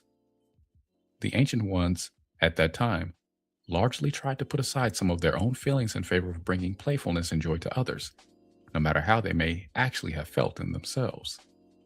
Some Lost Will here believes that making a game of their feelings will solve the problems without having to go through real fighting or real bad feelings. Playing games has been both a strength and a weakness of the Ancient Ones, and in some cases, the Lost Will has revealed some hidden intent that did not feel loving. The Ancient Ones need to let their real, angry, fighting, competitive feelings move now so that they can evolve to the true joy they seek, but which has always eluded them because they cannot successfully ignore what does not feel joyful to them. Giving help to the Archangels. The great archangels were next. They had Lucifer in their midst, claiming he was one of them. The great archangels seem to have grown in light and power since they emerged. I saw then that the great archangels belonged to Heart. They loved him and had taken him in and learned from him. Light poured forth from them, and love was in their hearts. Heart was proud of them. The great archangels had one great problem. They did not feel that Lucifer was one of them. Lucifer never agreed with them, and yet he would not admit that he was different from them. He gives us trouble no matter what we try to do with him, the archangels said. He has even told us that he is really God, they added. I felt that I had to confront Lucifer, and when I did, he denied everything the archangels had said. He claimed that they did not like him because he was greater than they were, and that they would not admit that he was meant to be their leader. They won't allow themselves to be led, he said. But heart leads them, I replied. Heart does not lead them, Lucifer sneered. Heart stands around and shines light like he is a fountain or something. He doesn't lead them. He lets them find their own way. I had to think then of what had happened to so many of the angels, even though Heart had been present shining love upon them. I feared that Lucifer had some validity to his statement, even though it did not feel good to me. The mother intervened then and said that it was not Lucifer who was right. She said the problem was that the angels had not accepted enough will to feel that Heart and Lucifer were not the same. If they cannot understand that Heart is love and Lucifer is not, they will have to learn by seeing what happens to them if they follow Lucifer. Sometimes she startled me with both her certainty and her wisdom. The mother had this strength and certainty in her rage, and the minute she said these things, she would become afraid inside that she might be wrong. She would feel guilty for having been so positive in ways that guilt told her were not nice. She wondered if she was a loving mother or not, to feel so angry at so many of the spirits. Lucifer heard the mother and began to discredit her statements. He told her it was not right to put feelings on some sort of pedestal above reason. He told her that feelings were not all there was, even though she might think so. The innuendo he threw her was that she was so self-centered that she couldn't value anything else. He also told her that the other spirits had rejected her presence because they did not like having to feel what she had to offer. "When have you ever been without fear?" he asked her. "Fear holds everything back and does not allow anything to go forward without unpleasantness." The mother shrank from Lucifer because now she was not sure who was right.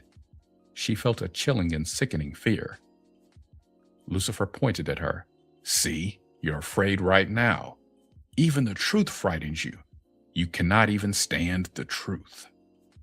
Guilt told her she could not oppose Lucifer because she could not be sure he was wrong. The mother looked to the Father of Manifestation to see how he felt. The Father of Manifestation had felt Lucifer here and now indicated that Lucifer was not a great archangel, but was one of them. The Father of Manifestation had begun referring to the spirits that did not feel good to him as them. Lucifer attacked him next, saying that form was a lot of the problem we were having with creation. All these different forms are giving rise to feelings that are not allowing the spirits to get along with one another, Lucifer said. And then he went even farther in his next statement. "You cannot blame me for the problems you are having in creation. Form and feelings are the problem. Without them, you would have nothing amiss." Then Lucifer pointed at the Father of Manifestation and said, "He is the real cause of the problems. Until he came along, the mother knew she had to listen to you." Lucifer meant me, and the innuendo he gave me was that I was not a man anymore because of what my woman was doing. "If others think I am more fit to be God than you because I have better understandings to give, I cannot help that," Lucifer continued. "But I have not said it myself." The innuendo he gave this time was one of, "I don't have to say it." We denied a lot of feelings right there because we did not want to let Lucifer know how he had made us feel. We had a fear that he would only feel more powerful if he saw that. Lost will got a lot here, but rather than list it, I would rather let you see how it is later going to manifest. We all had a fear that Lucifer was telling us something that we could not ignore, but we wanted to get together on it later when he was not around. Then, we acted impatient with him and let him know that he was dismissed. We told the great archangels that we did not think Lucifer really was one of them, and that they should ignore him, and that when we discovered what his right place was, we would put him in it. We told Lucifer that he was not to force his company on any spirits that did not want him around. Lucifer got us to deny our feelings in front of him, which made him feel that he was more powerful than we were. And yet, it was not wrong that we did this. We had this fear also. Otherwise, why would we have denied our feelings? I now know that it was because we were denying these feelings in ourselves already that Lucifer was even able to reflect them to us in that way. Already, within ourselves, part of us felt Lucifer was wrong, and yet, in part of ourselves, we feared that what Lucifer was saying was right. Since we had not moved these feelings in ourselves, we could not move them in front of him. I had to learn this, though. I did not know it then. I had to learn this by seeing the mother later go ahead and try to move her feelings in front of Lucifer and see that he had no acceptance at all for her. I have the tortures of Lucifer to bring forward in another book because he tortured the mother for a long time, empowered by her fear and guilt that she was responsible for all that was wrong in creation, including having called form into being. Then the mother had nightmare visions of how Lucifer wanted to treat her that made her almost unable to look at him. He went on to the lesser archangels and found, more or less, the same thing. They had learned much from heart, and they also had some spirits hanging around that did not seem to belong in their order. There were only a few of them, but there was a distinct feeling to them that was not the same as the lesser archangels. The lesser archangels did not like them, but were trying hard not to show it. Guilt had been telling them that it was not loving to dislike others. Because I had told Lucifer to leave the great archangels alone, the lesser archangels were hoping that I would also solve their problems for them by telling these spirits that did not fit in to go away. The lesser archangels had been letting these spirits hang around because these spirits had been claiming they had no place to go. The lesser archangels did not want them to be homeless, but they hoped we would take them and find them another home. At first, it did not seem that it would be very hard to find these spirits another place, because we had not looked at very many orders of spirits yet. Surely we could find them a home someplace, or make them one. The lesser archangels were greatly relieved. The lesser archangels asked us some questions that Heart had not answered for them. They wanted to know if form was important or not. I told them they had to see what form a thing took to know what it was. I was wrong, and this needs to move now. I did not realize that I was trying to give form more importance in the balance of things than it really has, because I was afraid Lucifer had spoken my secret feelings toward form. Giving form was only one of the powers of the Father of Manifestation, and even he did not feel that form needed to have that much importance given to it. He felt that I was patronizing him, and yet he wanted my acceptance and he wanted harmony between us, so he did not contradict me. There has been a form and essence confusion in creation that needs to move now. Just because something has the right form does not mean that it is what it appears to be. Many spirits got led like lambs to slaughter by this misunderstanding, and for a long time, I have had great grief and guilt over what went into the lost will here, because it has not moved in all this time. Instead, many people have blamed themselves for not being loving enough, instead of being able to realize that they were being trapped by forms that had no acceptance for their love. The lesser archangels were more childlike than any spirits we had emerged so far, and it was particularly painful for me to watch them suffer with this misunderstanding because of their childlike playfulness and innocence. The form and essence confusion also gave the lost will more than we realized here, from having made the judgment that it was not loving to treat others in ways that you yourself would not like to be treated. The form of how others were treated became more important than the essence of it. Guilt has also caused spirits to overlook how they are being treated in favor of how they treat others. This guilt began in the lesser archangels because they did not want to make any spirits homeless just because they did not like having them around. The form and essence confusion I gave them then made it even harder for the lesser archangels to know how to proceed. This misunderstanding has had its effect on all other spirits also. Do unto others as you would have them do unto you has been fulfilled more often in form than it has in essence. Most people do not even allow themselves to notice the difference here. Most people think that if they have an understanding, others should take on the same form of implementing it that they have. Others should take on the same form of implementing it that they have. As an example here, how often, when you have a desire to have something, do you give it to someone else as a gift rather than giving the other person what they would really like to have?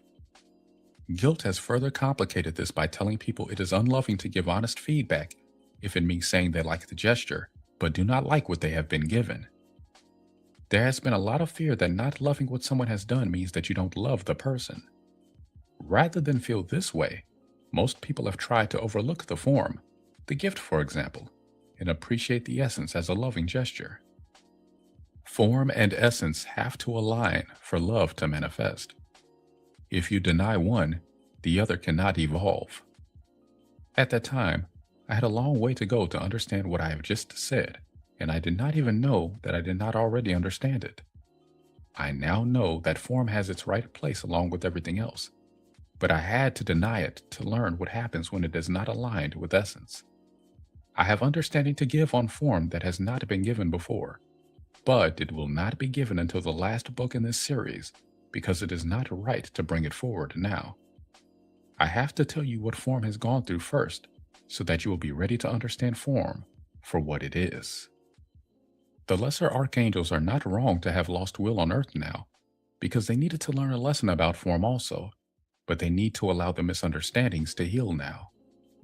The lesser archangels also need to know that it was their own lost will that they did not want having around them then, and it was their own lost will that they are afraid they made homeless so long ago. They need to let all their feelings move on this, and at the same time, release their guilt by understanding that it was not wrong to make this lost will go away from them then. This lost will could not align with the lesser archangels then. It needed to have the experiences it had to learn what it needed to learn. This statement is not meant to imply that all the emotional pain suffered in the experiences is to be cleared by simply telling it what the understanding is. The emotions must be allowed to move until they are ready to accept the understanding, without having to pressure in any way to be rid of the pain before the emotions are ready to let go of the pain.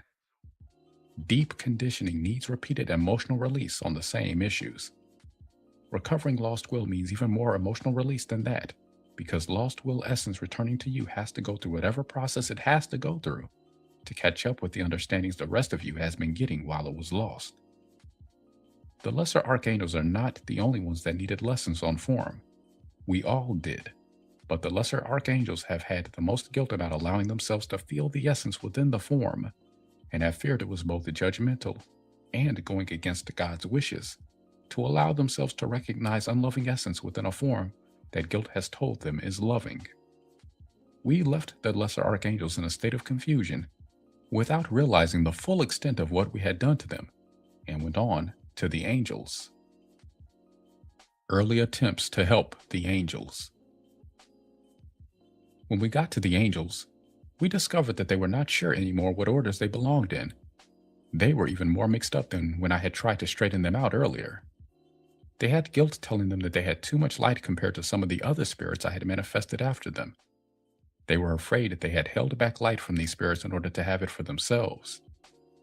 They had original guilt telling them it was not even right to separate the light from the darkness at all. They were afraid they had taken their light at the expense of everything else that looked darker than they did. The angels had emerged in a position that was almost manifested spirits, and yet they were not. They had the position of Godhead moving into manifestation, and they were unsure whether they were Godhead or manifested spirits. The angels were transition, and they were having trouble trying to be both Godhead and manifested spirits at the same time. I told them they needed to understand that they had both of these realities in them, but they were not really both. They were themselves, and they had emerged for a purpose which they could not fulfill if they were mixed up themselves. I could see more clearly in looking at them here how they had gotten so mixed up.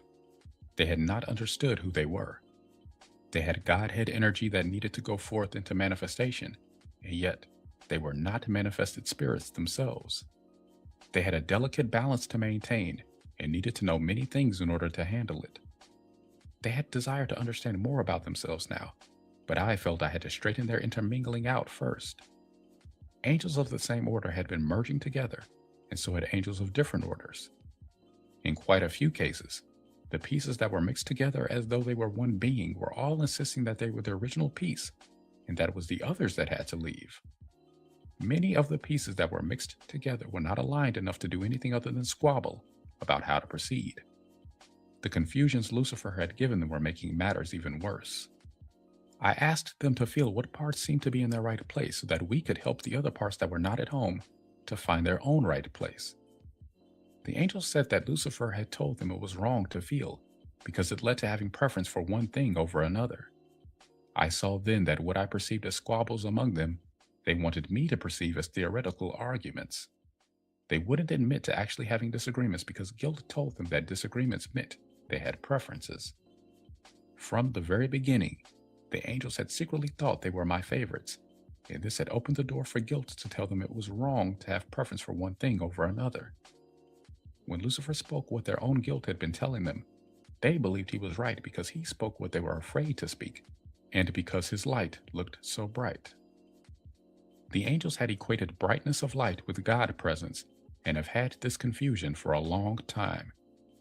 Most of the teachers on earth who have been angels have given this confusion to the ones they have taught. The ones who have this confusion need to realize now that loving presence is God presence, no matter what form it takes. I had a job on my hands that was not an easy one to handle. The angels had many confusions that had allowed them to get mixed up, and these same confusions were not allowing them to get straightened out. They had a desire for me to help them, but they were so confused about what was understanding and what was misunderstanding that they were unsure about what I was trying to do with them. They had the fear that Lucifer was right in some places, and I was right in some places, and they were unsure just what was which. The angels had fear of being manifested at all, and many wanted to handle this fear by clinging together in a big ball. Many felt less afraid this way, and the ones that weren't less afraid were at least distracted from their fear by the confusion. They wanted to deny this fear and insist that as long as they had the same mass of light, it didn't matter how it was arranged. Many of them feared that it was not right to be angels because it felt like a limitation that they had not foreseen. They had thought that having white light would mean that they were unlimited. After the manifested spirits came forth and the angels began going out to them, it felt to the angels like they were limited to not have deeper colors and greater density the way the others did. The angels felt that their forms were not well enough defined and that they were too filmy compared to the manifested spirits. They had begun to equate the filmy, white, and indefinite aspects of themselves with weakness. Many of them had begun to wish they were manifested spirits instead of angels. The desire to change into something other than what they were had definitely played a role in the mixing together they had done. I now saw that they even had pieces of manifested spirits in them, and that they had left some pieces of themselves in the manifested spirits. The angels had guilt, anger, and fear that they did not want to accept here, and without accepting it, they could not accept how I felt about what they had done. They feared that I meant that they were not to have sexual relationships, which was what they perceived themselves to be doing when they merged together. They also had feelings they wanted to deny about having merged with some of the manifested spirits. They had shame now, and they were holding back a lot of frightened grief that they had done a wrong that could not be righted. They were afraid they had mixed themselves up in ways that can never be straightened out again. Considering how long it has taken the angels to get to the place where they can straighten themselves out, it certainly looked, from this vantage point, like it would be never.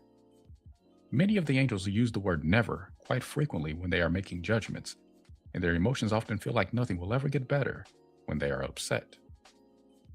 The angels have to understand that it is not possible to get past the problem if they won't admit to what the problem really is. The angels have hidden their problems for so long that many of them are going to have to do some digging to reconnect to what is actually bothering them. The angels have fear as one of their main issues, and they have covered this fear with a lot of rationalizations and angry blame for others.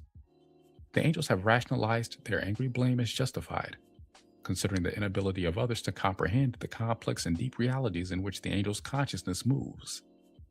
The angels have to forgive themselves for judging against their fear, and for judging they did not do well taking on a parental role with the manifested spirits, when they really feared they were still children themselves in relationship to me. Denial is a problem with the angels. They have all wanted to insist that they were more my equal than anything else, and therefore, they were never really children. They have a lot to learn now if they are finally ready to accept it. I have great love for the angels, and they need to understand that it is not wrong that they have harbored resentment toward me. That needs to heal now. The attention I gave the angels at first was because they needed it, and because I was fascinated by what they had to offer. The angels then believed I favored them even over the mother. They had fear that this was not right in some way, and their fear opened the door to guilt. Their guilt then drew them punishment that seemed to be saying, God does not like any spirits to think that they are his favorites, and the treatment you are going to receive now will let you know how wrong you have been and will convince you that you are not God's favorites. The angels have held this judgment against themselves and have had a very hard time with the punishment guilt gave them here. They have a lot of healing of pain to do. The angels had started on this path even then. I did not want to see them have to go down it, but I could not stop them, no matter what I tried. The angels feared my inability to help them, and I was not an adequate God, or that I was unloving, or that I really did not love them the way they wanted me to. Their anger and fear have both been denied, and the angels need to understand that it is not wrong to let these feelings move now. The angels have many feelings they have not let themselves know they have. Moving what can be recognized in what I have already given will open the angels to connect to the rest of what I have to tell them later. There is so much information that is needed now that I have to give a little to everyone in each book and not dwell on any order of spirits for too long. When you have really moved with what I am telling you now, you will get more. I have realized fully that what I give is the right amount at the right time. In the past, I had guilt that I was inadequate and could not provide the spirits with enough. I now know the spirits have some responsibility for themselves that I was not acknowledging then. The spirits have to understand more profoundly now than in the past also, or healing will be no more effective than past efforts have been. The quickness of spirit to assimilate information is not to be denied, but spirits desiring manifested existence must understand what that means. The spirit must find the ways to communicate this to the will that is so lost it does not even know what you are reading now, and this must be done with love present. Lack of acceptance for the will's seeming slowness is not a loving acceptance for its needs, but loving acceptance for the anger at the will must be given also. When your anger triggers you into fear, or triggers someone near you into fear, and the guilt is recognized in this pattern, you will be getting someplace, because the lost will is very afraid of the spirit's anger toward it. Some understandings the seraphims and the cherubims need now. When I went on to the cherubims and the seraphims, these two orders of spirits seem to be having little or no trouble. They seem to have found balance with one another and to have found many powers in this alliance. They already had a highly developed power to survive and to make living an artistically creative and entertaining event. The cherubims and the seraphims have a lot of lost will on earth that needs to heal now. Their experience on earth has systematically destroyed most of their joy for living. They have appeared to grow more and more dim and broken over time. They managed to hold on to so-called magic powers longer than most other spirits on earth because they had more balance in the beginning, but they are very fragmented now, and their path of healing may seem very frightening to others who are not of their constitution. There is a vividness to everything they do that is even present in the denial they have experienced. Guilt plagued me regarding these spirits. Even though they weren't having real problems when we first checked them, I could see that these spirits were going to have a very difficult time. These spirits had pleased us very much when they emerged, and they also had the guilt of feeling they might be favorites of ours, especially in view of what they had seen of the rainbow spirits' emergencies. The cherubims and seraphims thought they had really captivated our attention. They had a pride in themselves which they denied into their lost will as unbecoming. This pride believed they really were superior, but that it was not appropriate to let it be known. I contributed to this pride because I had feelings of loving them more than some of the others, and I did not think it was right to let this be known. The lost will of these spirits has incarnated as the indigenous peoples of Earth. In places where the indigenous peoples have been largely wiped out, and I am speaking here of Indians for the most part, the seraphims and the cherubims have often had to reincarnate into the forms of the people who took over their land in order to continue their presence there. Dramatic reduction in Indian populations, including Mexico, Central and South America, has not allowed the essence of the cherubims and seraphims to retain enough power in the forms they had so much loved earlier, although some have kept their Indian forms. The ones incarnating into the forms of the ones who had conquered them did it partially because they had no other form available, and partially because they wanted to try to love their enemy and to help their enemies to love and value them. They have always kept the desire for color and drama in their lifestyles, and have often ended up being outcasts among the peoples they have sought to open to their ways. The cherubims and seraphims have guilt which they have held in a state of denial that is the cause of their problems. They had guilt telling them it was not right to feel they were favorites of mine, and they have punished themselves in measure with how favored they believed they were. They also had guilt telling them from the beginning that it was not right of them to have more of everything than other spirits had. These spirits also had the guilt of seeming to do better than those around them. Guilt told them it was wrong to think there was any reason for their good fortune and that their day would come.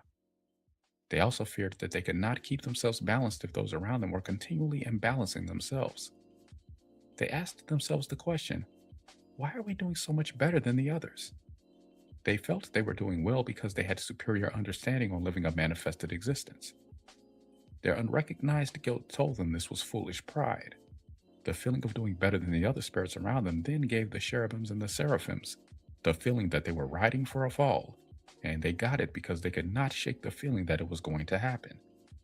They pushed these feelings away and thought it was a solution, but lost will brought its reflection to them nonetheless. These spirits need to understand that there are many reasons why they have lost many of their powers. Guilt told them it was not right to be what they were, and they were vulnerable to guilt because somewhere inside of themselves, they knew they had asked for more power than was really theirs. Self-acceptance is what they seek. Guilt and blame, pride and shame are all imbalances around the search for self-acceptance. These spirits feared they were riding for a fall, and that sooner or later, no matter what they did, the great leveler would come along. The longer they lived in a state of grace, the more they feared that the reversal was being drawn closer to them. Guilt also told them that sooner or later, they would be punished for their feelings of superiority. Fear was not a respected emotion in their orders of spirits, and so the fear was denied, and the feeling was surfaced as a kind of fatalistic belief system that, in many instances, eventually led them into a sacrificial approach toward the god or gods they have at different times believed me to be. The more guilt gained inroads with the cherubims and the seraphims, the more they feared that I loved them initially because they had pleased me, and that they had to continue to please me, or I would not love them. In not realizing how they were drawing punishing events into their lives, many feared they had displeased me. They feared I was punishing them for daring to believe they were favored or superior. These spirits need to understand that I love them no matter what they do. The cherubims and the seraphims also feared they had committed a sin by denying heart the way they did at their emergence, and this led them into many sacrifices involving cutting out and or eating of hearts. I did not require or want these sacrifices, but their own unrecognized guilt thought that I did. Many times when they have thought they were hearing me, it has been the voice of their own guilt instead. They need to accept having emerged to balance the polarity of male and female before they can accept manifested heart. This is the same thing that I did, and it is right for them. They did not really deny heart in the beginning, and yet they feared that they did. I have not sent punishment to the seraphims or the cherubims, and they do not need to pay for sins because they have not committed any. I have no desire for them to engage in sacrifice of any kind, and I would like them to realize that guilt is the reason for all their pain and sacrifice. I would really like the cherubims and seraphims to hear me this time and accept my help. It has been very hard for me to help them in the past because they, like many others, denied the feelings I have been discussing here and would not allow me to address the problem. Until the real feelings are accepted, real healing cannot be brought. These spirits also have another belief that needs to move now, the belief that suffering increases spiritual strength. In fact, suffering increases their lost will. While some may appear to gain strength this way, the denials involved here increased fragmentation here until some of the lost will of the cherubims and seraphims has become very broken and vacant looking, and is no longer moving will. The loss of vibratory power here is another reason for loss of power. Some believe that denial makes them strong because it compresses their vibration until they feel rock hard. They have equated this with strength. Others realize that denial reduces their ability to feel, and they have equated feelings with weakness. My own unrecognized guilt also gave these spirits more power than they were really ready to handle when they emerged. Guilt was the reason the mother gave these spirits so many of her powers. She felt she was not using them as well as these spirits would be able to. I had guilt involved here also, because I had not yet realized that I was pushing more light and power onto the manifested spirits than they could actually handle, in an effort to make sure that I wasn't shortchanging them to preserve my position as God. My fear and guilt about feeling attached to the role of being God was actually creating a reflection for me that was able to give me much more of a challenge for my position that I would have had otherwise. And yet I did not, for a long time, realize how my own fear that I should not be God was creating a reflection that seemed to show me that I should not be God. There were many very powerful cherubims and seraphims in the beginning that lived for a long time on earth as wizards and magicians, and made me feel that I might need to step aside in favor of them. Some of them even acknowledged that they would like to take my job. I have now balanced this in myself, but initially these spirits received a large amount of essence from me that they should not have had, and I have had to take it back as part of the healing process here. This removal of essence from the cherubims and seraphims has also contributed to their loss of powers over time. I have also been helping the Mother of Everything and the Father of Manifestation to reclaim essence that they gave out wrongly. Many of the powerful cherubims and seraphims had a fear of power, and a fear of their powers, and a fear that they might misuse power. These fears were largely because they had more power than was right for them to have, and they were not comfortable with it. Their fears around power caused them to try to control it, rather than to let it flow naturally.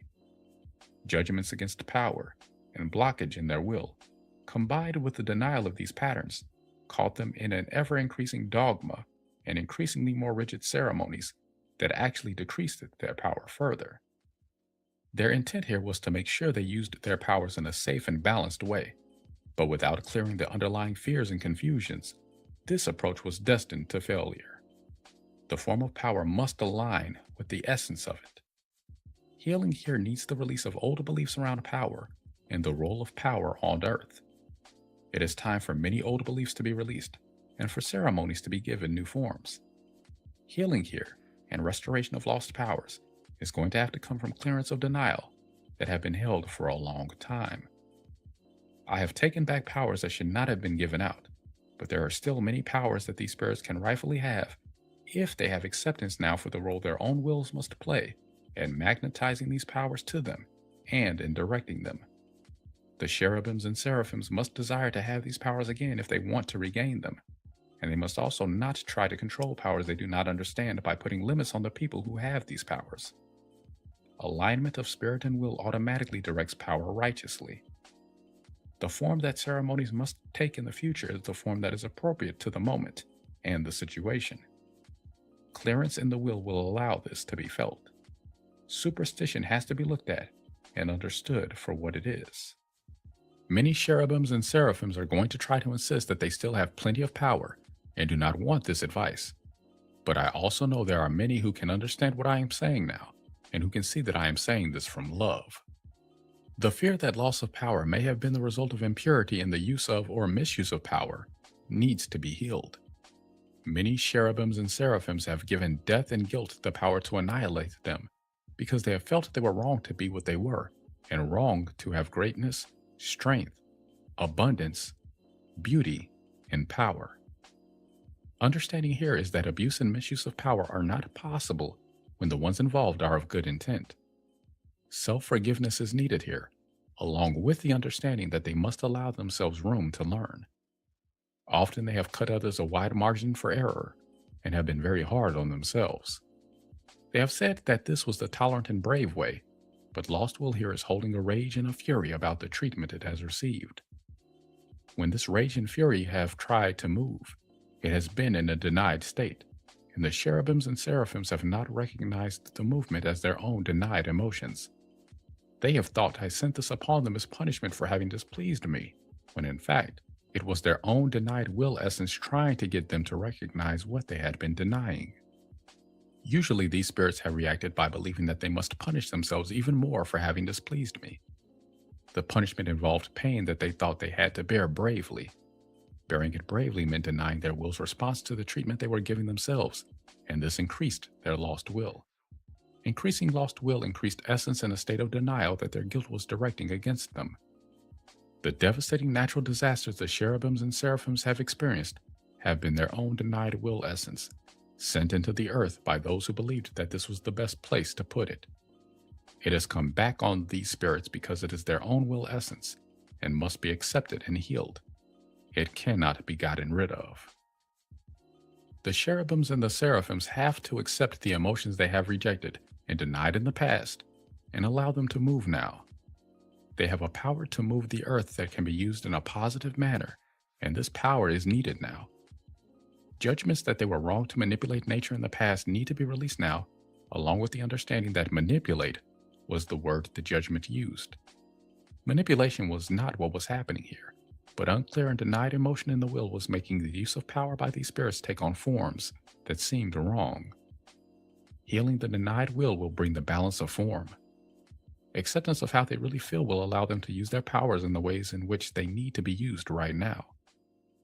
Guilt must move back, however, so that it does not draw punishment to the ones who have power or use their powers.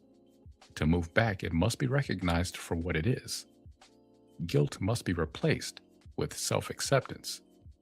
When guilt has been involved in making spirits feel that they were wrong to have the powers they have had and wrong to use them in the ways they wanted to use them, guilt has drawn punishment to those spirits. The belief that it is evil and selfish to use power to gain the results you want to have is a judgment held in place by fear of being unloving by guilt. This belief needs release now. This judgment has put quite a lot of power into a state of denial, where it has acted according to the instructions the judgments have given it. This power has to be recovered, and the ones needing to recover it must do it in secret, because the ones who have this power wrongly have evil intent and selfish motive, and do not want to give it back. This power can be recovered if you have understanding on how to do it. You will be given these understandings as we go along. For now, implementing what you have already been told will ready you for the next step. Not only do the cherubims and the seraphims need to realize that nature has come down on them because of their own misunderstandings, but other people have attacked them for the same reasons. There is no way another can attack you unless you do not love yourself. Guilt and denial have empowered these attacks. Guilt is not a loving presence. Guilt has told them they have to give respect to others, whether they deserve it or not. Guilt has told them they should not have sex unless they have readiness to pay for it by having lots of children. People who have been misled by guilt have to forgive themselves for having the misunderstandings that made them vulnerable to guilt, because they were seeking love. Love must be found now instead of guilt. Sin is a matter of intent. If intent is to be loving, then sin is not involved. Some understandings on the karma of the rainbow spirits. We found the rainbow spirits in a state of disarray similar to the angels. They had mixed themselves together, but instead of being mostly white light mixed together and remaining mostly white light, they had colors which had mixed together. The rainbow spirits had made many new colors, and some of them looked good. Most of them looked like an artist's palette after someone has swooshed all the colors together, until they have a darkness that does not allow the recognition of anything. We had to go order by order, but I'm going to give the information all at once since they all told us the same thing. The rainbow spirits had been trying to take in white light from the angels. They had also been trying to mix themselves together to get all the colors and make themselves into white light spirits. Their efforts were having the opposite effect. The more they tried to make white light, the darker they got. We did not understand why. I have tried everything to straighten this out, and yet the auras of the rainbow spirits have, with few exceptions, continued to look like they are badly bruised. Healing needs to know why now. The rainbow spirits had a lack of self-acceptance that was motivating them. No matter how they tried to make their light to be white light, they lost light instead. They could not take in light and hold it, because the light is love, and they did not love themselves. They hated themselves in many ways, and they wanted to blame me for not emerging them correctly.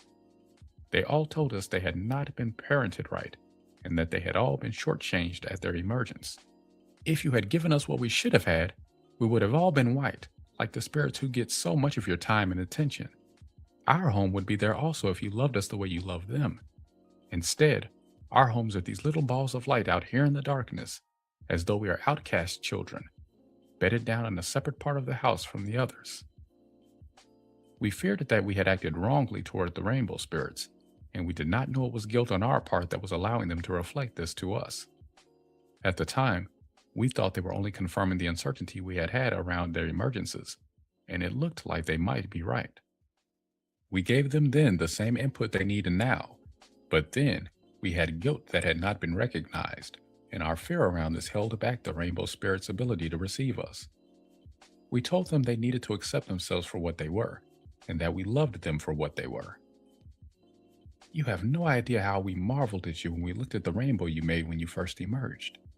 We thought it was the most beautiful addition to the creation that could have been made, we told them. Lucifer made us feel like you had given us the position of a carpet that everyone walked on to and from the Godhead. We suspect he is right because you have passed over us and not stopped to give us the attention we need and want, they answered. We had a guilty vulnerability to the words here, but we did not feel that Lucifer was right because we knew that we loved them too much to feel they were only something to pass over. I could not answer them right away because there was a voice in me saying, maybe that is what they are. If you want them to accept themselves for what they are, don't tell them they are more than they are, because you then are not accepting them for what they are. Do not downgrade the carpet. Everything in creation has its place. I knew that they had given us passage somehow, and I did not know what that meant. When I did answer the rainbow spirits, they had distrust for my answer because they felt I had taken too long to come up with it. I told them then what I am telling them now. You have specialties. You have aspects of my light that all need to be developed now. The white light spirits have the overview, and you are specialists who can focus into areas of my light and develop everything that is there. The rainbow spirits had suspicion for this as though they were going to do piecework for the Godhead. I thought you had chosen this, I told them then. We found ourselves to be colors. We did not know what it meant, but now that we have seen what else there is, we want more than what we have. We do not want to be second-class citizens and have to feel like others see more and know more than we do. We want to feel like we can know everything we want to know. I now know that the rainbow spirits had everything they needed, but then I was not sure. Then I had a fear that I had desired to enjoy their colored light more than they did, and that I had perhaps forced them into splits in the light that they did not want to have. I called for Hart to come in now and help me on this. Hart appeared instantly before us all, and said that he was ready to receive any and all spirits who wanted to come to him now, and that he would give them the love they needed so they could receive the light they wanted to have. The rainbow spirits did not have the response to Hart that we thought they were going to have. We thought they had been asking us to make things right with them, the way they wanted to have them, and that Hart was now offering to do this by bringing his presence to them since it had been focused in the Godhead at the time of their emergence. The rainbow spirits reacted with a distrust of Hart. They had the suspicion that he was being condescending toward them, and, in some subtle way, offering to give them something and then saying they could not have it because they could not receive it. The rainbow spirits feared they could not increase their white light because they had not succeeded in their earlier attempts to receive it from the angels. They did not like the way they felt around Hart, because Hart was ready to love them and they were not ready to love themselves. The rainbow spirits had many feelings that needed to move in them before they could open to receive Hart's love. The rainbow spirits had guilt about how they had emerged that was not letting them know that it was all right. They feared they had responded to something in us that was not acceptable even to us, because we had gotten in a fight about it, right in the middle of emerging them. They felt many feelings they feared they could not bring forward to us, because we had touched these feelings during our fight, and had decided that denying these feelings was the only way we could preserve our love for one another. They wanted to get out of their guilt by blaming others. Later, I am going to bring forward all of the feelings that have been held for so long in a state of denial. But first, healing work needs to be done with the feelings that were most present then, and are still affecting the spirits who have held the misunderstandings around these feelings for so long.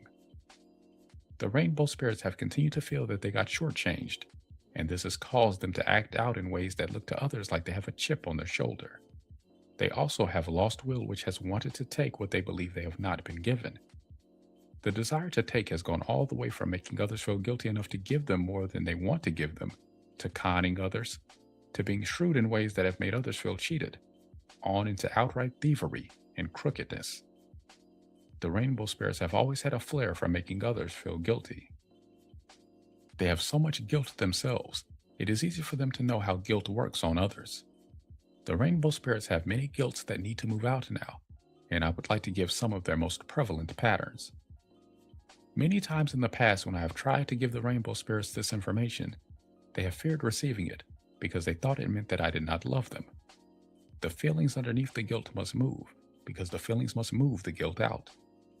Guilt has no consciousness to move out on its own. If feelings that have not been vibrating, because guilt has held them down, begin vibrating because the person now has acceptance for the feelings, the space guilt occupied is then filled by these feelings, and guilt has to leave. The guilts that need to move out now are mostly guilts around feelings the rainbow spirits have had, so discussing the guilts and the feelings together is the best way to give these understandings. The rainbow spirits have felt jealousy of spirits they perceive to be having less trouble than they have had, and yet they have rarely been able to understand what others have really experienced because they have been so caught up in their own problems. The rainbow spirits have fear now that they have no home on Earth, and that if they are going to have a home on Earth, they will have to fight for it or experience it being reluctantly given. Even when they have given to one another, there has often been reluctance to do so because of lost will's fear that there might not be anything more, so they must hold on to what they have. They have tried to take care of what they have and have not seen others as having the same appreciation for things that they have. They have been accused of hoarding for this reason. The rainbow spirits have confusion in their orders about position and age that also need to be mentioned now. They had emergence in a progression of colors, and they had two lines of spirits emerge. The first line went down through the rainbow and had more white light with it than gold light. The second line came back up through the rainbow and had more gold light than white light. The reason for this is that the rainbow spirits emerged their spirit polarity first, and then their will polarity. They emerged polarized, similarly to the seraphims and the cherubims, except that the rainbow spirits never accepted their will polarity as much as the seraphims accepted the cherubims. This is because there was not as much acceptance for the feelings around their emergences as there had been in earlier emergences. The rainbow spirits had more guilt at emergence than the other spirits did, and they have suffered with it ever since. When we got to the rainbow spirits, they had already begun fighting among themselves about who had the best position. They felt left out of the Godhead and claimed they did not like the homes we had made for them. They had never gone to these homes to find out if they liked them or not. They told us when we visited them this time that the Godhead was the best home and they wanted to live there. We loved the planets we had opened for them and wondered why they had never gone there to find out what we had created there. We had made each planet different, but they all had certain things in common. Each planet had an atmosphere that would allow the spirits to vibrate themselves, and each had a light that would nourish the spirits in the ways that they needed and liked best. Some were more opalescent and pastel, while others were more vivid and stable. Some had greater natures than others. Some had more animals than others, but all had the feelings of the spirits themselves. We could not get the rainbow spirits to believe us that their homes were just as wonderful in their own way as the homes of the angels, and that they needed homes that were different than the angels in order to fulfill themselves and be happy. The lost will of the rainbow spirits has not yet accepted their right place as the place they would like to be. They have been wandering ever since they emerged. They have wandered the inner planes and the outer ones. They have mastered astral travel, and the ones that have not remained on Earth have mastered space travel. The rainbow spirits came to Earth long ago in large numbers, and most of them left after a while, just as they had left every other place they had gone. The rainbow spirits left many behind when they departed, because many had lost the power to leave. Most of the rainbow spirits that were left behind were from the will polarity. Their magnetic nature had gotten too enmeshed in the magnetic energy field of Earth for them to be able to leave with the others. There was a great sadness at the departure on the part of the ones left behind. They felt they were being abandoned in a place that was not right for them. They felt guilt for having the magnetic energy that could not leave with the rest. Now, the spirits that have been gone for so long have begun to spend time near Earth again. Many have tried to contact them. They have come for the ones they have left behind, but they have been gone for so long that most of the rainbow spirits here have given up on the promise these spirits made so long ago to come back and get them when they found their true home. The rainbow spirits that have been left for so long on Earth have tried to tell themselves that it is not right to hope for a better life than the one they have right here on Earth, but they could not help but hope for it anyway. Besides patterns of wandering as gypsies, circus and carnival people, wandering minstrels and magicians, much of the lost will of the rainbow spirits on earth have been the Jewish people.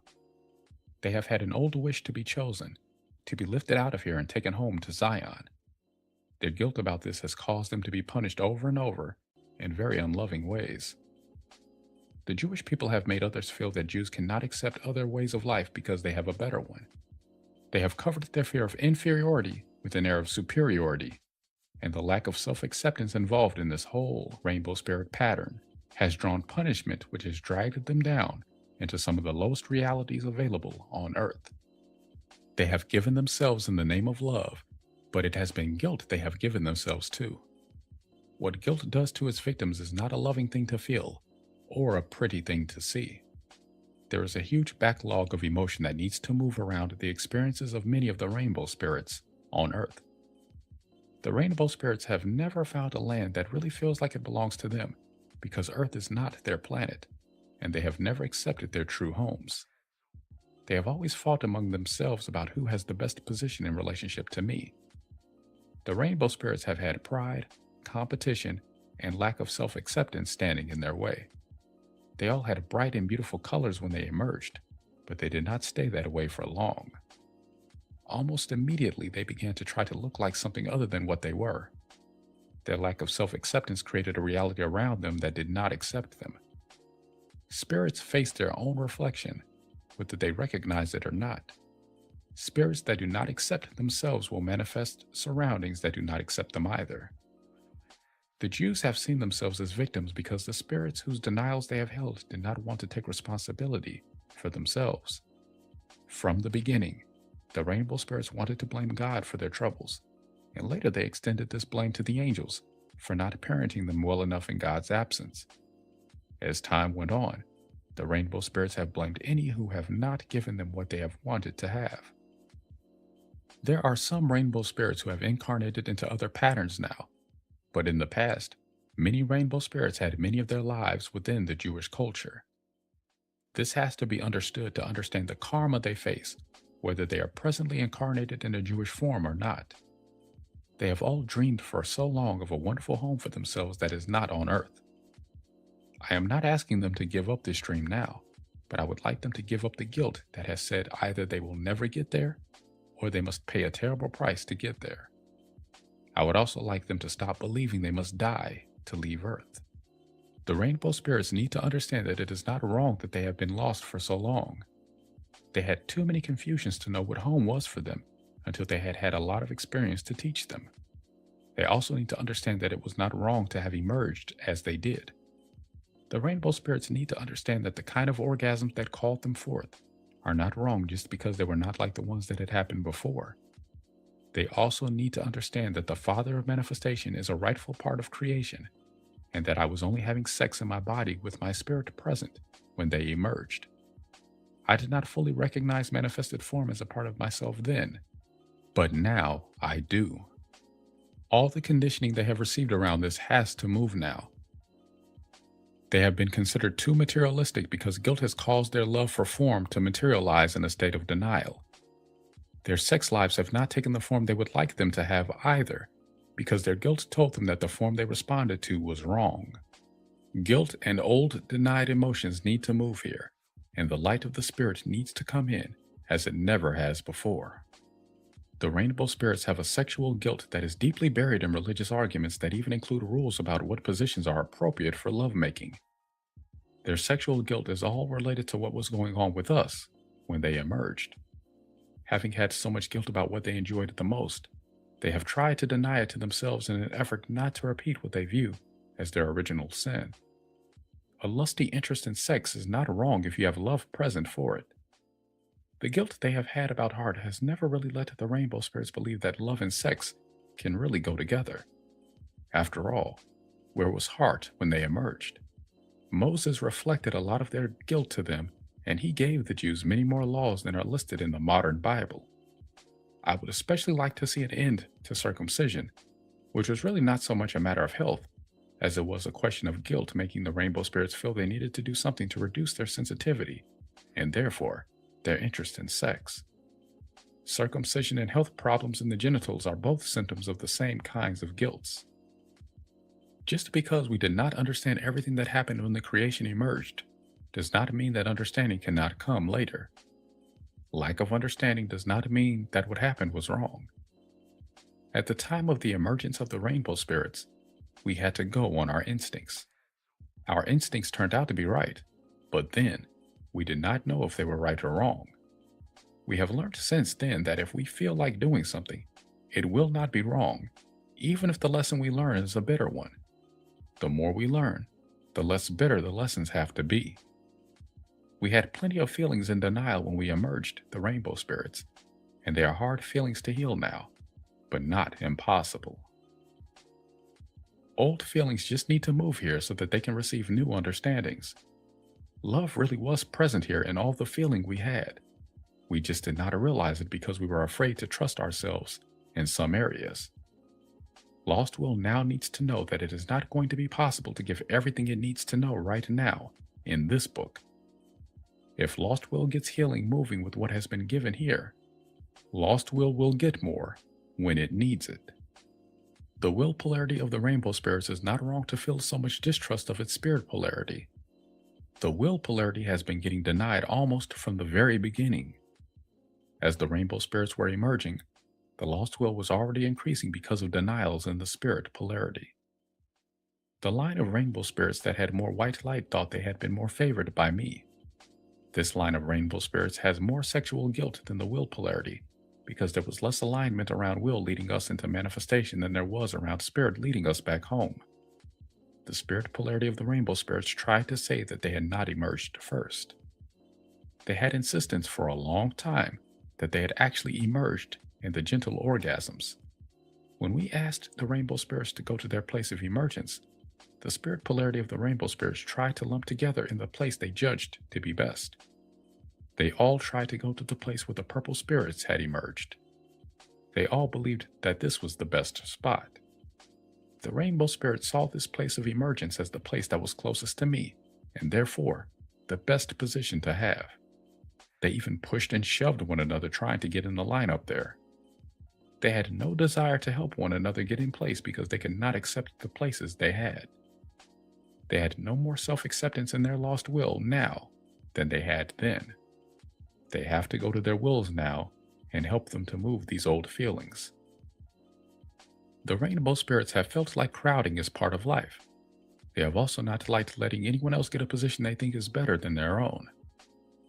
It is now time to realize that all the colors have the love of God in them if the spirits can accept themselves enough to let the light pour in.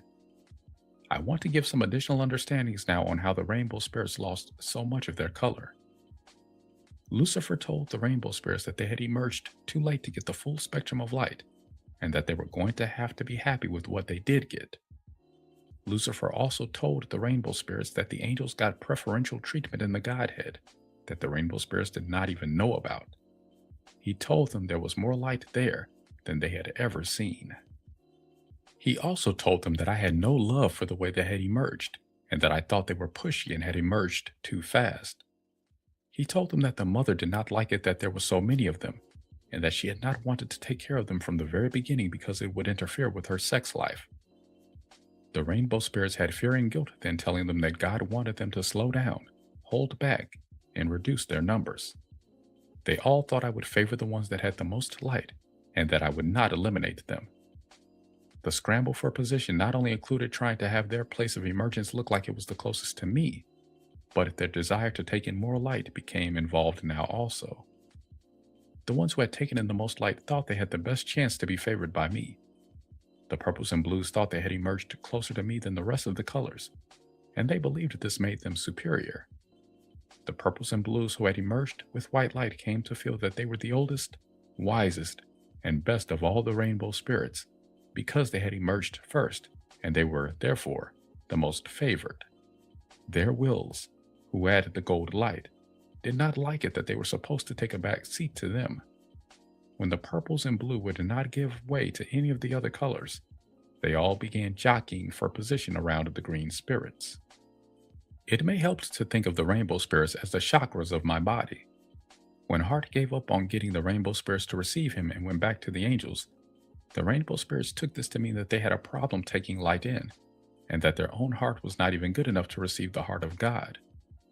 They told their own green heart spirits to move back because they had not had what it took to let the heart of God remain present with them like he did with the heart angels.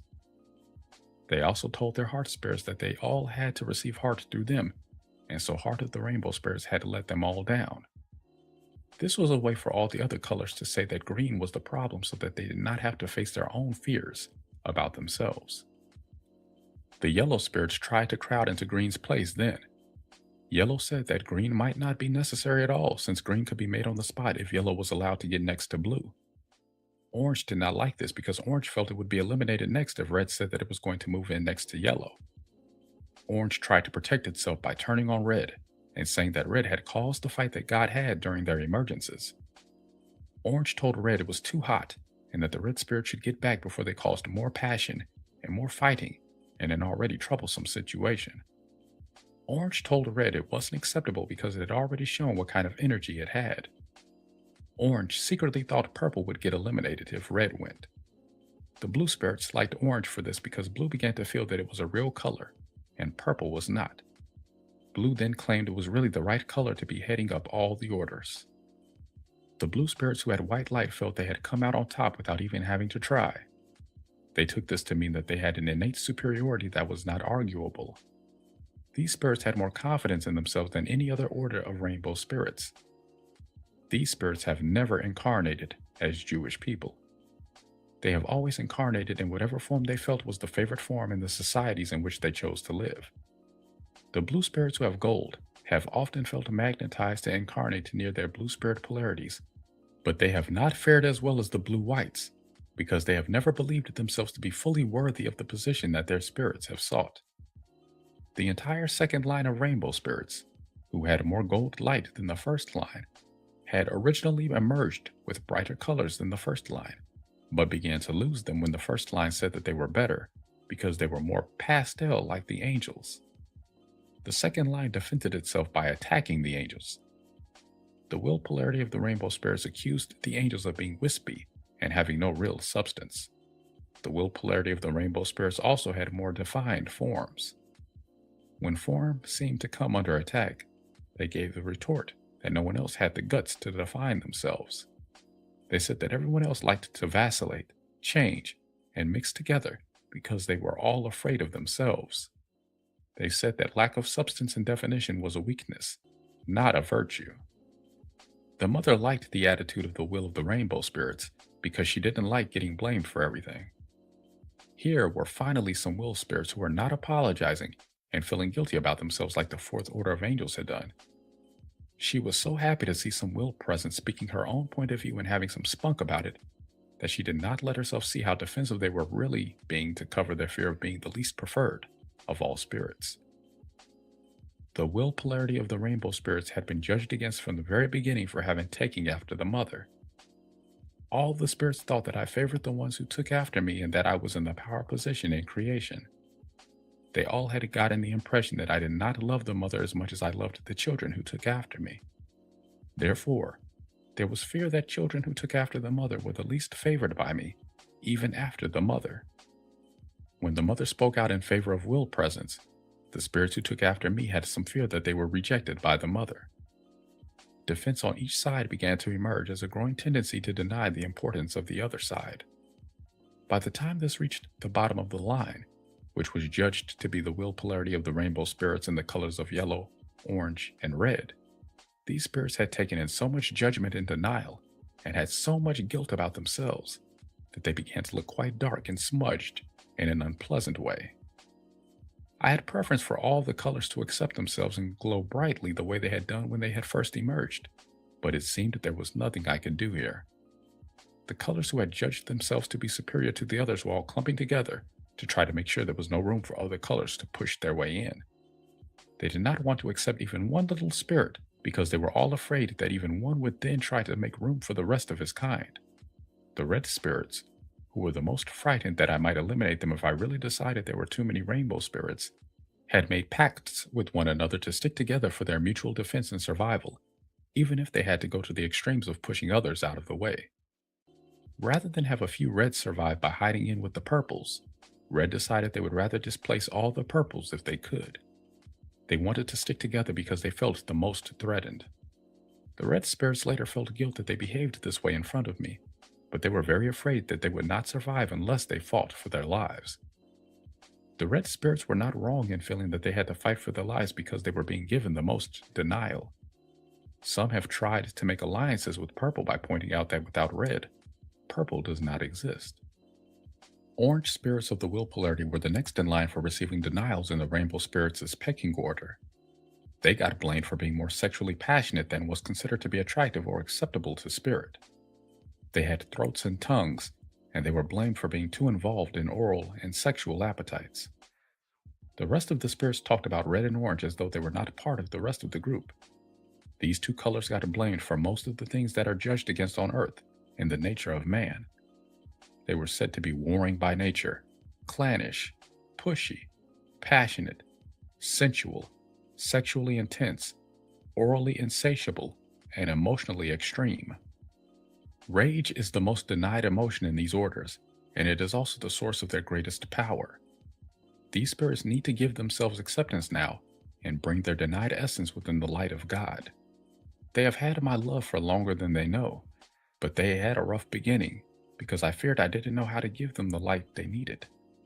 They have struggled to survive on their own for a long time, and I want them to receive the help they need now. They have great power to survive, to be physically vital, and to express creatively if they have enough self-acceptance to be able to open and receive the light they need. Expressing the feelings they felt then, when they were so judged against, is an important part of their healing so that they can open to the light they need. The other colors argued their points, but did not take as many actions as the more threatened oranges and reds did. No matter how they were judged against by the other colors, each color had reasons to believe within themselves that they were the best and the most important. The indigo spirits had not said much at all during any of this, and they felt they were superior because of their composure and inner strength. The blue spirits have always believed they are the greatest expressionists there are. The indigo spirits have always quietly dismissed the self-importance of blue because they believe blue is nothing without them to supply the inner model for their outer performance. The purple spirits have always maintained that they are the best because they receive inspiration directly from me, and the rest of the colors just implement their instructions. Purple whites have always believed they received more of my personal attention than any of the others, but knowing they had red in them has made them wonder how I manifest spirit this way, if I do not like red. Everyone needs to know that I love red. I just did not know how to handle the feelings I first had when I had to trust will and body to guide me into manifestation, when I was so used to being the guide myself. I know now that red and orange need to move their rage over being denied acceptance for their right places for so long. Red and orange are not wrong to have the great intensity they have, and it is necessary that they have it. They have the strength necessary to anchor me in manifestation, hold me there, and allow me to survive. Red has the power to hold open the space needed to survive, and orange has the power to creatively fill that space with what is needed to survive there. These spirits only become warring when their survival is threatened. They have always felt that if they have to attack the ones threatening the survival of others, they will do that. They need to understand, though, how important self-acceptance is in being able to live without having others attack them. Yellow was not wrong in having the merriment of sunshine in its emergence pattern. I have finally gotten these spirits to listen to me, but their lost will still needs to understand that they are the heart of the mother. Some of what yellow felt when it wanted to displace green was that they were heart also, and they were not being recognized for it. The heart of the mother is the intuitional center that feels what balanced action for the mother is. Green is the heart of all, and must receive from both the mother and the father. Green has trouble maintaining its color if the other spirits do not maintain their colors. Green is meant to balance everything from all the colors and give it the manifestation needed. The rainbow spirits need to discover their own heart by balancing the spirit and the will polarity. There is a lot of healing to do first, because the colors have been muddy and denied for so long. Healing needs to happen now, rather than putting it off in favor of guilt punishing the rainbow spirits any more for failing to see themselves as worthy enough in the sight of God, just for being who they are. If the rainbow spirits are now ready to heal and begin manifesting their gifts instead of their denials, they have gifts of great beauty to give. Having gone down so far, many of the rainbow spirits envision healing as finally coming out onto this would not be balanced either. Any swing of the pendulum always swings back again until balance is found. The swing upward has increased guilt, and the swing down has increased blame. Neither has worked out so far.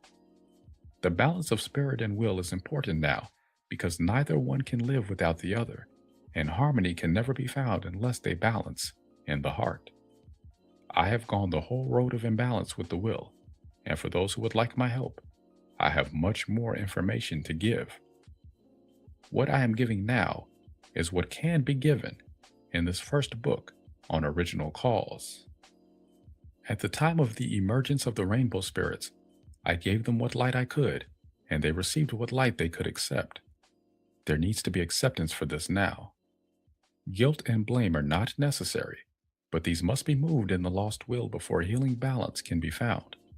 Fear and terror lie underneath guilt, and anger and rage lie underneath blame. Getting guilt and blame to move means accepting the emotions because denial made space for their presence.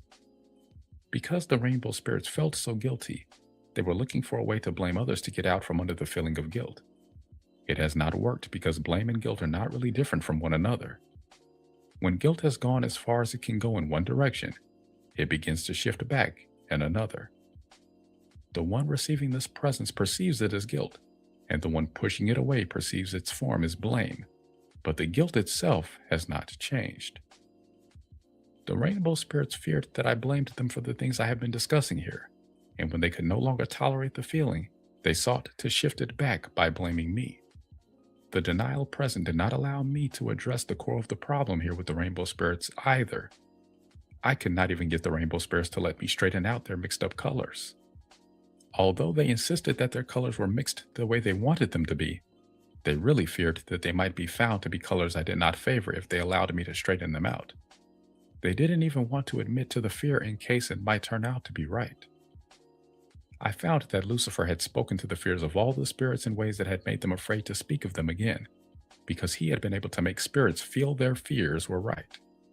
While I had been trying to help the rainbow spirits straighten out their misunderstandings, the Father of Manifestation had been trying to help them with problems they were having maintaining their forms. He had not had any more success than I had had. The Mother had been trying to get the rainbow spirits to accept their wills as part of themselves, and she had had even less luck than I had had. The rainbow spirits all had feared that they had emerged wrong, and they had blamed their wills for having moved at the wrong time. The spirit polarity would not accept the will polarity, because then they would have had to take responsibility for the movement of their wills. The spirit polarity felt guilty that they had come forth in response to feelings that I had not seemed to accept, and they felt that blaming their wills made them look more acceptable to me. No matter how we tried to allay their fears and straighten out their misunderstandings, we could not do it then.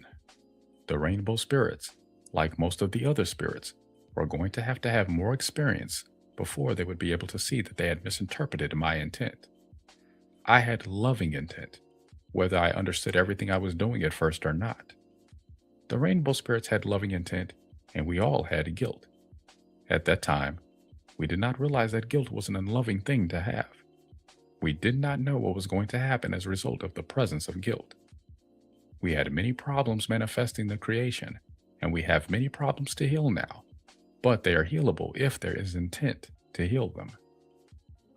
Forgiveness is a very important part of this healing, because it is not possible to go back and change what has already happened, except by changing the way we feel about it. The will cannot be pressured to forgive before it is really ready, because the forgiveness would not be real. But intent to reach forgiveness can allow intense old emotions to move without continuing old hostilities. The will has to go through all of its pain and then forgive everything. Judging the will, no matter how subtly, for how long it takes to do this, is not giving it the acceptance it needs.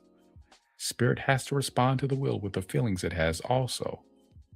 Spirit has responsibility for causing the will's response, and spirit has to let the will know how it feels about the will's response to it. You have to understand, it is not a one-way street to balance this.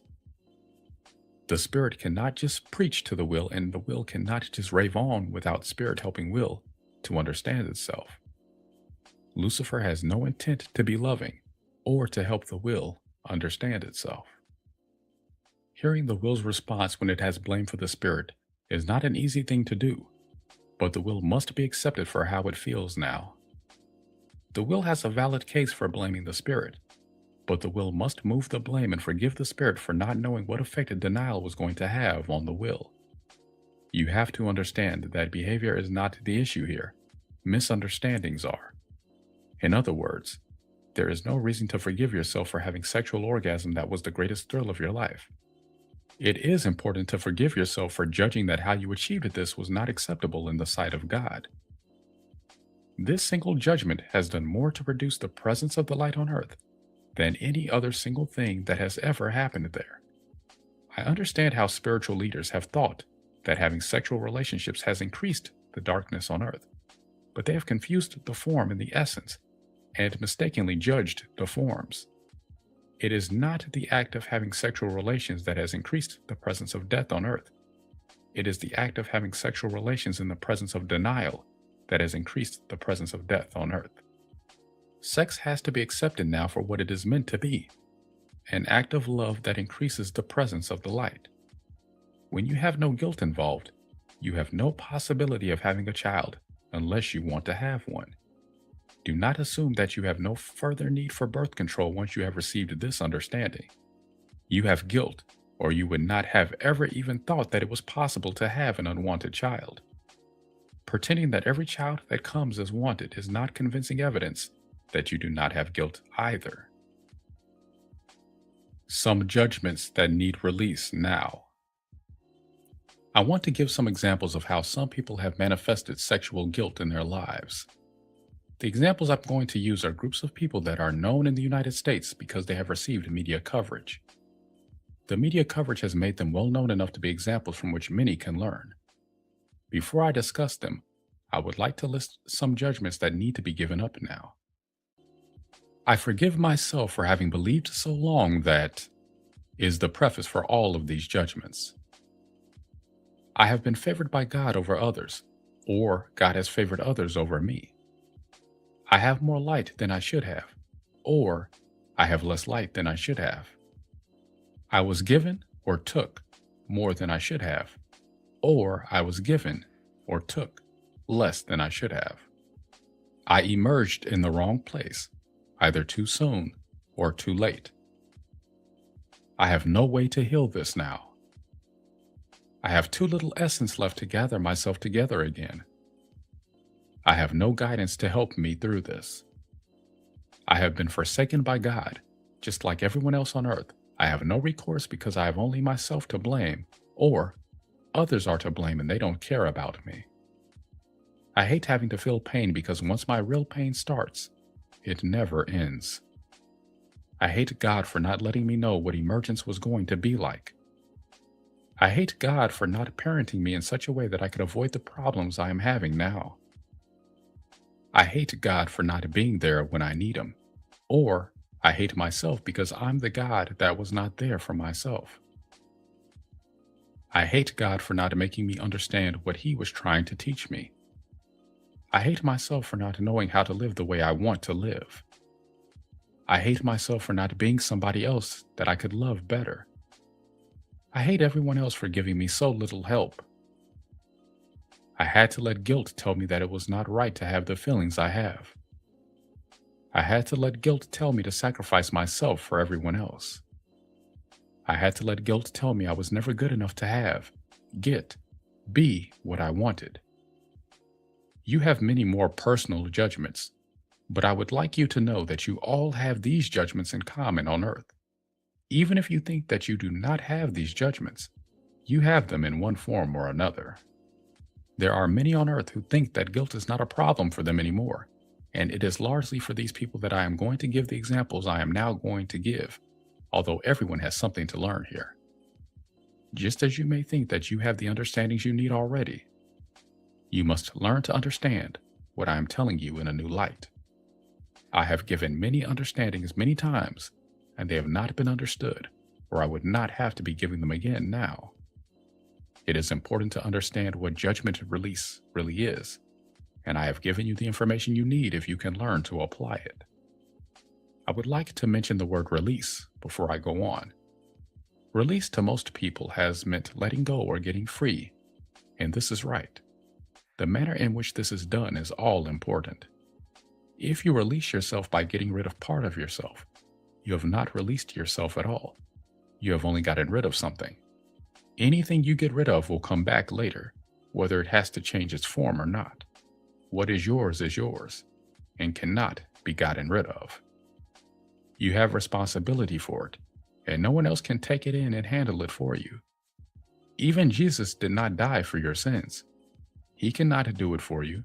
Drugs cannot do it for you. Affirmations cannot do it for you. Divorce cannot do it for you. Abortion cannot do it for you. Getting rid of the form of something that has caused you trouble in the past does not mean that your essence will not create it again.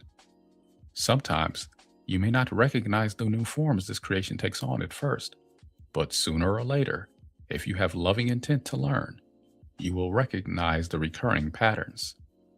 The patterns are what you need to look at to recognize the underlying judgments. For example, if you have a long string of lovers and none of them give you the enjoyment you seek, you need to realize the problem is your own sexual guilt and not the partner's. If you have guilt, your partners will also have guilt, but they are not the cause of your problems. If you have one you can trust, though, you may be the mutual solution for one another. Anything you bring forward will trigger the complementary pattern in your partner if healing work is going to be possible there.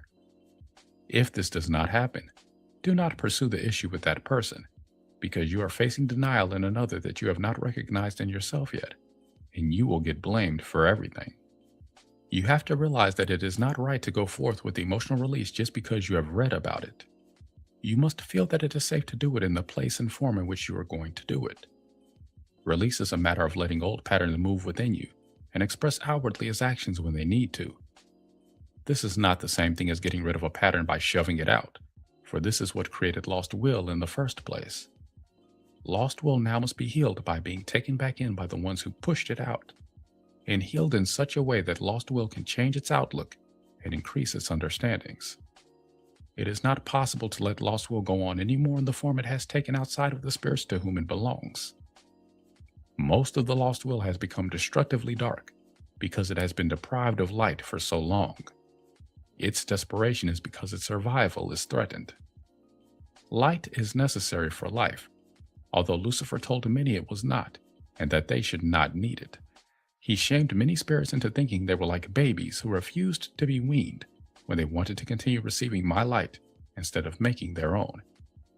This also has to be forgiven now. Receiving light from me is not wrong. It is necessary.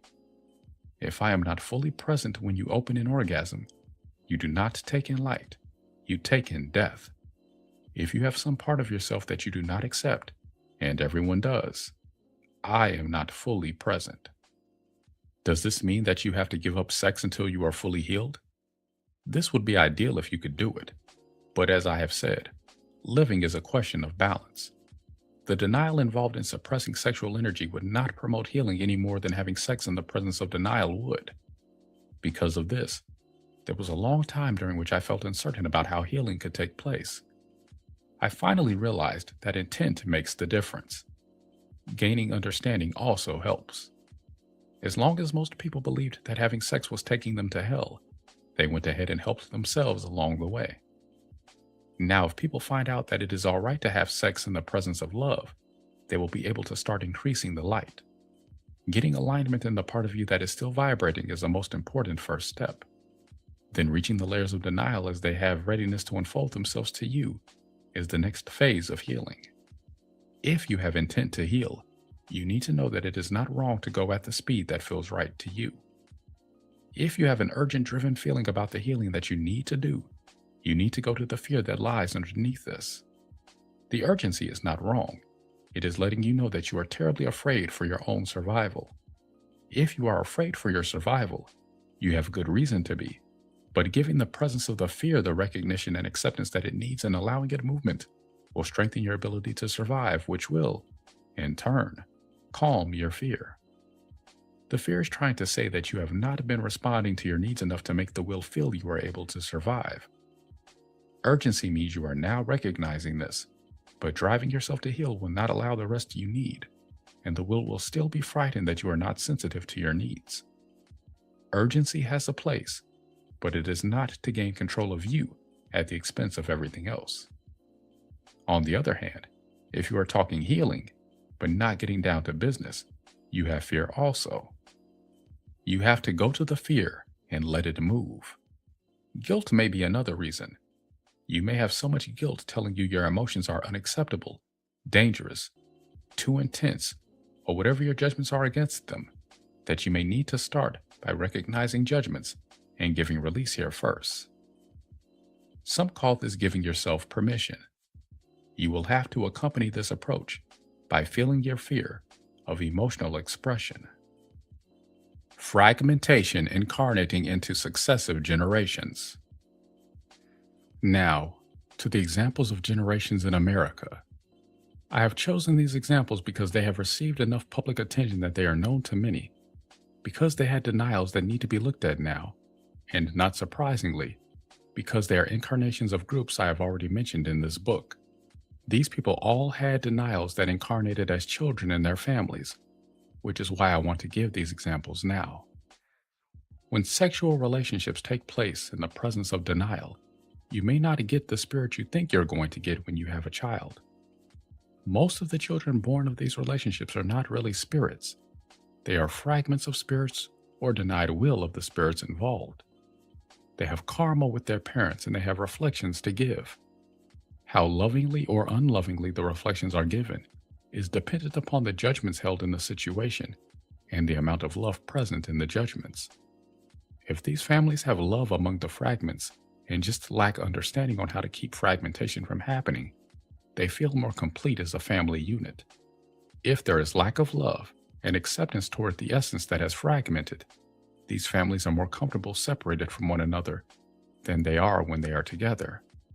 Some of these people have so much guilt that they do not allow themselves to know whether they like one another or not. These spirits fragmented when they felt they could not handle everything at once. Some of the denials held by the fragments are loved by the parental part of the spirit, and some are not. Some of the greatness these spirits originally had was denied into fragments when guilt told them to diminish themselves. The progression of generations here followed the progression of the denials in the parental parts of the spirits involved. What one generation could not accept in itself, the next generation reflected in a state of denial. The first generation involved here came to America in droves. They had an adventuresome, inventive, pioneering spirit that wanted to make themselves a better life. They tried various lifestyles as farmers, pioneers, craftsmen and artisans, and merchants and traders. They began building America into what it is now. Some of these people had an affinity to the Indians in many ways that are not recorded in history or brought forward much anymore. The problems between these newcomers to America and the Indians were, at first, basically because there were so many of the newcomers that the Indians felt crowded by their lifestyles. The Indians had the feeling of being pushed back to make room for the newcomers, and these Indians then made other tribes feel pressure to move back also. The newcomers had left Europe to gain religious, personal, and economic freedom. They had been unable to prevail with the establishment there, and had decided to seek a better life for themselves by leaving their problems in Europe. These people had a desire for a fresh start and a lifestyle that was less restricted by rules and limitations. They also had religious misunderstandings and sexual guilt that were not moving at the time. These spirits had much of their wills in a state of denial, just as they had had from the very beginning. They wanted to allow only the feelings that felt good to them, and they believed these emotions were the only ones that were acceptable to God. These people had sexual energy, but they did not believe it was right, so they held it back as much as they could. Even so, they had many children because the guilt involved here dictated this as the price they had to pay for having sexual relations. The children these people parented reflected their parents' guilts to them and made the parents feel that their guilts were right. What the parents thought they had left behind in Europe had very quickly reincarnated into their lives again. Their children had the desire to bring limitations and rules back into their lives again, and one of the main arguments they used was that there were now too many people to continue with the old ways of letting individuals govern their own lives. This generation wanted to pass laws, fence the land, regulate business, and increase government in general. This guilt generation told their parents that they were going to have to step aside because their children had the ideas needed to organize the country and to give it the form it needed to progress into the vision their parents had given, but could not manifest without their children's help. The parents here had faced this reflection before in Europe and had no better idea how to heal it there than they had when they faced it again in their children. The guilt was not recognized then, nor was it known that underneath the guilt lay denied emotions that were empowering their fragments. For example, fear was being held in a state of denial when these people left Europe. Their fear had been judged as something that would hold them back. In trying to leave their fears behind, instead of taking them in and healing them, the fears had received the judgment that they were not to move and show themselves for what they were, because fears were limiting, unacceptable, and a sign of weakness. The children who were holding these denied fears did not then present themselves as being afraid. Instead, they had a very annoying look of weakness to them that most of the parents did not allow themselves to see or respond to. This next generation continually justified itself in the face of every argument their parents could present, and had a feeling of self-righteousness which was actually infuriating, although the response to this was denied as unloving. If response had been given in the presence of the unrecognized guilt, the parents would have been punished for being unloving toward their children. These children succeeded in having their way.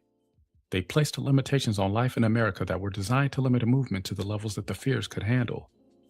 The fears, then, did not have to feel themselves or be triggered into motion, but the expansionism and freedom their parents had felt without this reflection could not continue either. Since balance had not been found within, the imbalance was also manifesting outwardly by giving first one side the upper hand and then the other side. The problem with this approach is that there is no movement or evolution involved, only compromises and a taking of turns, so to speak. This generation of guilt was holding denied fear and also denied anger.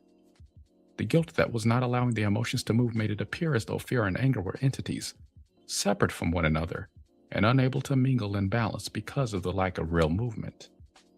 The fear fragments made and enforced the rules, sometimes with the help of certain kinds of anger fragments. Most of the denied anger manifested as a parallel batch of fragments whose lives made it appear as though all the limitations and rules were necessary. When this guilty generation of denied emotion had children, they gave birth to more denials. They had children that were fragments of denied greatness that wanted to rush ahead of everything that was trying to hold them back. Their parents were very strict with them and tried to invoke religion to control them. These children began in small ways and grew into the great era of entrepreneurs, builders, and far-sighted investment bakers. Their imbalances made it appear that another round of limitations was needed. The next generation was another guilt generation that fenced the ranges, moved the Indians onto reservations, had a war over states' rights, and forced law and order into places where it had not been before. And of course, the anger fragments made it look like the shutting down of expansionism was right, because their abuses were seen more extreme than the imbalances of the fragments of denied greatness. When this guilt generation had children, they had another generation of denials. The children born to these parents were also fragments of the first generation that I gave as examples here. They were also part of the denied greatness I mentioned earlier. The parental parts of the spirits who denied this greatness in themselves did it because they are not able to handle all of their own greatness unless they move their fear of their own greatness and power. When the self cannot accept something in itself, it feels it is wrong to have it. This feeling allows guilt to move in and tell the spirit involved that it is right to deny itself in this way. Guilt told these spirits that they had too high an opinion of themselves, that they were too much, and that they needed to diminish themselves. Guilt also told them that the fear was to let them know that they were not right to go ahead as they were. Fear is meant to hold you back, but moving fear does not hold you back indefinitely. It allows you to go ahead as you are ready to. Moving fear does not mean getting it out of the way and going ahead in spite of it. When this happens, the fear goes into a state of denial where it does not move. It then acts like a separate entity that holds the spirit back from what it wants to do, because that is the way the fear has been judged. In this case, the spirits who denied it got ahead of it for a little while, and then it manifested in front of them and began telling the spirits whose fear it was why the fear would have to put limits on them again. The generation that had the denied fear and the guilt about having the fear also had plenty of sexual repression involved in the denials it was holding. There was also a parallel batch of fragments holding the denied anger, which gave the reflection that it was not right to be free because some would abuse the freedom. The generation of denied greatness gave the impression of being less sexually repressed than their parents, but they had overridden their guilt to give this impression. Their guilt manifested in the form of increased diseases, which made them think that their parents had been right. This generation also had an increase in reproductive problems that gave the impression that birth needed to take place in hospitals, or it might not be safe. Although this generation had many inventors, innovators, and creative people that brought America into what could be termed the modern world, they still had denials involved that did not allow them the success they could have if they attained the balance that healing is needing to bring now. These people had a generation of guilt for parents who held them back, in many ways, from attaining the full measure of success they were seeking. The generations of guilt stayed in power for a long time by telling their parents they must step aside in their favor, and then telling their own children that they must listen to and respect the authority of their elders, because they didn't have enough sense to see that they were headstrong and about to run away with themselves. The fragments of greatness got held back by the fear and guilt of the ones who had originally judged themselves unable to handle all of their greatness at once. The generations of guilt held back the generations of greatness and separated them from one another, because those spirits could not go past their own fear and guilt in this way.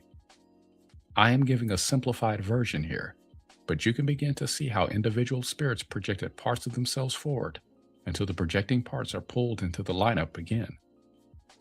The spirits involved here have been attempting to learn something, and now it is time for them to understand what they have been doing. The generation of innovators also had a world war to fight, but I do not want to go into that now because it will make the example too complex. You will get the complexities as you go along.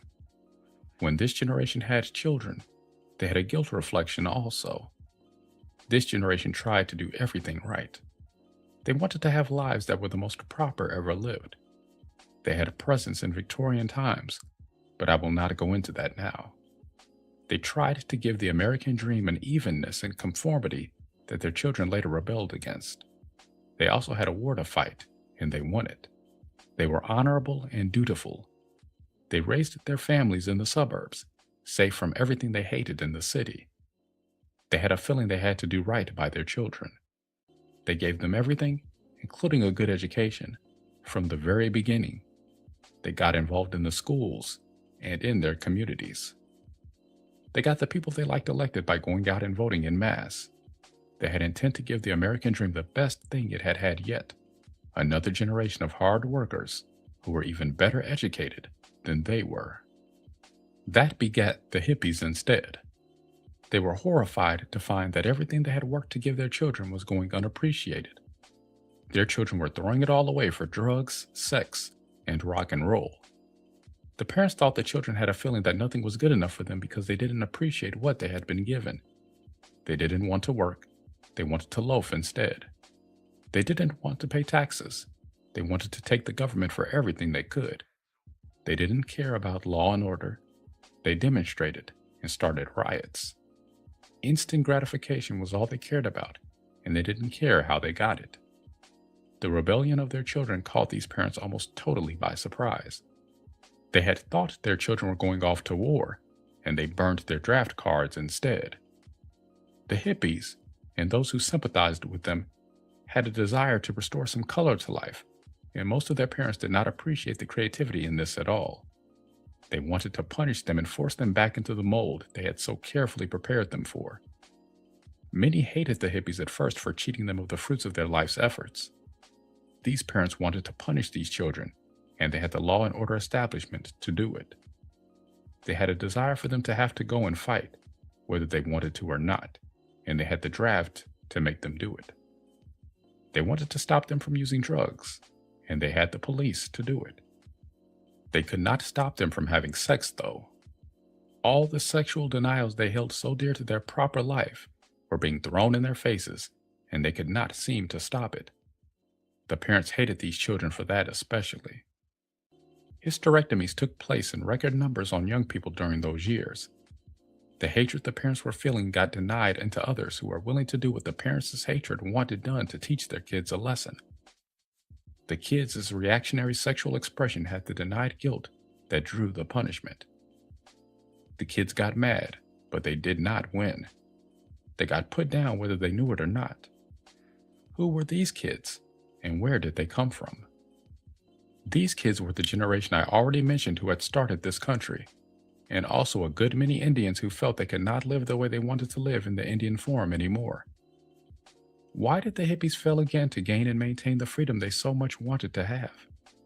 Because they had denials they had fragmented out and guilts they had tried to push out, which manifested as the ones that opposed them. The ones who brought the hippies down from every trip they took were manifestations of their own denials, which took whatever form their judgments instructed them to take. The generations on both sides had the guilt that manifested in between and told them that they had to hold themselves back, that it was wrong to expand freely, and that they had to have regulations and limits put on them so that they would go forward in an orderly manner. The guilt fragments reflected judgments held by those they were limiting. There were many judgments here, but the core consisted of the belief that free will was immoral and selfish, and that doing what they wanted to do was chaotic and impossible in the presence of others.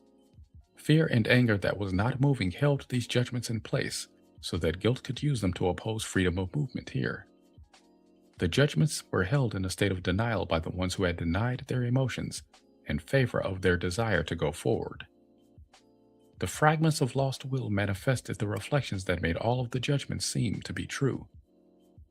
Guilt holds back people who have not moved the reasons they need to be held back. Some understandings on the role of sex in fragmentation. Healing needs this fragmentation to end. To end it, sexual relations must become wholly acceptable in the sight of God, no matter what form they take, and self-acceptance must replace denial. To do this, you need to recognize the denials involved which are not recognized, or the outward manifestations of opposition to your purpose could not be happening. It is important to understand that orgasm can manifest fragments, whether you have a child or not.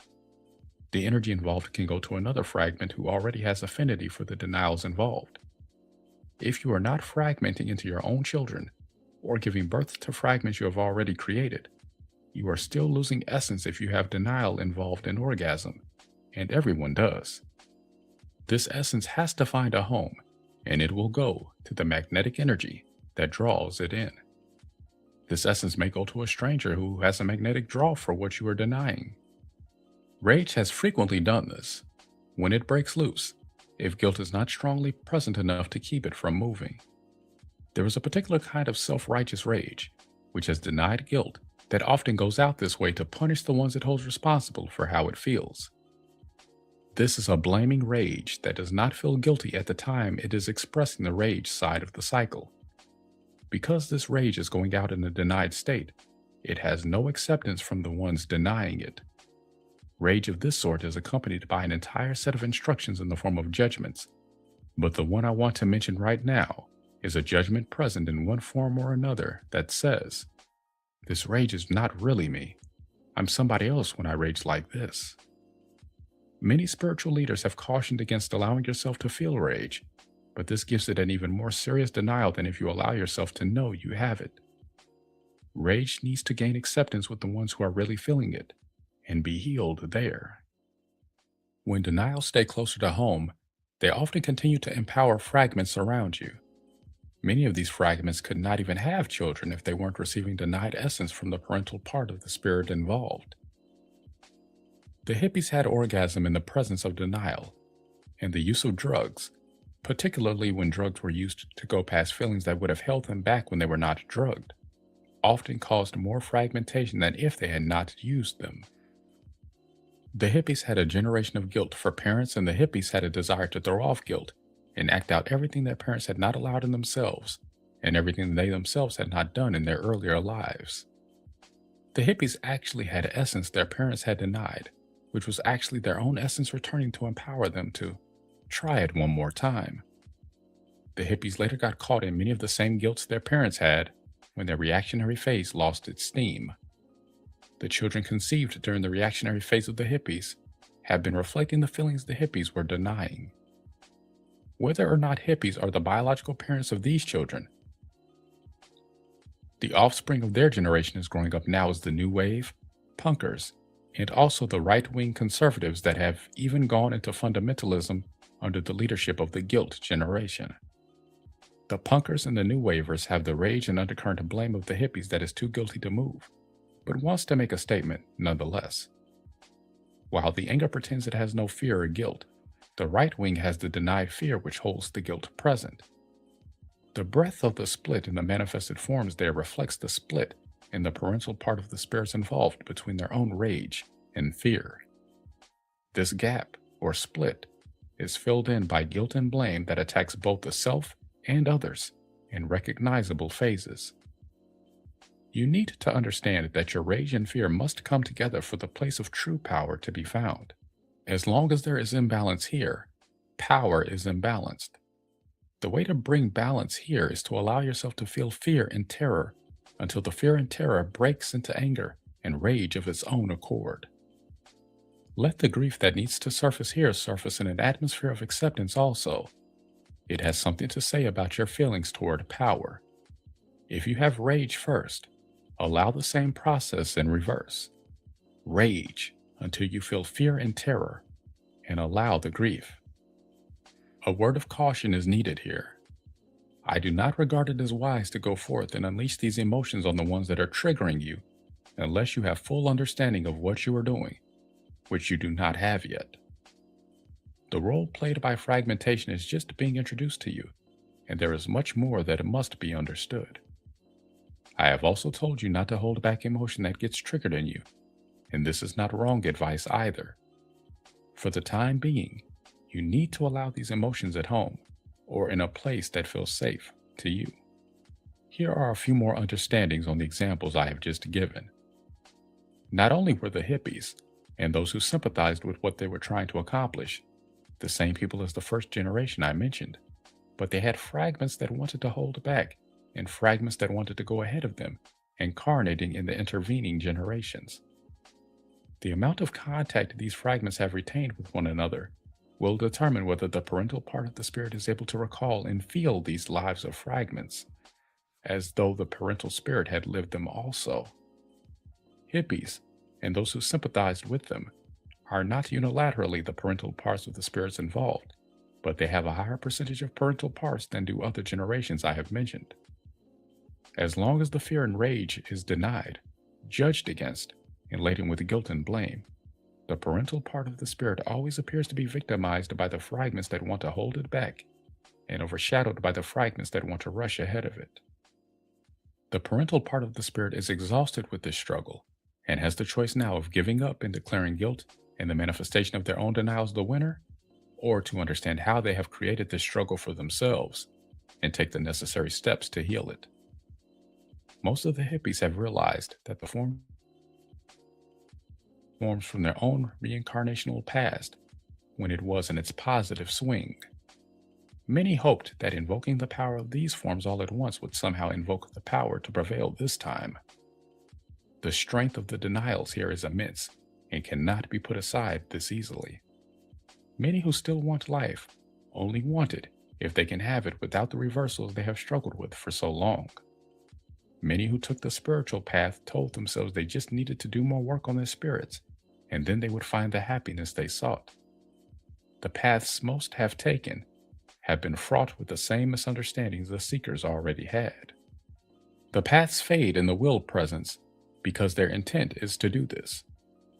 Lucifer has control of these paths, and Even if many are only misunderstanding rather than of evil intent, he is still able to gain tremendous power by using the denied will essence the paths of discipline and denial hand to him. A common misunderstanding here is that denial and affirmation will increase power. You cannot get rid of something that is yours and expect to heal with missing parts. I have been repeatedly mentioning Lucifer to many who want to tell me that they don't believe in evil. Recognizing your own fundamentalist fragments will let you know that part of you lives in fear of the power of evil, and the rest of you has rationalized this fear away, because another way to handle it was not known. You have to learn who your fragments are and how they fit into your life patterns to know how much denial you really have. You need to understand denial in stages. It cannot all be taken in at once. Anything you have the ability to recognize as you study the reflection around you is something you have the ability to use now to further the healing. But you're going to have to learn to do more than just recognize it. If you have to get it wrong first in order to get it right, that is not wrong either.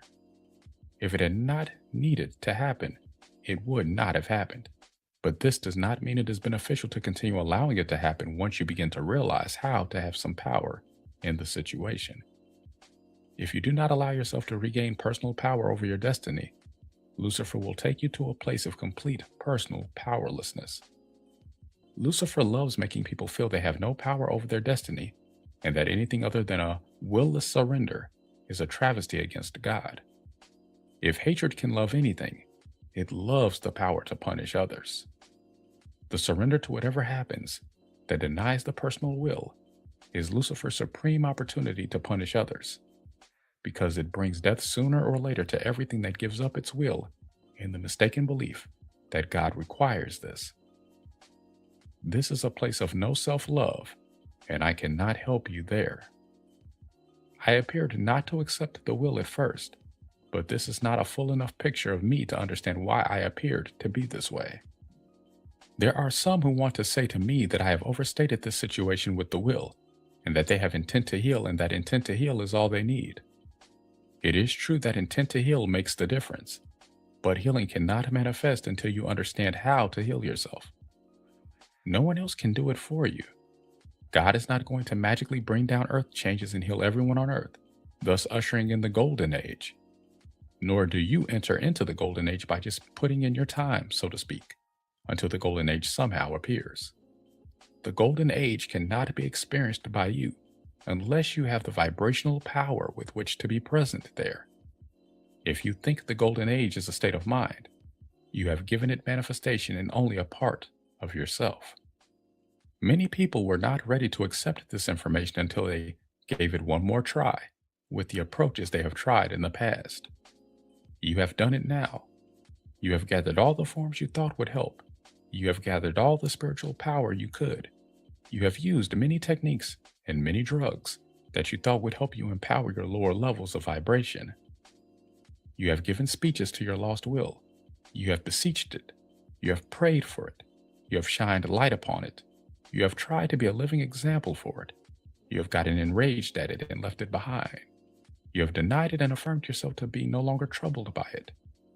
You have tried everything you have known to try, including the rationalization that you no longer need to try, because there is no place to go and nothing to do when you get there. You have said that heaven is here and now. You have said that beauty is in the eye of the beholder. No matter what approach you have taken, you have died anyway. And even as you hear this, you are aging. You must get the lost will to vibrate so that it can receive you. If you do not want to go into oblivion, bit by bit, you are going to have to give in to me now and realize that I have something to teach you that you do not already know. If you still want to insist that you already know it, you are going to go outside of me and find out whether you know everything you think you know or not.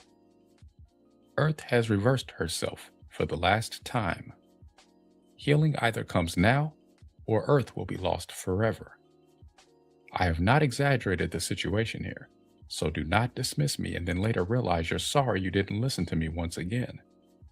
There is something in the will of spirits on Earth that has opposed me for as long as they have had existence in me. The opposition to me has been caused by the same thing that has created the reversals in your own lives. The most recent reversals have been mellow compared to reversals in the past. This is because it is time to heal now, but you also need to understand that fatigue has played more of a role here than you realize. If this period of laying back does not bring real resolution, there will be another skirmish between the spirits and their own denials that will end their existence as spirits. On the other side, if I said there was nothing to worry about, you would have a feeling that that was not right either. Lost will gives you the feelings of reversal so that you can never get a fully positive or fully negative reading on anything. You're going to have to go through all of this essence and help it align with you so that you can go ahead without reversals. If you think that reversals happen because you are not sure of yourself, you are not wrong, but you're going to have to understand why the lost will feels as it does to know how to heal it. More needs to be done than just allowing the will to blow off steam and then proceeding until the will builds up its next charge. Guilt and death also play a role here that needs more understanding if you are going to heal the damage they have done. I am going to give you some understandings on death now that you have not already had. Some understandings on death. Originally, Lucifer told the spirits that death was nothing, and he was right. Death is nothing. Lucifer then told the spirits they had nothing to fear. He sneered at the ones who feared, and many denied their fear in favor of looking brave in the eyes of others. You have to overcome your fear of death, Lucifer told the spirits, and many took this in and have repeated it ever since. Overcoming fear is important, but it cannot be done by denying it and then proceeding as though you do not have fear. Fragmenting your fear out into others does not mean that you do not have fear.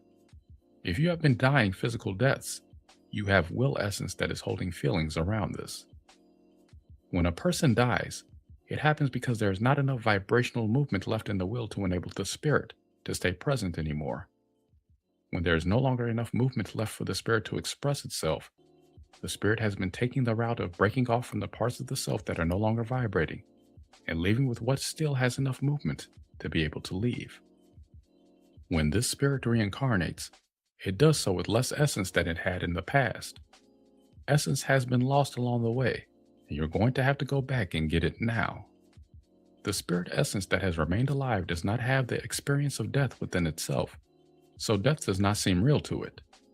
The spirit has to go back and get the will essence that has experienced being taken over by death, and this is the essence I am speaking about now. When Lucifer said that death is nothing, he shamed the will into feeling that it was not right to feel as it did about death. The spirit is not magnetic, and so, to it, Lucifer did not seem wrong in what he said there. The spirit has been easily able to let go of death and rise above it. Many spirits think they have to reincarnate to teach others how to do this. They have not realized it is their own missing parts they have to help, nor have they wanted to realize that they cannot tell these parts to do as they have done.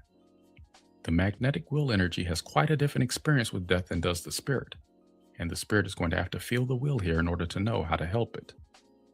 When Lucifer said that death was nothing, he observed it, but he did not feel it. It was not his intent to feel anything. He has hatred for the will. He is spirit that hates will. He had nothing but hatred for how the will felt when it touched death, and you're going to have to decide whether you want to go his way or not. The will cannot vibrate in the presence of nothing without feeling a pain so extreme that it does not want to vibrate anymore. This has caused the will to stop vibrating wherever it has touched death or nothing. Once a part of the will stops vibrating, all of the essence is affected and must either slow down or stop vibrating, depending upon how close it is to the problem. Essence in motion cannot go against essence that is not moving without having pain that makes it want to stop moving. Holding back does not allow the vibration necessary for life, and so, once a part of the will stops vibrating, it is only a matter of time until the rest of the will stops vibrating. Movement, such as emotional expression or orgasm, has, in the past, intensified the pain of the essence whose vibration is touching essence that can no longer move, to open space to receive it. Death itself was taken in very early, before I knew what it was, and the lost will that has been holding this death has never known anything else. When I was trying to find out what was me and what was not me, I did not know if the darkness had a substance to it that was me or not.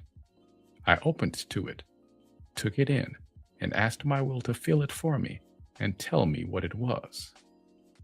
I had embraced nothing, but I did not know it for a long time because the will's response to this nothingness gave me so many impressions that it seemed I had embraced something, and I did not want this something to be part of me. I originally suppressed the will's response here because I could not stand to accept it. When the will opens to receive and gets nothing, it cannot stand the pain of its experience because it receives the complete opposite of me. The will, in this case, is taken over by a complete lack of love, lack of light, and lack of acceptance for it. No matter what the will does, there is no response to it, and after it suffers the pain of this, it is taken over by unconsciousness because there is no consciousness in nothingness.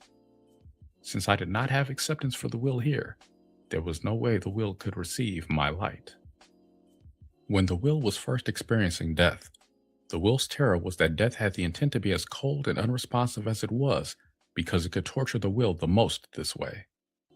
Later, the will realized that there was nothing there to contact, no possibility for change or evolution, and that it was totally alone with death unless it could somehow get my attention without having to move so much that it would go unconscious from the pain involved before it could tell me what it was experiencing. My lack of acceptance for the will here did not encourage her to feel that this should even be attempted, because she feared that I meant for her to suffer in this way. The reasons the will felt this way need to be given later in the story so that you can understand them. The will has a terror of opening when it does not know what it is going to receive because of the initial experience of opening to receive nothing. Lucifer, very early on, realized what death was because he sought it, not only for himself, but for me. He has used the will's terror of death to intimidate it into doing his bidding. I did not realize what it felt like for the will to open and receive nothing instead of receiving me. Spirit cannot go outside of itself to find out, because everywhere that spirit goes, there is light. It is the will that has the ability to go outside of the spirit and experience absence of spirit. When the will receives nothing instead of light, the will has to struggle in that environment until light comes to it. When the will feels that it cannot move, light may even be poured upon it, and the will is unable to open and receive it. The nature of the will is expanding openness, and if this is not filled with light, or even some limited form of light such as judgments, then the will receives whatever lack of love is magnetically drawn in. Once the will took in nothing in part of itself, it closed around this nothingness in an effort not to expand into it or feel it anymore. The will did not know that by doing this, it was going to kill itself little by little, because moving essence could not pound against something that was not moving without feeling a pain that would also make it stop moving. Over time, this nothingness held in the will has become very deeply buried beneath many layers of will essence that have stopped vibrating. I have never been able to fill the motionless parts of the will with light because the will has not been able to allow me to touch it here. The pain in the will has been so great when it has tried to move that it has been unsure whether it was receiving me or dying all over again.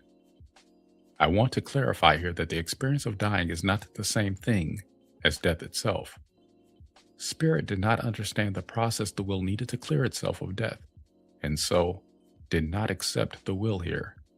This has meant that the will's attempts to clear death out were not given light or love by the spirit.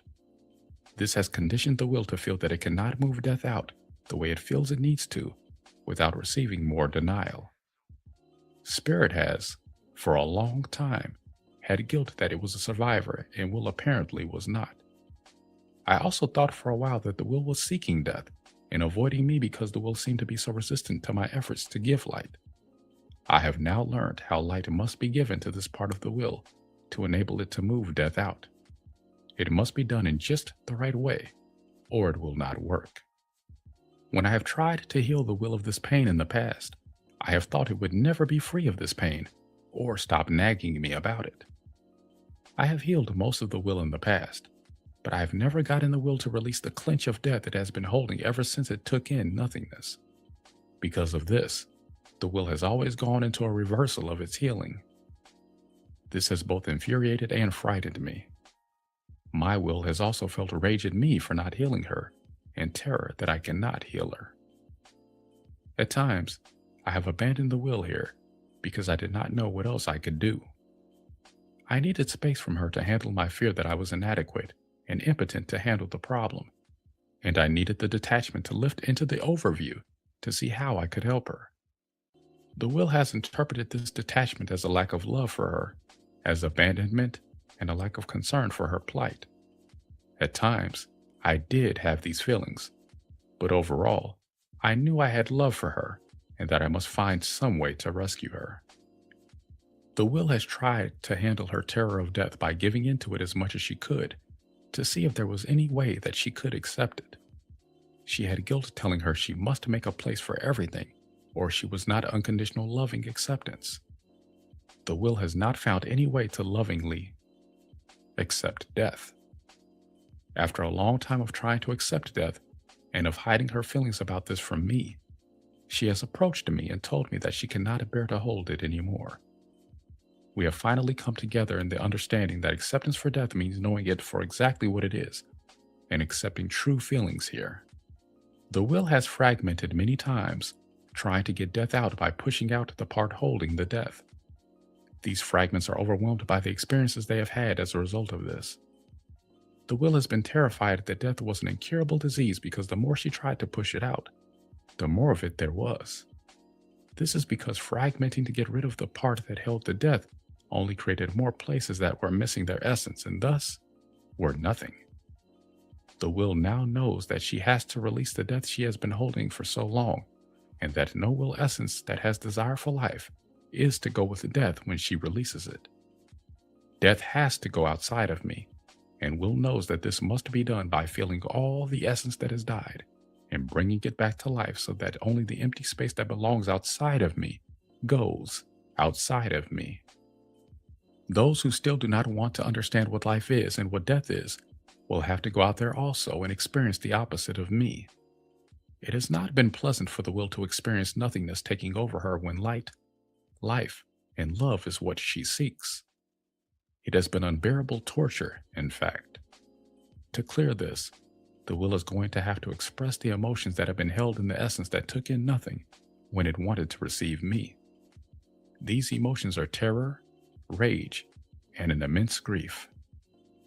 In the past, when the will has tried to move death out, no one has had acceptance for the intensity of the emotion involved.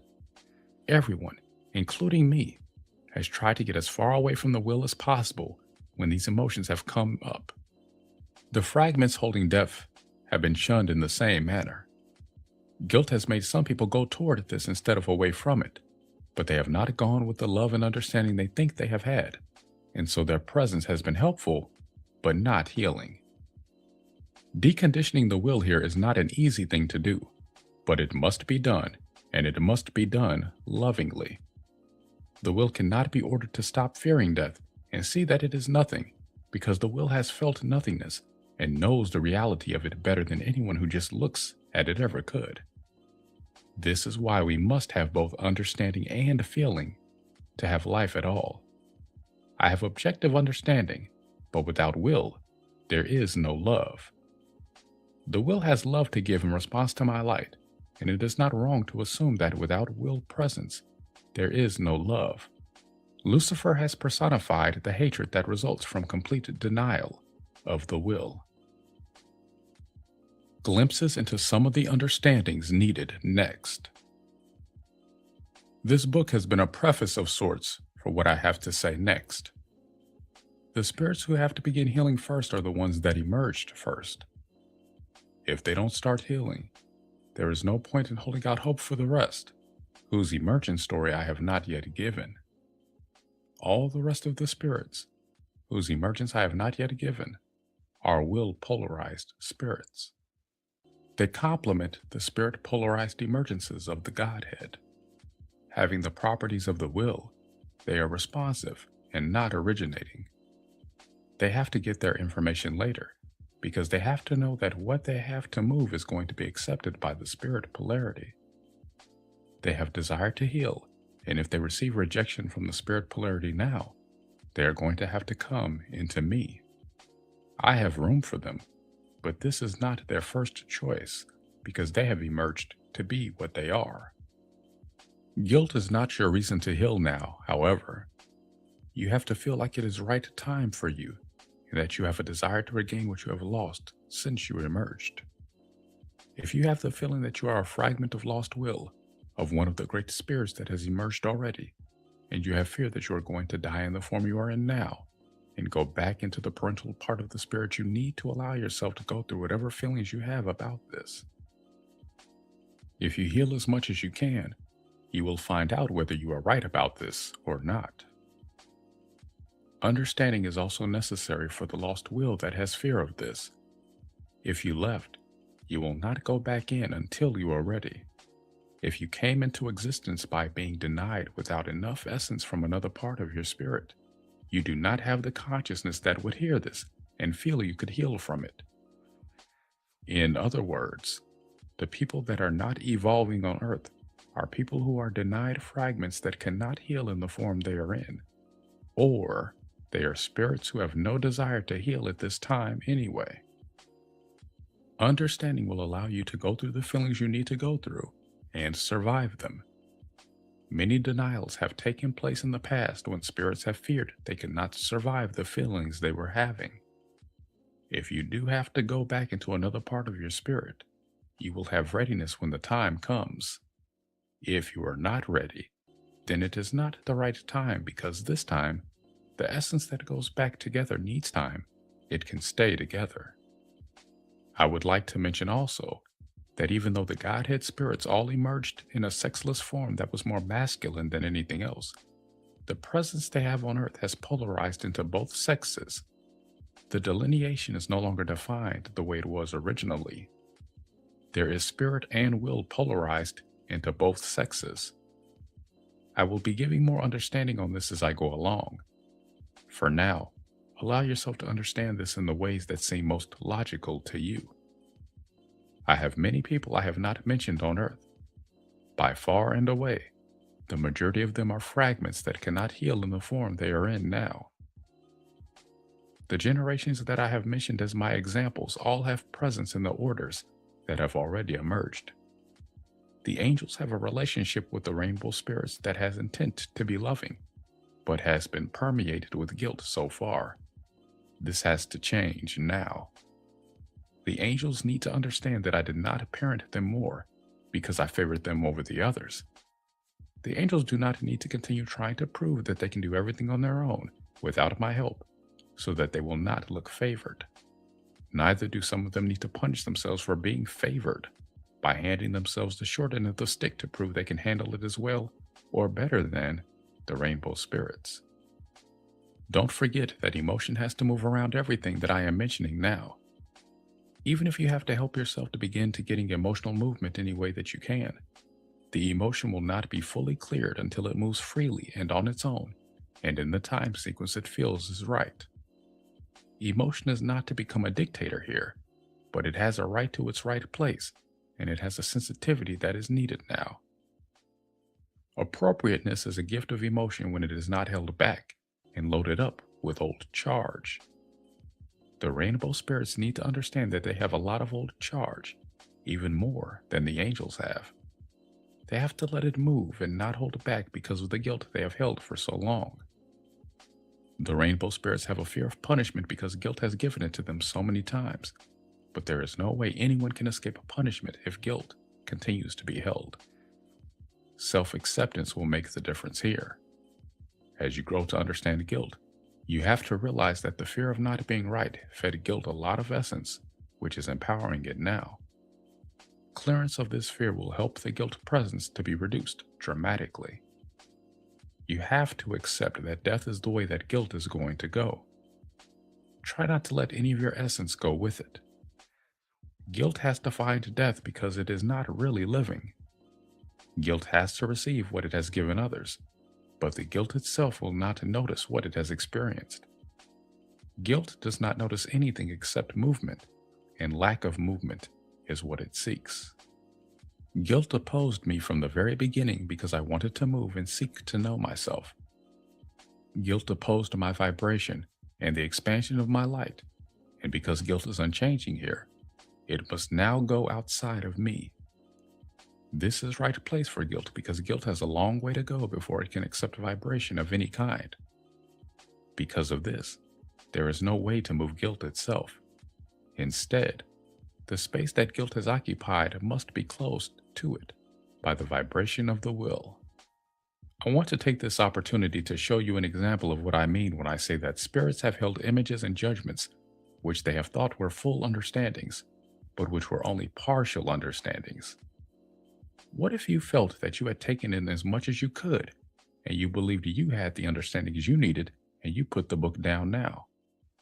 It would be easy for you to feel that guilt is to blame for everything that has happened in its presence. This is not full understanding, but it is not wrong if you need to go through a phase of feeling this toward guilt.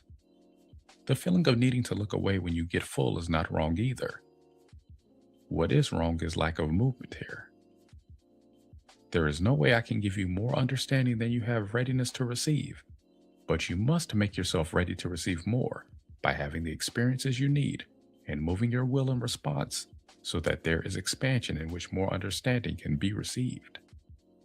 If you close around something and hold on to it for long, it loses light.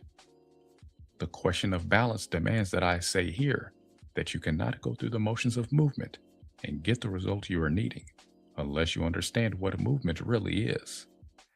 You are going to learn a lot about this in the next book when you see an entire order of spirits emerge who have confused body frenzy with vibration of essence. If at any time you need to look away and have experiences in order to understand and become ready to receive more, do not forget that understandings have emotion also. They will deepen in time if they get the experiences they need, and this deepening brings them more light. The understanding on guilt is going to be this way, as is everything else if you really understand it. Guilt is not to blame, even if what happened in its presence makes you want to blame something. Blame is all right to have, but it is only another side of the guilt. First it pushes on you, and then you push on it. This has been going on forever, and it needs to end now. There is no way you can have a successful battle with guilt, but you need to go through all the emotions as though you are having a battle with it, in order to get through any emotional charge you have around guilt. Then you will be able to let it go, which is the only way it can leave. The opposition guilt has presented has not been wrong. As long as there is any room for guilt, opposition is necessary. The reason I say this is because I had gaps between myself and my will. As long as these gaps exist, guilt and death are going to fill them. When you have guilt and death present, you cannot move ahead unconditionally because they do not move. If the will is not there to help the spirit move, the spirit does not move because the will must open the space for the spirit to move into. If you have a gap, then spirit is not filling that space. Whatever the will receives instead is what fills that space. Everyone on earth is seriously gapped from the wills right now. To not be gapped, you must have total self-acceptance that allows total spontaneity. Any time gap between how you feel and when you express it, or any lack of freedom in the expression indicates a lack of self-acceptance. Guilt has a reflection to give on how much lack of self-acceptance there is. Going past guilt in the name of spontaneity will not heal you. Guilt is not something you can move past unless you know how. This means full understanding, which I cannot even give you now. So, work with what has been given, and know that when you reach your own limit, or I give you one, it is for a reason. Pushing past limits in the name of overcoming fear has extracted a price of death that has nearly cost us the creation. The lost will has not been wrong to hold death and fear either. It is the nature of the will to open, and it has to hold what it has been given until a way to change this is found. A way has been found now. but implementing it is not as easy as it may look. When the will is fully vibrating and the light of the Spirit is filling all the space the will opens, there is no way for guilt to reverse you or hold you back until death sets in. When this is not the case, being held back or even reversed is the right thing. Spirit expanding without will to focus it, guide it, and let it know what it is doing is a death-creating event. There are plenty of examples of ungrounded expansionism on Earth right now to teach you what I mean here. Will expanding without spirit to fill it is also death-dealing, since the will has the power to manifest and will manifest whatever it receives. You have to understand that the arms race is an issue here that has to be solved through the healing of lost will. And yet, the will is not to blame here. I don't want to comment on this anymore right now, except to say that I have wariness with allowing myself to be held back, and I must get moving now. If you have looked away from me for so long that you have lost movement in parts of yourself, you need to remember that looking away must be followed by looking back to me again when you have readiness for more light. In this way, you can get the dosage of me that you need without me having to hold myself back for you. The presence of guilt caused me to believe that I must hold myself back until others could catch up in doing this.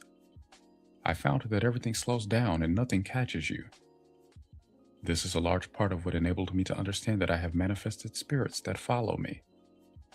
There is no way they can overtake me, lead me, or even go at the same speed as I do. I have acceptance for this now, and you need to find full acceptance for yourself in this also. You must move at the speed that feels best to you, no matter what that speed is, and so must everyone else. Getting to the place where this kind of freedom can manifest is not an easy thing to do now, because there is so much guilt in the way of understanding how this could be done, and yet it has to be done. I have moved guilt from my spirit, and you have a part of your spirit that has done this also. The pieces that have not aligned with this yet must now be healed as they become ready. Having the parental part of what is present on earth does not mean that this is all there is to you. You all have a part of your spirit that has never left the spirit level of vibration, and you need to get in touch with that part of yourself so that it can help you with this healing. Many of you have a lot of healing to do before you can receive my vibration directly for very long at a time, but I am with your spirits, and they have the ability to relay to you everything that you need. Those that are not going to be ready within the time span of Earth's clearance must go to other planets until they are ready and do their healing there. The spirits who are on Earth, even though it is not their true home or right place, must heal as much as they can here before they can move to another place without leaving too much essence here.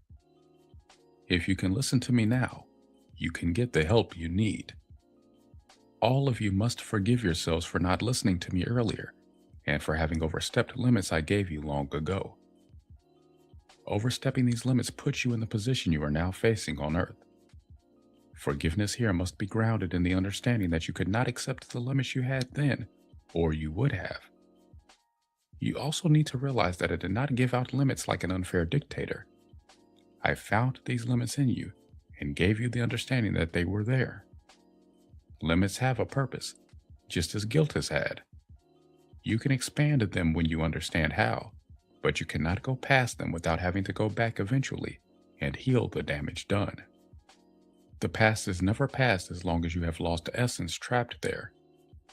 If you have not yet experienced the reality of living in several time frames at once, you will, as this healing goes on. Bringing all of yourself into the present is necessary, but it cannot be done by ditching the parts of yourself that have not been able to keep up.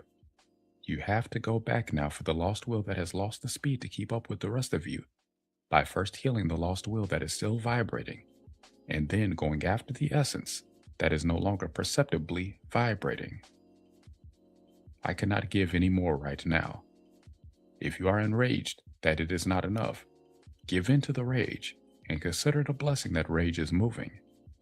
Anything that helps you move rage is a blessing, because there is more lost will trapped in unmoving rage than anything else right now.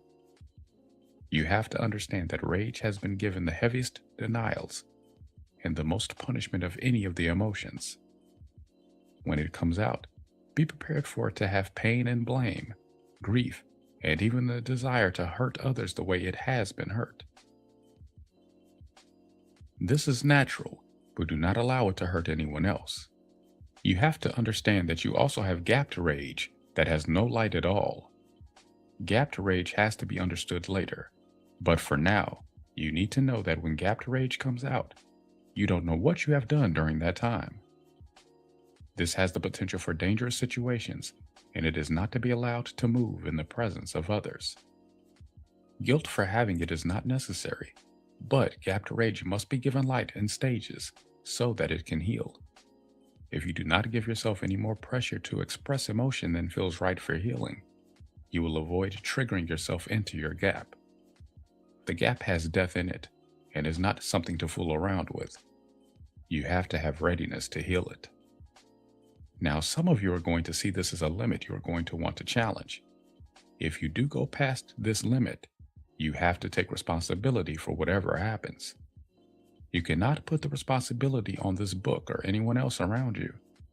If you are experiencing situations that feel like too much pressure, you must remove yourself from the situation and not blame others for having created it. If you have a place in you that cannot yet receive light, it is your responsibility to move back to a place that feels comfortable, rather than insisting that it is the light which must shut itself down. Guilt has succeeded in having the light shut down for so long that most people cannot see how it could be otherwise. The light is central to this creation and has no place to back into. If I compress myself anymore, I will not be light anymore. If I have to shut down and hold back, I cannot generate enough light to nourish everything. On the other hand, if you have a limited ability to receive light, there are many places you can go to find a comfortable level of light that meets your needs. Right place is the place that feels most comfortable, no matter what you may have to release to find it. Do not think that right place necessarily means that you are always going to be in the same place. You need to evolve at the speed that feels right for you, but you cannot evolve unless you find self-acceptance first. You are what you are, and pretending to be something else is not going to help you find your right place. Lost will is holding what you have not wanted to accept about yourself. Does this necessarily make you what lost will has been? No. Judgment against the lost will has made it what it is now. It has to be understood that lost will gives a reflection of what it has been judged to be, rather than what it really is. Lost will has received heavy conditioning that it is what the judgments have told it is. Deconditioning it now is not going to be easy, but it must be done. Guilt is not going to be around much longer to let you oppose me or the healing of the lost will, so you need to get to know yourself, at least enough to allow yourself to clarify your intent. If you have intent to heal, you will not go wrong. If it is not right time for you, be honest enough to let yourself know it.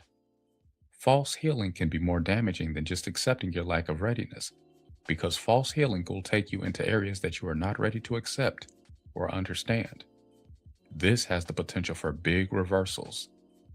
When you heal, or how fast you move, is not to be made into another status symbol, competition for superiority, or race for position. There are many old misunderstandings that are going to come up around this healing.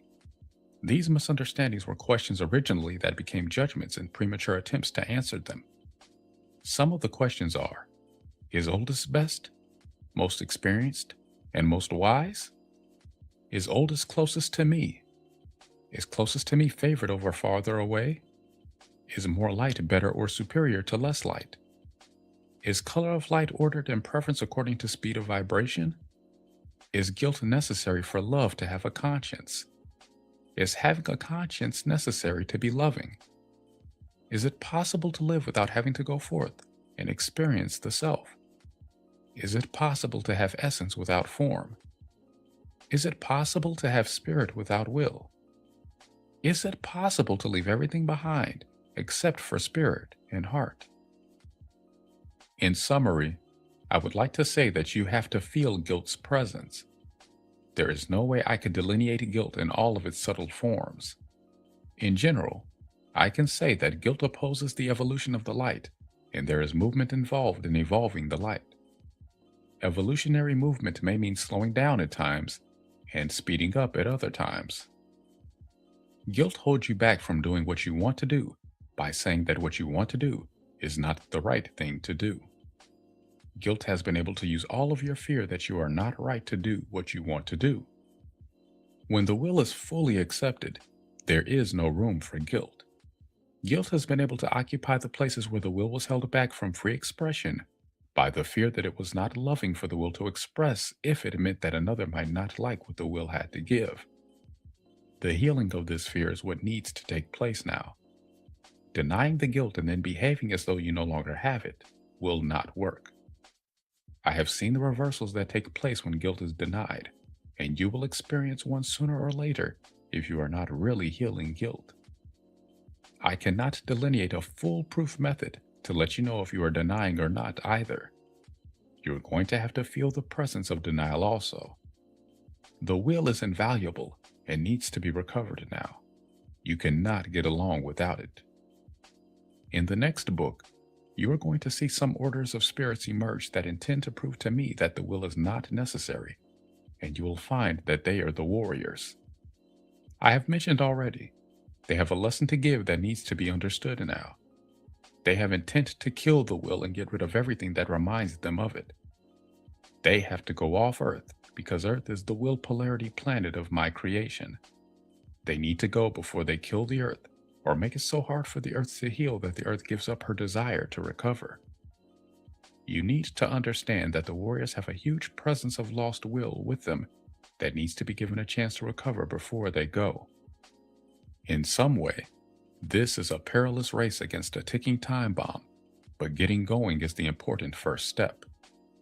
The warriors have to go outside of me, and that is why I do not want any lost will that wants to be freed to have to go with them. It is important to feel the parts of you that wanted to kill the will, so you wouldn't have to feel what the will was making you feel. You can start by realizing how much you like to numb out your own pain, because pain is a result of your own imbalances, and nothing else. Hatred for the mother is the most prevalent emotion among the warriors, and they have many murdering rapists in their ranks, even though they will all venerate an image of the mother and say that they worship it. This does not mean that they are all Catholics, but it does mean that they seek to murder subtly here, because frozen images are not allowed the vibration necessary to sustain life. Women who have tried to emulate this imagery are slowly committing suicide. The feminists are their angry fragments who know their survival is threatened. Balance must be found here, but it will not be found by going out and throwing the warriors down and doing to them what they have been doing to others. The rage that wants to do this had moved out into a fragmented form also, and opposes the warriors who champion the father as warriors who champion the mother. These warriors have an air of black magic about them that has continually fueled the father warriors to believe they are fighting a just cause. Neither side can win, and if they make a serious attempt, they will both lose their lives. This is why you must understand that lost will must be healed within the ones that created it. If you have not found yourself in the emergences yet, you may have too much will blockage to recognize yourself yet, or you may have emerged in the will-body polarity which I have not covered yet. These spirits are not warriors. These spirits emerged to complement the spirit-heart polarity. Give in to any emotion you have around not finding yourself in this book. No emotion that you can accept in yourself now is wrong emotion to feel. There are many things you do not understand yet, and how the will polarity managed to survive as yin in a creation that has been so polarized to yang, and so insensitive toward the true nature of the yin, is no small issue. Even religions and cultures who have claimed acceptance for the yin do not understand the true nature of the will. There is no way I can put all that you need in one book, or any number of books for that matter, but I can give you what you need to learn on your own. What the will polarity needs now is to be triggered by not receiving yet what they have for so long wanted to receive from me. The will polarity has cried out for me to speak to them, and I will not leave them without me now. But the spirit polarity must get moving first, because the will polarity is responsive, and the response they have to give cannot be given until the spirit polarity makes room to receive it with love this time. If you have rage, fear, and grief over this, do not hold it back now. If you need to rage at me for not speaking to you directly, do not hold it back now. If you need to pause the book now and declare that you're never going to listen to another line of it, allow yourself to do this. If you're afraid that either the book is crazy or you're going to go crazy trying to understand it, allow yourself to go into the terror that you have here. Many had terror that they could not understand me and chose to turn away from me, rather than risk being overwhelmed by a terror they believed they could not handle. You are going to have to move terror around what the next book has to say anyway. Please understand that terror can move and is not something that can be held anymore. If you have any ability to feel terror, allow yourself to feel as much as you can move at any one time, because terror is the most difficult emotion to move of your own volition. Usually something has to terrify you. At least let it be something of loving intent that terrifies you this time. Terror has been identified as only possible in response to something that has a death to give you. This is not wrong, but old terror must move so that it can balance with rage. This balance is where you will find the strength to save your life. Allowing terror to move means allowing light into it and moving out the guilt that says you are wrong to be so terrified of death. The desire to seek life has to allow itself to move away from death. Anything literally frozen in terror cannot save its own life. I have given all that I can give now. If you feel that I have left many things unclear, or if you have an unsettled feeling, please allow movement here. I have a reason for everything I have done, including triggering the feeling that this book is either too much or not enough, or not clear enough to get you going. Rage is the bottom line here, along with the terror you hold that even in your rage, you are powerless to find a way to heal yourself. There is hopelessness in the lost will also, that does not believe healing can ever really come. If you feel this, allow it. Rage often holds back in the fear that it will play its last card and not succeed. Rage hates the terror for reminding it of this. You are going to have to experience this healing to know that it is not wrong. If you have preference for denying this information, it is not right time for you. If you have intent to seek life, but have a feeling that this could not really be the way, remain open. Right time can come at any moment. There may be many times that you will want me or someone to tell you what to do next, or give you an understanding you're sure you need. Feel your fear and anger, your rage and terror here as much as you can first, because more often than not, feeling it more brings the information you need. Someone else may be able to give you some help at times, but no one else can do this for you. You have to take responsibility that is yours now, and allow me to give you what is my responsibility to give. I am a loving God, but you need to understand that it is not always loving the way you have defined love in the past. I am the highest vibration there is, but speed is not all there is to being the highest. If speed was all that defined me, Lucifer would be God in my place. I have something to say now to the people that must have something else move first before they can go ahead with their healing. You need to have something else move first, and your response will be what heals you. If you have response to anything I have said here, do not allow yourself to move it in any place that does not feel safe to you.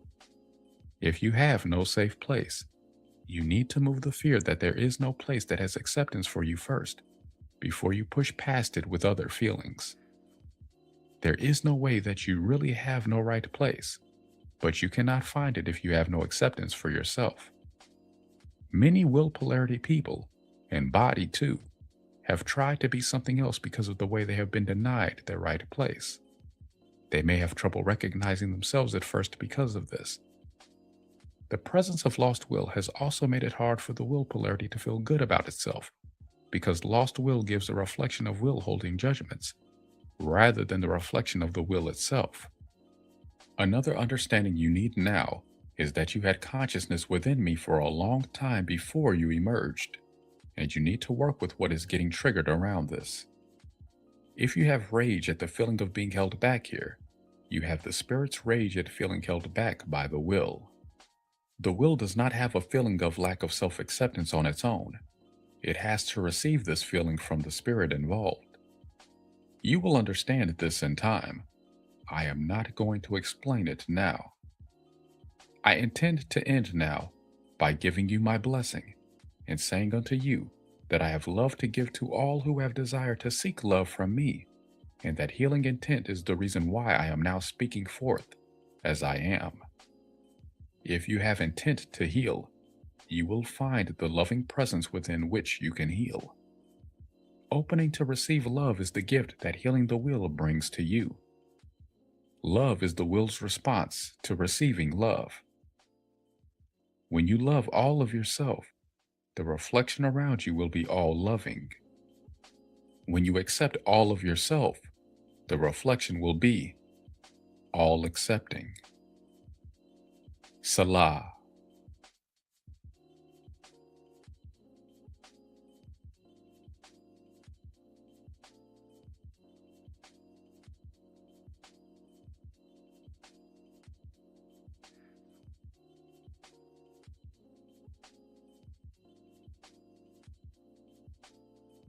This is the quickest way to clear out stuck poop. I have to poop, but it feels stuck. Stop! Are you trying to kill us? What? Fiber helps you poop. No. Fiber bulks up stuck poop. It's like adding more cars to a traffic jam. I'll try laxatives then. Are you insane? Laxatives turn new poop into liquid diarrhea.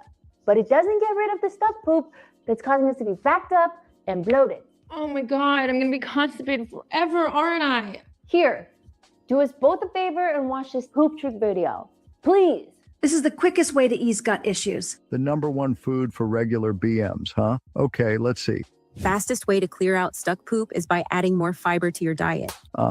Not quite, unless you want to make things worse, of course. As far as the best foods for doing that, I've been experimenting with prunes, kiwis, and refried beans. Oh, bless her, but this is going sideways. You possess. Through these emotions, you will learn how to because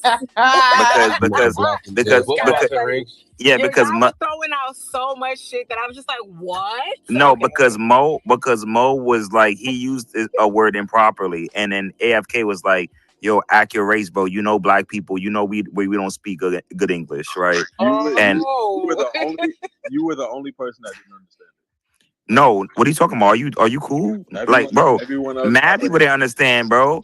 Mad people, AFK, V-Man, mad people didn't understand what you was trying to say. What You did said he say? he used the word called recoil. He said, "Yo, something." He's talking about sex workers, and he's like, "Yo, da da da." He's like, "Son, yeah, because the recoil of dealing with a sex worker. What the fuck are you talking about, man? What the fuck is he talking about, man? The recoil of dealing with a sex worker. What the fuck? This is like, what does that even mean, bro? Like, bro, that's why AFK was like, act your race, because we really trying to understand. What do you mean? Like, it is fucking crazy. Yo, Reeks, when you changed your picture yesterday, this what came to mind. It's special. Leave it from every time. That's okay. I like this song. That's my shit. I ain't gonna front. That's If my I shit. start a group chat, will some of y'all be in it? I'm really only asking Tantrix, Reeks, D-Men, and I'm gonna ask Tails. The rest of y'all, I'm not asking. Yes, you had one. You just no. No, not my own. Cause I'm an individual on this bitch now. I'm not a part of nothing. I done got kicked out of shit. I done been excommunicated. So that could never happen. What the hell? We for about real. to Communicated you like what? Oh shit. I'm not excommunicated, but like I'm not like the lady. You remember like we had like a little ladies conglomerate and shit like that. Mm-hmm. We really not that no more. So I just been and all my AQ JoJo is gone. She MIA and shit like that. So but I don't know. It just some of y'all I just fuck with y'all logic, y'all rhetoric, y'all brains and shit like that. And I I would have y'all based on the like-mindedness, not based on like some sort of previous like alliances or allegiances or something. That's so always crazy looked because at you individually though. Like, I don't know, I always did. Yeah, I definitely fuck So with you individually for sure. yeah. I started hanging around y'all over the summer, like earlier this year, like early summer through the summer, and yeah, that shit feel like a fever dream. Like some of those spaces would just be so like I don't know. It was interesting, but yeah, it's wild to see everything kind Y'all of let me know disintegrate. that I wasn't crazy. Cause you you would be around, but you wouldn't Certain spaces I go in that Now motherfucker some and of that everybody shit be would be saying shit. I be crazy. like, But ain't no way I'm the only one. a lot of shit would be crazy, but I would just shut my black nigger lips on account of like camaraderie and like Shit. maybe like being on code. I look at it like an ammo standpoint. If there's like 10 people saying one thing, I'm like, bro, okay, I could deal with that because it's one panel. But when it's like people like switching out and listeners and shit, ain't nobody got enough bullets of logic for them, all them niggas. Yeah. I'm just gonna leave that shit alone. She loves me. No, let me start on wildin'. Oh nah, I'm wildin'. I'm about Nah, that that's all. vibrato was crazy. That Yo, boy dies for that note. no, I know. I was like, that song. Nah, I'm sorry, man. Jill Scott, yo, she the goat, man. I'm sorry. Nah, but She nah, fine. man. No, she's super dope. Her and Erica Badu. And there was another one too called in India. Is it Ari. Ari? Yeah, she's fire too. Angie Stone. Angie Stone is dope. Girl, They're Have dope. y'all seen these cars with Christmas lights all over this outside of them? Nah, we don't do those. That's Yeah, illegal. my brother be doing that shit. I'm like, bro, what are That's you illegal doing? over here. Oh, because of Yeah. the cops, huh? I've seen like 18 of these bitches today. Probably. I never even thought about it. Nah, on O Block they don't even have that, so we straight. Who? Tyler, shut the fuck up, bro. Nah, I ain't gonna front.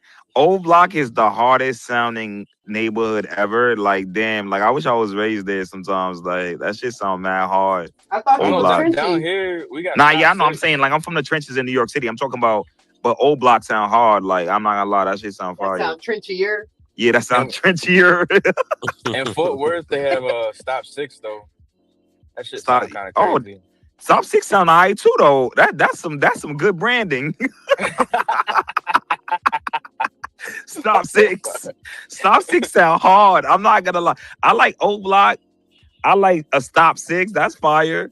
I like neighborhood too. I like that whole set, like that whole little, You want to you know, gangsta on crib. yeah, like that shit is hard, man. I'm not gonna lie. Not yet, but no, man. I hope you guys are having a great. I hope you guys are having a great day, man. Like, I'm waiting for Tels to come in. You know, Tels is legit one of my favorite people on here, bro. She's She one of my is favorites, funny, nigga. Like, bro, she be having me crying. I like nigga, when like, me and her be arguing. You breaking up, Hotep? No, I'm not. Well, you breaking up, Hotep? Yo, Max, I'm back excited about that interview, Am man. I I can't breaking wait up, till we set y'all? that up. Nah, you're I didn't think so. No, I didn't think so. Oh, Max, I'm gonna add you. I like when me and Yo, Till Max, be we're arguing. gonna start a new group chat, Max, but I'm gonna add you to the group chat.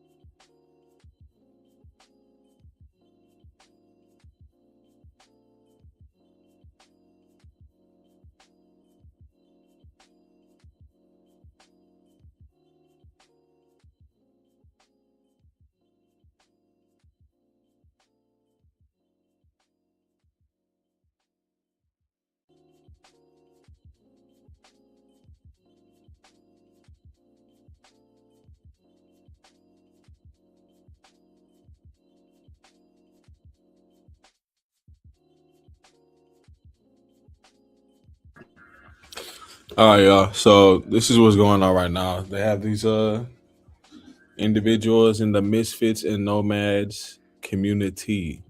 If you're interested in joining the conversation, just scan the QR code, or you can type in @PowerMinds on X and give your thoughts and principles. We're eventually gonna address the topic, but he just went live for the moment, so they're just getting a little cozy.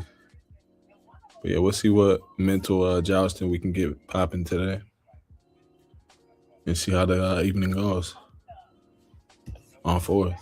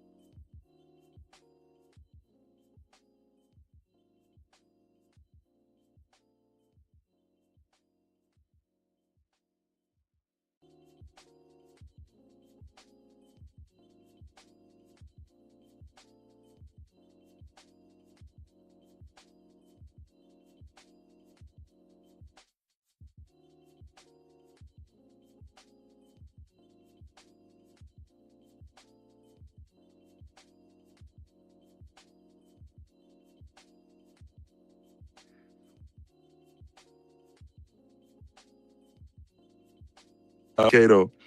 Um, okay, cool people. Okay, cool people. But no, yeah, like long story short, man, I like to like anyways, like yeah, I told this chick, like, yo, she's like, yo, tell me your deepest, darkest secrets. You know me, I'm never telling you my real deepest, darkest secrets, but then I'm gonna make one up since you wanna know. Oh, And this so nigga. And so I told her like, yo, you know, I'm saying, like I had killed somebody in self-defense. And she was like, tell me more. And I was like, Tell oh, me more is crazy. I was like, oh, Tell me more is she's sick. Like she a little different. yeah, she a little off. She a little off. She a little off. Though, Tell me more. yeah, she a little off. But nah, there are some people like that. There are some people that they want to share your demons with you, right? They want to really get in there with you, like, you know what I'm saying? So I We like be people like that. watching the shit out of them crime shows, bro. Like all Yeah, hell yeah, First for sure, 48 for sure. and yeah, that, Mm-hmm. bruh. For sure, They'll for stay sure. up to watch them shows. I don't get Oh, why yeah. people watch those shows though. Like, and a lot of people like that. Yeah, those shows aren't interesting, but there's this one woman though that's mad intelligent, mad articulate. I'm gonna find her name. She got locked up for like killing a bunch of dudes, and when they interviewed, Nothing. and when they interviewed her about it, like, hold on, I gotta find a clip. She stood on it. She was like, "Yeah, I did it," and Ashley should. she was like, "Yeah, I did it." I figured Like, that's what she said initially. like, yeah, I did it. Hold on. Somebody gotta do it. Yo, T.I., I'm trying to bring you up because you're banned, but I'm trying to give you a chance. I'm trying to give you a chance, but you don't want to come out, so I'll just remove you. I got you. I see it, brother. I see it. And special ops team just hit me up, said, yo, remove T.I. I'm like, say less. But Diaz don't be having shit to do. Nah, like special ops. Shout out to the team. Shout out to the team. What the fuck is your salary? Yo, that part. No, I'm telling you, them social capital one checks is hitting. Right? Ain't no way. Socially compensated. Yeah, them social capital one checks is hitting. For real, Like they definitely are. They've been hitting all year. That's a fact. I mean, look at Mo, right? He when he first came in, he had 50 followers. Now he have 600. Like, that's what I'm saying. That's the power of social capital. That's what 50. That's what we do here at Misfits and Nomads. We get people followers up. We get them, get them some clout, get them what they need. Yeah. For sure. Oh, yeah. So y'all like the platform for real, like trampoline type shit. Yeah, correct. Trampoline. What you said. Trampoline that booty. Yeah, what you said, brother. Whoa. All right, you know what? Let's just call it launch. Let's call it a Bounce is launch pad. crazy. Wait, y'all don't know that song? Nah, we good. Yeah.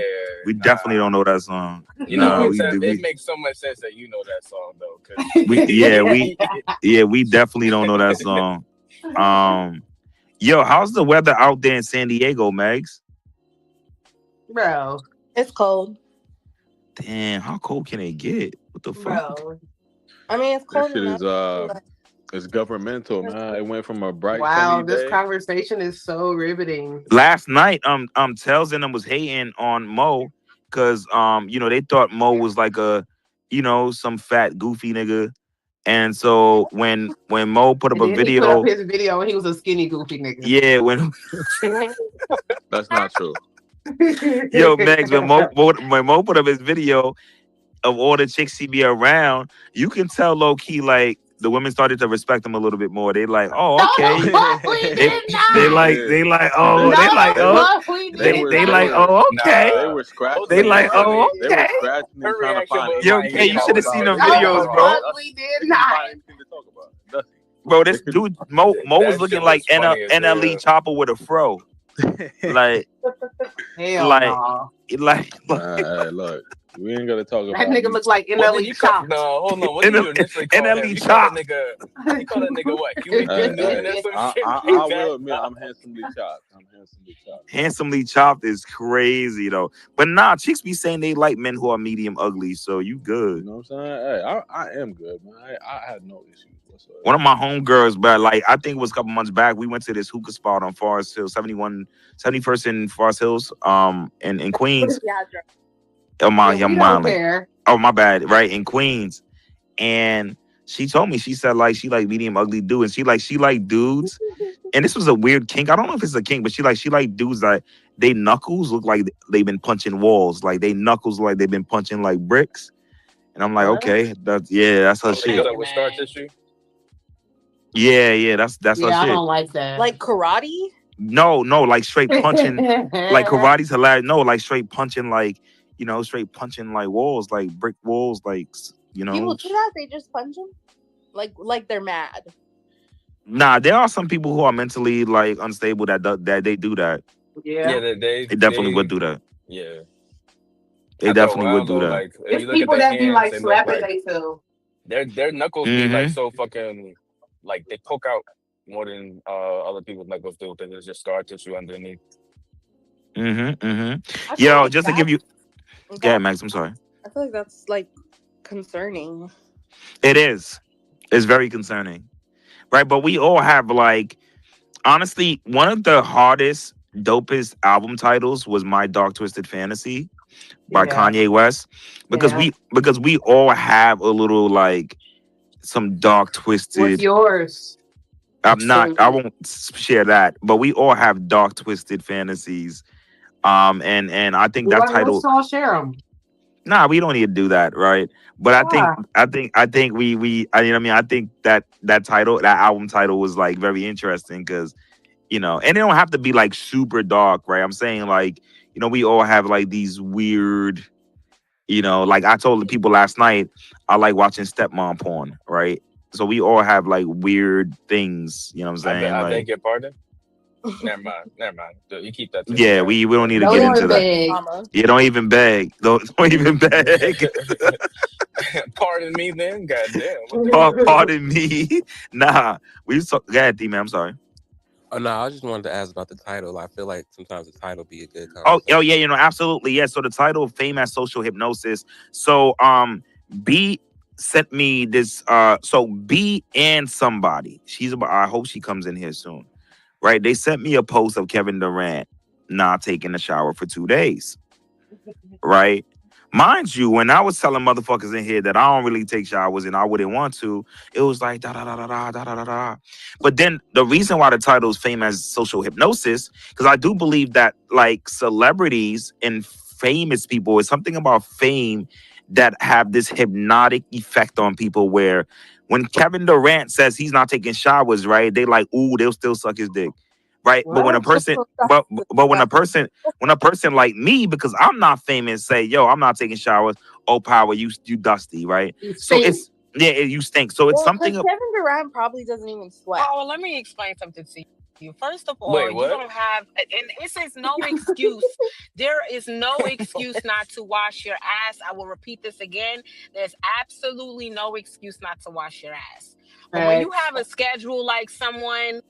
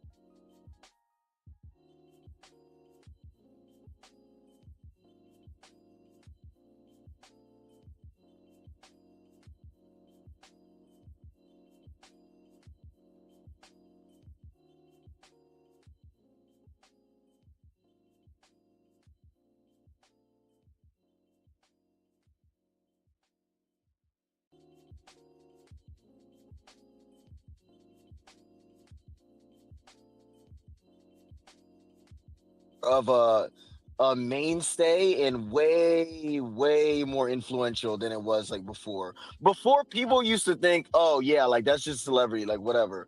Now we're thinking of celebrities like ourselves, right? Like it's a part of us, right? Like we can be there too, right? So that's like where celebrities are like very influential, like in my opinion. I think there's Nah, I also a wasn't downside saying that. though, because they get scrutinized for everything, you know, like They get lawsuits for everything. So it's just also like a downside to being a public figure. So we can't just look at it as, and I will say they may not be shunned as much as the average everyday person. So Kevin Durant not taking a shower in 2 days, and you have a regular dude that's just like, oh yeah, I ain't showering 2 days. It's like, you know, they may get a little more backlash than the everyday person, but y'all just act like it's just you as a public figure and life's great and there's nothing to worry about, and y'all gotta be realistic if we gonna have a real conversation for real. You wouldn't Because take it's $10 not million just in return for some like negative, like feedback and stuff like that? I would take $10 million. Yeah. nah, So I mean, I don't know Like what I that's don't gonna care do what to my people say on the spirit, so I internet. don't really know. Like, I'm not yeah, about to sell my soul for just that. Just for niggas to say negative shit about me. I don't know. honestly, like I just don't like when like we have these conversations and people are being disingenuous. I'm not gonna Oh my like. God. I'm not gonna throw anybody. Like I'm not gonna mention anyone's name. You're But her talking name, about me, but go ahead. but her name rhymes with Meeks, right? And Boy. let me say this though. It's funny because somebody sent me this Kevin Durant post today, and I messaged her and I said, "True masculinity," and then I messaged her again and I said, "True masculinity is crazy." And then I messaged somebody again and I said, "I bet you know." I'm saying, I bet you now think that he is sexy because he is KD. But when I said it the other day, everyone thought it was nasty. And then I texted her and said, "The power of fame." And then she ignored all that and then messaged me back and said, "I can't wait for you to cook up," meaning she can't wait for me to open my space. Anyways, the point that I'm making. Listen, you have to add context to what he was saying. When he said he's not showering for 2 days, he's saying that if he's in the crib for 2 whole days and he didn't step outside the house, he's not gonna shower because he's in the house. What he meant to say. You know what I'm saying? Sometimes for instance, if I worked out at like 6 p.m. one day and I come home and I take a shower, if I have something to do at 2 p.m. the next day, I'm gonna be in that shower at 11:45. I'm gonna keep it a buck with you. I've done my own research. Bro. And there's science behind this that taking a shower every day isn't good for you, right? And so Shit, oh We're well. not gonna Call do me that. But unhealthy then. what I wanted to say though, Shit, if I the die, I think Yo, that you got people like Kanye, the Kanyes of the world who live by the all press is good press thing, and it's like I think that it's a little different with KD because I don't really I read the quote. I think he's speaking to just being in that zone, like because he was asked why he doesn't brush his hair, because like you can kind of tell like he doesn't really give a fuck about his appearance and shit. Like he's just all his life, ball his life, exactly. Yep. So there's some people that probably look up to him and then adopt that. But my larger point is that celebrity, like the people, the Kanyes of the world, they're counting on like people that are sheep, like they're counting on the masses of people that like like Kay said, like that think about celebrities all day, like because they're the ones that you're give breaking that up. shit. No, he's not. Because I'm thinking about it like, to niggas that don't give a fuck about celebrity culture, celebrity social currency is like pesos. That shit is worthless. But people that give a fuck about that shit is like, dollars and you know what I'm saying, pounds and shit. It's like it depends on how much like gravity you give that shit. And I think like low key, a nigga like Kevin Durant, that's some different ass shit. Just because he say something, he's not gonna lose nothing because he say some shit like that. He's not gonna lose his contract. He's not gonna get kicked out the NBA because he said he don't shower for 2 days. Like his status will still remain the same, and not even like on a social level, like just like on a monetary level, on an occupational level type shit. Like he's not gonna lose shit. And also too, I think sometimes people see celebrity and they think of some like they think that an individual is higher than they are just because like they have fame or money or whatever. Bro, niggas who play in the NBA be regular, they be niggas. They just be niggas. All of y'all know a dirty nigga. All of y'all know a nigga who don't brush his hair. All of y'all know a nigga who be ashy all the time. All of y'all know a nigga who pores look like they be clogged. All of y'all know a nigga who eyes look like they got jaundice. All of y'all know a dirty nigga. And a dirty nigga can make it to the NBA. All he gotta do is play the fucking game good. Like why do you think what reason would he have to take a shower after 8 days if he playing a game and he's set for life? Anybody that can play a sport and make a living off playing a sport, you're privileged as fuck. You don't gotta do shit but play a motherfucking game, nigga. You're so privileged. It don't matter what the fuck you do outside of that. Now, if you doing some sexual assault type shit, you doing something that's like crazy, then okay, you might lose your NBA status. You might lose your contract or some shit like that. But a regular nigga who made it to the NBA because he played basketball so fucking good, he cannot shower and he could be okay. Now, if Chris Brown said that, I do think that he would face some backlash. He would lose some social capital. Bitches would look at him like he dirty and all of this crazy shit. He lost some social capital off beating the bitch up. And he gained it all back. Gained it all back. Because I still hear women today say, like when I'm watching Chris Brown videos on YouTube, they be like, there's nothing that you can do that could ever make me hate I wouldn't you. say he gained it all back because he still is ostracized. Like he's not celebrated. Like he just like Where there's literally a whole anti-culture around him. Where they just paid to go see him. They paid $1,000. They paid a meet and greet. What do you mean? He's gonna work, but like he literally just recently was allowed to do the Michael Jackson tribute. And did he even do that? I think he was scheduled to do it, and then the last minute, like they canceled it. So he like institutionally, he's not where he probably would be if that hadn't happened. Yeah, I got Tantric. Go ahead, my bad. Go ahead, bro. Yeah, I was gonna say, I think that like the constant kind of how like Coach said, since people do see these NBA players as just like just another nigga, due to the constant exposure that we get to like their daily life, their interviews, their family, and stuff like that. I think that the people that are in those realms, or in like people that want to be basketball players and stuff, are definitely going to highlight these folks and see them as like otherworldly or bigger than fucking life. And then people that see them are not in those realms are going to see them as, oh, that's just another fucking person, or that's another, you know what I'm saying? So I don't think their influence is going to be as strong, in my opinion. So like you look at like Kevin Durant, right? There are people out there that definitely don't fucking shower every day. And when they don't shower every day, I think like when it comes to psychology, they talk about it in the sense of these people look at a shower as in they only shower when they're about to go show themselves off or going to be, look for outside approval rather than seeing it from a regulation standpoint. Like they have to regulate their own body and make sure it's clean. Some people approach like brushing their teeth the same fucking way.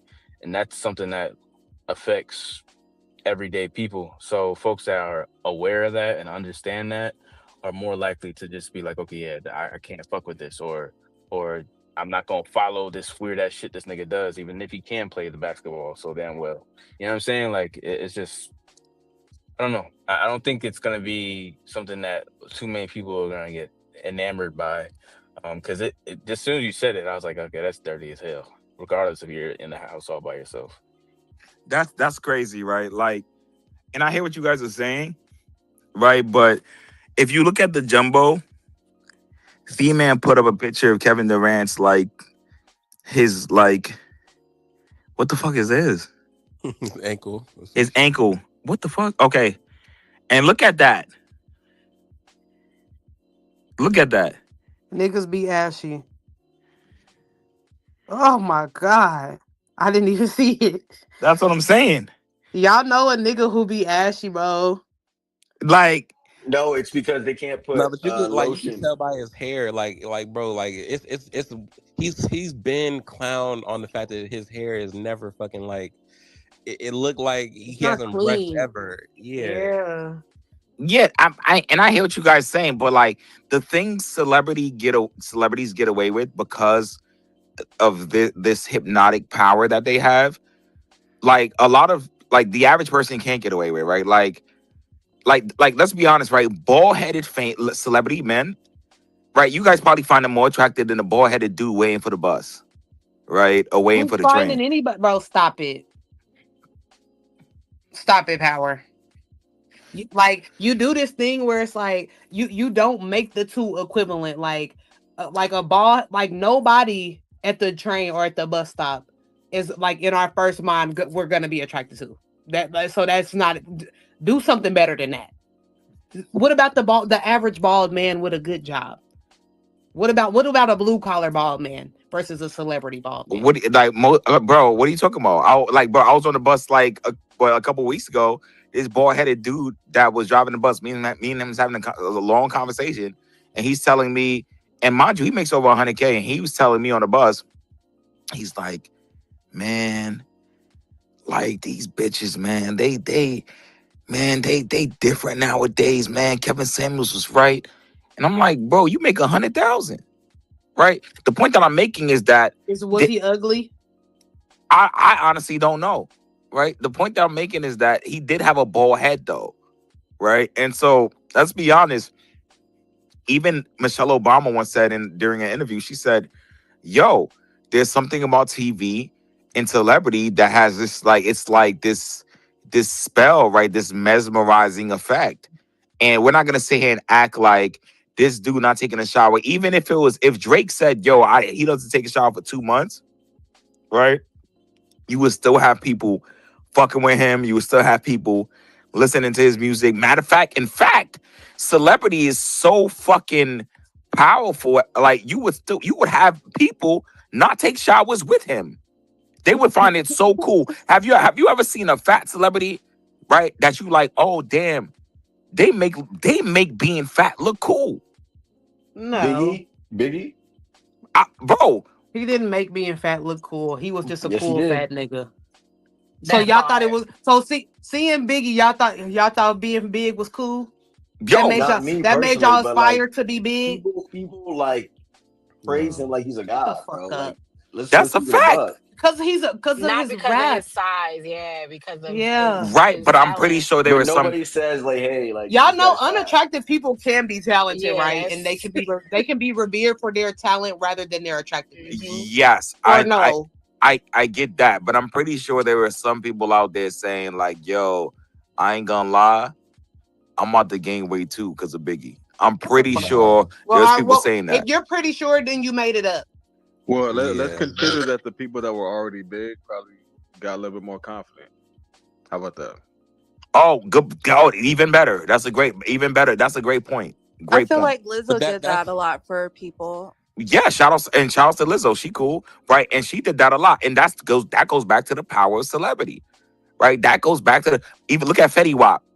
I'm pretty sure a lot of dudes who were missing their eye was like, "Yo, I feel like I got a somebody cousin now." who a rapper who I don't know what happened to his eye, but something happened to his eye, and it kind of looked like Fetty Wap a little bit. Yeah, exactly. And I'm pretty sure he watches Fetty Wap videos every day because they help. No, you're not. Because it helps him get through the day, right? You know what I'm saying? Like what are we talking about? Like, what are we talking about? Like that, and that's yeah. I'm sorry, T-Man. You want to get in there? I'm sorry.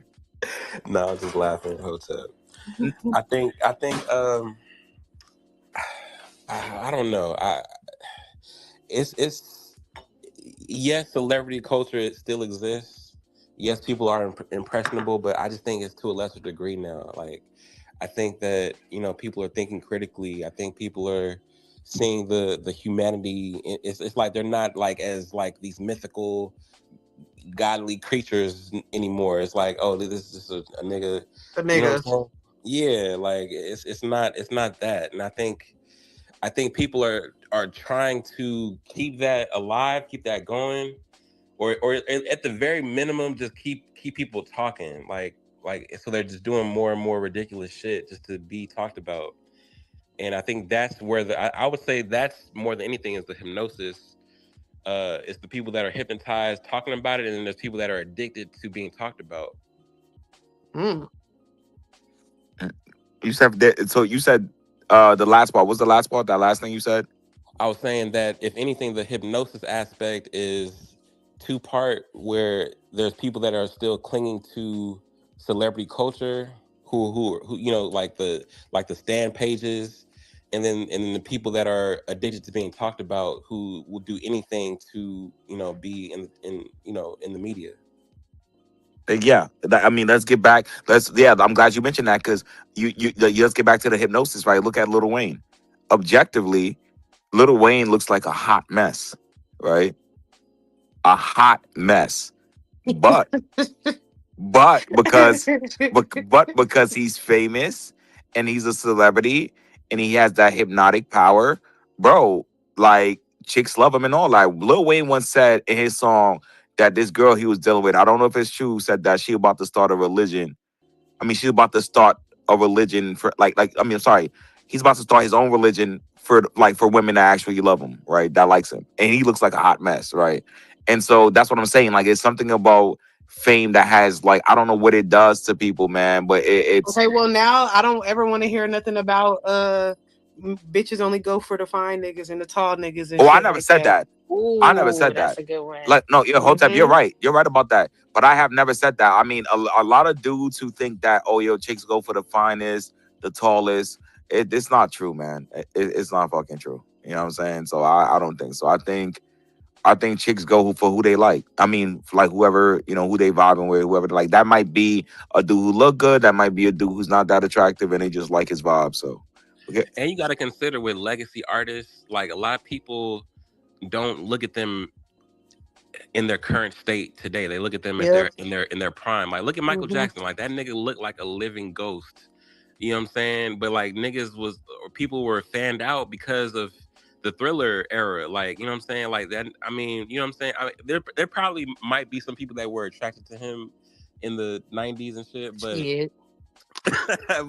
but more often than not, it's people that were just in their minds they're thinking of the Off the Wall, the Thriller, the Bad era, and it's like that's how they view him. It's like regardless of how he look in the present, in the moment. You know what I'm saying? So I think the same thing with Lil Wayne. It's like he might look crazy now, but people in their minds, that if you're a fan of him in the Carter 2, the Carter 3, like they're not thinking about how he look right now. They just know that that's Lil Wayne. You know what? That's a great point, right? They might not be thinking about how he looks right now. But even when he first came out, he was still a hot mess, right? Like, you know what I'm saying? Well, how you gonna tell bitches what to be attracted to? No, I'm not. Physically? No, I'm not. No, that's not what I'm saying. I'm just saying that I think they were attracted to him because he was famous, right? Like Jay-Z, right? They attract him. A lot of chicks be going crazy for him because he's fucking famous and he has money and power. It doesn't have anything to do with his looks. Honestly, I wish more people were honest about what they like. I wish more people were honest, like specifically women. I wish women were just honest, like, yo, Jay-Z ugly, but I like the fact that he has influence, right? Like, instead of just dancing around it and acting like you don't. Like, you know what I'm saying? Like, just let's keep it 1,000. Like, you know what I mean? Like, that shit is mad whack. Just like keep it real about your desires and what you like. Like, yeah, this dude is ugly, but I like him because he has money. Like, what the fuck? Like, you know what I mean? Like, you know what I mean? Instead of like lying about it and making and acting like you don't like him because he has money. You know what I'm saying? It's okay. It's not a big deal. Some dudes like women because they got a fat ass. That's okay too. You know what I'm saying? Like, it's not a big deal. Kay, what up, Kay? My bad. I was trying to bring you back up. Kay, you need influence. I can tell. Me? No, I'm just playing. That was a joke. Yeah. Shout out to Casa Not, by the way. Yeah, I was And about to say, in Kai. India Love. Yeah, so Kyle, let's talk about him, man. Like, he at one point was really still is one of the most popular streamers. Yeah, what about Sideshow Speed? I Show Speed too, but Oh yeah, whatever. You know, Kai's went Sight your through. speed is crazy. Is that the white version of ice show speed? Like what Yeah, I the fucked hell? up. Yeah, I Sight fucked up. your It's speed. ISO. My bad. Yeah, ISO Yeah, speed, I show whatever his speed. name is. But to play God's advocate, I think that To play God's advocate is God's crazy. advocate. yeah, you What? know, that's how we Yo, move you on this see side. Hotep? This Bruh. dude is deep. Yo, So Reeks, he vibrating on a whole different level. God's Pause. advocate? Pause. listen, God's listen, advocate. I listen. like that. So He's vibrating on a whole different level, yo. yeah, 4 hours on the beach, homie, sunlight, pure. You dig what I'm saying? So listen, Well, I'm about to be don't you hitting right start. now. Don't you You start start. is crazy. Go Don't you ahead. start. can Let's I hear just what you gotta say now. can I push? Can I push?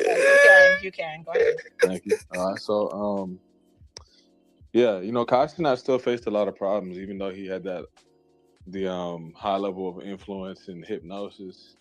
He had a lot of women that were telling him he better you know, send over that Zelle payment after spending an amount of time with them.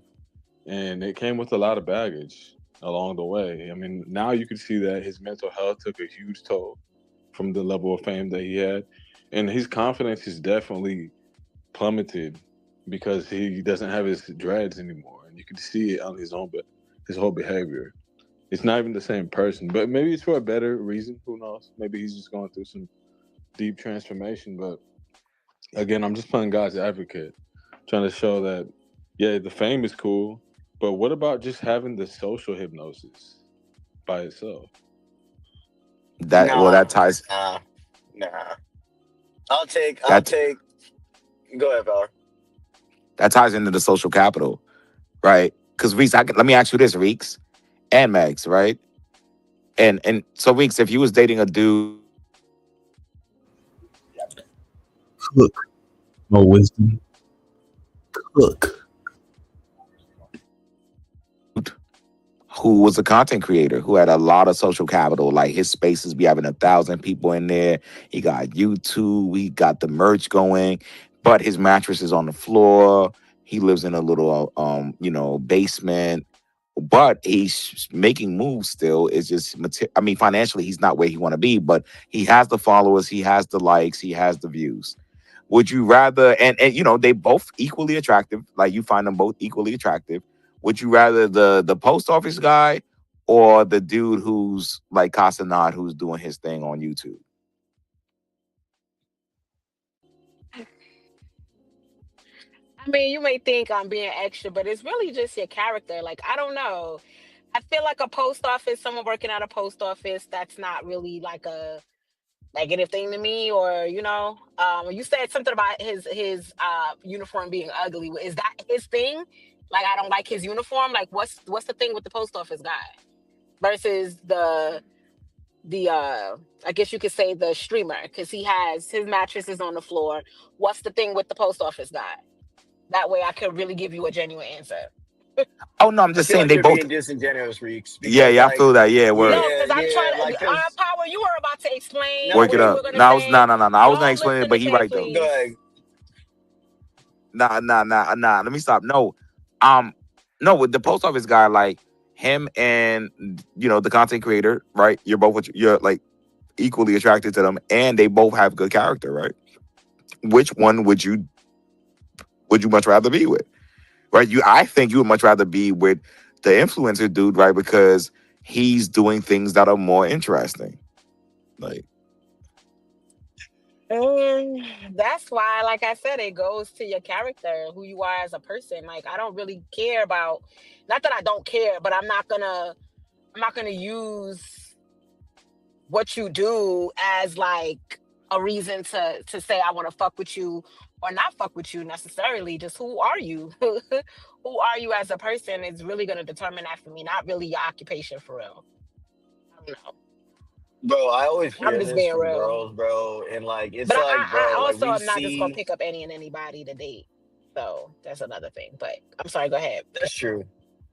No, that's true. But like we see it time and time again. There is definitely a causation effect with how much money you got and basically like the women you go pull. Like let's keep it a buck, first of all. Like and like what's your actual occupation, right? Like Power's right. Like streamers, like rappers, all those guys.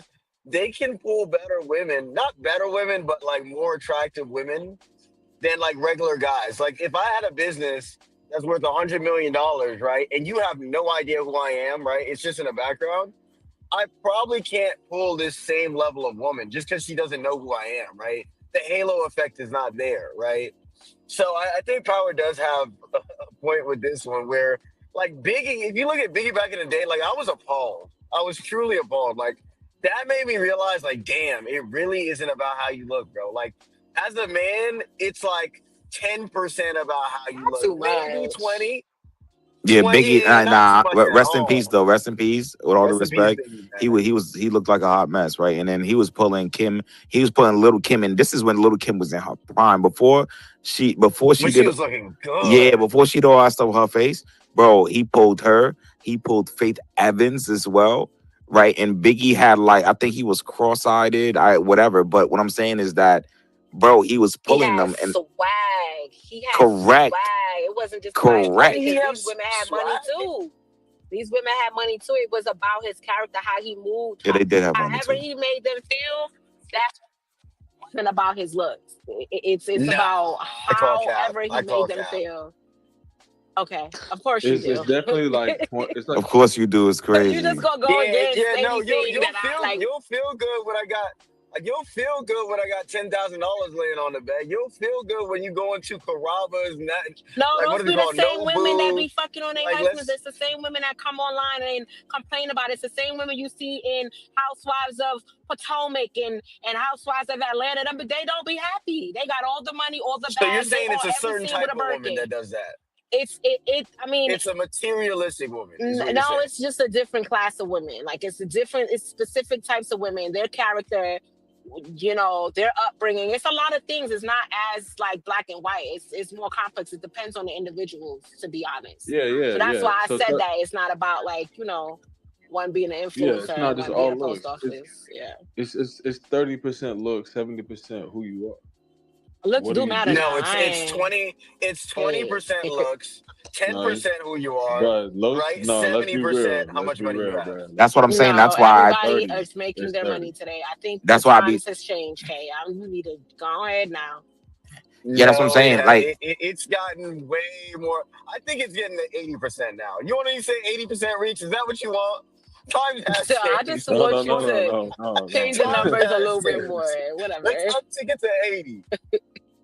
Bro, it's 30, man. Think about it. You gotta have a nice grill. You gotta have good hygiene, and you gotta fucking be handsome to some degree. That's 10% No, you each, don't, bro. No, you Okay, don't. so you're telling me that, Well, Biggie, depending rest on in the peace, woman Biggie. Biggie too. was not handsome, bro. Like, let's keep bro? it up, Did you bro. not Like, understand what she just said? The nigga was also handsomely chopped. Nigga, he had aura. Biggie. Yes. The way his mind. Biggie didn't What y'all have. talking about right now? You're not This is supposed what to I see was the talking aura that about. we Remember, see, His Kay. You're not this is mind. what supposed to you mean by understand social it. Yeah, good hypnosis. point. yeah, social Good point. hypnosis. You won't, You you won't won't Social understand. understand. hypnosis. It's Biggie not had social swag. hypnosis. Power, Yep. am Biggie I had under Social social aura. hypnosis. hypnosis being in here right Correct. now? No. No, I'm Biggie not. had aura. You're a human, and I enjoy coming in your spaces and conversing with you and all of you guys. That's why I'm in here. I'm not But in here Reeks, because you be asking for money, so I ain't in here because of your money. So, now Oh what? shit! that's Yo, hilarious. Rick, That was Now that Hey, was what? bro, that's like hilarious. I that's ain't gonna all. hold you. Okay. That was Come on, funny So it as ain't fuck. about the money. It's not about That the was aura. funny It's as about the fuck. energy. not too much, When I'm Reeks. in Come on. here, you drive us crazy, but it be vibes at the end of the day. No, So but that's Kay, just what it is. Kay, how do you But mean to tell me that but Biggie's mind isn't fucking goated? bro, his mind was Come second to you none, didn't you bro. on. bro, you didn't even Nigga, you There's a didn't what even the lot of fuck? broke bro, you didn't people. even Like, fucking there's a know his lot of broke mind, people's bro. mind. Like Nigga, I heard That's what it. I'm saying. like what is he talking You about? ain't You even didn't know know. his mind, bro. He never Right. talked he No, never what are you spoke to talking you. about? I heard He the never had a I heard the conversation aura. with you, Thank you. I you Power. heard his bozo. He aura. never had a Rent-free. conversation with you. You didn't know his mind. So his What you The talking aura. about? social, His bro, aura the isn't social reflecting thing his is mind. right in your mind rent free, bro. This is what Power No, was think talking This is about about, this bro. so It's this is living in your mind rent it, this is the social free. hypnosis I'm talking about. You've never met Biggie. You've never had a conversation with him, but you said his mind was so incredible. That's crazy work, right? Because he You. was rapping. He had a bro. Yeah, mouthpiece. nigga, are you? I Bro, know. he No, literally I'm rapped saying. about I'm. he I'm literally rapped about Yo, getting that women at the yeah, bar. mouthpiece was great. Pause though. I ain't gonna Yo, hold you. Reeks, Oh get yeah, him, you on Reeks. your own though. I ain't gonna hold you. Get him, Come on, Reeks. bro. Mouthpieces. You on your own is crazy. Yeah, nah, you on your own with that You though, got Nah, son. it. Reese knows what I'm talking about. And that's the reason why all the shorties No, she does not. passing on you and K. You said he had a great mind. You don't know him. Because of his creativity, nigga. No, his art, like he spoke. You don't know. We You don't know, need to know an author to know that they Yeah, have a good right? mind. nigga. We don't know him personally, You but don't through his even know art, if he had a we fuck with consuming him. their. This nigga's trolling Yes. right now. You don't He's even know trolling. if he had a ghostwriter. Thank you. Thank you. Like, Thank let's you. keep it a Yo, buck. yeah, it's a hypnosis, right? Because look at Jay-Z, right? Everybody, Jay-Z is probably one of the greatest marketers of all time, right? Because Jay-Z, his whole thing was one of his selling points was he doesn't write his rhymes. But we don't know that. How do we know Jay-Z doesn't rehearse before? There's been He eyewitnesses. never said he There's been don't write people his that have rhymes. attested He to No, said that. no. he don't. Oh, you mean Fist like Yeah, literally writing? exactly. He doesn't write. He doesn't write. Yeah. And He how do don't we? write There's it been down. people that attested to that, like producers like Ninth Wonder. Yeah, no, because they watched him can't do it. because they can't see him do it. But what if he's at home, right, rehearsing, writing his rhymes, and then when he gets to the studio, he make it seem like it's magic, right? He make it seem like stepped on it, up that on it, right? That's what No, Jay-Z like does. Jay-Z there've does been this all people the that time in the studio. Jay-Z there's act been like people that there've been people that, like producers that make the beat and then Jay-Z goes in right there and like does a little thing and then but what he does he'll have like a bar and then he'll go back over it and then punch in the line like yes, he punches in, but we don't actually know what's going on. We don't know people if have said that. People have attested to that, eyewitnesses. yeah, and we don't know if they're in cahoots. We don't know if they're working together. We don't know if Jay-Z had texted them and said, yo, bro, like, you know what I'm saying? You know what I mean? Whatever. Like, we don't know anything. We don't know anything. And this is the hypnosis I'm talking about. We speak with so much conviction about things we don't know about celebrities. Right?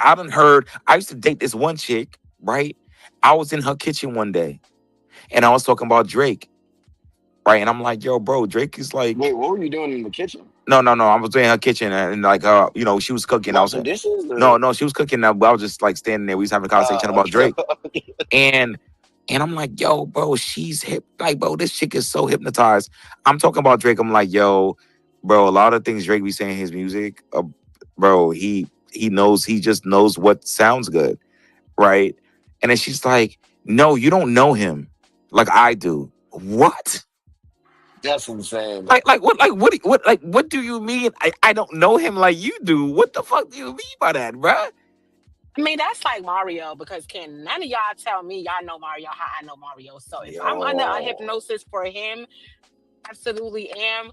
Mario had ghostwriters. That been my man in my head my entire. First of all, no, he didn't. Thank you. Yes, he did. No, he didn't. Hey, I will man, swing I on need you. you to You better fact check keep my this, man name man. out your mouth right now. You Look, the hypnosis. man. That hypnosis is on. It's on. I It's mean, heavy. look, it's heavy. it's heavy. That's okay. That's okay. But my man Yo, is on. I'm yo. under a hypnosis. Yo, that's fucking Reach is funny, yo. I just messaged up somebody and said, yo, where you at? But like, no, hold on.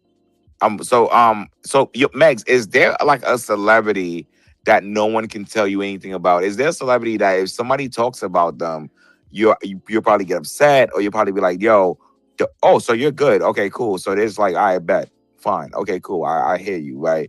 For me, let me see. For me, honestly, nah, not for me. But I do think there was at one point because I'm a huge Rick Ross fan, right? Like that's like my top 5, top 10, like favorite rappers. And Officer I remember, Ricky. yeah, Officer Ricky, but like he persevered, right? Like Ricky's the only person in my opinion that survived 50 Cent, right? Rick Ross, right? 50 Cent is crazy.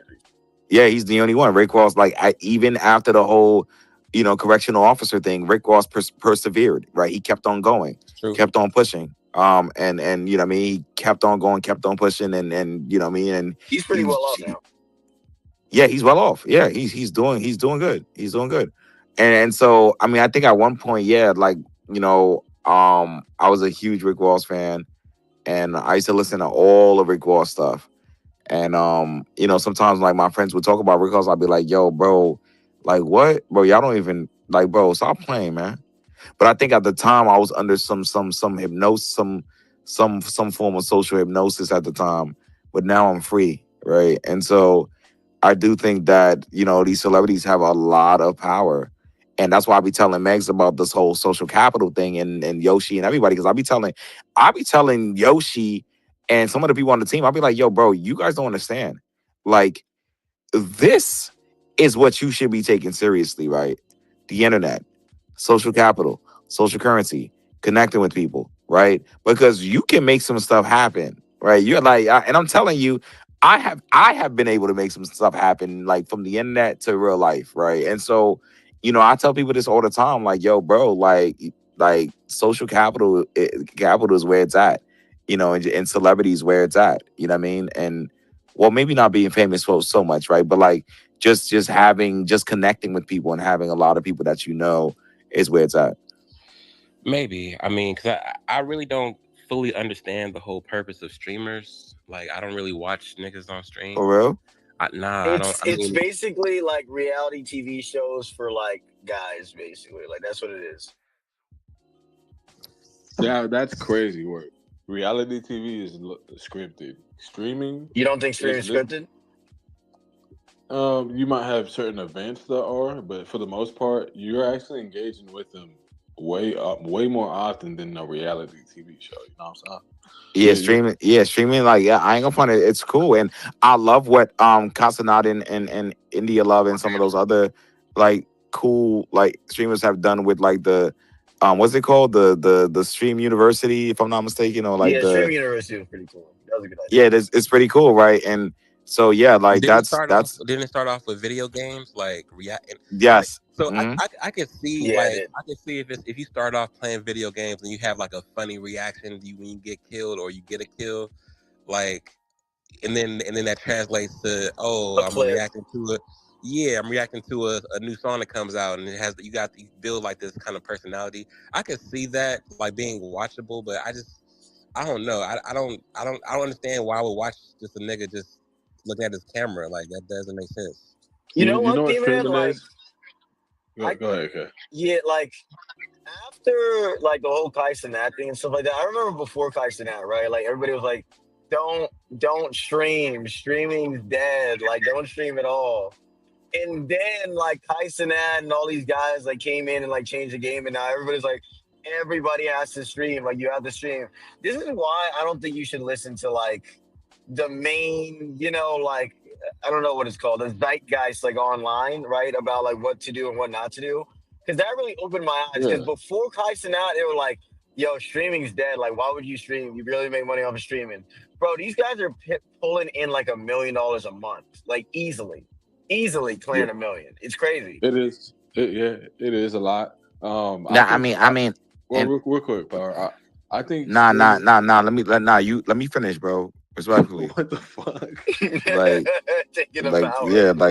Respectfully. You cut me off and said, "Let me finish." Nah. I'm just playing with you. Go ahead, bro. Go ahead. So, streaming is like the social capital coliseum. Actually, everyone's taking L's in real time, and you're gonna take an L. There's no avoiding it. So you're only gonna get stronger if you get stabbed in like a leg or something. You heal up, train up a little bit more so that you know what you're doing. But look at Kai. Kai didn't just jump into the streaming world. He actually built a YouTube fan base before transitioning, and he had to go through a lot of humiliation and putting himself in awkward positions to even accumulate that fan base and then transition it from YouTube to Twitch and get that Twitch popping. Just because he already had the personality and the characteristics to be successful with it, as alongside of the fan base. It's not for everyone though. I'm gonna tell you that right now. It's really not. Yeah, no, honestly, I think it can be for everyone, right? The problem is that, and I say this all the time, you can do anything. You can be successful at anything if you have the right strategy. Primary example, J.K. Rowling, a billionaire, right? And she's a creative, right? She started off writing books, but she had the right strategy, right? And so you could be successful at anything. You could be like a multi-million dollar successful chef, right? You could be a successful whatever, but you have to have the right strategy, right? And you have to think outside the box as well. I'm gonna let D-Man go, and I'll come back around to finish what I was saying. Yeah. My bad. I'm eating some pizza, but what I was gonna say was, when I think of streaming, I think about that Black Mirror episode, because I think what you just said, Power. It is really about success. It's about the end goal, the end game. Because with something like streaming, I don't know if y'all seen that Black Mirror episode where that couple, like the wife was sick and like they had to like um buy a subscription to this service to keep her alive or something like that. Y'all should really watch it. It's the latest episode, the latest season of Black Mirror. It's really good. But what the husband did to pay for the service to keep the wife alive, he did this like live stream thing, and people would pay you if you like hurt yourself. So like people would like do shit like cut themselves and like, you know, pull a tooth out on live and shit. And I think it was really analogous to what you have to do as a streamer. You got to keep you have. It's like people want more and more and more of you to, and it's like theoretically you're giving more of yourself up, you know, spiritually. May not be physically like in the show, but like, you know, spiritually you're chopping your arm off just to satisfy your audience.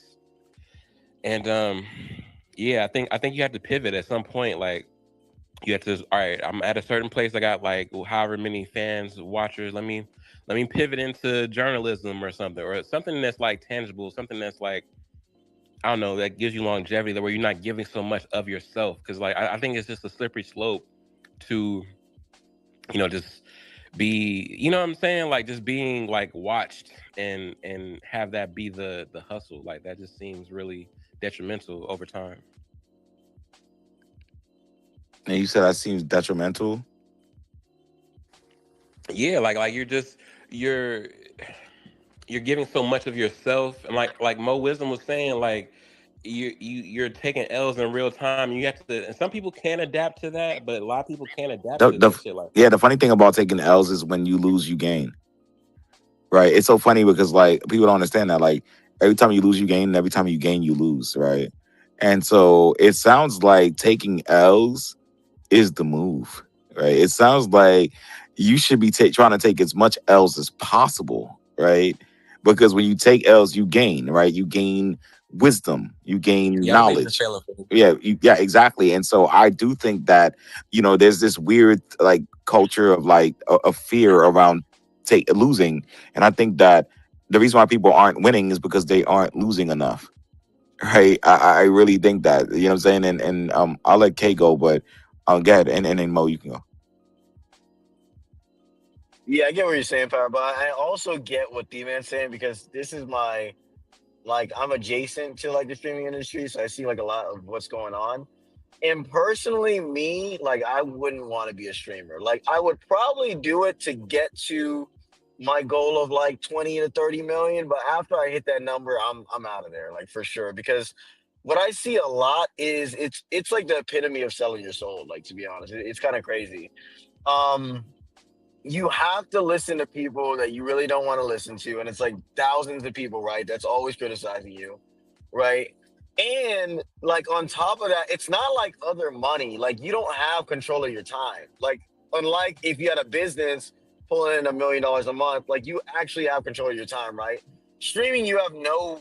I mean, you kind of do, but you really don't have that much control of your time, right? So I don't think it's worth like the spiritual damage, and I really think it is spiritual damage that you go through streaming, depending on your community and stuff like that. But I don't think it's ever worth like, you know, disregarding yourself or doing stupid on stream to make you look dumb so you could get like more fame. I never think that's worth it, just because like that's going to take your mind is going to take a score from that long term that you have to decompensate or like you have to like fight that inflammation in your mind, man. Like I don't think it's worth it for sure.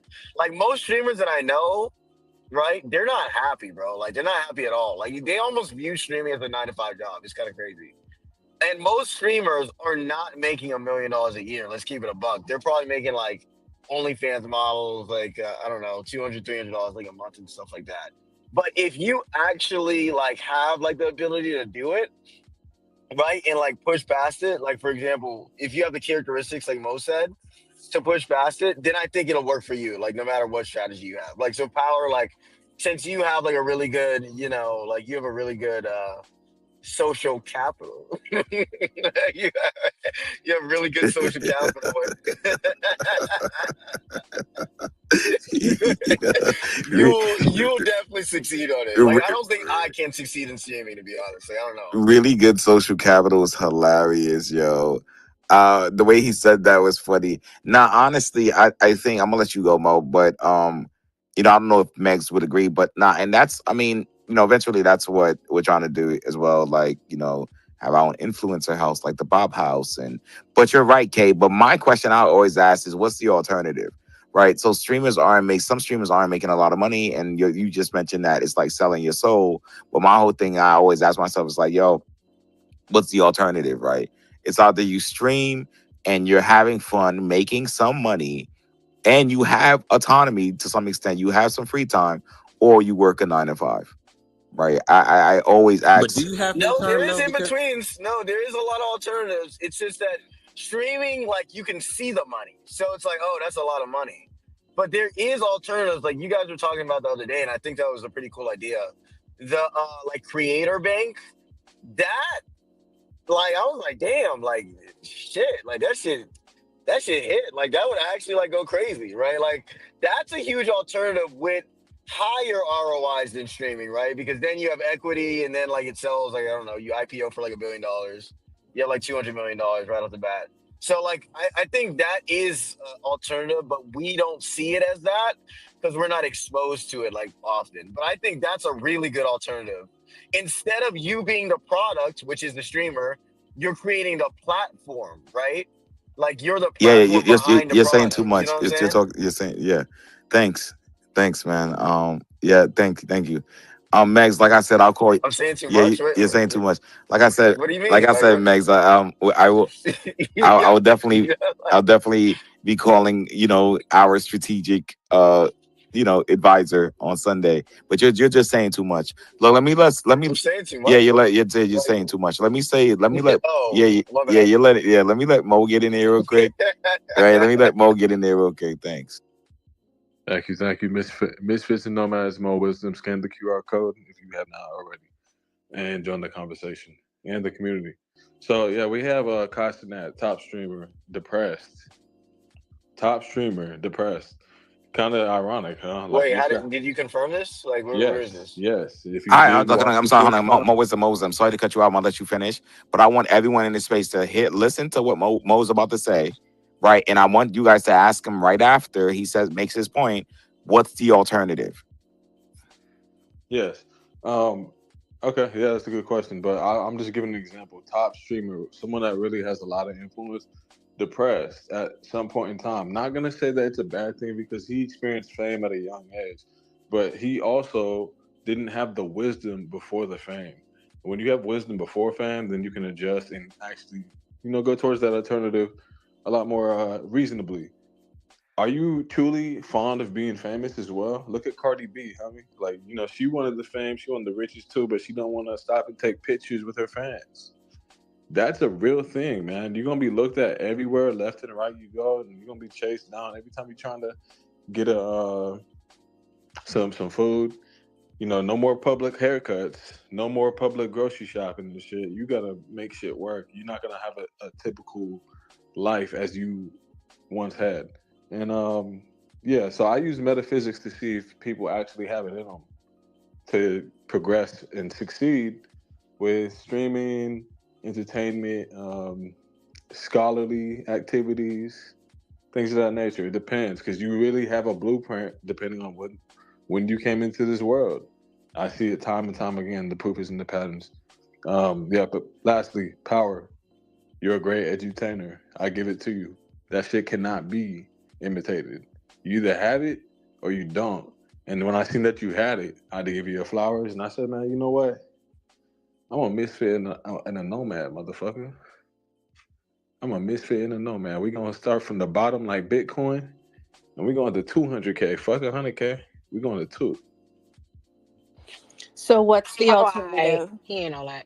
Thank you, Max. What's the alternative, right? Because you just mentioned that Casanat is like depressed, and I'm like, well, one of like the realest shit one of my colleagues have told me, right, was choose your hard, right? Everything is hard, right? It's either you're gonna be a streamer or you're gonna be depressed, or you're gonna have a 9 to 5. You're gonna be depressed, right?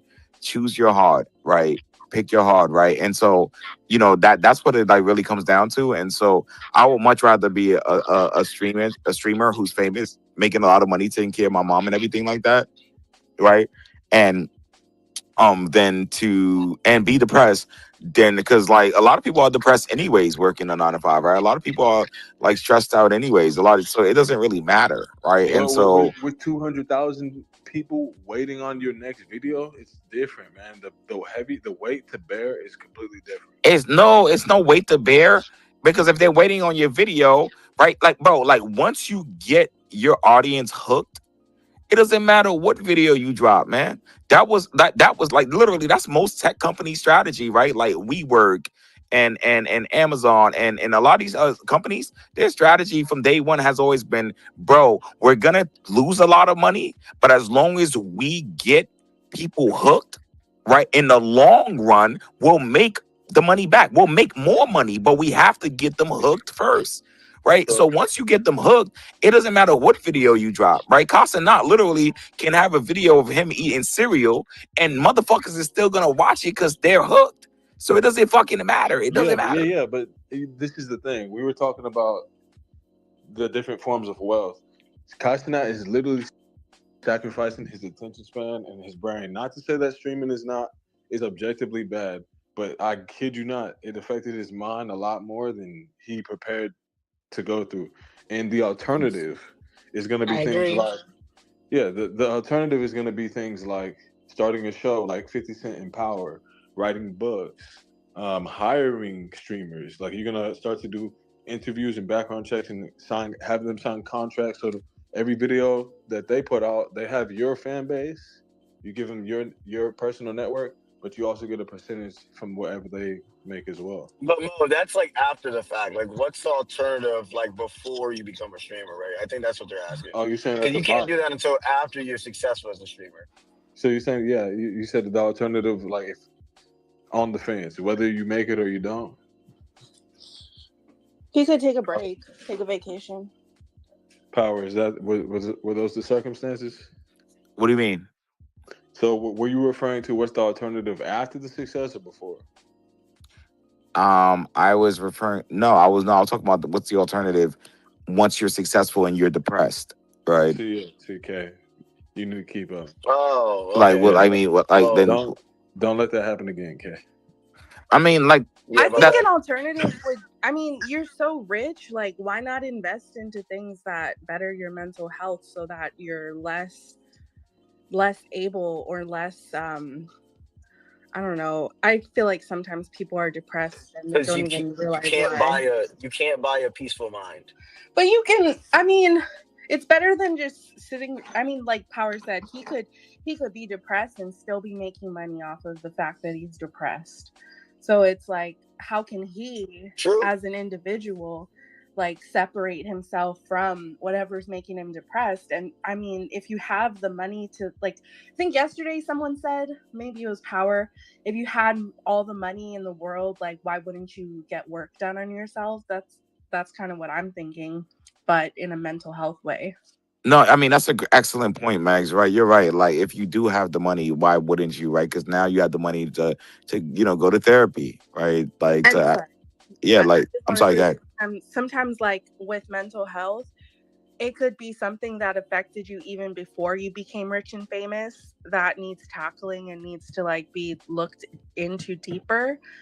So it could even be something that's not even like relevant to the present day that's bothering him. So if he were to not be rich and famous and be depressed, it would probably be a lot harder than if he was rich and famous and had money to like kind of figure things out. Yeah, Kai is also a misfit. Like, I could relate to him in certain realms when you see that his best relationships are with people typically that are bigger than him and, have a different dynamic. Kai is like, what, 5'2", 5'1".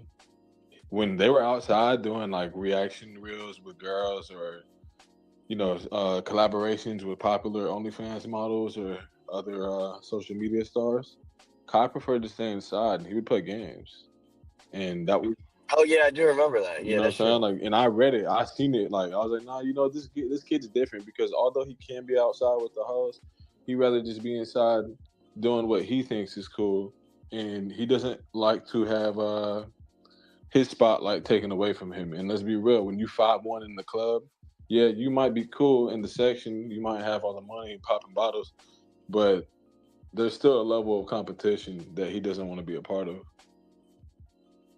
I think he also, like, a lot of influencers put themselves into situations that are not healthy for the mind. Like, the fact that he has these kids who are younger than him in his influencer house that obviously aren't mature enough or don't really respect the fact that he just bought a house for them and they're blowing up fireworks in the room. Like, I feel like that is something he allowed to happen. And even when it did happen, he didn't really do much to like stop it besides calling his mom, who's obviously not gonna physically do anything. So he could be putting himself in situations that make him depressed. Yeah, nah, But those are the exact situations that make him money, though. correct. Exactly, yeah. So Like, what's the alternative? No. Yeah, nah, no, you're not. Yeah, Spend no, money. seriously. That sounds like No, a that's nerd. no. Seriously, what's the alternative? Like, Shows. that's what I'm trying to figure out. Reality shows. He already did what I mentioned. The Clover Boys. They're underneath him. Tylil, Des, Rakai. What's the Asian kid? Ray. Yeah, Ray, yeah. Reggie. And I ain't gonna lie, all of them are pretty hilarious. Punga, I believe, is one too. Do you think he'd be just as famous if they all weren't so like rebellious? Yeah, definitely. Kai did. Yeah. He did the CEO thing, which was he did the Dame Dash thing. He put his team on, and that's what you're supposed to do. But it doesn't change the fact that he feels the way that he feels. He doesn't want to be in the same room with these individuals that they built these relationships of, and it's wild. Like, he literally took Ray out of somewhere. What was it, Taiwan or something? Blew his whole Taiwan, yeah. life up. Blew his whole life up. 6 months later to a year, Ray's disrespecting him in front of his whole chat. Kai's Right. about to catch his fade. Come on, man. That's how people. That's the carnal. The whole instinct streamer of being. university idea, like, they really fucked that up for him. Yo, I mean, honestly, they did, but they did they big ones with that, man. Oh my god, Yes, that was that a genius was It that was was. a genius idea that, like, I feel like wasn't successful. I feel like it could have Word? been. No, it That was was Nah, hold on. dramatically Max, can you successful. elaborate on that? Like, from your vantage point, why do you? It was like a clusterfuck. Like, it was just a bunch of like shit happening all the time. It wasn't productive. It was like, what was it really? I mean, it could have been named differently. Streaming University, I think it was misled by the title because it didn't feel like they were learning anything. Like, most of them didn't even show up to class, and if that, they were hella late. And then the people who did show up to class weren't even put on camera. Like, we don't even know who the fuck they are. Megs, they're streamers. They're not scholarly students. They're streamers. That is the whole But if point. I'm gonna put up a whole university, like, the least you can do is respect me and clean up after yourselves. Like, It's a script. Like that. It's a That is script, actually a yeah. script because that's a paid event. Anything that is gonna go south is clippable. And guess what? Every single one of the motherfuckers knows how to act. DDG, India Love, Kai, Tylil. That's the whole if thing it's all about this scripted, content why shit. is he depressed? This shit is the social Be- capital coliseum. This is like Exactly, yeah. aura mining. That is like social capital farming right there. You're gonna do all of that shit to build your wealth. You're gonna take some L's along the way, but them W's is sweet when you have them. Them videos I put up yesterday, I did that shit live on my stream. But I said, nigga, fuck that shit. I want to see what's gonna be popping 10 years from now. What do Yeah. I want to be known for?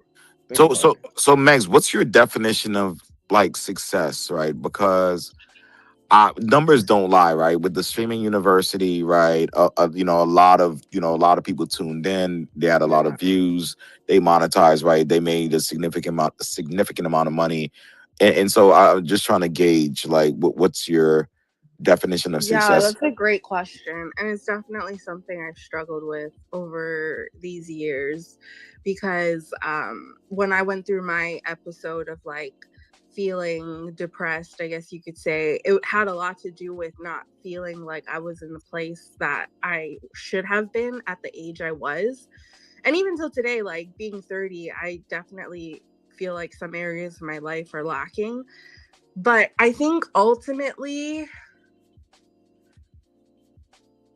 I don't know, the word happiness comes to mind because, like you said, numbers, yeah, they don't lie, but numbers also don't prove someone's happiness because they could be doing really well on paper, but when they go home and sleep in their bed, they're, feeling depressed, like Kai Sanat. So it's like, I think if you're at the end of the day happy, that's true success. But I don't think success is permanent. Like, I feel like success can change or the feeling of success can definitely change because life is a bunch of ups and downs, and your happiness definitely alters when life happens. So I don't know if that answer is really like a No, clear. that answered my question because I think what I'm getting at is that, I think success for you is more qualitative. Feeling. It's more qualitative than quantitative, right? It's more Oh about, yeah, for sure. yeah, I get it, right? Because you're like, oh yeah, well, yeah, the numbers don't really mean anything, right? Because you can have 100,000 followers and still, be Yeah, unhappy. like to some people,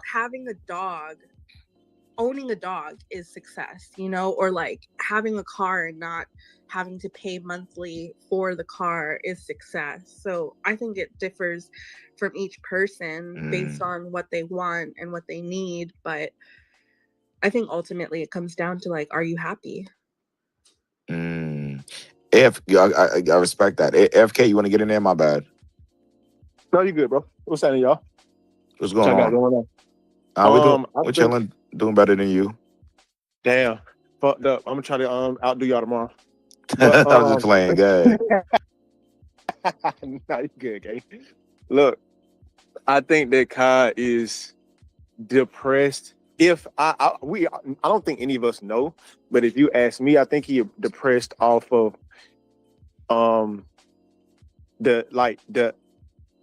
what happened with Rakai.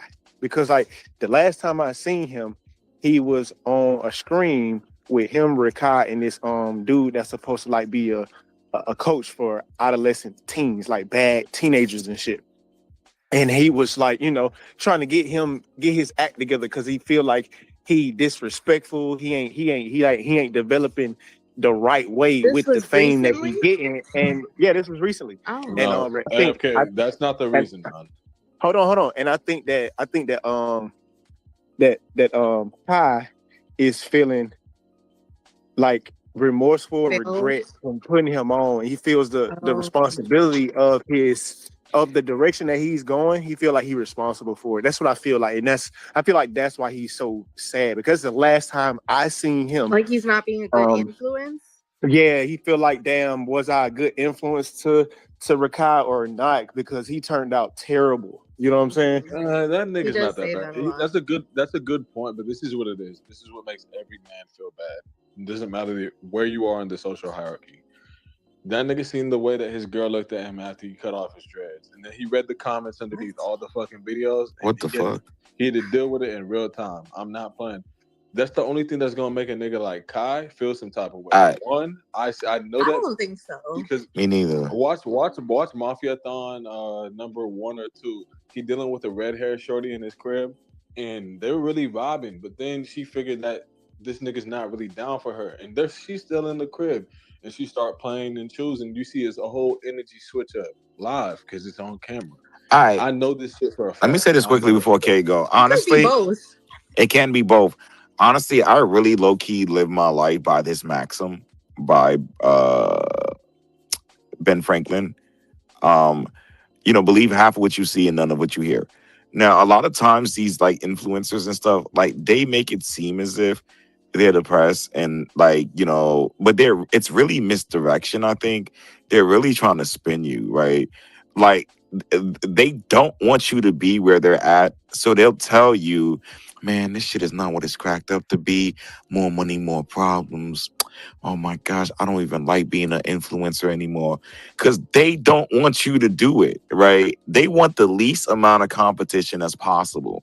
So, of course, they're going to tell you being an influencer, I'm so depressed, it sucks because they don't want you to do it. They want you to think, you know what, Casanat was depressed. You know what, maybe I shouldn't be an influencer as well.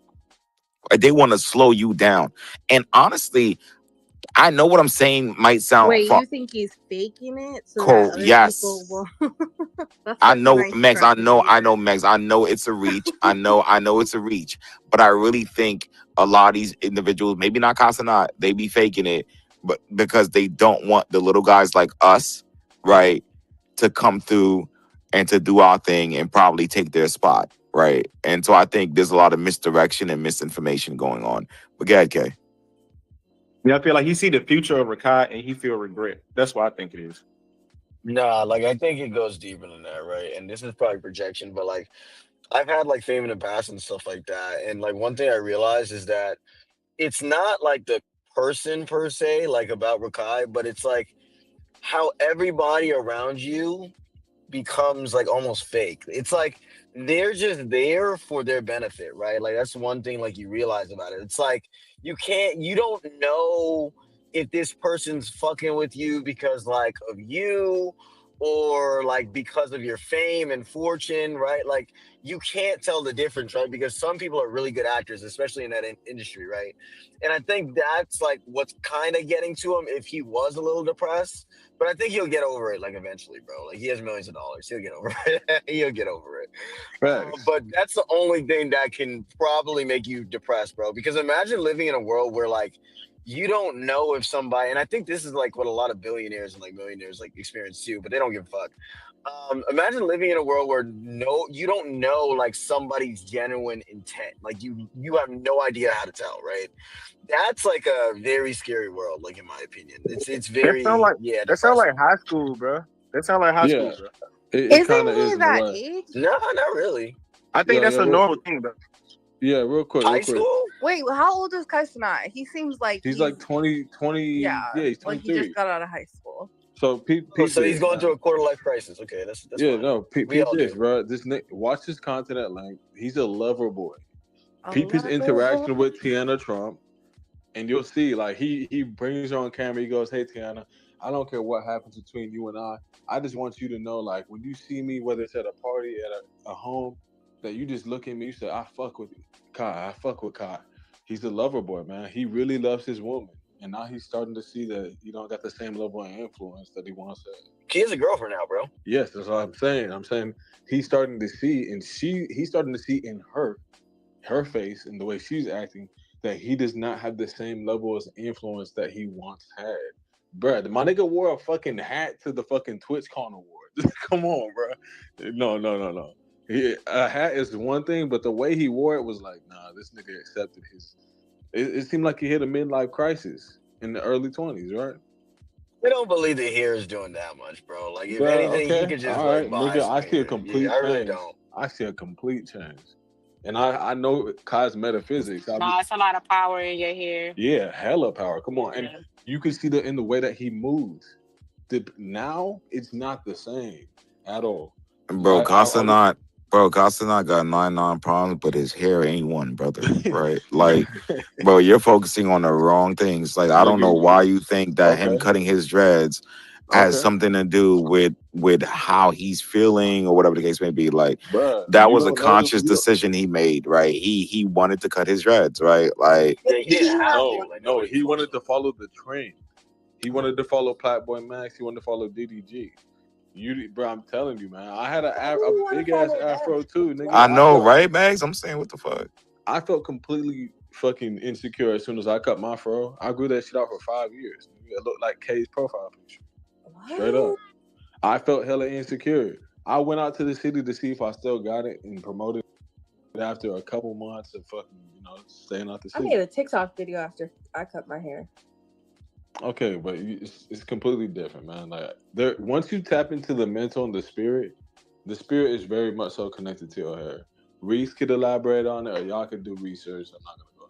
No, Yeah. I agree, but I don't know. And I was gonna say this earlier is that like I feel like sometimes people who are super blessed in life take the smallest things and make it a big deal. I agree. Yeah, that's called a hedonic treadmill. So it could be possible that what Mo Wisdom's saying is true because they definitely be tripping over some petty shit. Well, it's petty to you, but like, imagine like right, like you Hair right grows now. back. It's petty. It's petty. Hair grows back, but it goes back slow. No, that's Oh, his Can you whole imagine if Power image. didn't have his dreads? That's his whole image, Like man. no, That's his no whole shade. image. Like I sometimes myself have people in my life who literally have to talk down to me because there are times where I be tripping and I'm tripping over like something so stupid and they're like, dude, do you have a roof over your head?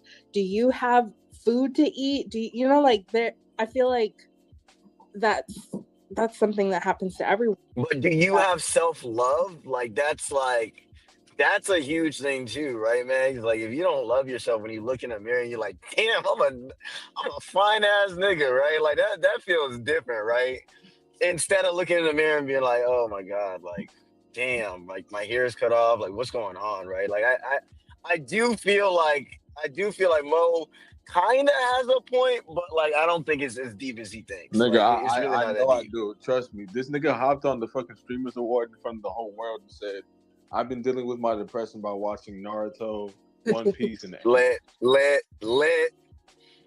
Continue. You mean to tell me that's how you speak to the people? That's how you speak to your influence? He's When always you have built... He was definitely going through a spiritual, especially. Thank you, Reeks. Thank you. Yeah, because it's your Hypnosis. crown. Like a lot of no, it's Hypnosis not. is crazy. Because Hypnosis for him cutting his I'm hair. saying hypnosis You're because saying? you guys don't even know anything that's actually going on, and you're like, yeah, he was going through something. I felt it. I felt it. I felt it. My chakras. I ain't say My that. chakras was hitting. I did. My No, chakras was hitting. My I'm a chakras was telling me that. metaphysics My chakras was Nigga, telling me that that's the hypnosis I'm talking about. That's the hypnosis I'm talking about. Now I get it. At first, bro, I didn't understand fame as No, it's social not that hypnosis. deep. Nigga, Now hey, I listen. get what you're saying. Bro, I agree with listen, you, bro. homie. Like that shit is hypnosis, bro. I- They just hypnotizing people, bro. Nigga, I make money off of people. I study people for a living. I get paid to do that shit. I'm a metaphysics practitioner on top of that too. I know what I'm talking about. Your license. I already have it. I already made money off of it. Don't worry about that. Are you saying that like you kind of picked up that he was going through something? Yeah, absolutely. It's not hard. It's not hard. Okay. For me, at least. If I had to guess, I promise you, I don't no. think it's nothing about no hair, Hold bro. on, hold Because on. he saw Yeah, like before he your hair. I just agree to that part that your hair does before play he a cut his power hair. in No, your energy shift. Before he cut his hair, like he noticed that his hair was like fucking up. Like he had got a retwist. He's not a retwist, but he got extensions. And he was telling Kai not to do it, and Kai did it. And then he saw it fucks your hair up. So that's when he cut his hair. Everybody cut their hair. It was like a trend. You know what I'm saying? Like Future cut his hair. Fucking Playboy Max cut his shit. That nigga went bald. What's that nigga name? Who dissed it? Who dissed Young Boy? He went bald. Okay, like everybody bro. was cutting their hair. You know what I'm saying? Like I don't think he felt. Let me I elaborate. don't think. Let me finish, nigga. I don't think it messed up his self-esteem by cutting his hair. I think he wanted to do that. Honestly, I think it's if he is depressed, right? I think it's because he sees the trajectory of Rakai and he feels responsible for it. That's why he was like, yo, mom, get your son. I can't do this shit no more. And that's why the nigga gone. I think he really depressed off. Okay, look, it's not the metaphysics that I'm leaning on completely.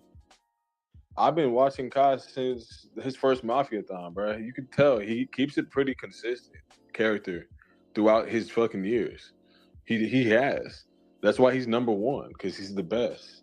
But now he's just going through a spiritual thing, and his hair was connected to it. I believe so. But you can't listen to them on stream, Mo. Like stream, like Like those streams have like professional writers, bro. Like I don't think you get it. Like they got No, like the bro. best. They got Game of Thrones niggas in those streams, bro. Like writing it in the Okay. background. Like I'm telling you, like they do. Yes, I agree, homie, but I'm not listening to anyone else. This is my own, understanding. Okay. This is my own research. What do we think about Respect on pizza? You said what's good? Hotep, what you said? What do you think about what? Pizza. No, that was Meg's.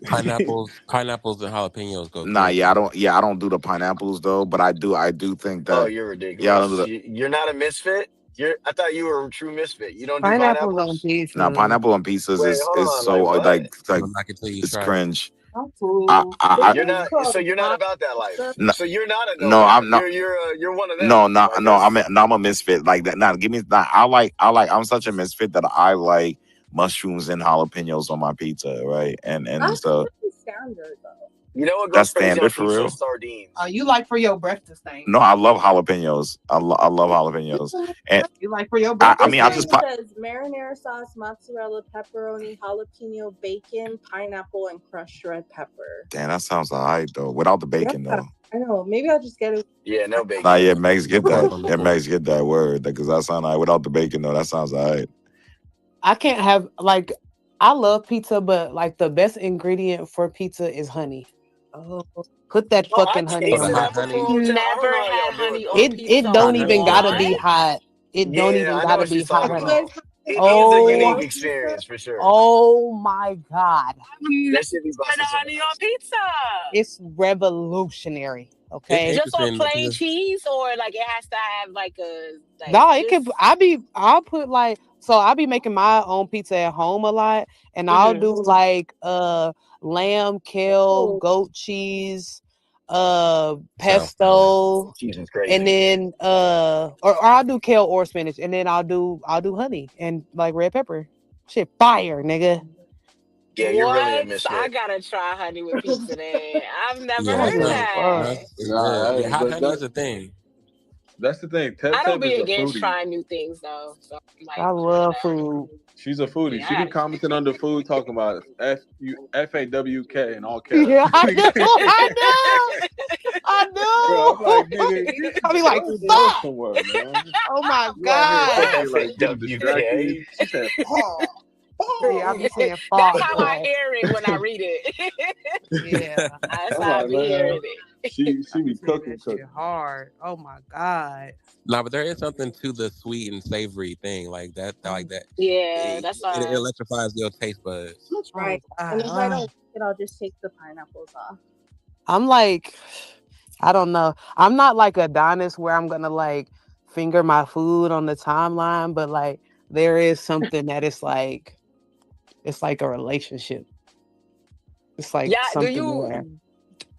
do you moan when you eat sometimes? Like if it's hitting? Yeah, Yeah. yeah. And I Okay. dance. I'm like I Yes, a little dance. shimmy. Yeah. Yeah. I'd be happy as hell. Ooh. Yeah, So no. we on the food hypnosis? Yeah, We on the food hypnosis I'll absolutely. be that. I don't give a fuck. Absolutely. You know, You are nah, That's a surviving in style I mean, hypnosis. there's a reason why Christ fasted for 40 days, right? And so, eat. I'm not dying on nobody cross. That was hilarious. But like, I'm gonna say this. But no thanks. Nah, but seriously, honestly, I think, eating to live is better than eating for pleasure. And so I do think that eating for live is Hey. right. Nah, man. Nah, right. Yeah. So once again, get you some, almond nuts, blueberries, get you some, some good, salmon, get you like a jerk chicken salmon. I'm not for not jerk, but like a jerk flavored salmon. You're like a vegetarian pizza person. No, yo, honestly, Max, yo, you don't like vegetarian pizza like with pesto? No, I do, but like I like some pepperoni. Like, so you're saying you wouldn't get any meat? No, I mean, I'm saying that, I wouldn't get no meat. I would just like, I'm not honestly, I would get the mushrooms, the jalapenos, like the green peppers, stuff like that. And then I'll probably, that's all I get. Do you guys believe in like meanings to the color of the food? Damn. What do you mean? Maybe not meaning, but like how they say like orange is good for like your eyes and your skin type shit. Yeah, like Yeah, I can like see the that. different colors of the food mean something sometimes. Yeah. Not necessarily because red foods don't make me angry. Like I don't get angry eating a bunch of cherries. Well, but it is supposed to be good for your heart, the red foods. Yeah, I think there's something to that, possibly. I found out my blood type, and Ooh. yeah, it's How did you find out? I so there's a test on Amazon. You can do it. It's like a little home kit, and it was fairly easy to do. The only hard part was like actually collecting like the droplets of blood, because the little things that they give you, it's hard to get it in there. But I made it work, but it was just a heads up if you decide to get it. But yeah, it's I'm interesting. not really good with blood. Is it a lot of blood that comes out? No, so you basically prick your finger, and they give you these little like I don't know what the medical term is, but it's like this little thing to collect like a drop each, because you have to get 4 drops to do the test, and Interesting. It's yeah. on me, man. No, I didn't send it to nobody. I threw it away after I was done. Nah, but yeah. Wait, so it tells you on the spot? Yeah, so it's like this it's an antibody or something that's on the little card, and you put a drop of water on it, and then you put the drop of your blood on it, and then based on how it reacts will tell you what your blood type is. Oh. But yeah, so I just been looking up like the diet for it, and it's been interesting. It's like yeah, it makes sense. It's kind of like in tune with Have how you I already. been doing it already? Yeah, I was about to say, like, it's kind of been in tune with how I already eat, and I was surprised, like, things that I don't eat naturally are things that it's like it says to avoid. So it's like, damn, I'm kind of on track. But yeah, I think that there's something to that though, for real. Nice. I went to my doctor and I was like, how do I find out my blood type? And then he said, why do you want to know that? I said, well, They because be so weird about it. I did I had the same experience. I went to my doctor and she was like, oh yeah, no, we don't do that unless you're getting surgery. I'm like, well, no, like I was ordering like a bunch of like other tests, and I was like, all right, well, can I like learn my blood type since you're drawing my blood already? And she was like, nah, we don't really do that unless you're. But the test that I did at home was literally like 5 minutes, 10 minutes max, just to like look at the instructions. Yeah. How was it expensive? Nah, it's on Amazon for like I'm gonna put it in the pill. Yeah, the doctor even went as far as to like tell me like that doesn't matter. Like basically saying that eating your blood type is not a sufficient way of like living, I guess. Yeah, nah, I'm eating according to my blood type right now, and it's working out for me. But once again, it depends. It might work for some people, it may not work for others. No guarantees, but They're probably just trying to like not have you, because doctors like want you to come and need them, you know. oh yeah, absolutely, absolutely, like absolutely. Man, nobody wants y'all to come into the doctor's office. What are y'all I talking about? put it in the comments, Meg. It's like 1950. Yoshi, what up? Is that Yoshi? Yeah, nigga, that's the Brody, nigga. Oh, he's on the other account? O Block, Yoshi nigga. is the OG Yoshi account? That's the Broshi. Yeah, Broshi, yeah, fact. O Block. We here. Oh fuck, we here. Yoshi, you there, bro? Yoshi, can you hear us? He's a listener still. Oh no. See, Yoshi likes to build up the tension before he pops in and show out. Yeah, and show out, right? He likes to build up the tension a little bit. We need Yeah? to change the jumbo like from that ashy whatever. That shit look nasty as I fuck. think we should keep it like that. Like I like it. It's aesthetically pleasing. Yeah, it's like, yeah, it's so misfitty. Like, it's a vibe. A vibe. Yeah, like, cause like I feel as if that's true masculinity. Like, Misfitty. it's so misfitty. Like, True masculinity is not taking care of yourself. correct. Damn near. Yeah. My fault. I'm just sending this thing out real quick, man. But Why you said it like that? Like, yeah, huh? nah, What I'm you just saying? saying. I Nah, I'm was saying. like, Nah, like, I'm, what? no, I'm just saying, man. That's like true masculinity. Word. You know what I'm saying? Like facts. Like you know, man. I'm not gonna lie, bro. But D-Man, how much we gotta pay you for you to cut off your dreads, bro? What? Nah, bro, that's not. Oh, How much that's we gotta really pay you? you, bro? Like what? Like Nah. I ain't trying to go Are out they like you don't I ain't trying have to a go out like number? Casanat. I'm gonna feel like I feel like if I cut my hair, it's like everything's gonna go wrong in my life. Like shit's gonna fall apart. I'm just gonna go Oh through it. shoot! Is this Wait, so even you don't the cut your hair in at all? tweet? Is that No, true? Max is I asking, is do that trim true? it. I do trim it. I don't think I've ever gone to There's his a couple profile. locks.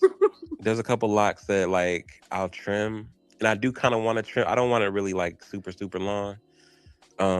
But yeah, like cutting it all the way off, I just feel like I'm gonna just shit's gonna fall apart in my life. Oh wow, I that's told, but no, wild. because I told myself like when I got locks, that I was gonna give myself at least 10 years before I do anything drastic, and I'm like, this is like the Wow. 5th year, so I at least want to Dread honor that. hypnosis is crazy, So bro. you trim it?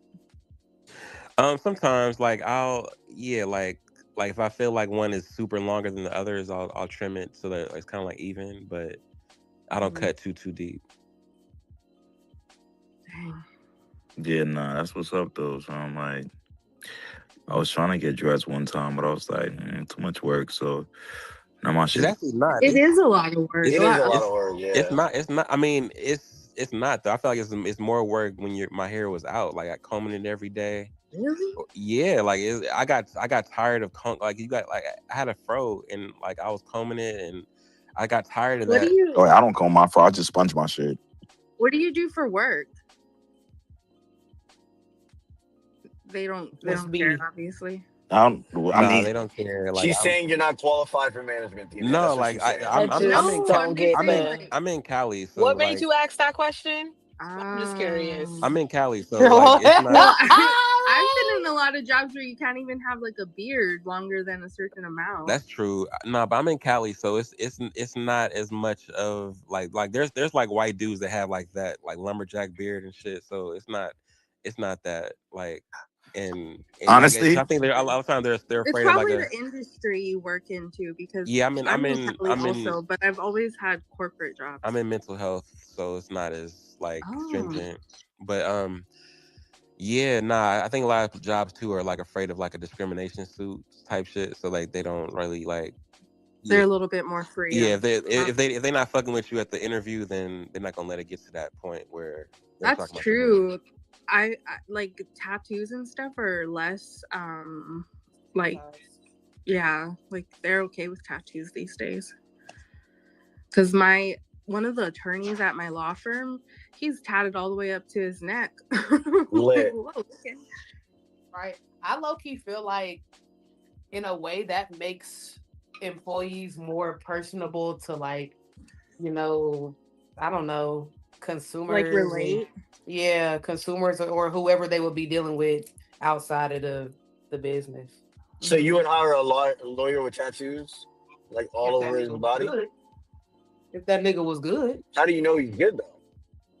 You check it, like you look it up. Credentials. Social proof. Yeah, you research. Yeah, Social you research. proof. You research. Who referred me to this person? Like and their characters too, like their energy. I feel like you can tell energy, like if they know their shit, if they sound informed. Yeah. You know what I'm saying? You can kind of tell if they're about their shit or they just bullshitting. And like I don't know they're good if they think like me. Oh God. Yeah. Now you said I would be a good lawyer the other day, Kay. But You would. hotel. You would. But I don't know I about know. that though, because the way you think got you in the trouble that you're in. So is that like valid? Yeah. What trouble am I Is he in? waking something up? Yeah, he's trying to wake No, it up. What because it hold ain't- on, what trouble am I in? Like what trouble gonna- am no, I we in? gonna- we Like gonna wake this if up you tonight. needed, If you need a lawyer, if I needed a lawyer, that doesn't mean that I did anything. I mean, whatever you need You're only a thinking lawyer about like to criminal represent law. you. Like you're only thinking about criminal law. Like what if I fail? Like what if a job discriminated against me? Mm-hmm. So like, Law no, firms like are you don't only need a lawyer because you did something wrong. You can win. It's You so win this many one, Hotel. reasons. What if You a win this. hospital? What if a hospital discriminated against me?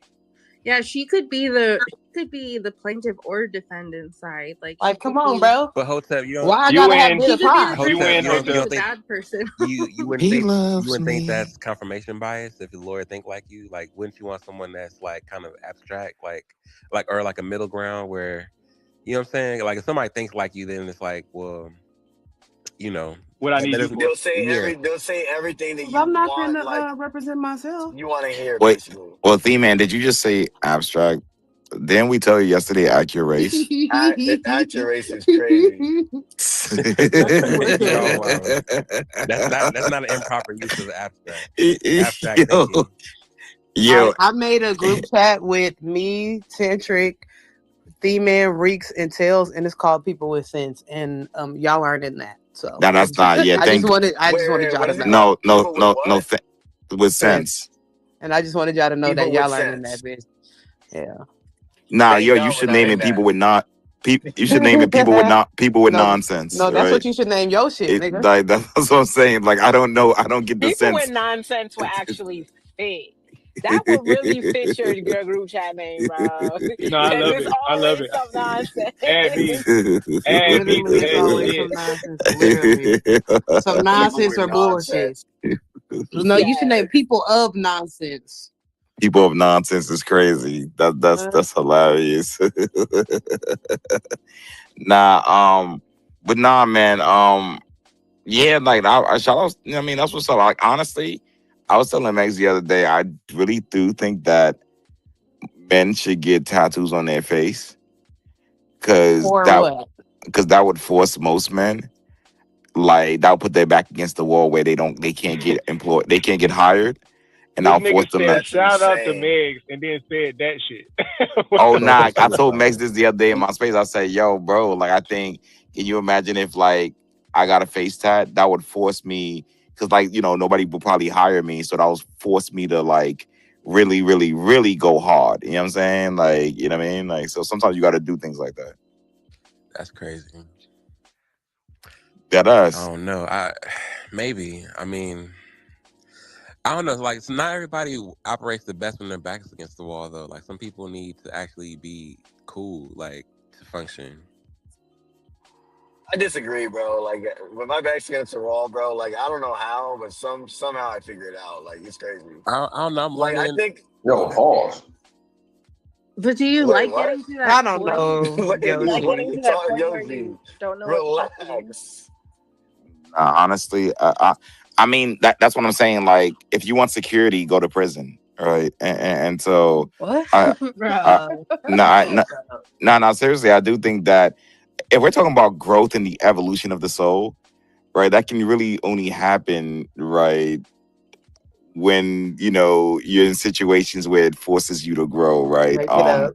This addiction to complacency is really not helping your soul, right? It's not helping you grow, But right? I don't think that like being in the fire is the opposite of complacency. I don't think that it has to be those two extremes. Like, 'cause I'm learning about myself. Like, I'm looking at like when I was in high school and college. Like, yeah, I could procrastinate and like, oh shit, I gotta do it. I gotta get this essay done by midnight, and like I would like pull an all nighter and all that type of shit.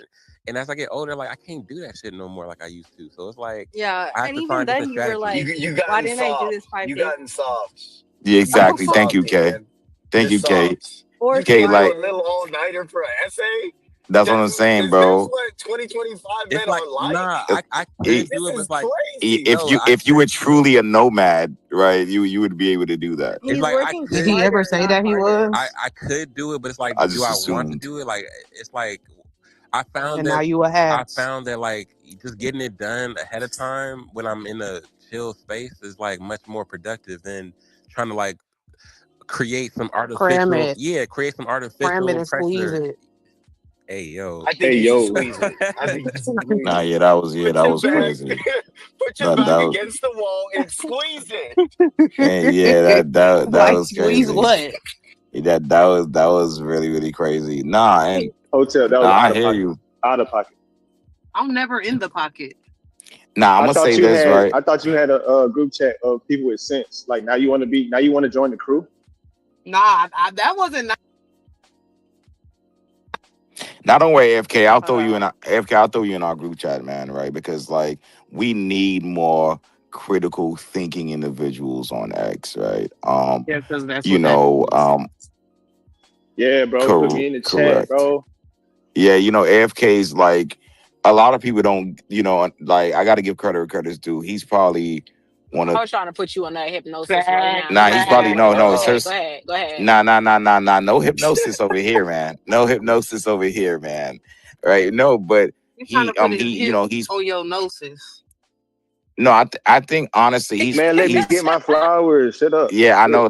Yeah, exactly. No, I think you know when it comes to being an intellectual, I think AFK is probably one of the most underrated intellectuals on the urban side of X. So we're talking about when I he said agree he with wanted this. I definitely agree with when this. he said he wanted to apply for Amazon for coochie. Is that what we're talking about? That's not what he said. That's not what he That's said. not what I That's said, not bro. what he said. That's not what he said. Are you Shout sure? out to Frost. Are you sure? Frost is also mad smart, but But that's it's not what crazy AFK because me said. and Frost Are usually you sure? agree against I like signed up for jobs for the what the fuck benefits y'all too. be saying. Are you sure? Because I have the recording.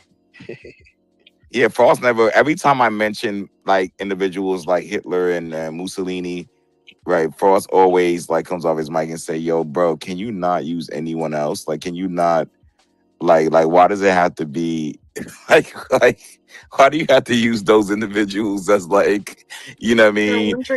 But no, he said what? Nothing. Great, awesome. Yeah, nah, Look, listen. you different power because bro, you have Haitian heritage and you be looking up to Napoleon and shit, bro. Like that's kind of Oh no, I think Napoleon was a that's consequential. wicked, bro. I can't jack Nah, that. I mean, objectively speaking, right? Napoleon, you know, he was a man of consequence, right? And you know, like he wasn't perfect, right? But he was a man of consequence. Right? Even though I'm Haitian, it doesn't matter, right? Objectively, he was a man of consequence. Right? So, you know, yeah. Yeah, you're an American as well. Don't forget that part, right? It all comes down to power is all about give the devil his due, yo. Correct. Give him his due. So why are you laughing? You know, Why this dude? I thought Why are you? I thought the moment of silence was very effective for that. I was actually last. thinking of something to Oh, say. that pregnant pause, right? Yeah, No, was... it don't gotta be paused. But I was thinking of something to make you pause.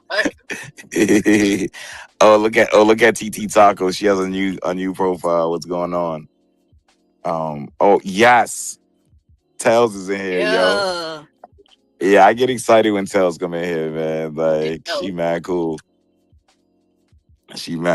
Like I think Tails called me baby cakes last night, and I was like, oh, all right, we here. You've arrived. Y'all have What's arrived. good, Boo and Booettes? What's going on? What's What's going up, on? Tails? Hey, We girl, here. can We you respond here. to my DM? Hold on, I'm The fuck? driving. I'm on my way to work. Oh, okay. Oh, somebody, what up? Somebody was good. Yo, somebody, I just was talking about you. I just was telling people how you ignored my long ass paragraph I sent you. Yeah, you know she don't do them long paragraphs. Oh yeah. Oh, how do you Nobody know? want to hear that shit. Cause y'all be in y'all feelings. She don't care. Fuck.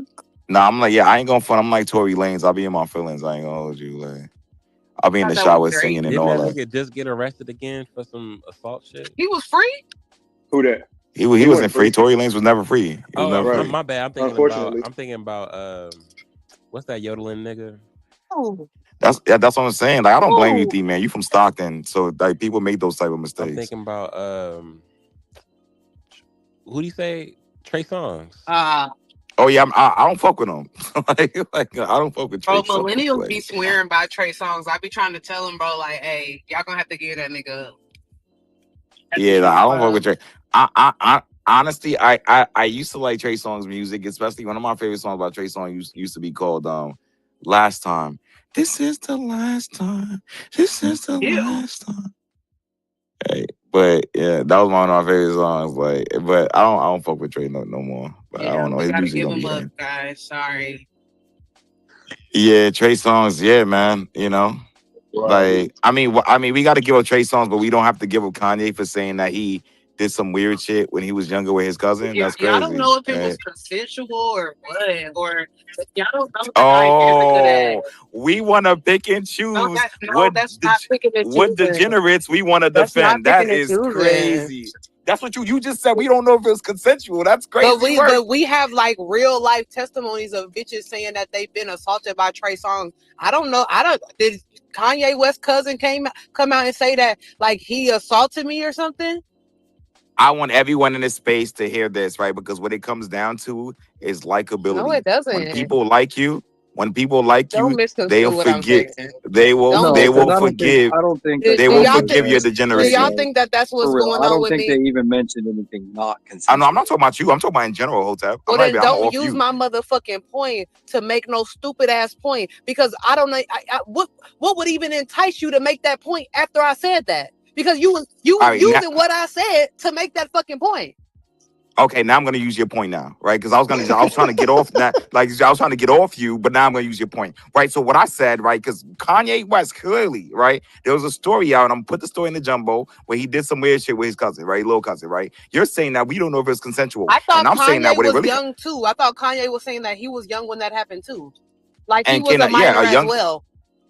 a young big minor can take advantage of a little But minor, did he right? say Like that so. the other minor was younger? Well, let me put the story up for you, right? So we can read it together.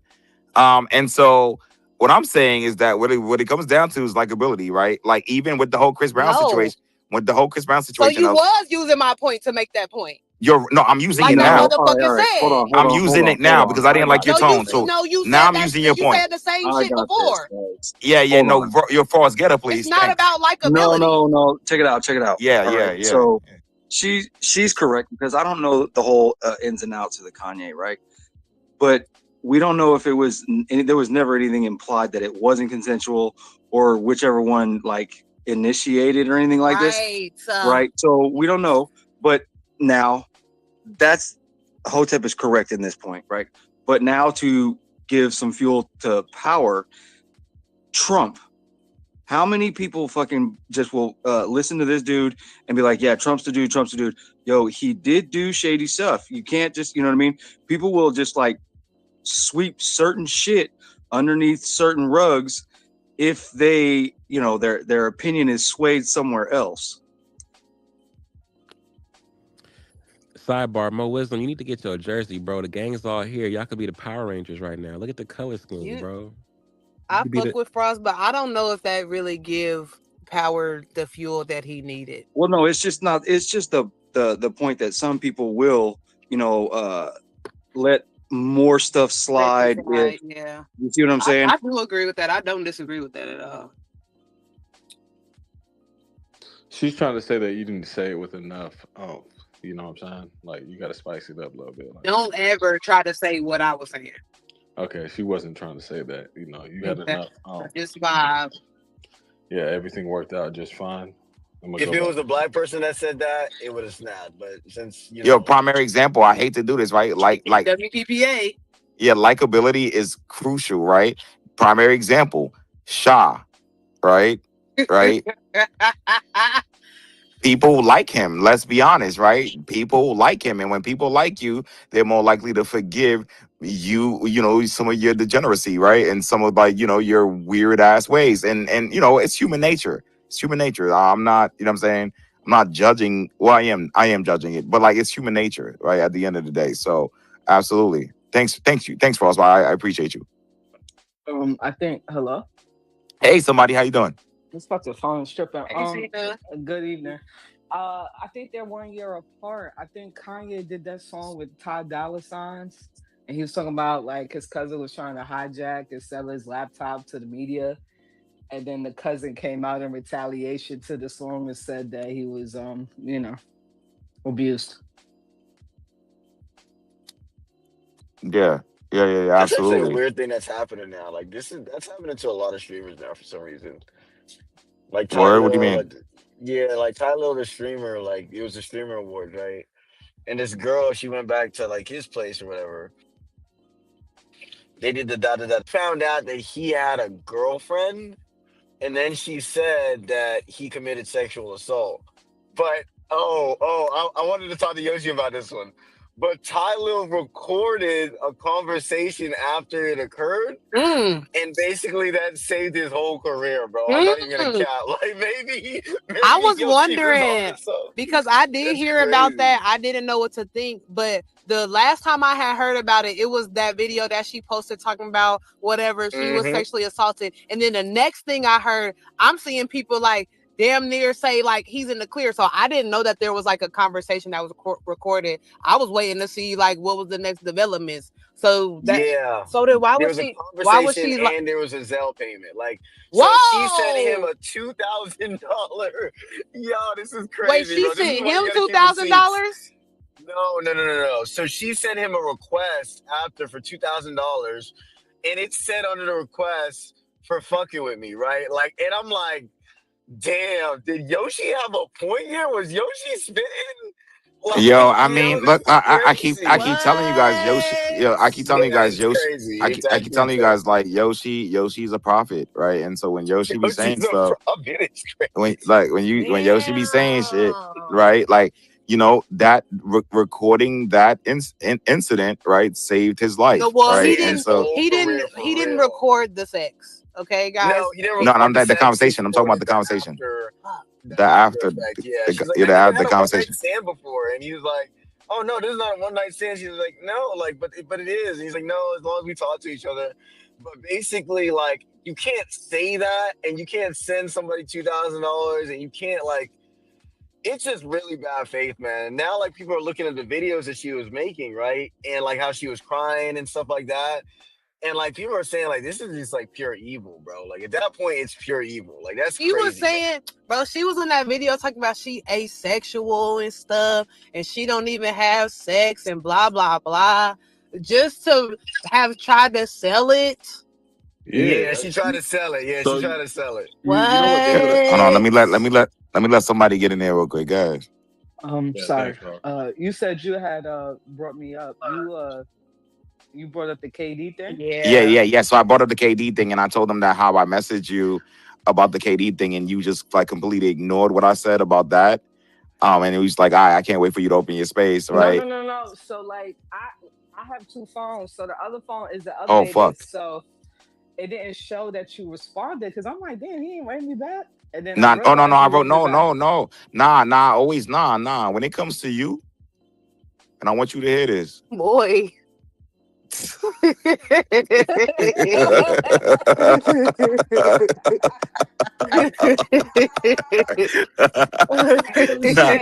nah. When it comes to you, I make sure that I respond to your message ASAP, like always. You know what I'm saying? And but no, yeah, I was telling them about the whole KD thing, and that's why this is what inspired the title "Fame as Social Hypnosis," because I really believe that these celebrities have like the hypnotic power where now KD isn't taking showers and watch you guys start jacking it. But when I was telling y'all, hold on, but when I was telling y'all I wasn't taking no showers, there's power, you nasty. But You now on to something, KD's bro. doing it. No, he's still a Hold on, dirty now. nigga. Hold on. Nah, Now power on to KD's something. doing it. Oh, now It's KD's two doing it. It's a dirty little niggas. it's sexy. It's sexy now. Nah, y'all said that was Why? aesthetically pleasing earlier. Well, Who Power said said it a that? couple weeks ago. Who said that? Y'all was tripping Oh, about it. I wasn't there. You I said wasn't that shit there. all the time? I wasn't there. One of y'all I said was that. not But Yeah, I there. go heard one of ahead, y'all say somebody. that Go shit, ahead. bro. So Not they I said said the that cat. they asked him on the stream like why he don't brush his hair as a troll, and he was basically saying he manufactures pain. But then somebody pulled an That's some interview that power said he shit. has eczema. So like different water in different states be fucking up his skin, so that's why he be skipping showers. It's giving eczema for sure. That's It's giving fire. And eczema. That's why I was It I like, is giving he eczema. and I yes. messaged somebody. I said the first thing I messaged her when she sent me this, I said true masculinity, right? Like Yes, real yo, talk. he said a bunch of bullshit all the I time. know Oh he yeah. read us what he said, and it was definitely a Yo, bunch of bullshit.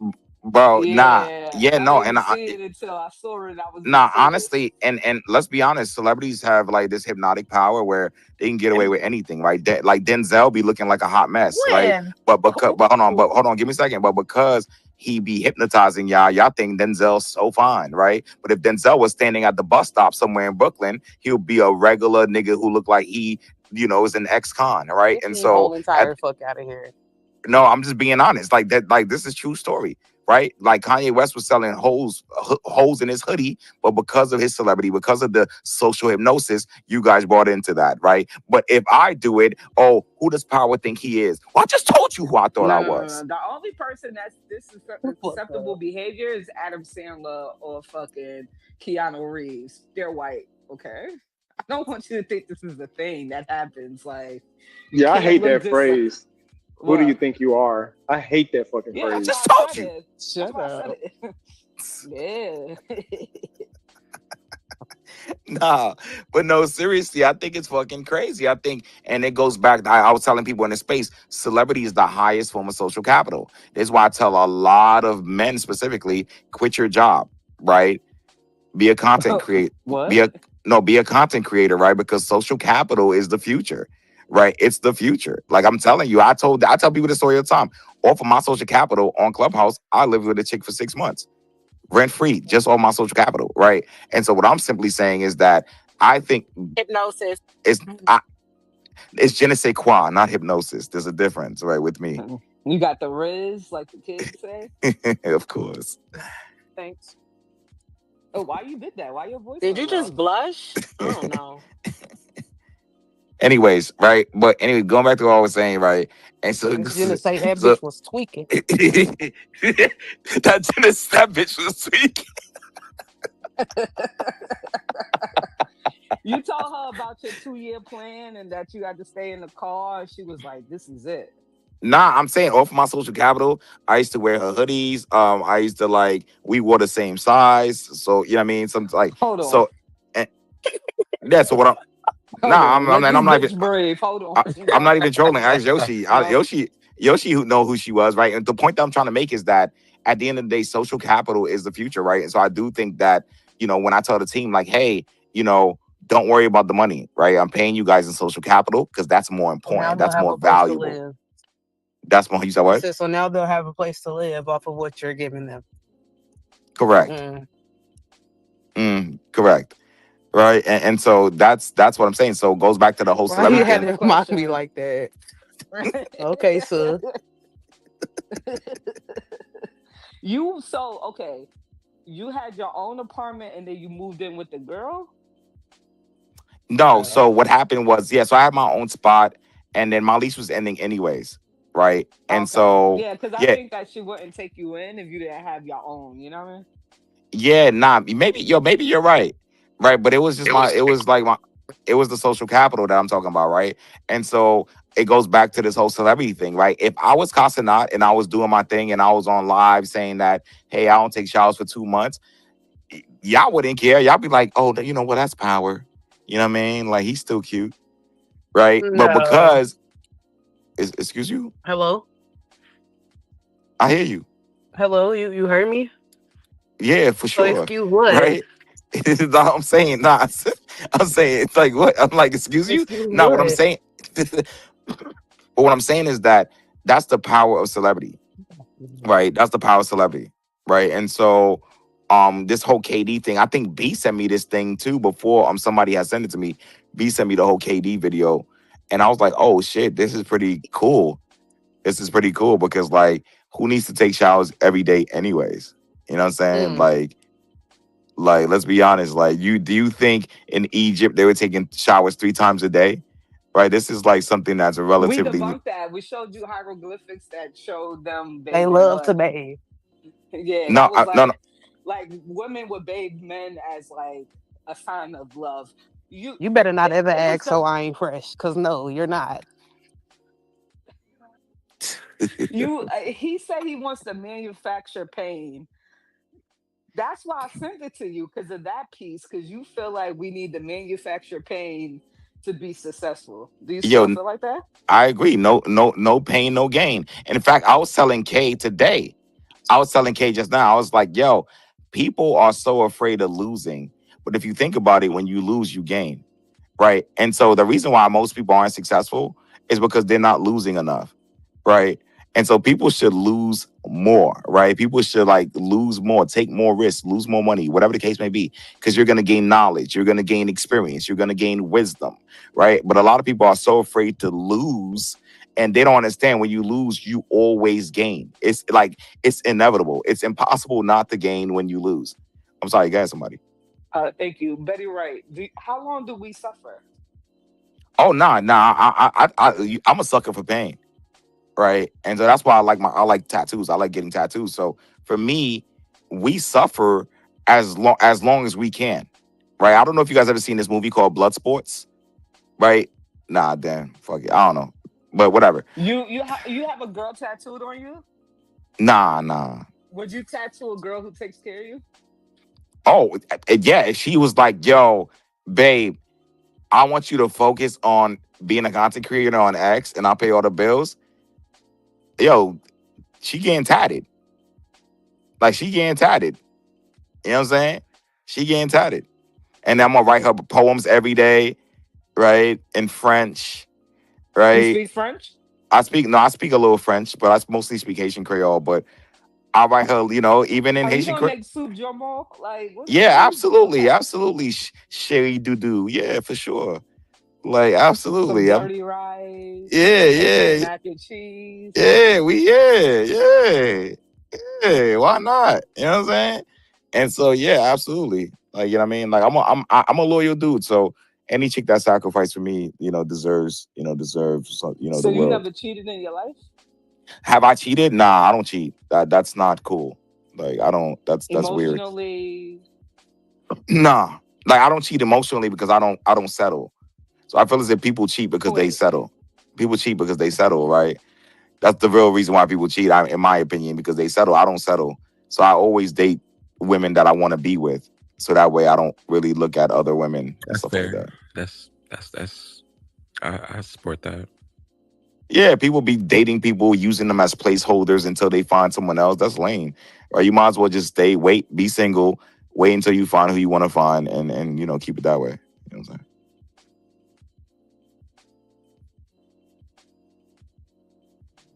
I'll wait. All right, cool, awesome. And so after watching this video, this has motivated me not to take showers. And Oh so, my God. No, that wasn't. I'm no, I think sorry. so. No, somebody, I'm glad you sent me that, man. You knew what you was doing. I'm glad you sent me that. So I'm definitely, yeah. But what's I mean, today? he's a millionaire, bro. Like multi-millionaire. He's not taking showers. Yeah, but Exactly. when he was at Texas playing for college, he had to take showers. He couldn't go days without taking showers. You sure? I'm positive. It's a hygiene requirement when you play D1. Unless you're Kevin Durant. No, they wasn't gonna let him be musty around the fucking campus, especially before NIL. Yeah, that's crazy. Like, nah, yeah, like honestly, um, You yeah, think you rather be successful and single? successful. That's a good question. Would I rather be Because he's successful? single, he don't have no hoes. So, do you want that? You want to Oh, suffer yes, he by does. yourself? Okay. Do you want to suffer by yourself and not be married with no kids? Nah, I want 15 kids. I want to get married. I Okay, you want definitely to be want. like Curry, who takes showers every day. Hey, y'all, if you haven't scanned the QR code already, please do so. Check out the community, Misfits and Nomads. We are currently at 110 members, I believe, and we're on the way to 1,000. If you want to help me out, the next 500 people that I get into the community, I get paid $1 per person. Yeah, if you guys want to help out, that'd be awesome. I'll let you guys be part of taking with. Yeah, let's see what else we can do moving forward. Friday. Famous social hypnosis. Where we're at right now. Here we are. Like, prioritize, taking showers and keeping clean. But as a man, like we don't really got much going on. So like it's like every 3 days, that's when we should be taking showers, like in my opinion. Cause like honestly, I went 2 days one time without taking a shower and I smelled under my armpits and it still smelled fresh. It still smelled like, You know what I'm saying? And so I don't really get why we should take showers every day. How often, if you don't shower every day, how often you change your bedding? Oh no, I'm saying that's that yeah, that's like every other day, to be honest. Like so I'm big on that. You know, I brush my teeth twice a day, like in the morning before I go to bed. You Hey, said cuz what? I'll holler at you, cuz y'all have a good one, yo. I holla. Peace, bro. Peace be upon you. Yeah, for sure. For sure. And then yeah, so every other day type of thing. Yeah, for sure. Like yeah, like I'm not gonna lie. I mean the other day AFK said he took a shower without soap. And I was like, oh, that was crazy. He was trolling. He came back to the space to troll us. You think so? Yeah. Like he That's a washed his lot. ass with soap. That that's crazy. He came Yo, back and said, "And in solidarity, I didn't wash my ass with soap. I hope you felt that." I said, "What?" yo, Tails, how you been, Tails? Tails, you at work? I mean, you at your job? Hey, Power, yeah. I'm at work. Oh, you at your job. That's what's up. That's what's up. Shout outs to Mo Wisdom. You missed it, somebody for the past couple nights. They were saying that Mo Wisdom, you know, they was calling him a parasite.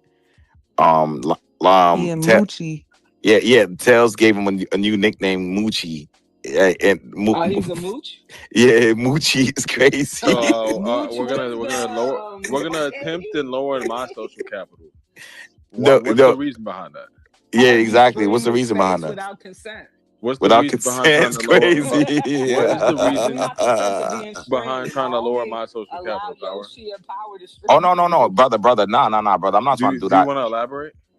Oh no, I'm not trying to lower your social capital. I'm just Okay, like, well, don't. Yeah. no, I just was saying that like what Tell said was actually a little funny. That's all I'm saying. Yeah. But it's all love though. It's all love. It's all good. You know, I understand. It is hilarious, but I'm just trying to get you on board with the program. You want people to but I join mean, this no, fucking wait, no, community, nigga. I no, got wait, no, wait. 57 motherfuckers watching it right now. I put a QR code in the fucking corner. At the bottom, it says fame and social hypnosis. Join the conversation at Power is Mine on X through Mo Wisdom. But guess what? I guess you just No. you don't That's want what the I'm saying. followers. Oh no, I fuck with it. That's what I'm saying. Like we're gonna build, we're gonna work, right? That's what we're here to do. Right? We're gonna build, we're gonna work. Yeah, did you refer to the first post in the Jumbotron as well? I have a accumulation between Twitter, Instagram, and YouTube, 20,000 views. Did we talk about that part? That's heavy. Yeah, we gotta talk about that part as well. Okay. Yeah. I was just curious. Yeah, Tells it. Just to give you a heads up. I missed it. Somebody, what happened? No, how do I don't like? Are you gonna put like a little like spit that shit out? Hey, cuz, watch your motherfucking tone, nigga. Watch your tone, bro. Why you talking like? What up, Stretch? What up? What's going on? Oh, shit, killing, man. What up, Stretch? How you, bro? I was trying to figure out how I wanted to position it without disrespecting people, but fuck it. Y'all gonna put something in the Jumbotron saying y'all getting streamed on multiple sites? Y'all getting what? Say it again. I think it's in the Jumbo already. No. Like every space, are y'all gonna say, FYI, we're streaming on multiple sites, so you will be on multiple sites? Yo, that wasn't me that said spit it out. That was not me. No. We know it when you, nigga. Okay. Yeah, on God. Well, why didn't you respond back to him? Why'd you continue with You want me to fight him? He doesn't. Hey, I don't Bro, she don't have to fight. That's what she got me Tells doing. just I fall didn't say you back. have to fight, but she was literally said because I was like, let me be disrespectful, let me be polite. That So I nigga was trying told to on figure me. it out in real What time. wrong with you, boy? No, I thought she wanted to respond back to you because of what you said. Hit his ass, Stretch. Hit his ass, bro. Nigga said teacher. Yo, give me a sec. Yo, Eldridge Cleaver, give me a second. Let me let somebody get in there real quick, and then we'll spin it back around. Okay. Somebody you wanted to finish? I'm sorry. No, I was just saying, are you gonna like make a formal announcement every space saying, hey, you are being streamed on multiple sites? Oh, I get what you're saying. Yeah, because we consent to Little being streamed disclaimer. on Twitter. Yeah, we can send it to that. No. Right, like I had a guy that used to stream my sports space, so I would get 10, 15K a week plus his additional 25 a week. but he asked me permission before he started streaming, and then he would piece me off. And then I got people who like stream my shit and put it on TikTok. I get pieced off as well. So that's what I'm Yeah, because saying. they Like, not no moochy ass nigga. That's Yeah, like why. a mooch wisdom. it's Moochie is like crazy. lightness Right, assault because but this is it's my like content, it's against my my IP. consent. Then it's lightness Yeah. assault. You know what I'm saying? Because I'm funny as It's fuck. I don't want LA. people to take my fucking my social capital and riz and then try to use it in their world and their little content shit. Yeah, she don't want to be a victim of LA, bro. This is your fault, Power. How This the is fuck is your my fault, fault? nigga. What It's the your fuck? fault. No, it's your, bro. Like, it's not my fault. You No, weren't. I said no motion down No, I there. know, I know. That's No what I was wisdom. talking about. It's Yeah, I was his talking fault. about. Yeah, it's not my fault. It's not my fault. You weren't, as discreet as you should have been, right? Like, bro, it's not my fault. Nah, the Like, first day I met him when he first came back to the app, he said he was streaming the space, and I thought it was weird. And then I got later confirmation he does. So now we're all here as a community. So I just wanted to know. oh Do I yeah. get PC for my humor? I treat this Oh shit like damn, I'm Saturday Night famous. Live. Hold up, nigga. Okay, What you then. said, Big I'm gonna Stretch? do something out real quick. Yeah, hell yeah. Y'all go to academia.edu and y'all search up all my goddamn papers. I'm rocking with all these niggas. I'm talking about I'm killing the philosophy game. I'm killing the epistemology game. I'm killing the ontology game. I'm killing all these crackers. Spinoza, Whitehead, goddamn Bone, nigga Einstein. So it appears to be that there's always going to be a level of hate. It's CEO to CEO, simply. I got a QR code that goes to the Misfits and Nomads community. And if you go to Mo Wisdom on Twitter, you'll see exactly what the community is and what the space is, in fact. Now let's carry on. Let's see how this turns out.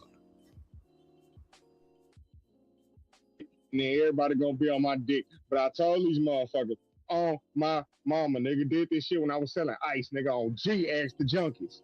Yeah, I'm not mad at that. Check my pin tweet, y'all. Link in bio, all that gangster. I'm not mad at the Albert Einstein piece. He worked at the patent office, so he stole a ton of people's ideas, and then he couldn't materialize answers once he was brought to like schools and shit like that. Like he would fall apart in debates. So I'm not mad though. Yeah, I've been shitting on string theory since March, and then quantum mechanics too. Quantum computer, and I can't say I'm shitting on it. Well, you don't gotta. Got some shit. You could go to South America. You don't have to go to Uzbekistan. Fuck no, they kill niggas in South America all the goddamn time. CIA all through that bitch. I gotta go to Uzbekistan. If that was the all this case, shit out. that That's Nazi town in Argentina wouldn't exist. Hitler would have died in Germany. You don't. Okay, I'm sorry. Hey, mama, I'm sorry, but that Argentina Nazi town was funded by the same niggas that I'm finna run the fuck away from. That's why the rest of the Nazis came to NASA. Thank you very much. Come on now. I do this shit, baby. I'm talking for I'm a not reason, discounting man. that. I'm not discounting that. I'm just saying, I like got you, they baby. have extra. You good. They have like non-extradition countries. Uzbekistan. I already mapped it out. It's over with. Well, peace be upon you and your journey. No, absolutely. Naturally. And the hoes bad in Uzbekistan. Yeah, aren't you in Houston? No. Yeah. Kinda. Whatever. I'll be around. No, yeah, Conda is crazy. I'm not gonna lie. Like that's actually really, really fucking funny. Shout outs to Tantric, by the way, man. Shout outs to Happy Friday, guys. We here. Had me a shot earlier, some Casamigos. And so now I'm in my pink You got a do-rag. bottle? Yeah, I got a little bottle. Now I'm in my pink do-rag, pink socks, and we vibing, right? We vibing. I was just listening to a song that has been on my mind. And I don't know if you guys, because I really can sing. I don't know if you guys know what this song is, but Happily excited. Jill, stop. Are you okay? Your Oh my God. Your hair. Yes. Your smile. yo, look, And he listen. loves me. Are you okay? Yo, Jill, stop. Yo, I'm sorry, bro. That song is the hardest song I've like, bro. That Wait, did song you is just hard. figure that song out? Like I'm No, hell confused. no, hell no. I've been you Yeah, about he the had Oh, song. to. okay. No, I've been you about the No, song, but it like I've been on I Spotify don't listening to 80s hit music. Oh my god. Best best song era ever. Like best music era ever. yeah, Damn, that's hard to say. Nah, I give it to the 70s. yeah, 70s was Wiping, cool. 70s wiping the I Some think 80s. it's the 90s. the And the like nah, I 80s don't know was about that. lit. 80s. I think Somebody the 90s up with the 70s. See, the 70s gave us the bridge. yeah. 80s gave us sample and soul. The 90s did both on the same record. Hey, somebody, do you wanna give it a shot? Do you wanna sing the Jill Scott to me? He loves me. You want me to sing that? I was Sure. thinking more of Shaka Khan, what you gonna do for me? Oh, that honestly, matter of fact, what about What? Sade? Ordinary love, ordinary love. Or what about Gwen? Ain't nothing going on but the rent. That's fire too. What about Craig Davis of 7 Days? I took it to a trip on Tuesday, and we was What making about love. Genuine? There it is. I ain't doing this shit for nothing. What about Genuine Stingy? You stingy? I am. Mm. Indeed. Anyways, let Show Me get in there. That was disturbing. I had a theme. I wanted to make sure that he knew he was going to put in work, but he kept trying to. I don't know what was going Go on. And then ahead. AFK Daddy ain't defending me. We're beefing, so it's a long day today. Yo, shout out to Daddy. Yo, Show Me, go ahead. So when the next time you gonna crash Tina run her spaces? Nah, honestly, Tina Spaces is tough because Tina likes to run her spaces a certain way. So whenever Who's Tina, that? that was Show Me. No. I'm saying, who are y'all talking about? Who's that girl? Correct. Yeah. So She not in here. yeah, right. She on another side of she on I Yeah, don't another know she's if side on she'll of that. be okay yeah. with people streaming her space, so I don't know if Right. that's. Yeah, Yeah. she's on a whole other side. But yeah, that individual now, like, whenever she gives me the green light, like, yo, Power, I want you to come in, and shake things up. Now I'll definitely come in and shake things up. But I still go in there and support and you know what I mean and show love. But whenever she wants me to crash out, I'll definitely come through and trigger some people for sure. That's a bet. So let me just also get this correct. Right now, you're in a matching bonnet and nightgown. Yeah, correct. Right. And so, yes. What? Yeah, correct. So I wear a male nightgown, right? A lot of people, Oh, it's a people. moo. We spoke about this already. Yeah. Man, So yeah. we for real. Yeah, look, honestly, I'm a metrosexual, so I have a boudet. You can't be a metrosexual if you don't wash your ass. That is true. That's not true. I'm more That's like the first principle: is washing your ass and getting your nails and feet done. no. Well, I'm like more. With clear Oh, in the words of Stretch, polish. spit that shit out. Nah, it's just like my approach. My approach to metrosexuality is unorthodox, and so I think you can be metrosexual and not take showers every every No, two but 3 days. if you let's words mean thing. Where's that white girl that be breaking down the words? Where's she at? Kayon. Yeah, bring her in here so she can break down metrosexual. Yo, shout out to Kayon, man. Nah, yeah, but show me, yeah, for sure. Like I like I don't know, pink is one of my favorite colors, so I like to wear my pink do-rag, pink socks, go to bed type shit. I wonder why they call it metrosexual. Yeah, show me. I'm sorry. Next time that you venture over to that other side, you gotta make sure, man, that y'all don't let nobody come on the stage with they surviving power spaces stories, man. Bro, I know, oh yeah. my God, show me, yo. I hate People that were shit. bitching and moaning. I ain't let them up to attack him, and I'm Yeah, like, y'all that's don't true. Yeah. follow none of my accounts, so why the fuck would I let y'all up there anyway?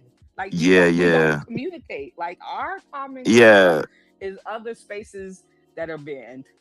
Yeah, Like, I'm good. one of our former teammates, he's a suck ass nigga. Remember Yoshi? What's his name? Bootlegger. He wanted to create a documentary after we kicked him off the team, surviving TBBH. Like I'm like, bro, what are you doing? You know what I'm saying? And so I Yeah, that's a bit curious. Listen, even when I was in Tina's space, and yeah, they wanted to come up, and one dude came up talking about, oh, I remember him. He was sex trafficking women. Dogs, come on, man. Like, bro, do I sound like a nigga who like, bro, like, I don't think you could say Don't that ask because that question. that's Don't ask that. please like, please don't bro, say that. nah, bro. I'm just saying, like, people just be saying shit, and they have no tangible evidence to substantiate what they're saying, right? And so it's That's why I like, bro, dropped you the other day when you came up and we was just like quickly like shooting the mhm, shit. I had mhm. dropped you because I gotta protect you. That's what they call me, the queen of the coddle package. Like that's my riz, that's my creation. So I was coddling you. So if I don't let you up right away, it's a method to the madness. So like the idea is genius. Like I understand the troll into a semi-intelligent conversation was supposed to be the goal.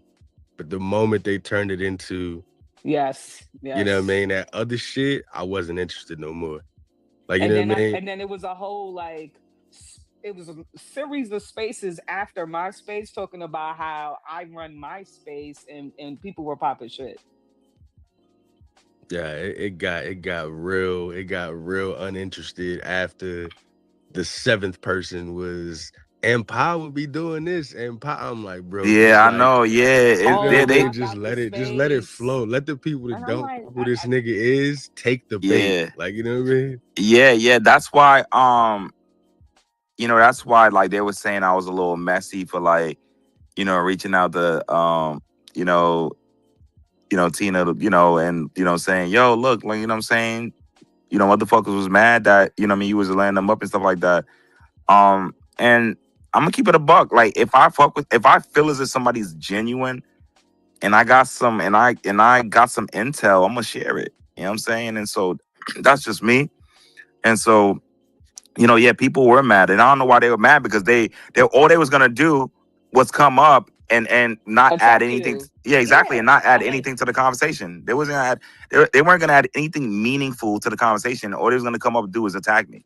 You know what I'm saying? And so that shit was crazy. Like, what I mean, I know you guys are probably cool with these individuals. Like, for instance, I'm not even cool Nola. with nobody I ain't meet. Okay, fine. But even like Nola, right? The first thing she did when she got a mic was say some dumb shit and attack me, as opposed to like intellectually combating what I'm saying, But right? I like the Nola piece because she did a drive by. It wasn't like terrible. Yeah, nah, yeah, no, Everybody it, else was doing too much. nah, yeah, no, yeah, yeah, facts. And once again, I don't have an issue with Nola or anything like that. I'm just simply saying, like, you know, like, if you're gonna attack me, right, combat what I'm saying, like, intellectually, right? And a lot of people can't do that, right? Because what I was just trying to have an intellectual conversation in Tina's space. I wasn't trying to do anything crazy. I wasn't trying to call anybody any names or anything like that. I was really just trying to have that, conversation. And so, I you know what think I mean? I think that and I love her to death. She cool. But I think the Tina person that we're referring to, sometimes she's a little too lenient, you know what I mean, when it comes to certain, you know what I mean? I'm not gonna say people, but like she let people rock out. And I think sometimes that turns into, oh, I'm running the space now. And instead of, it being her shit, they think they running the space for real. But I No, no, fucked with the I I don't think it's that though. I think it's beauty and curated chaos, right? Like I let up a bunch of people that day, and people I thought who was going to tweak, they didn't. You gotta sometimes take the hood people to the steakhouse to see how they react. I listen, you gotta see if they're gonna shake the table or not. I get it, I understand. Exactly. Yeah. But I don't think like I thought like a bunch of people would have come up and be like, yo, fuck this gay shit.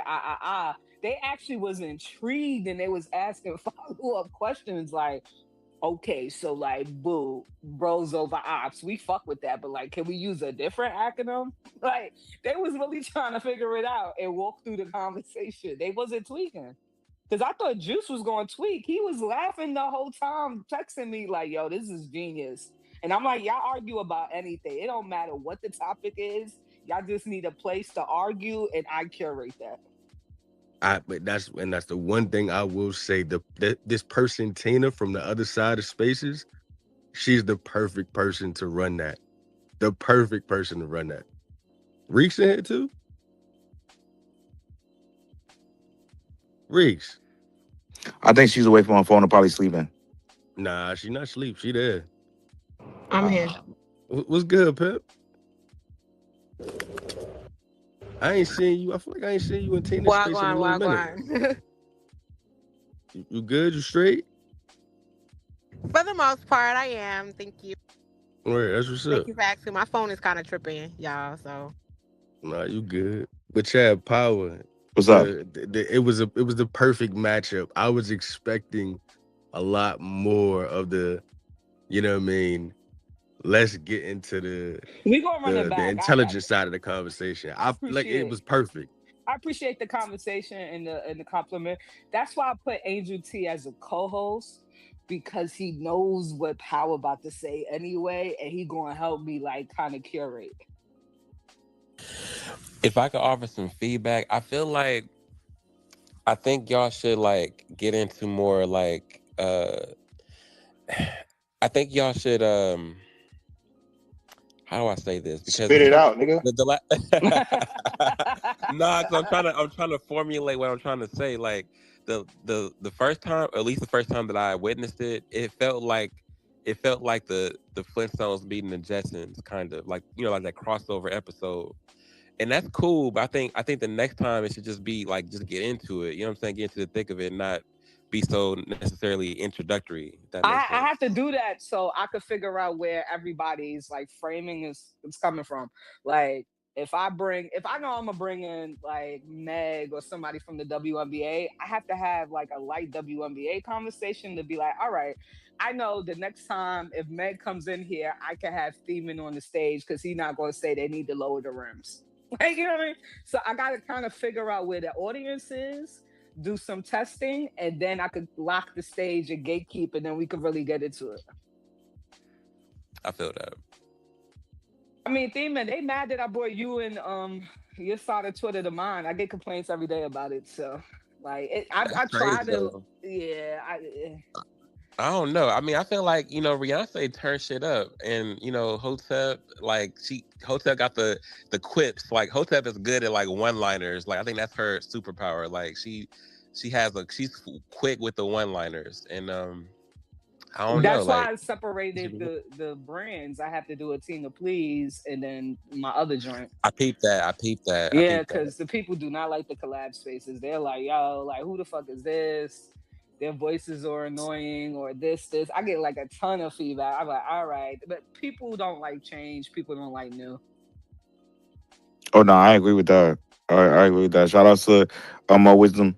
Mr. Nomad's not me stop. But nah, yeah, I agree with that, man. And I mean, you know, I'm grateful for I was grateful for the opportunity because I mean, you know, it was a great conversation, and you know, the energy, you know, was great, and you know, to some extent, and I do appreciate you know, the opportunity to, you know, spread our, you know, message, and hopefully it resonates with some people, you know. And every space I go to, I always get like about one or two people that resonates with our message, right? Even in Rick's space, right? There's this one dude who Rick like the co-host all the time. He followed me, bro. He was like, oh, okay, like, yo, I see what you're saying.